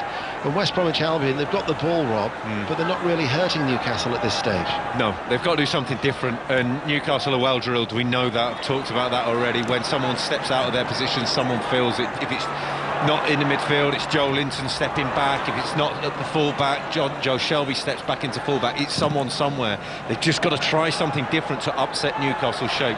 Gallagher shrugs off the challenge of Ritchie, plays it out to Furlong, right-hand side, delivers the cross, headed up in the air by Clark. Almiron did well, he was a little bit off balance, but he stuck out his left foot to prod the ball away. Collected on that far side. Phillips to go on the overlap, not required. Kravinovic with the cross. Volleyed cleared, though, by Kieran Clark at the heart of that Newcastle defence. And Newcastle, with 4 minutes to go to half-time, still lead by a goal to nil on BBC Radio 5 Live. Throw for West Brom, left-hand side, in front of the East Stand, midway through the Newcastle half. Played forward, looking towards Robinson, and the referee has given the decision in favour of Newcastle over on that far side of the field. Let's get an update then from Ewood Park in the Championship. Tom Gale. Blackburn 0, Norwich 1. Timu Pukki strike the difference, Ian, but he should have had his 50th Norwich goal. Half volley on the penalty spot, rattled the crossbar. Blackburn 0, Norwich 1. 6:06 with Chris Sutton and Robbie Savage, two former Blackburn players, of course. After Sports Report tonight on BBC Radio 5 Live. 08085909693. Another goal at Rotherham. That's Faruqi. Rotherham have doubled their lead. Michael Smith able to get on the end of a ball when Bristol City really failing to clear their box. A really odd, flat first 45 minutes for Bristol City here, and they've been made to pay. Rotherham 2, Bristol City 0. And up until today, they've been quite good away from home. They'd won 3 of their previous 4 on their travels away from Ashton Gate. 3 minutes to go to half-time. Newcastle United still lead by a goal to nil against West Bromwich Albion. Johnston, all in pink, floats it downfield, headed on by Furlong, the right wing-back. With turn ball from Grant, then he's given it away as Darnell Furlong. Peterborough United 4, Rochdale 1, and Sunderland have got a third at Sincil Bank. Lincoln City 0, Sunderland 3. Let's get news of that from Nikesh Ragani. Yes, Lincoln 0, Sunderland 3, and it was a peach of a goal there from Jack Diamond. It was a brilliant run by Aidan McGeady, ran from the halfway line to the edge of the box, played it out towards the right, and a beautiful left-footed curling shot into the far corner from Jack Diamond to make it Lincoln City 0, Sunderland 3. Robinson out to Phillips, left-hand side for West Bromwich Albion, still searching for the equaliser. Phillips sends over the cross, headed up by Hayden, not properly away, though it might fall to Gallagher, and Gallagher's planted it wide, right-footed. That was probably the best chance for West Brom. Big chance in the context of the game, and a big chance for Gallagher. The goals he's scored this season, it's almost an identical replica of those. It's a little bit closer than the goal he scored off the corner against Sheffield United, and it's just a little bit quicker. It comes at him a little bit sharper, and he just stabs his foot on it, and it squirms wide. But Newcastle are living off. If we allow them the ball down the wings, we allow them to cross, we make that first contact in the box. If we don't make the first, we make the second. That was the first time where they didn't make the first or the second, and they got a strike away. West Brom need to keep asking more questions like that. Wimbledon have equalised at Charlton in League One. Charlton 1, Wimbledon 1. We're approaching half-time here at St James's Park, but it's West Bromwich Albion coming forward. Gallagher with his long fair hair running towards the right corner of the area, plays it in towards Grant, tries to roll away from his marker, runs into Sean Longstaff, ball breaks back to Darnell Furlong, delivers the cross, headed away by Clark inside the penalty area, headed further away by Lewis. Joel Linton has played it in field, has given the ball away.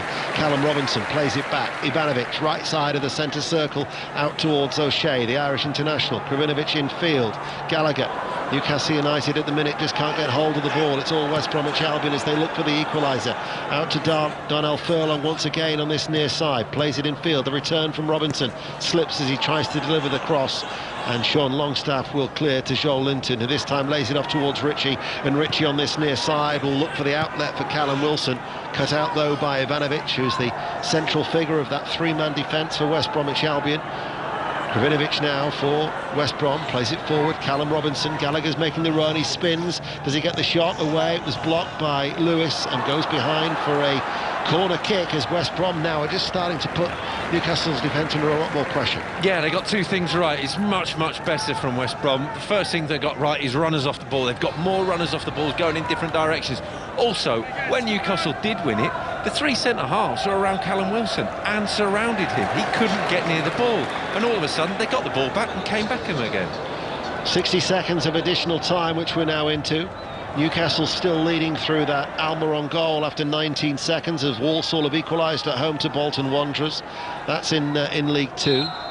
Corner kick then on this near side the right. This will be an outswinger to be taken by Phillips. Everybody's in and around the penalty area. In it goes now, crowd of players, comes off the head I think of I thought it was Hayden. It was.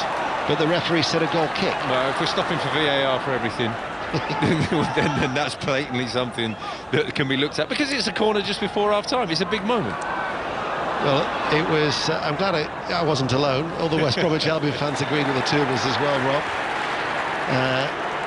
And that should be it as far as the action is concerned. So Newcastle will go into the break leading by a 1-0 through that Almiron goal after 19 seconds, because Darren England is just ready to blow his whistle. And there it is. And they've had a couple of other opportunities where they tested Johnston since then. And the best opportunity for West Brom, Gallagher, just before the break, where he put it wide. Yeah, it's been comfortable from Newcastle. They got a little bit tired towards the end of the half, but you look at organisation, it's a dream start, especially for someone like Newcastle. Just the start they want. We can rely on that defensive shape. We can rely on that organisation. That's what they've done. So, half-time at St James's Park. Newcastle United 1, West Bromwich Albion 0. Mark. Is it a bit like, Rob, as Jose Mourinho said after the North London derby last week? Well, we're in control now, so it's pointless doing anything that risks us losing that control. You'd say that, but they're in control without the ball. Yes. It sounds strange as it sounds. Well, they're Tottenham were, weren't they? Tottenham were against Arsenal. Yeah, but I think the difference being is that I sense just with 5-10 minutes to go there, Newcastle were getting a little bit tired, and that's the lack of training. That's the last 10 days, and you don't know who's suffering from what. We have to see in the second half how that goes, because, you know, Steve Bruce will be aware of it. We don't know. AFC Wimbledon have turned it around at the Valley. Daniel Soka right on the stroke of half-time. So it's now Charlton 1, AFC Wimbledon 2. And there's been another goal at Portman Road. Let's get details of which way this has gone from Mark Webber. Ipswich 0, Portsmouth 2. Ryan Williams getting his second again, giving too much space in the Ipswich area. The defender's nowhere near him. He tapped it low. Ipswich 0, Portsmouth 2. Into the Championship, where earlier Swansea beat Cardiff by 2-0 at the Cardiff City Stadium. Half-time at Ewood Park. The leaders ahead. Tom Gale. Yes, they are, Mark. Blackburn 0, Norwich 1. Teemu Pukki's poker strike on his 100th Norwich City appearance. Back to goal inside the 6-yard box. Lethal into the bottom corner. He should have his 50th goal for the club, though, for his half volley inside the second 6-yard box, as Jermaine Beckford was explaining earlier. Rattled the bar. Best Rovers chance saw Sam Gallagher's bullet header excellently denied by Michael McGovern's acrobatic save. At half-time, Blackburn 0, Norwich 1. Half-time between Forest and Brentford. Katie Shanahan. And a great start for the visitors as Brentford lead here by 0-0. Stand-in skipper Henrik Dolsgaard's header from a corner proving the difference. Informed striker Ivan Toney has had a crack too. His ambitious volley skimming over the bar. That would have been good. Forest have gone close too. The best from Sami Amiobi, the brother of the former Newcastle striker Shola Amiobi. His strike from range testing keeper David Raya. Now Brentford are unbeaten in 10 and deserve to be in the lead here. Nottingham Forest 0, Brentford 1. In the Bundesliga this afternoon, Borussia Dortmund have just gone 3-1 down at home to Stuttgart. Back to the Championship. Looks like the home side are going to take all 3 points at the Vitality Stadium. Aaron Paul. Well in control. Bournemouth 3, Huddersfield 3 goals in 13 minutes have given the hosts a commanding lead here at the break. Dominic Solanke broke the deadlock and doubled the Cherries' lead with 2 poachers finishes. David Brooks made it 3 with a sumptuous goal from inside the D. He should have made it 4 just before the break, but stabbed his attempt wide. Asmir Begovic has, however, had to be alert in the Bournemouth goal with a couple of regulation saves keeping him warm. One fabulous stop as he flung out a massive paw to his right to keep out Janina Bakuna. It's a dream return for Bournemouth fans here so far, Mark, as their team lead Huddersfield by 3-0. Not the first time I've said this over the many years of hosting Saturday afternoon 5 Live Sport. Goalless at John Southall's game. And it won't be the last. QPR 0, Reading 0. Actually, having said that, it has been a really good half this. Played against a vibrant backdrop from the 2000 in here. Reading have had one clear-cut chance. Michael Morrison heading wide at the back post went unmarked. QPR have had some good moments.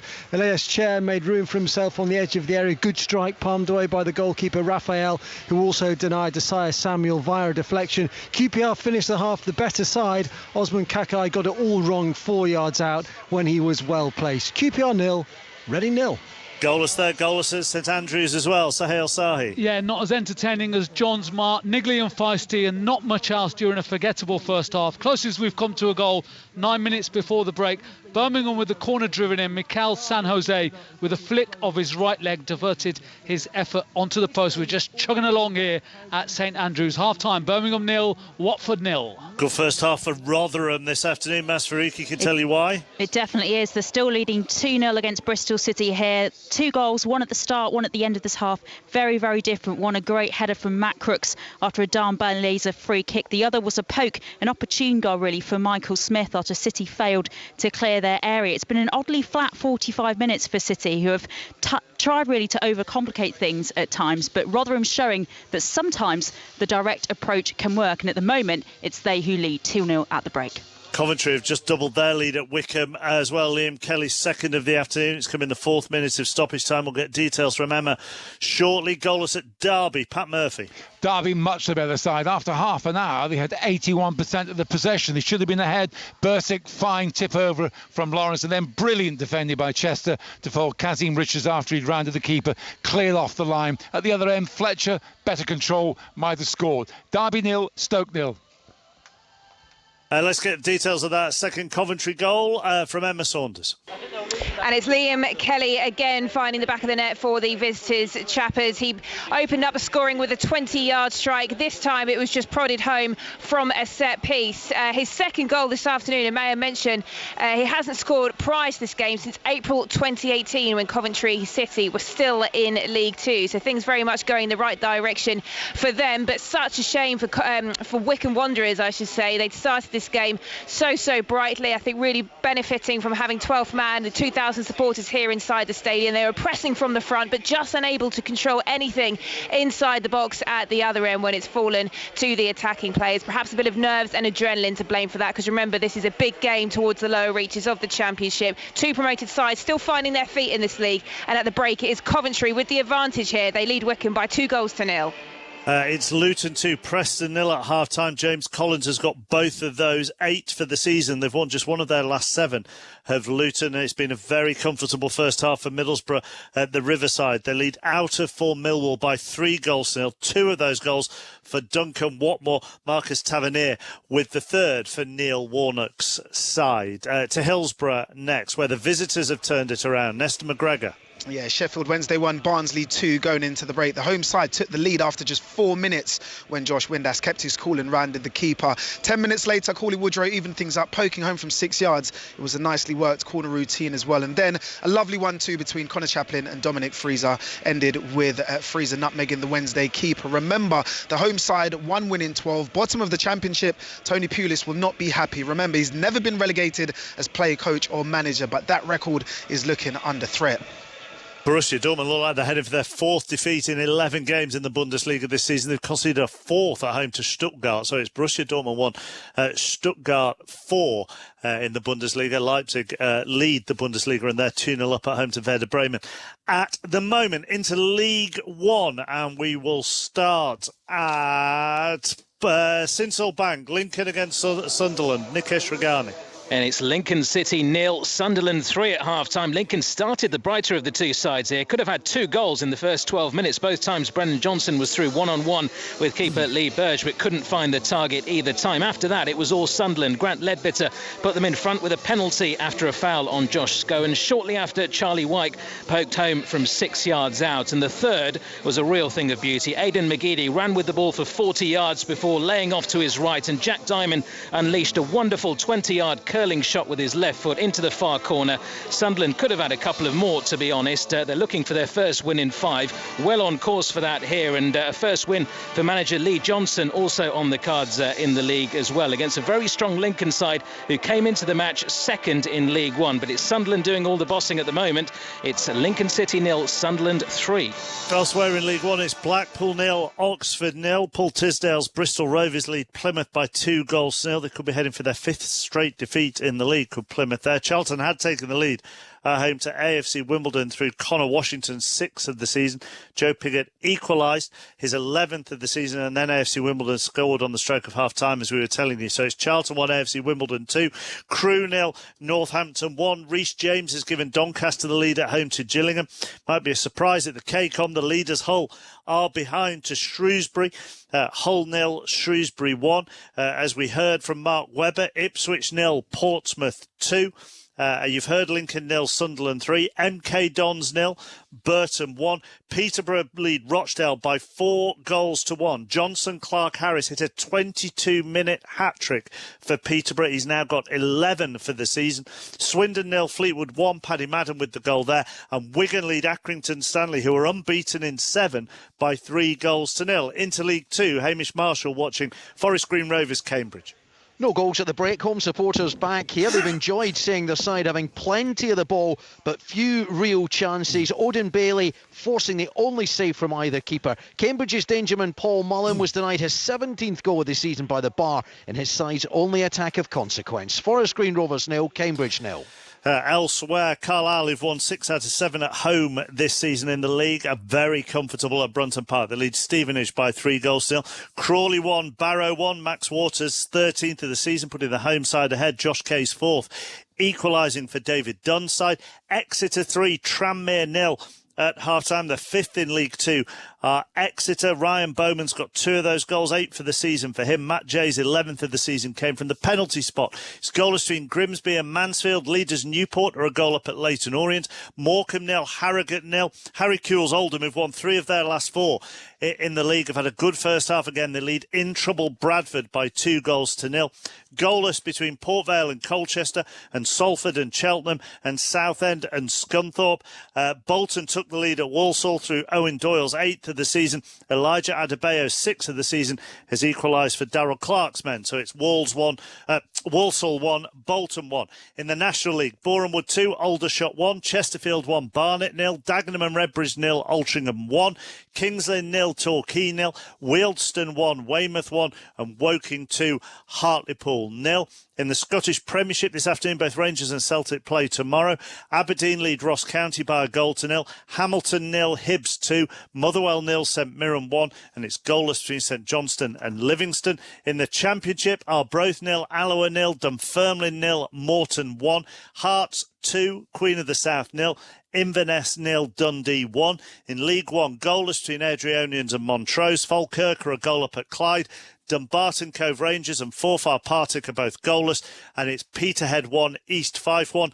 And in League 2 this afternoon, Albion Rovers 0, Elgin City 1, Queen's Park 0, Edinburgh City 1, Stenhousemuir 0, Stranraer 2, and goalless between Stirling and Cowden Beath. In Rugby Union's Champions Cup, Bristol 38, Claremont 51 is how it finished in the 2 games that kicked off at 3:15. Bath 14, Scarlets 10. It's on Sports Extra if you want to listen to it. And Toulon leads Sale by 13 points to 0. You're up to date with all the scores as we approach 4 o'clock here on 5 Live. Joe Critcher has the news. On digital, BBC Sounds, smart speaker and online. This is BBC Radio 5 Live.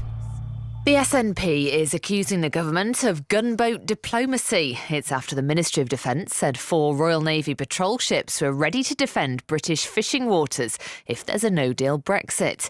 But a former Chief of Naval Staff, Admiral Lord West, says the plans are absolutely appropriate as there could be stormy altercations with foreign fishermen. The UN Secretary-General is calling on all countries to declare a climate emergency. Antonio Guterres was speaking at a virtual summit co-hosted by Britain. Boris Johnson told delegates the UK is committed to its target of reducing carbon emissions by 68% based on 1990 levels by 2030. The Financial Ombudsman Service says banks are too quick to blame customers when they're the victims of fraud. Figures seen by the BBC show complaints about banks' handling of fraud and scams rose by more than a third between April and September, compared with the same period last year. And an animal park in Bristol is asking people to send any unwanted Christmas gifts of perfume or aftershave to them. The Wild Place project says some animals, such as bears, meerkats and lynxes, go crazy for stronger scents with sweet or spicy aromas. The best live sports. Tonight, 5 Live Boxing presents live coverage as Anthony Joshua returns to the ring for the first time since reclaiming his world heavyweight titles a year ago. Left hook from Joshua goes through. He tries a right uppercut. Anthony Joshua is really starting to sense that he can get on top here. Joshua once again puts the belts on the line as he takes on Bulgaria's Kubrat Pulev, whose only defeat came at the hands of the long-reigning champion Vladimir Klitschko. Anthony Joshua versus Kubrat. Join us ringside tonight from 10 on 5 Live and BBC Sounds. This is 5 Live Sport with Mark Chapman. Back at St James's Park shortly when Newcastle lead West Brom by a goal to nil, but let's go to John Hunt at Cheltenham. Another disappointing afternoon for Goshen, John. Yes, Goshen had been sent off the 6-4 favourite for this afternoon's international hurdle, but pulled very hard throughout the race, Mark, and he trailed in last place. That was form very far removed from the level he demonstrated when so unlucky in the Triumph Hurdle in March. A case very much of back to the drawing board for him. The race was won by Song for Someone at odds of 6-1. He beat Silver Streak by a nose, that securing Tom Simmons' biggest win ever as a trainer. He trains in Herefordshire. His horse, only a 5-year-old, Song for Someone, has now won 3 Grade 2 races consecutively and will now surely be aimed at the highest level, although perhaps not at the Champion Hurdle itself. His trainer said Aintree might suit him better in the spring. It was also here at Cheltenham a good day for Irish trainers. Refreshingly uncommon, the names that were successful. Chatham Street Lad, a 16-1 chance, gave the popular Mick Winters his first win in Britain for 7 years, winning the Caspian Caviar Gold Cup by a stunning 15 lengths under Dara O'Keefe, whilst Make Good at odds of 12-1 decisively landed the Grade 2 Albert Bartlett Novices Hurdle for trainer John McConnell. John enjoying his second win here at Cheltenham in 2 days. Thank you very much, John. Half-time whistle has gone in the Champions Cup and Toulon leads Sale by 16 points to 0. And at the Rec, Alfie? Last play of the first half, Mark, but at the moment it is Bath 14, Scarlets 10. Scarlets got the first try of the match through Gareth Davies. That was responded by a score for Bath from Rory McConaughey. Ben Spencer and Lee Halfpenny have both traded penalties. Overall, Bath have probably edged the opening 40 minutes, but as Scarlets attack just in front of me at the moment with this final play of the first half, in fact, Anthony Watson has just knocked the ball out of play with his boot. So that is the half-time whistle. Bath deservedly lead at the Rec. Bath 14, Scarlets 10. Thank you very much, Sports Extra. If you want to listen to that, back to the football here on 5 Live and at St James's Park. Rob Green and Ian Dennis. We're just underway, Mark. West Bromwich Albion have made a couple of changes. Slaven Bilic looking to try and change things around here as they trail by a goal to 0. Charlie Austin has come on to replace Carlon Grant up front. The other change is Kieran Gibbs coming on to the field of play, and he's replaced Callum Robinson, so he will fill in at left wing back, and it means that Phillips then goes a little bit further forward, so the shape is essentially the same. So you've got Johnston in goal, a back three of Ajayi, Ivanovic and O'Shea, Furlong and Gibbs now are the wing backs, with Kravanovic, Gallagher, Phillips, Sawyers and Charlie Austin leading the attack for a West Bromwich Albion side in their yellow and green striped shirts and green shorts. And as we sit low down here in the main stand, West Brom are defending the Gallagate end and they're attacking the Leases end as they play from right to left. Newcastle with Caldalo in goal, a back four of Kraft, Clark, Hayden and Lewis. You've got Ritchie, Shelby, Sean Longstaff and Almiron, Callum Wilson and Joe Linton. And still Almiron goal after 19 seconds is the difference. But West Brom seeing a lot of the ball in the early stages, but the interception from Almiron, and he'll run it out of play for a throw. Alongside me is the former England international Rob Green. Yeah, it looks like just has a better feel to this West Brom team now. We had Matt Phillips in the first half, who's a right winger and a centre forward playing left wing back, and immediately they're looking more forward, they're looking more direct. Kieran Gibbs is playing left wing back, he's a left-sided defender, so you've immediately got this automatic sort of feel to a team that looks a lot better balanced. They're going more forward, more direct. It's asking a different question. How will Newcastle cope? We'll have to see. And of course you know Charlie Austin well from your days at Queen's Park Rangers. It's his first Premier League appearance of the season. His only 2 previous appearances have both been in the League Cup. As an individual, how will he respond to not featuring? Will he be looking to try and take this opportunity with lots of relish? Yeah, he'll prove a point. Yeah. He'll want to prove a point, and he's a bubbly character, he's a confident lad, and he's a good lad to be around, a good lad to have in the dressing room, but he's one who's also outspoken and who will back himself, so he'll want to do something today. Well, here he is, getting involved, out towards Kravanovic. They've got plenty of urgency in the early stages, West Bromwich Albion, still trailing by a goal to 0.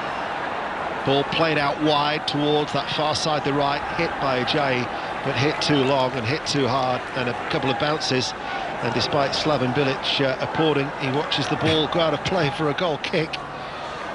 He's done that 2-3 times in the first half, and immediately at the start of the second half done that. He's hard, fast, straight balls straight down the pitch, and the pitch is wet, the pitch is skiddy, and it's just flying through, and it doesn't need a 3-iron, it needs a little lob wedge or something like that.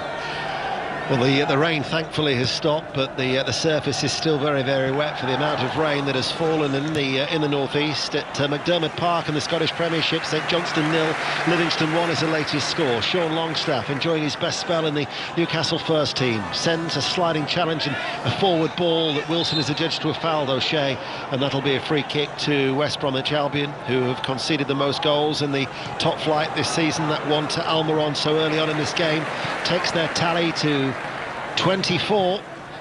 Although it was interesting, you look at Newcastle United, and 14 of their, well, before today, 14 of their 27 goals involving Newcastle have arrived in the last 15 minutes of games. 7-4 Newcastle and 7-4 the opposition. So we could still have more goals to come here on BBC Radio 5 Live. Phillips trying to play it out towards Gibbs, blocked by Kravanovic, comes back to Phillips, feeds it forward then towards the Croatian, who turns, forward ball, little flick off there by Austin.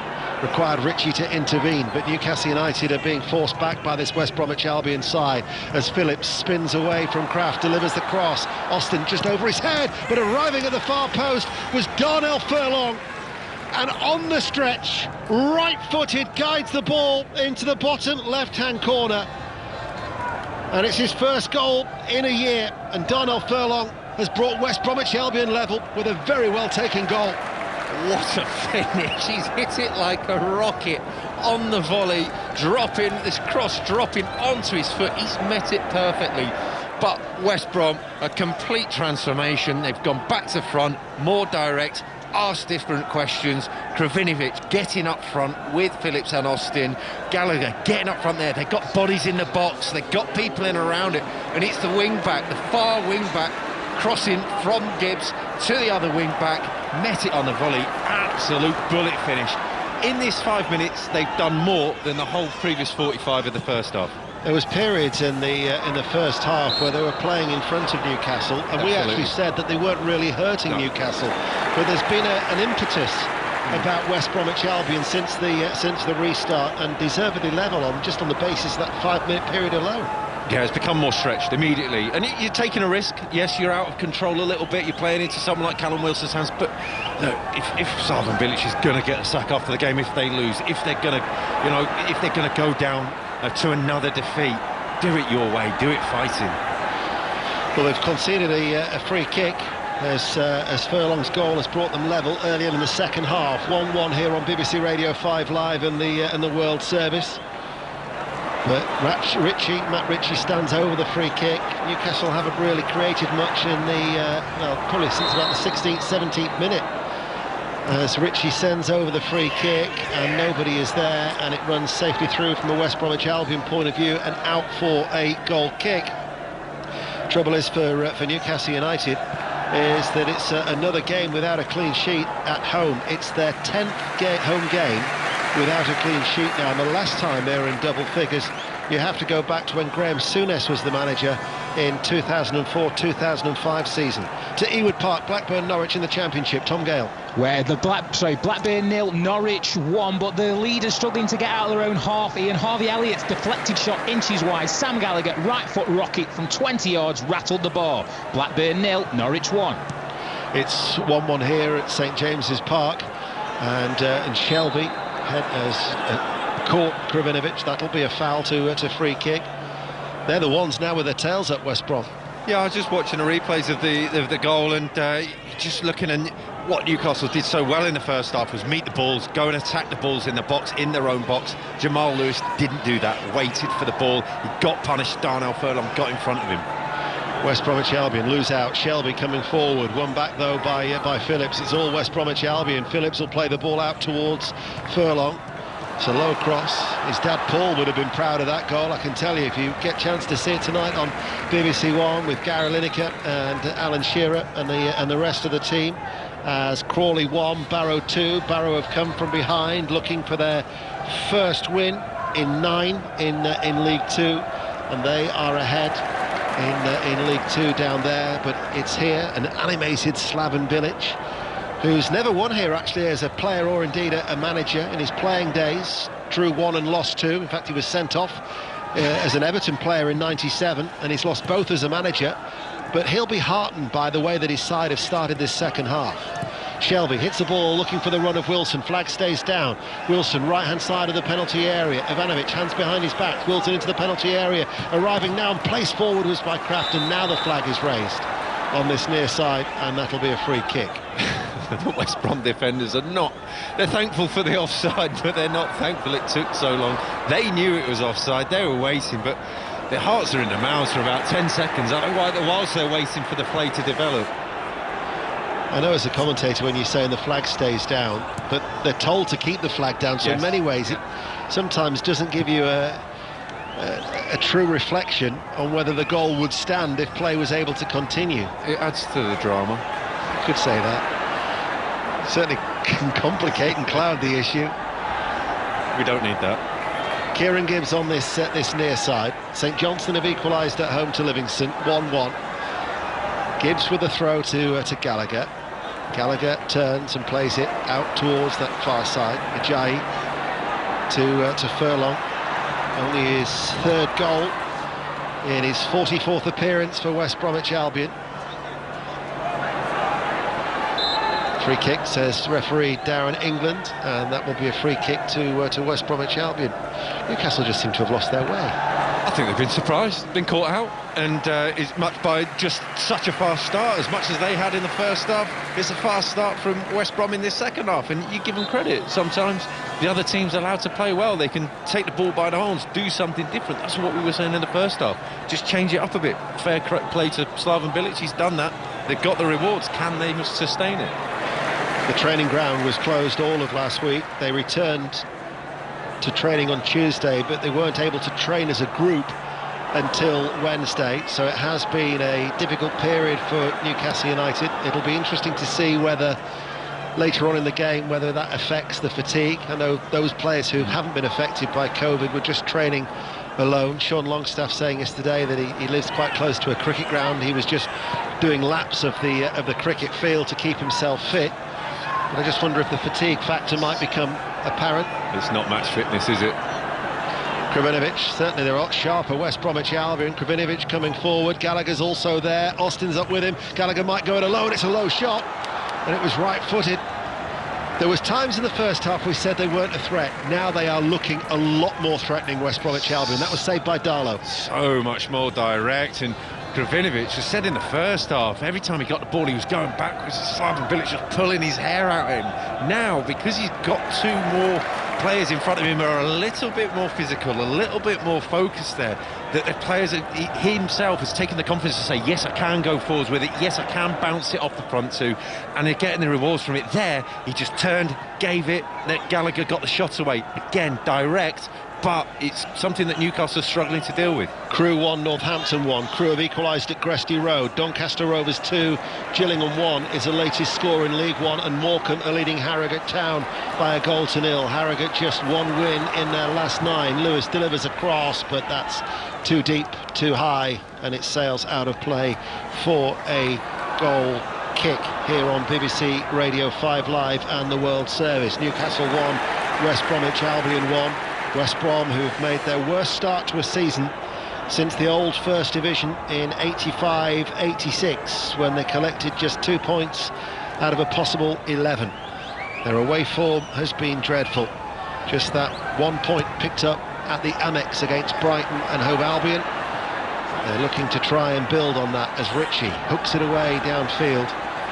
Comes back to Ritchie, hits it over the top, volleyed ball. Wilson puts pressure on Ivanovic. Ivanovic heads it back towards Johnston, who quickly throws it out. Got plenty of distance on that, and then O'Shea has put it out of play for a Newcastle throw. Rob Green. Yeah, just from this fast start in the opening 10-12 minutes, that West Brom, not only have they had the better chances, been more direct on the ball, but off it, it's dragged Newcastle back. Callum Wilson there, they played the ball forward to him. If he had won it, he was on his own. He's a lot more isolated now all of a sudden. He can't get the players up alongside him. So it's a complete shift in the dynamic of the game.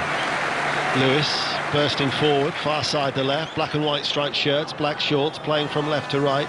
Joe Linton, hardly mentioned Joe Linton, have we, during the commentary? He's lost out in the challenge to O'Shea. Forward now is Phillips, carrying it forward over the halfway line, switches play towards Austin. Gallagher on the overlap, Austin with a drive, blocked, they're appealing for that, but it's picked up by Darlow.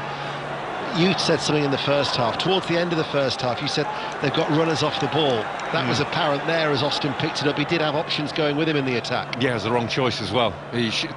Gallagher was outside him, was free, and you're looking at it and you statistically, sometimes the managers go, get the stat man Dave on it, a shot from 20 yards with himself, or pass it to Gallagher outside. The stats would suggest you've got a lot more chance after playing a ball through like that. So, wrong choice from Charlie Austin there. Walsall 2, Bolton 1. Walsall have come from behind, and Crawley have equalised at home to Barrow in League 2. It's now Crawley Town 2, Barrow 2. This is BBC Radio 5 Live. We've got Sports Report with Mark Chapman coming up. Then we've got 6:06. And a big fight tonight as well at 10 o'clock live on BBC Radio 5 Live. Anthony Joshua against Kubrat Pulev, with the best in the business, Mike Costello and Steve Bunce. Tom Gale, another goal at Ewood Park. Blackburn 1, Norwich 1. I'm sure this is a goal Jurgen Klopp will be watching back. Teenager Harvey Elliott dances into the box. There's a nutmeg. It deflects, but it ends up in the back of the net. Blackburn 1, Norwich 1. Shelby opens it up, Kraft joins the attack, Almiron's making the run, Kraft will float over the ball, Johnston though with a confident take, the goalkeeper, and then able to throw it out, and look at the space for Kravinovic to run forward here in the green and yellow striped shirts for West Bromwich Albion. Out to Gibbs, the substitute. That double change that Slaven Bilic made has certainly re-energised West Bromwich Albion, Rob Green. Yeah, well, it's a treble change, 2 substitutions and 1 with an injection of impetus and energy, hasn't it? He's completely transformed West Brom. Kravinovic, left corner of the area, lays it out. Phillips drills it in low, first time, cleared by Hayden, who's playing in the central defence for Newcastle today. Forest Green lead Cambridge United by a goal to 0 as Wilson makes a run round the back. Wilson now in towards the penalty area, the angle is tight. Wilson still going in, waits for some support. Wilson forced out wide, and in the end it was Ivanovic who just toe ends the ball behind for a corner kick, and will quickly go to Forest Green and Hamish Marshall. It was Aaron Collins who got that goal, his third of the season, set up by Odin Bailey. Forest Green deservedly on top. The lead Cambridge 1-0. Cheers, Hamish. Port Vale lead Colchester by a goal to 0 in League 2, and you're up to date on BBC Radio 5 Live and the World Service. It's 1-1 here between Newcastle and West Brom. West Brom have got every yellow and green striped shirt back there in the penalty area. Newcastle playing from left to right. As we look here in the main stand, they're attacking the Gallagate end. And it's going to be a corner kick on this near side, the right, so it'll be a left footer from Ritchie. Should be an in-swinger. Shelby's there as an option. It is Ritchie, delivered towards Kieran Clark, headed away, comes out towards Sean Longstaff, who fires that one in. It was always on the rise, and it was caught in the midriff by Johnston, who's then gone down in a body check there with Callum Wilson. Aberdeen now lead Ross County 2-0 in the Scottish Premiership. And let's get an update from Nottingham Forest. Katie Shanahan. Where it's still Nottingham Forest 0, Brentford 1, but Nottingham Forest thought they'd scored. It was a goal disallowed by the Fulham loanee Anthony Knockaert with a sweeping finish into the bottom left-hand corner, but it was offside. Another one of the players. He's been brilliant since he's come on, charging at Brentford's defence and causing Brentford loads of problems. Nottingham Forest, though, still looking for the equaliser. Still Forest 0, Brentford 1. We've got 28 minutes remaining of normal time. West Bromwich Albion now with Phillips, central position, floating the ball out towards Gibbs. Gibbs with a header inside. The return from Kravinovic, nicely worked by West Brom. Gibbs looking for the cross, cut out though by Hayden. West Bromwich Albion are the team asking all the questions, Rob. Yeah, stretching them all over the pitch, and it's the runners in behind, and what it does is it makes the Newcastle back four narrower and narrower, and they get so narrow that they can just play it down the outside. Ajayi with the cross. Shemi Ajayi caught though by Carl Darlow. Grimsby 1, Mansfield 0, a latest score from Blundell Park in League 2. Slaven Bilic is applauding Ajayi again, and I'm beginning to pick up a code from Slaven Bilic about Ajayi. And one that you probably can't repeat on the radio? Well, I think it's fairly obvious that he might give it away once or twice, and it might be I'm either going to applaud or say something I shouldn't. Yeah. He's very, very animated down below. We're, maybe 15, 18 feet away from him. Whereas Steve Bruce watching on with Steve Agnew just behind him. The ball is now at the feet of Kraft, just in front of the Newcastle manager. Still 1-1. Sean Longstaff gets it back from Almiron, plays it out towards Kraft, closed down by Gibbs. Because of West Bromwich Albion, Newcastle United are forced to go back. Hayden, one of the central defenders. Sean Longstaff will switch play out towards Lewis, bouncing ball on the halfway line, under pressure from Gallagher. And Lewis then is caught out by Furlong. Austin plays it back, Gallagher works it inside. Sawyers just had to react just to get there before Callum Wilson, and plays it all the way back to Sam Johnston. The League Two leaders, Newport County, have been pegged back at Leyton Orient. Leyton Orient 1, Newport County 1 is the latest score. Here is Gallagher, Sawyers, Ivanovic shouting in the direction of Kieran Gibbs as O'Shea plays it forward. Phillips has given them an extra dimension, hasn't he, in that advanced role since that change?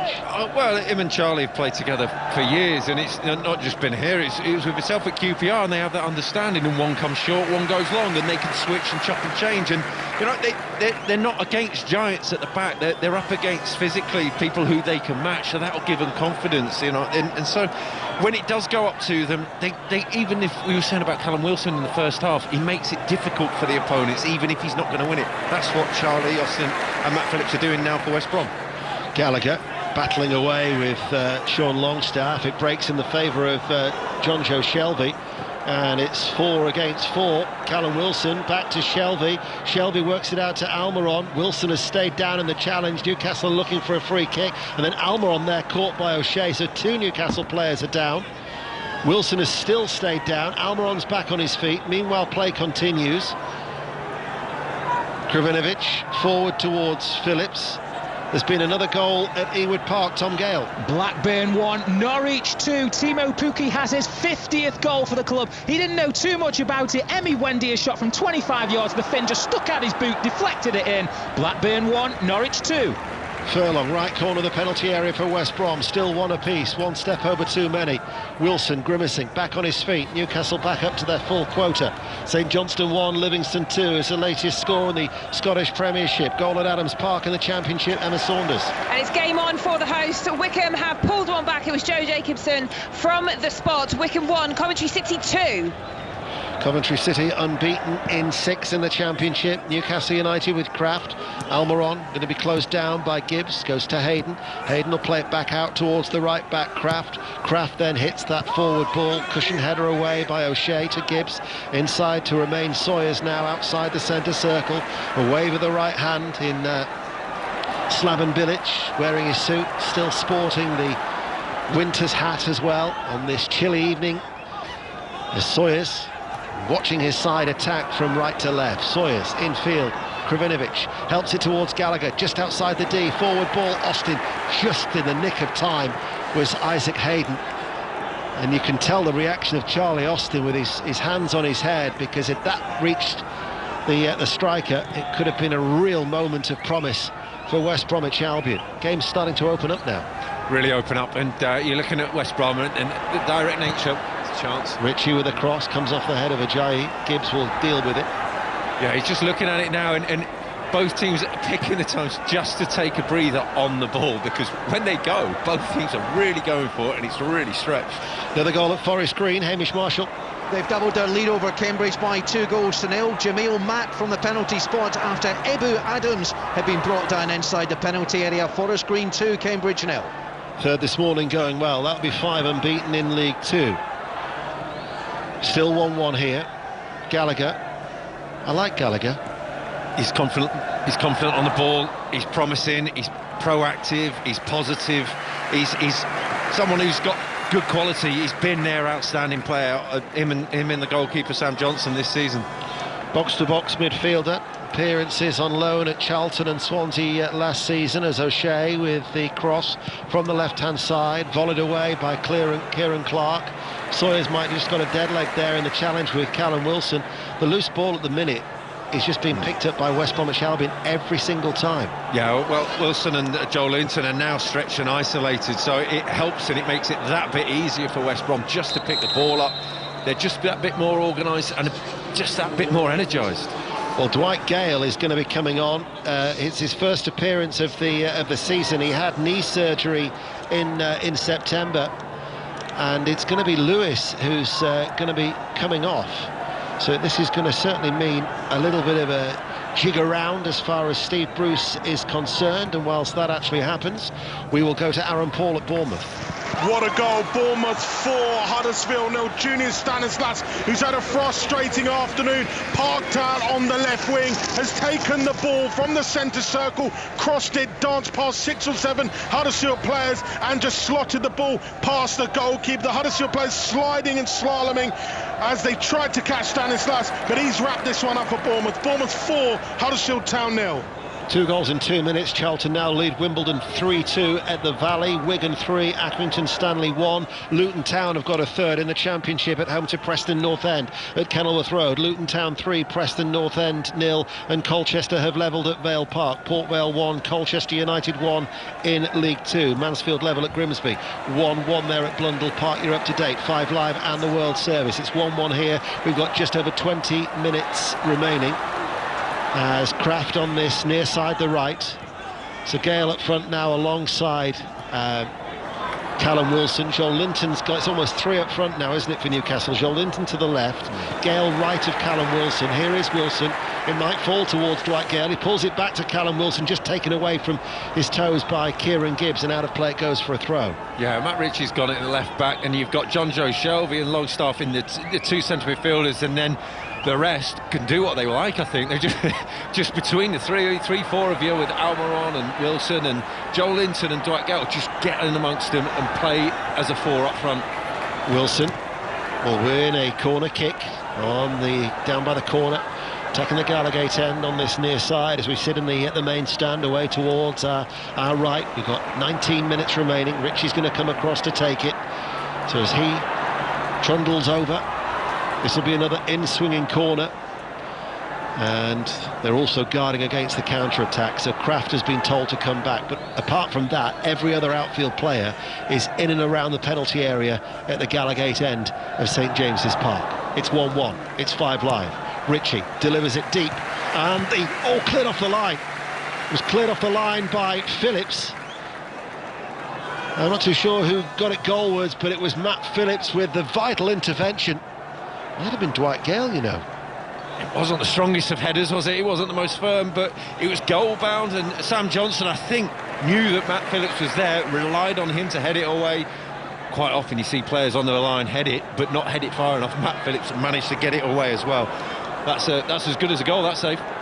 Goal line clearance then from Matt Phillips, who scored when these two sides last met in the FA Cup at the Hawthorns earlier in the year. Last season, of course, 3-2 to Newcastle United. They were 3-0 up in the end. It wasn't as comfortable as that, and it's certainly not comfortable now. Although, given what's happened, I would imagine that Steve Bruce would, although be disappointed not to win, he'd probably take a point, given what's happened in the build-up to this game, with everything in with the training ground being closed for so long. Joel Linton winning a free kick, is he? Darren England says no. Steve Bruce thought it should have been a free kick. Furlong will clear. Phillips will go after it. Beaten to the ball by Kieran Clark. Another goal at Bournemouth, Aaron Paul. Bournemouth 5, Huddersfield 0. Sam Surridge tapping in after Dan Gosling squared it in following the counter-attack. Bournemouth showing a real sign of intent at the top end of the Championship. Bournemouth 5, Huddersfield 0. Gale with a shot, cleared, blocked by Kieran Gibbs, lifts it away. Charlie Austin comes under pressure from Sean Longstaff, and he's fouled by Sean Longstaff. Free kick to West Bromwich Albion. Wigan 3, Accrington Stanley 2. Accrington have got a goal back, and in League 2 the lead is now fallen behind from 1-0 up. Newport County are trailing at Leyton Orient by 2-1. Let's get an update from Derby. Pat Murphy. It's still Derby 0, Stoke 0, but here's the talking point for 6:06. Ian, Lee Buchanan, Derby, already booked. He goes down, looked like he's been booked for diving, therefore a red card. But no, the referee decides to give a free kick to Stoke rather than surely a penalty to Derby. A talking point for 606, I think. 0-0. And the number is always 08085 909 693. Certainly Chris Sutton is big, looking to try and stamp out that sort of thing, as Shelvey with the outside of his right foot carves it out towards Ritchie. Space to run into. Ritchie then with the cross, doesn't quite reach Gale, and in the end flags up on this near side. There'll be a free kick to West Bromwich Albion. Let's get team news from the Manchester derby then. United against City. Our correspondent John Murray. And the news is that Pogba and Fred both start for United as Ole Gunnar Solskjaer makes 2 changes from the starting lineup in Leipzig. Looks like a midfield diamond today with Rashford and Greenwood the front 2. Martial's on the bench. And there's no Aguero for City, not at all, not even among the subs. It's Stones and Diaz in central defence, Walker and Cancelo the full-backs, and Fernandinho with Rodri in central midfield. Gundogan was a doubt, he's only on the bench. Regular updates from John into Sports Report, coming up with Mark Chapman. 1-1 here at St James's Park as Austin for West Bromwich Albion in the yellow and green, the away strip, plays it back to Romain Sawyers. Clip forward towards Phillips, and does it run out of play? No. Cleared by Kraft, an attacking header by O'Shea, hit first time by Sean Longstaff, runs out of play for a West Brom throw. Another goal at Sinsel Bank, Nikesh Regani. It is now Lincoln City 0, Sunderland 4, a second goal for Charlie Wyke. It was a good bit of work down the right wing from Chris Maguire, the substitute, crossed it in, and Charlie Wyke did the rest, blasted it into the top corner to make it Lincoln City 0, Sunderland 4. MK Dons have just equalised at home to Burton Albion. It's 1-1. It's 1-1 here in the Premier League on 5 Live in the World Service. Austin, Kravinovic, back to Austin, man over is Gibbs. Here is the former England international. Doesn't deliver the cross first time, gets it onto his right foot, works over the cross, just over the head of Austin, comes out to Gallagher, and he's sliced that just outside the D. Wide, goal kick to Newcastle, 1 apiece. Slaven Bilic has got his hands on his head. He thought his eyes lit up. Conor Gallagher's eyes lit up. He thought, this is the chance. This is it. This is one. Kieran Gibbs worked it down the right. It was terrific play by Charlie Austin, winning a couple of battles out there. Got the ball out to him. The ball falls to Conor Gallagher. He's, as I say, he's scored a couple of goals like that already this season. And you're thinking of all the West Brom players for it to fall to, it'd be him. Will Newcastle leave it late yet again? We mentioned that half of their goals have been scored in the last, or involving Newcastle, have featured in the last 15 minutes. That's the area that we're moving into now, but they've scored, of their 12 Premier League goals, or 13 since Almiron had scored early in this one, 6 of them for Newcastle have come either in the 84th minute or after that point. 1-1, they're looking for another late show. Shelvey will deliver the cross, punched away by Johnston. Might have taken out one of his own players there. He really took out, it was O'Shea who's just getting a little bit groggy. O'Shea's gone back down again. He's referee's got to stop that. It's a head injury. Why it took so long, I have no idea. Everyone saw that. Everyone saw it's a head injury. It's an honest knock. It's from his own player. Just stop the game. Exeter City 4, Tranmere Rovers 0, a latest score in League 2, and Oldham Athletic have got a third. Oldham Athletic 3, Bradford City 0. That will be a 6th straight defeat for Bradford City, as the West Bromwich Albion players taking advantage of this stoppage to take on some liquid refreshment. We'll go meantime to Ewood Park and Tom Gale. Blackburn 1, Norwich 2, and the visitors have got a free kick here, Ian. It's Timu Puki's double, which is split by a wonder goal from Harvey Elliott. It looks as though Blackburn are going to have to come from behind to salvage something from this one. Blackburn 1, Norwich 2. Carlisle United 4, Stevenage 0, latest score in League 2. Stevenage then still without an away win. We'll go back to the Championship. Queen's Park Rangers Reading, John Southall. Still 0-0, struggling for clear-cut chances here. Best moment possibly for QPR, Simon Samuel. Great position, 14 yards out, just had to hit it, but didn't. Chance was gone, 0-0. Newcastle were looking for back-to-back Premier League wins for the first time since June, but they're still drawing 1-1 with West Bromwich Albion. A rugby union update now. Bath against Scarlets in the Champions Cup. Alfie Reynolds. 53 minutes gone. Bath 19, Scarlets 13. Will Stewart picking and going from 5 metres out with a little help from his fellow forward pack. He scored Bath's second try of the game. Spencer missed the conversion. It's Bath 19, Scarlets 13. Newcastle are going to make a third and final change with Jacob Murphy, and West Bromwich Albion are going to make a change as well with Kamil Grzycki to come onto the field of play.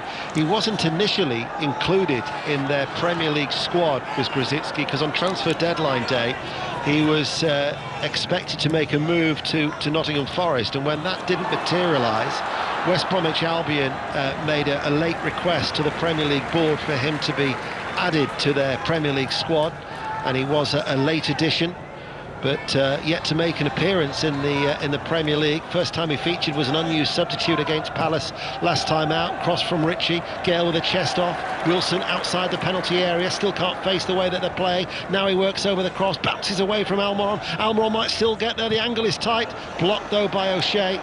And this time, after the head injury, he's now got one right in between the legs. So after his head was hurting, his eyes are now watering. It's just poor defending there from West Brom, really. That Almiron took a really bad touch inside the box, and you're thinking, go on, just clear it. And everyone froze. Everyone was expecting it to be a better touch. But eventually, as you say, O'Shea did get in the way, and rather painfully. Kraft is the player to come off. Jacob Murphy is going to replace the Newcastle right back. Stevenage, as well as being 4-0 down at Carlisle, are down to 10 men. Luke Prosser has been sent off, and as Grzycki waits to come on to the field of play, we will go to the Championship and at Rotherham. Masfaruqi. Still Rotherham 2, Bristol City 0. Bristol City have brought on 3 substitutes in the second half: Chris Brunt, Adriana Mappa and Famara Diardu, who of course scored the winner for them in the 82nd minute against Blackburn in midweek, and he's trying to make the difference here, but at the moment Rotherham still leading 2-0. Thank you, Maz. Grzycki has come on to replace Conor Gallagher, so he'll go out wide, left-hand side. Phillips has gone towards the right, and you've got Krovinovic in the centre of midfield with Sawyers. And all of a sudden, Grzycki's crying out for the ball. We know he's got pace. The ball is floated over. Oh, he almost reached him. It required the header away by Hayden. He was totally unmarked. It would have fallen to the Polish international, who keeps the ball in play, plays it in field to the Croatian Krovinovic, and that's given away by Sawyers. Shelvey, forward ball. Gale, the Newcastle substitute. West Brom, though, got plenty of men back. Callum Wilson, and they're quick to try and crowd out Callum Wilson on this right-hand side. He'll run away from Krovinovic. He now goes into the challenge with O'Shea. Manages to get away from O'Shea. Callum Wilson with a cutback, there was nobody there, and Ajayi steps out of defence to bring it away, but then Ajayi's given the ball away. Dwight Gale, after doing the easy work, it's going to be Shelvey. Shot charged down by Ajayi, and got the block in there. Rob. No one covered themselves in glory there, did they? There was about 10 mistakes in 10 seconds, but eventually Shelvey got a shot away and Ajayi got a block, but yeah, really scrappy stuff.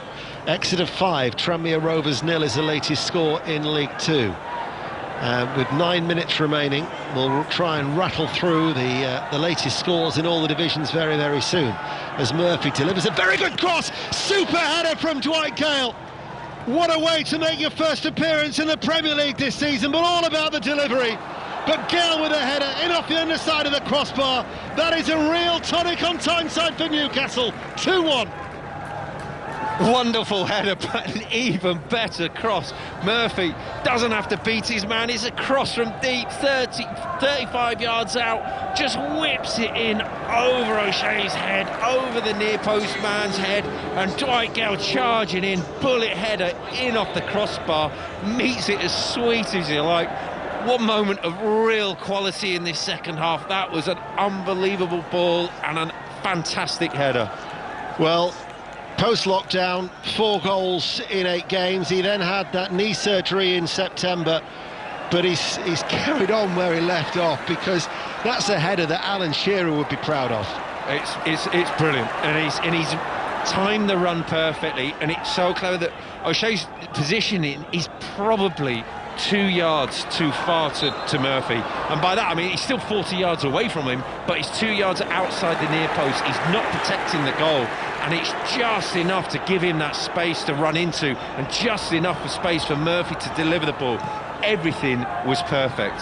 And we said as well about how Newcastle do score late goals. Of all of the games, bearing in mind what they've had to endure in the build-up to this, the fact that they have kept on going will really please Steve Bruce, I'm sure. Southend United, only one win in 20 this season, are leading at Roots Hall. Southend United 1, Scunthorpe United 0, the latest score in League Two. But Newcastle lead West Bromwich Albion by 2-1. 7 minutes remain of normal time. I'll try and give you the latest scores. We'll start off actually in League Two in a moment, as West Bromwich Albion trying to get themselves back level with O'Shea playing it out towards Grzycki, bouncing ball, up on his head it goes, challenged there by Murphy, and then cleared away by the Newcastle substitute. So Carlisle 4, Stevenage 0. Stevenage are down to 10 men. Barrow are down to 10 men as they trail 3-2 away at Crawley. And that will be 9 without a win. Charlie Austin beaten by Darlow, and Austin's gone down here in that challenge. Darlow's holding the side of his head. The referee quite right to stop play. Brave from both of them. Charlie Austin, eyes purely on the ball. Carl Darlow the same. He's just beaten Charlie to the ball. Clash of heads, it looked really nasty. Straight away Charlie's got his arm up in the air. Both players needing attention.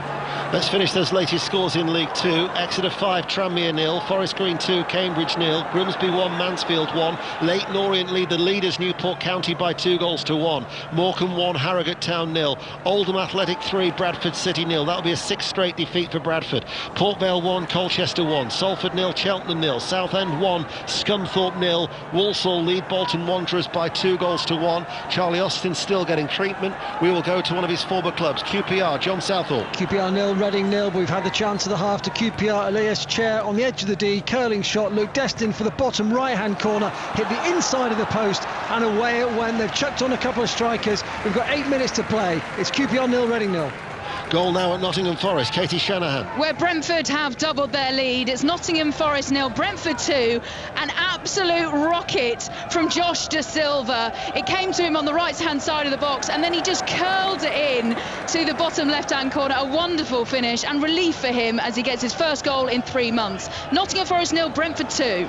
Austin still getting treatment. Latest scores in League One: Blackpool 0, Oxford United 0, Bristol Rovers 2, Plymouth Argyle 0, Charlton 3, Wimbledon 2, Crewe 1, Northampton 1. Northampton are down to 10 men. Doncaster Rovers 2, Gillingham 1, Hull City 0, Shrewsbury Town 1, Ipswich 0, Portsmouth 2, Lincoln 0, Sunderland 4, MK Dons 1, Burton Albion 1, Peterborough lead Rochdale 4-1, Swindon 0, Fleetwood Town 1, Wigan 3, Accrington Stanley 2. Newcastle have just made a change. Yedlin has come on for Almiron, so his 50th Premier League appearance ends with an early removal. 4 minutes to go. Charlie Austin, thankfully, is back on his feet, but quite rightly they'll still check on his welfare as Martin Atkinson, the 4th official, just comes across to make sure all is okay, Rob. Yeah, and protocols need to be checked now because it was a proper clash of the heads, that. But Yedlin's gone in at right back. Murphy's just in front, just the more defence-minded right back as opposed to Murphy, who's more of a winger. Where should we go next then on BBC Radio 5 Live with 4 minutes remaining as the rain returns? It's Ewood Park, Tom Gale. Where the leaders have had a penalty shout waved away, Ian. It's Blackburn 1, Norwich 2. It's Todd Cantwell on as a second-half substitute, dancing into the box, making a nuisance himself. He went down delayed like he'd been floored by Anthony Joshua, claiming a fist to the face. Referee waved it away. Blackburn 1, Norwich 2. Big fight tonight. Joshua against Kubrat Pulev live on 5 Live, the build-up from 10 o'clock on Radio 5. Here's Gibbs. Austin's back on the field of play. 4 minutes of normal time remain. Newcastle lead by 2-1 and cleared away by Kieran Clark. There will be lengthy stoppage time though because of that injury, that clash of heads there with Charlie Austin. Darlow showing no ill effects as the throw ready to be taken, and in fact referee Darren England allowing Blues whistle. Too sure why that was a needless stop, wasn't it, from the referee? He didn't move an inch. He didn't send him to go anywhere. Didn't move. Dwight Gale clears up towards Wilson, able to turn. Oh, and then he's... Oh, the reaction there of Ivanovic and Callum Wilson. Little bit of afters. And the referee, Darren England, again shows a yellow card. This time it's only towards Ivanovic. Penalty at Birmingham. Sahel Sahi. 6 minutes to play here, Ian. Penalty for Watford. It's still Birmingham 0, Watford 0. It's been a horrible 84 minutes. Troy Deeney's about to step up.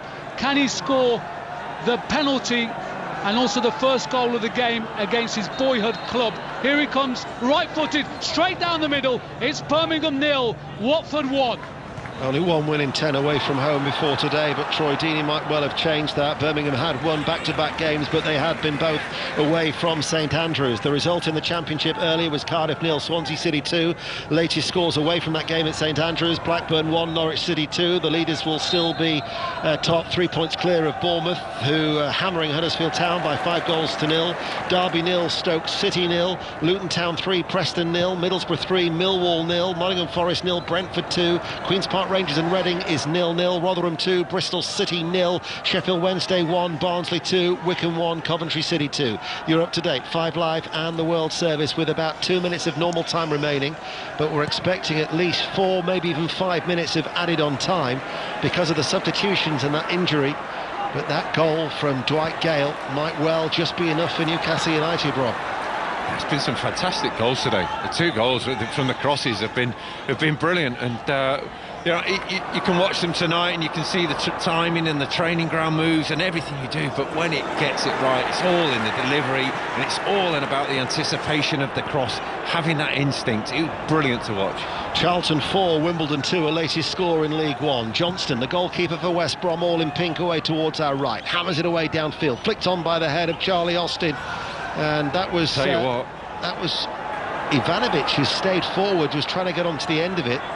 They were appealing for a penalty. Another goal, meanwhile, at Nottingham Forest. Katie Shanahan. And Brentford are in cruise control. It's Nottingham Forest 0, Brentford 3. The ball was looped up to Ivan Toney, who then just managed to get a toe to it and dink it past Bree Samba, as he becomes the top goal scorer in the Championship with 15 goals in 20 appearances. And what a signing he has been. Nottingham Forest 0, Brentford 3. That'll be unbeaten in 11 for Brentford. Ivanovic now playing up front alongside Charlie Austin as West Bromwich Albion inside the relegation zone, still looking for their first victory away from home, looking to try and pick up a point on their travels to add to the one that they collected at Brighton. And this is O'Shea. Steve Bruce clapping, urging on his players, might well be starting to run on empty given what's happened in the build-up to this game. Playing the ball back at West Bromwich Albion. We'll be finding out how much added on time as Martin Atkinson comes forward now. It goes long, Ivanovic is in search of it, but it's marshalled out by Murphy for a goal kick. So Martin Atkinson now with the electronic board puts it up, and we will have, it's keeping us in suspense, 6 minutes of stoppage time. Back to Bath and the rugby, Alfie Reynolds. And 65 minutes on the clock. It's Bath 19, Scarlets 20. The replacement scrum half Kieran Hardy finishing off some lovely hands. The break was made by Dan Jones. And earlier in the half, Scarlets soaked up Bath pressure. They've now taken the lead, the Scarlets. Bath 19, Scarlets 20, 15 minutes to go. So we're into stoppage time here at St James's Park. Newcastle United leading West Bromwich Albion by 2-1. Carl Darlow all in green. Like a deep, dark forest green that has been cleared away downfield, and then Ajayi, back then to Furlong. Ajayi, Ivanovic wants it played and hit long. He obliges, but it goes in the direction of Charlie Austin, the substitute, heads it on. Yedlin, who came on for Almiron, sees it out of play, and away from Kieran Gibbs, it bounces the other side of the advertising hoardings. They want to take the throw quickly. It's nudged on by Gibbs, cleared away by Andre Yedlin. His first Premier League appearance of the season. His previous 2 had both been in the League Cup. Newcastle United, of course, have got a League Cup quarter-final to look forward to before Christmas, away to Brentford. Games are going to come thick and fast at this time of the year. Away to Leeds United, Fulham at home next weekend before that last 8 days in the League Cup. Wigan 4, Accrington Stanley 2 is the latest score now in League One. Bristol Rovers 3, Plymouth Argyle 0. West Bromwich Albion, right-hand side, Furlong with the cross, seen behind for a corner kick, and we are into the second minute of added on time, and it's West Brom who've got a corner as they trail 2-1, Rob. Yeah, probing, West Brom probing, not really being able to get the ball forward enough to get the deep cross in, managing to win a corner. Big moments. Big moments. There's been a late goal at Queen's Park Rangers. We're going there after this corner kick. It's Grzycki who will deliver it on the right-hand side. Ivanovic rose in the air. A Newcastle player has gone down. That'll be a free kick to the home team as they still lead 2-1. John Southall. In the 90th minute, QPR 0, Reading 1, and what a goal from Michael Elise. 25-yard curler into the bottom corner on his 19th birthday. QPR 0, Reading 1. We've been 5 without a win for Queen's Park Rangers. Darlow's in no hurry to take the free kick for Newcastle United.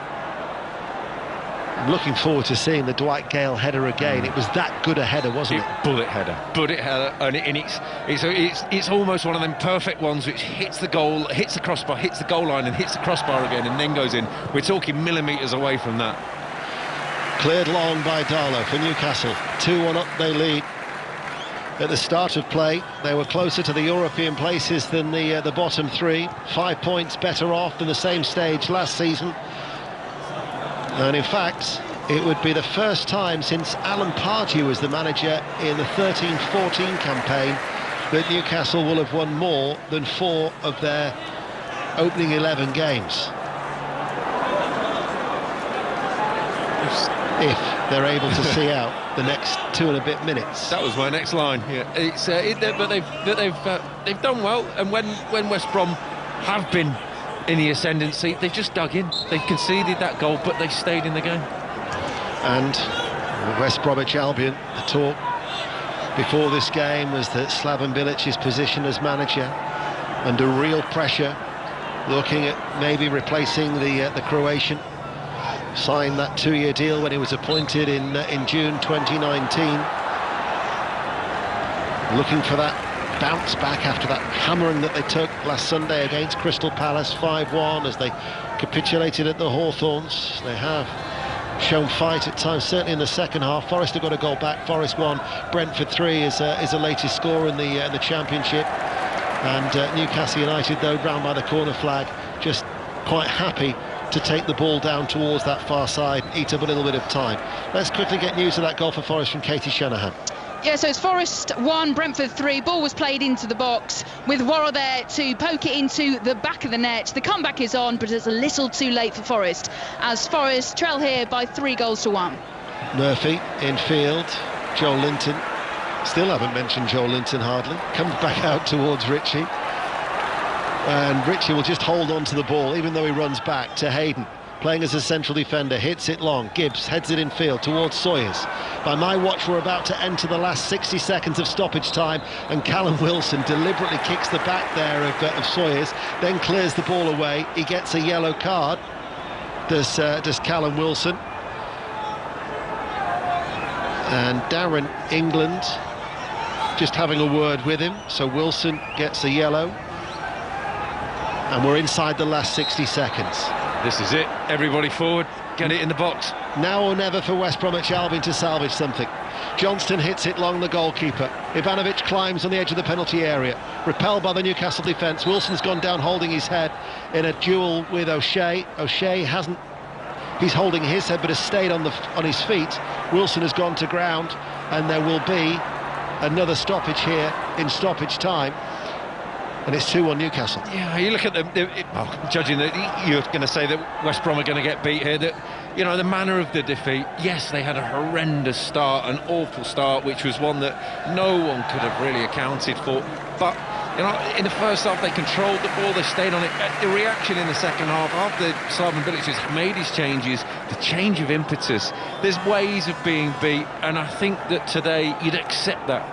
And you just wonder whether the defeat against Crystal Palace, yes, they had a sending off, but the capitulation there would be the one that gets him a sack if he is sacked. There is the final whistle. Back-to-back wins for the first time this season for Newcastle United, and what a boost given everything that's gone on in the build-up to the game, and what a header it was for Dwight Gale to seal the 3 points. They've beaten West Bromwich Albion by 2-1.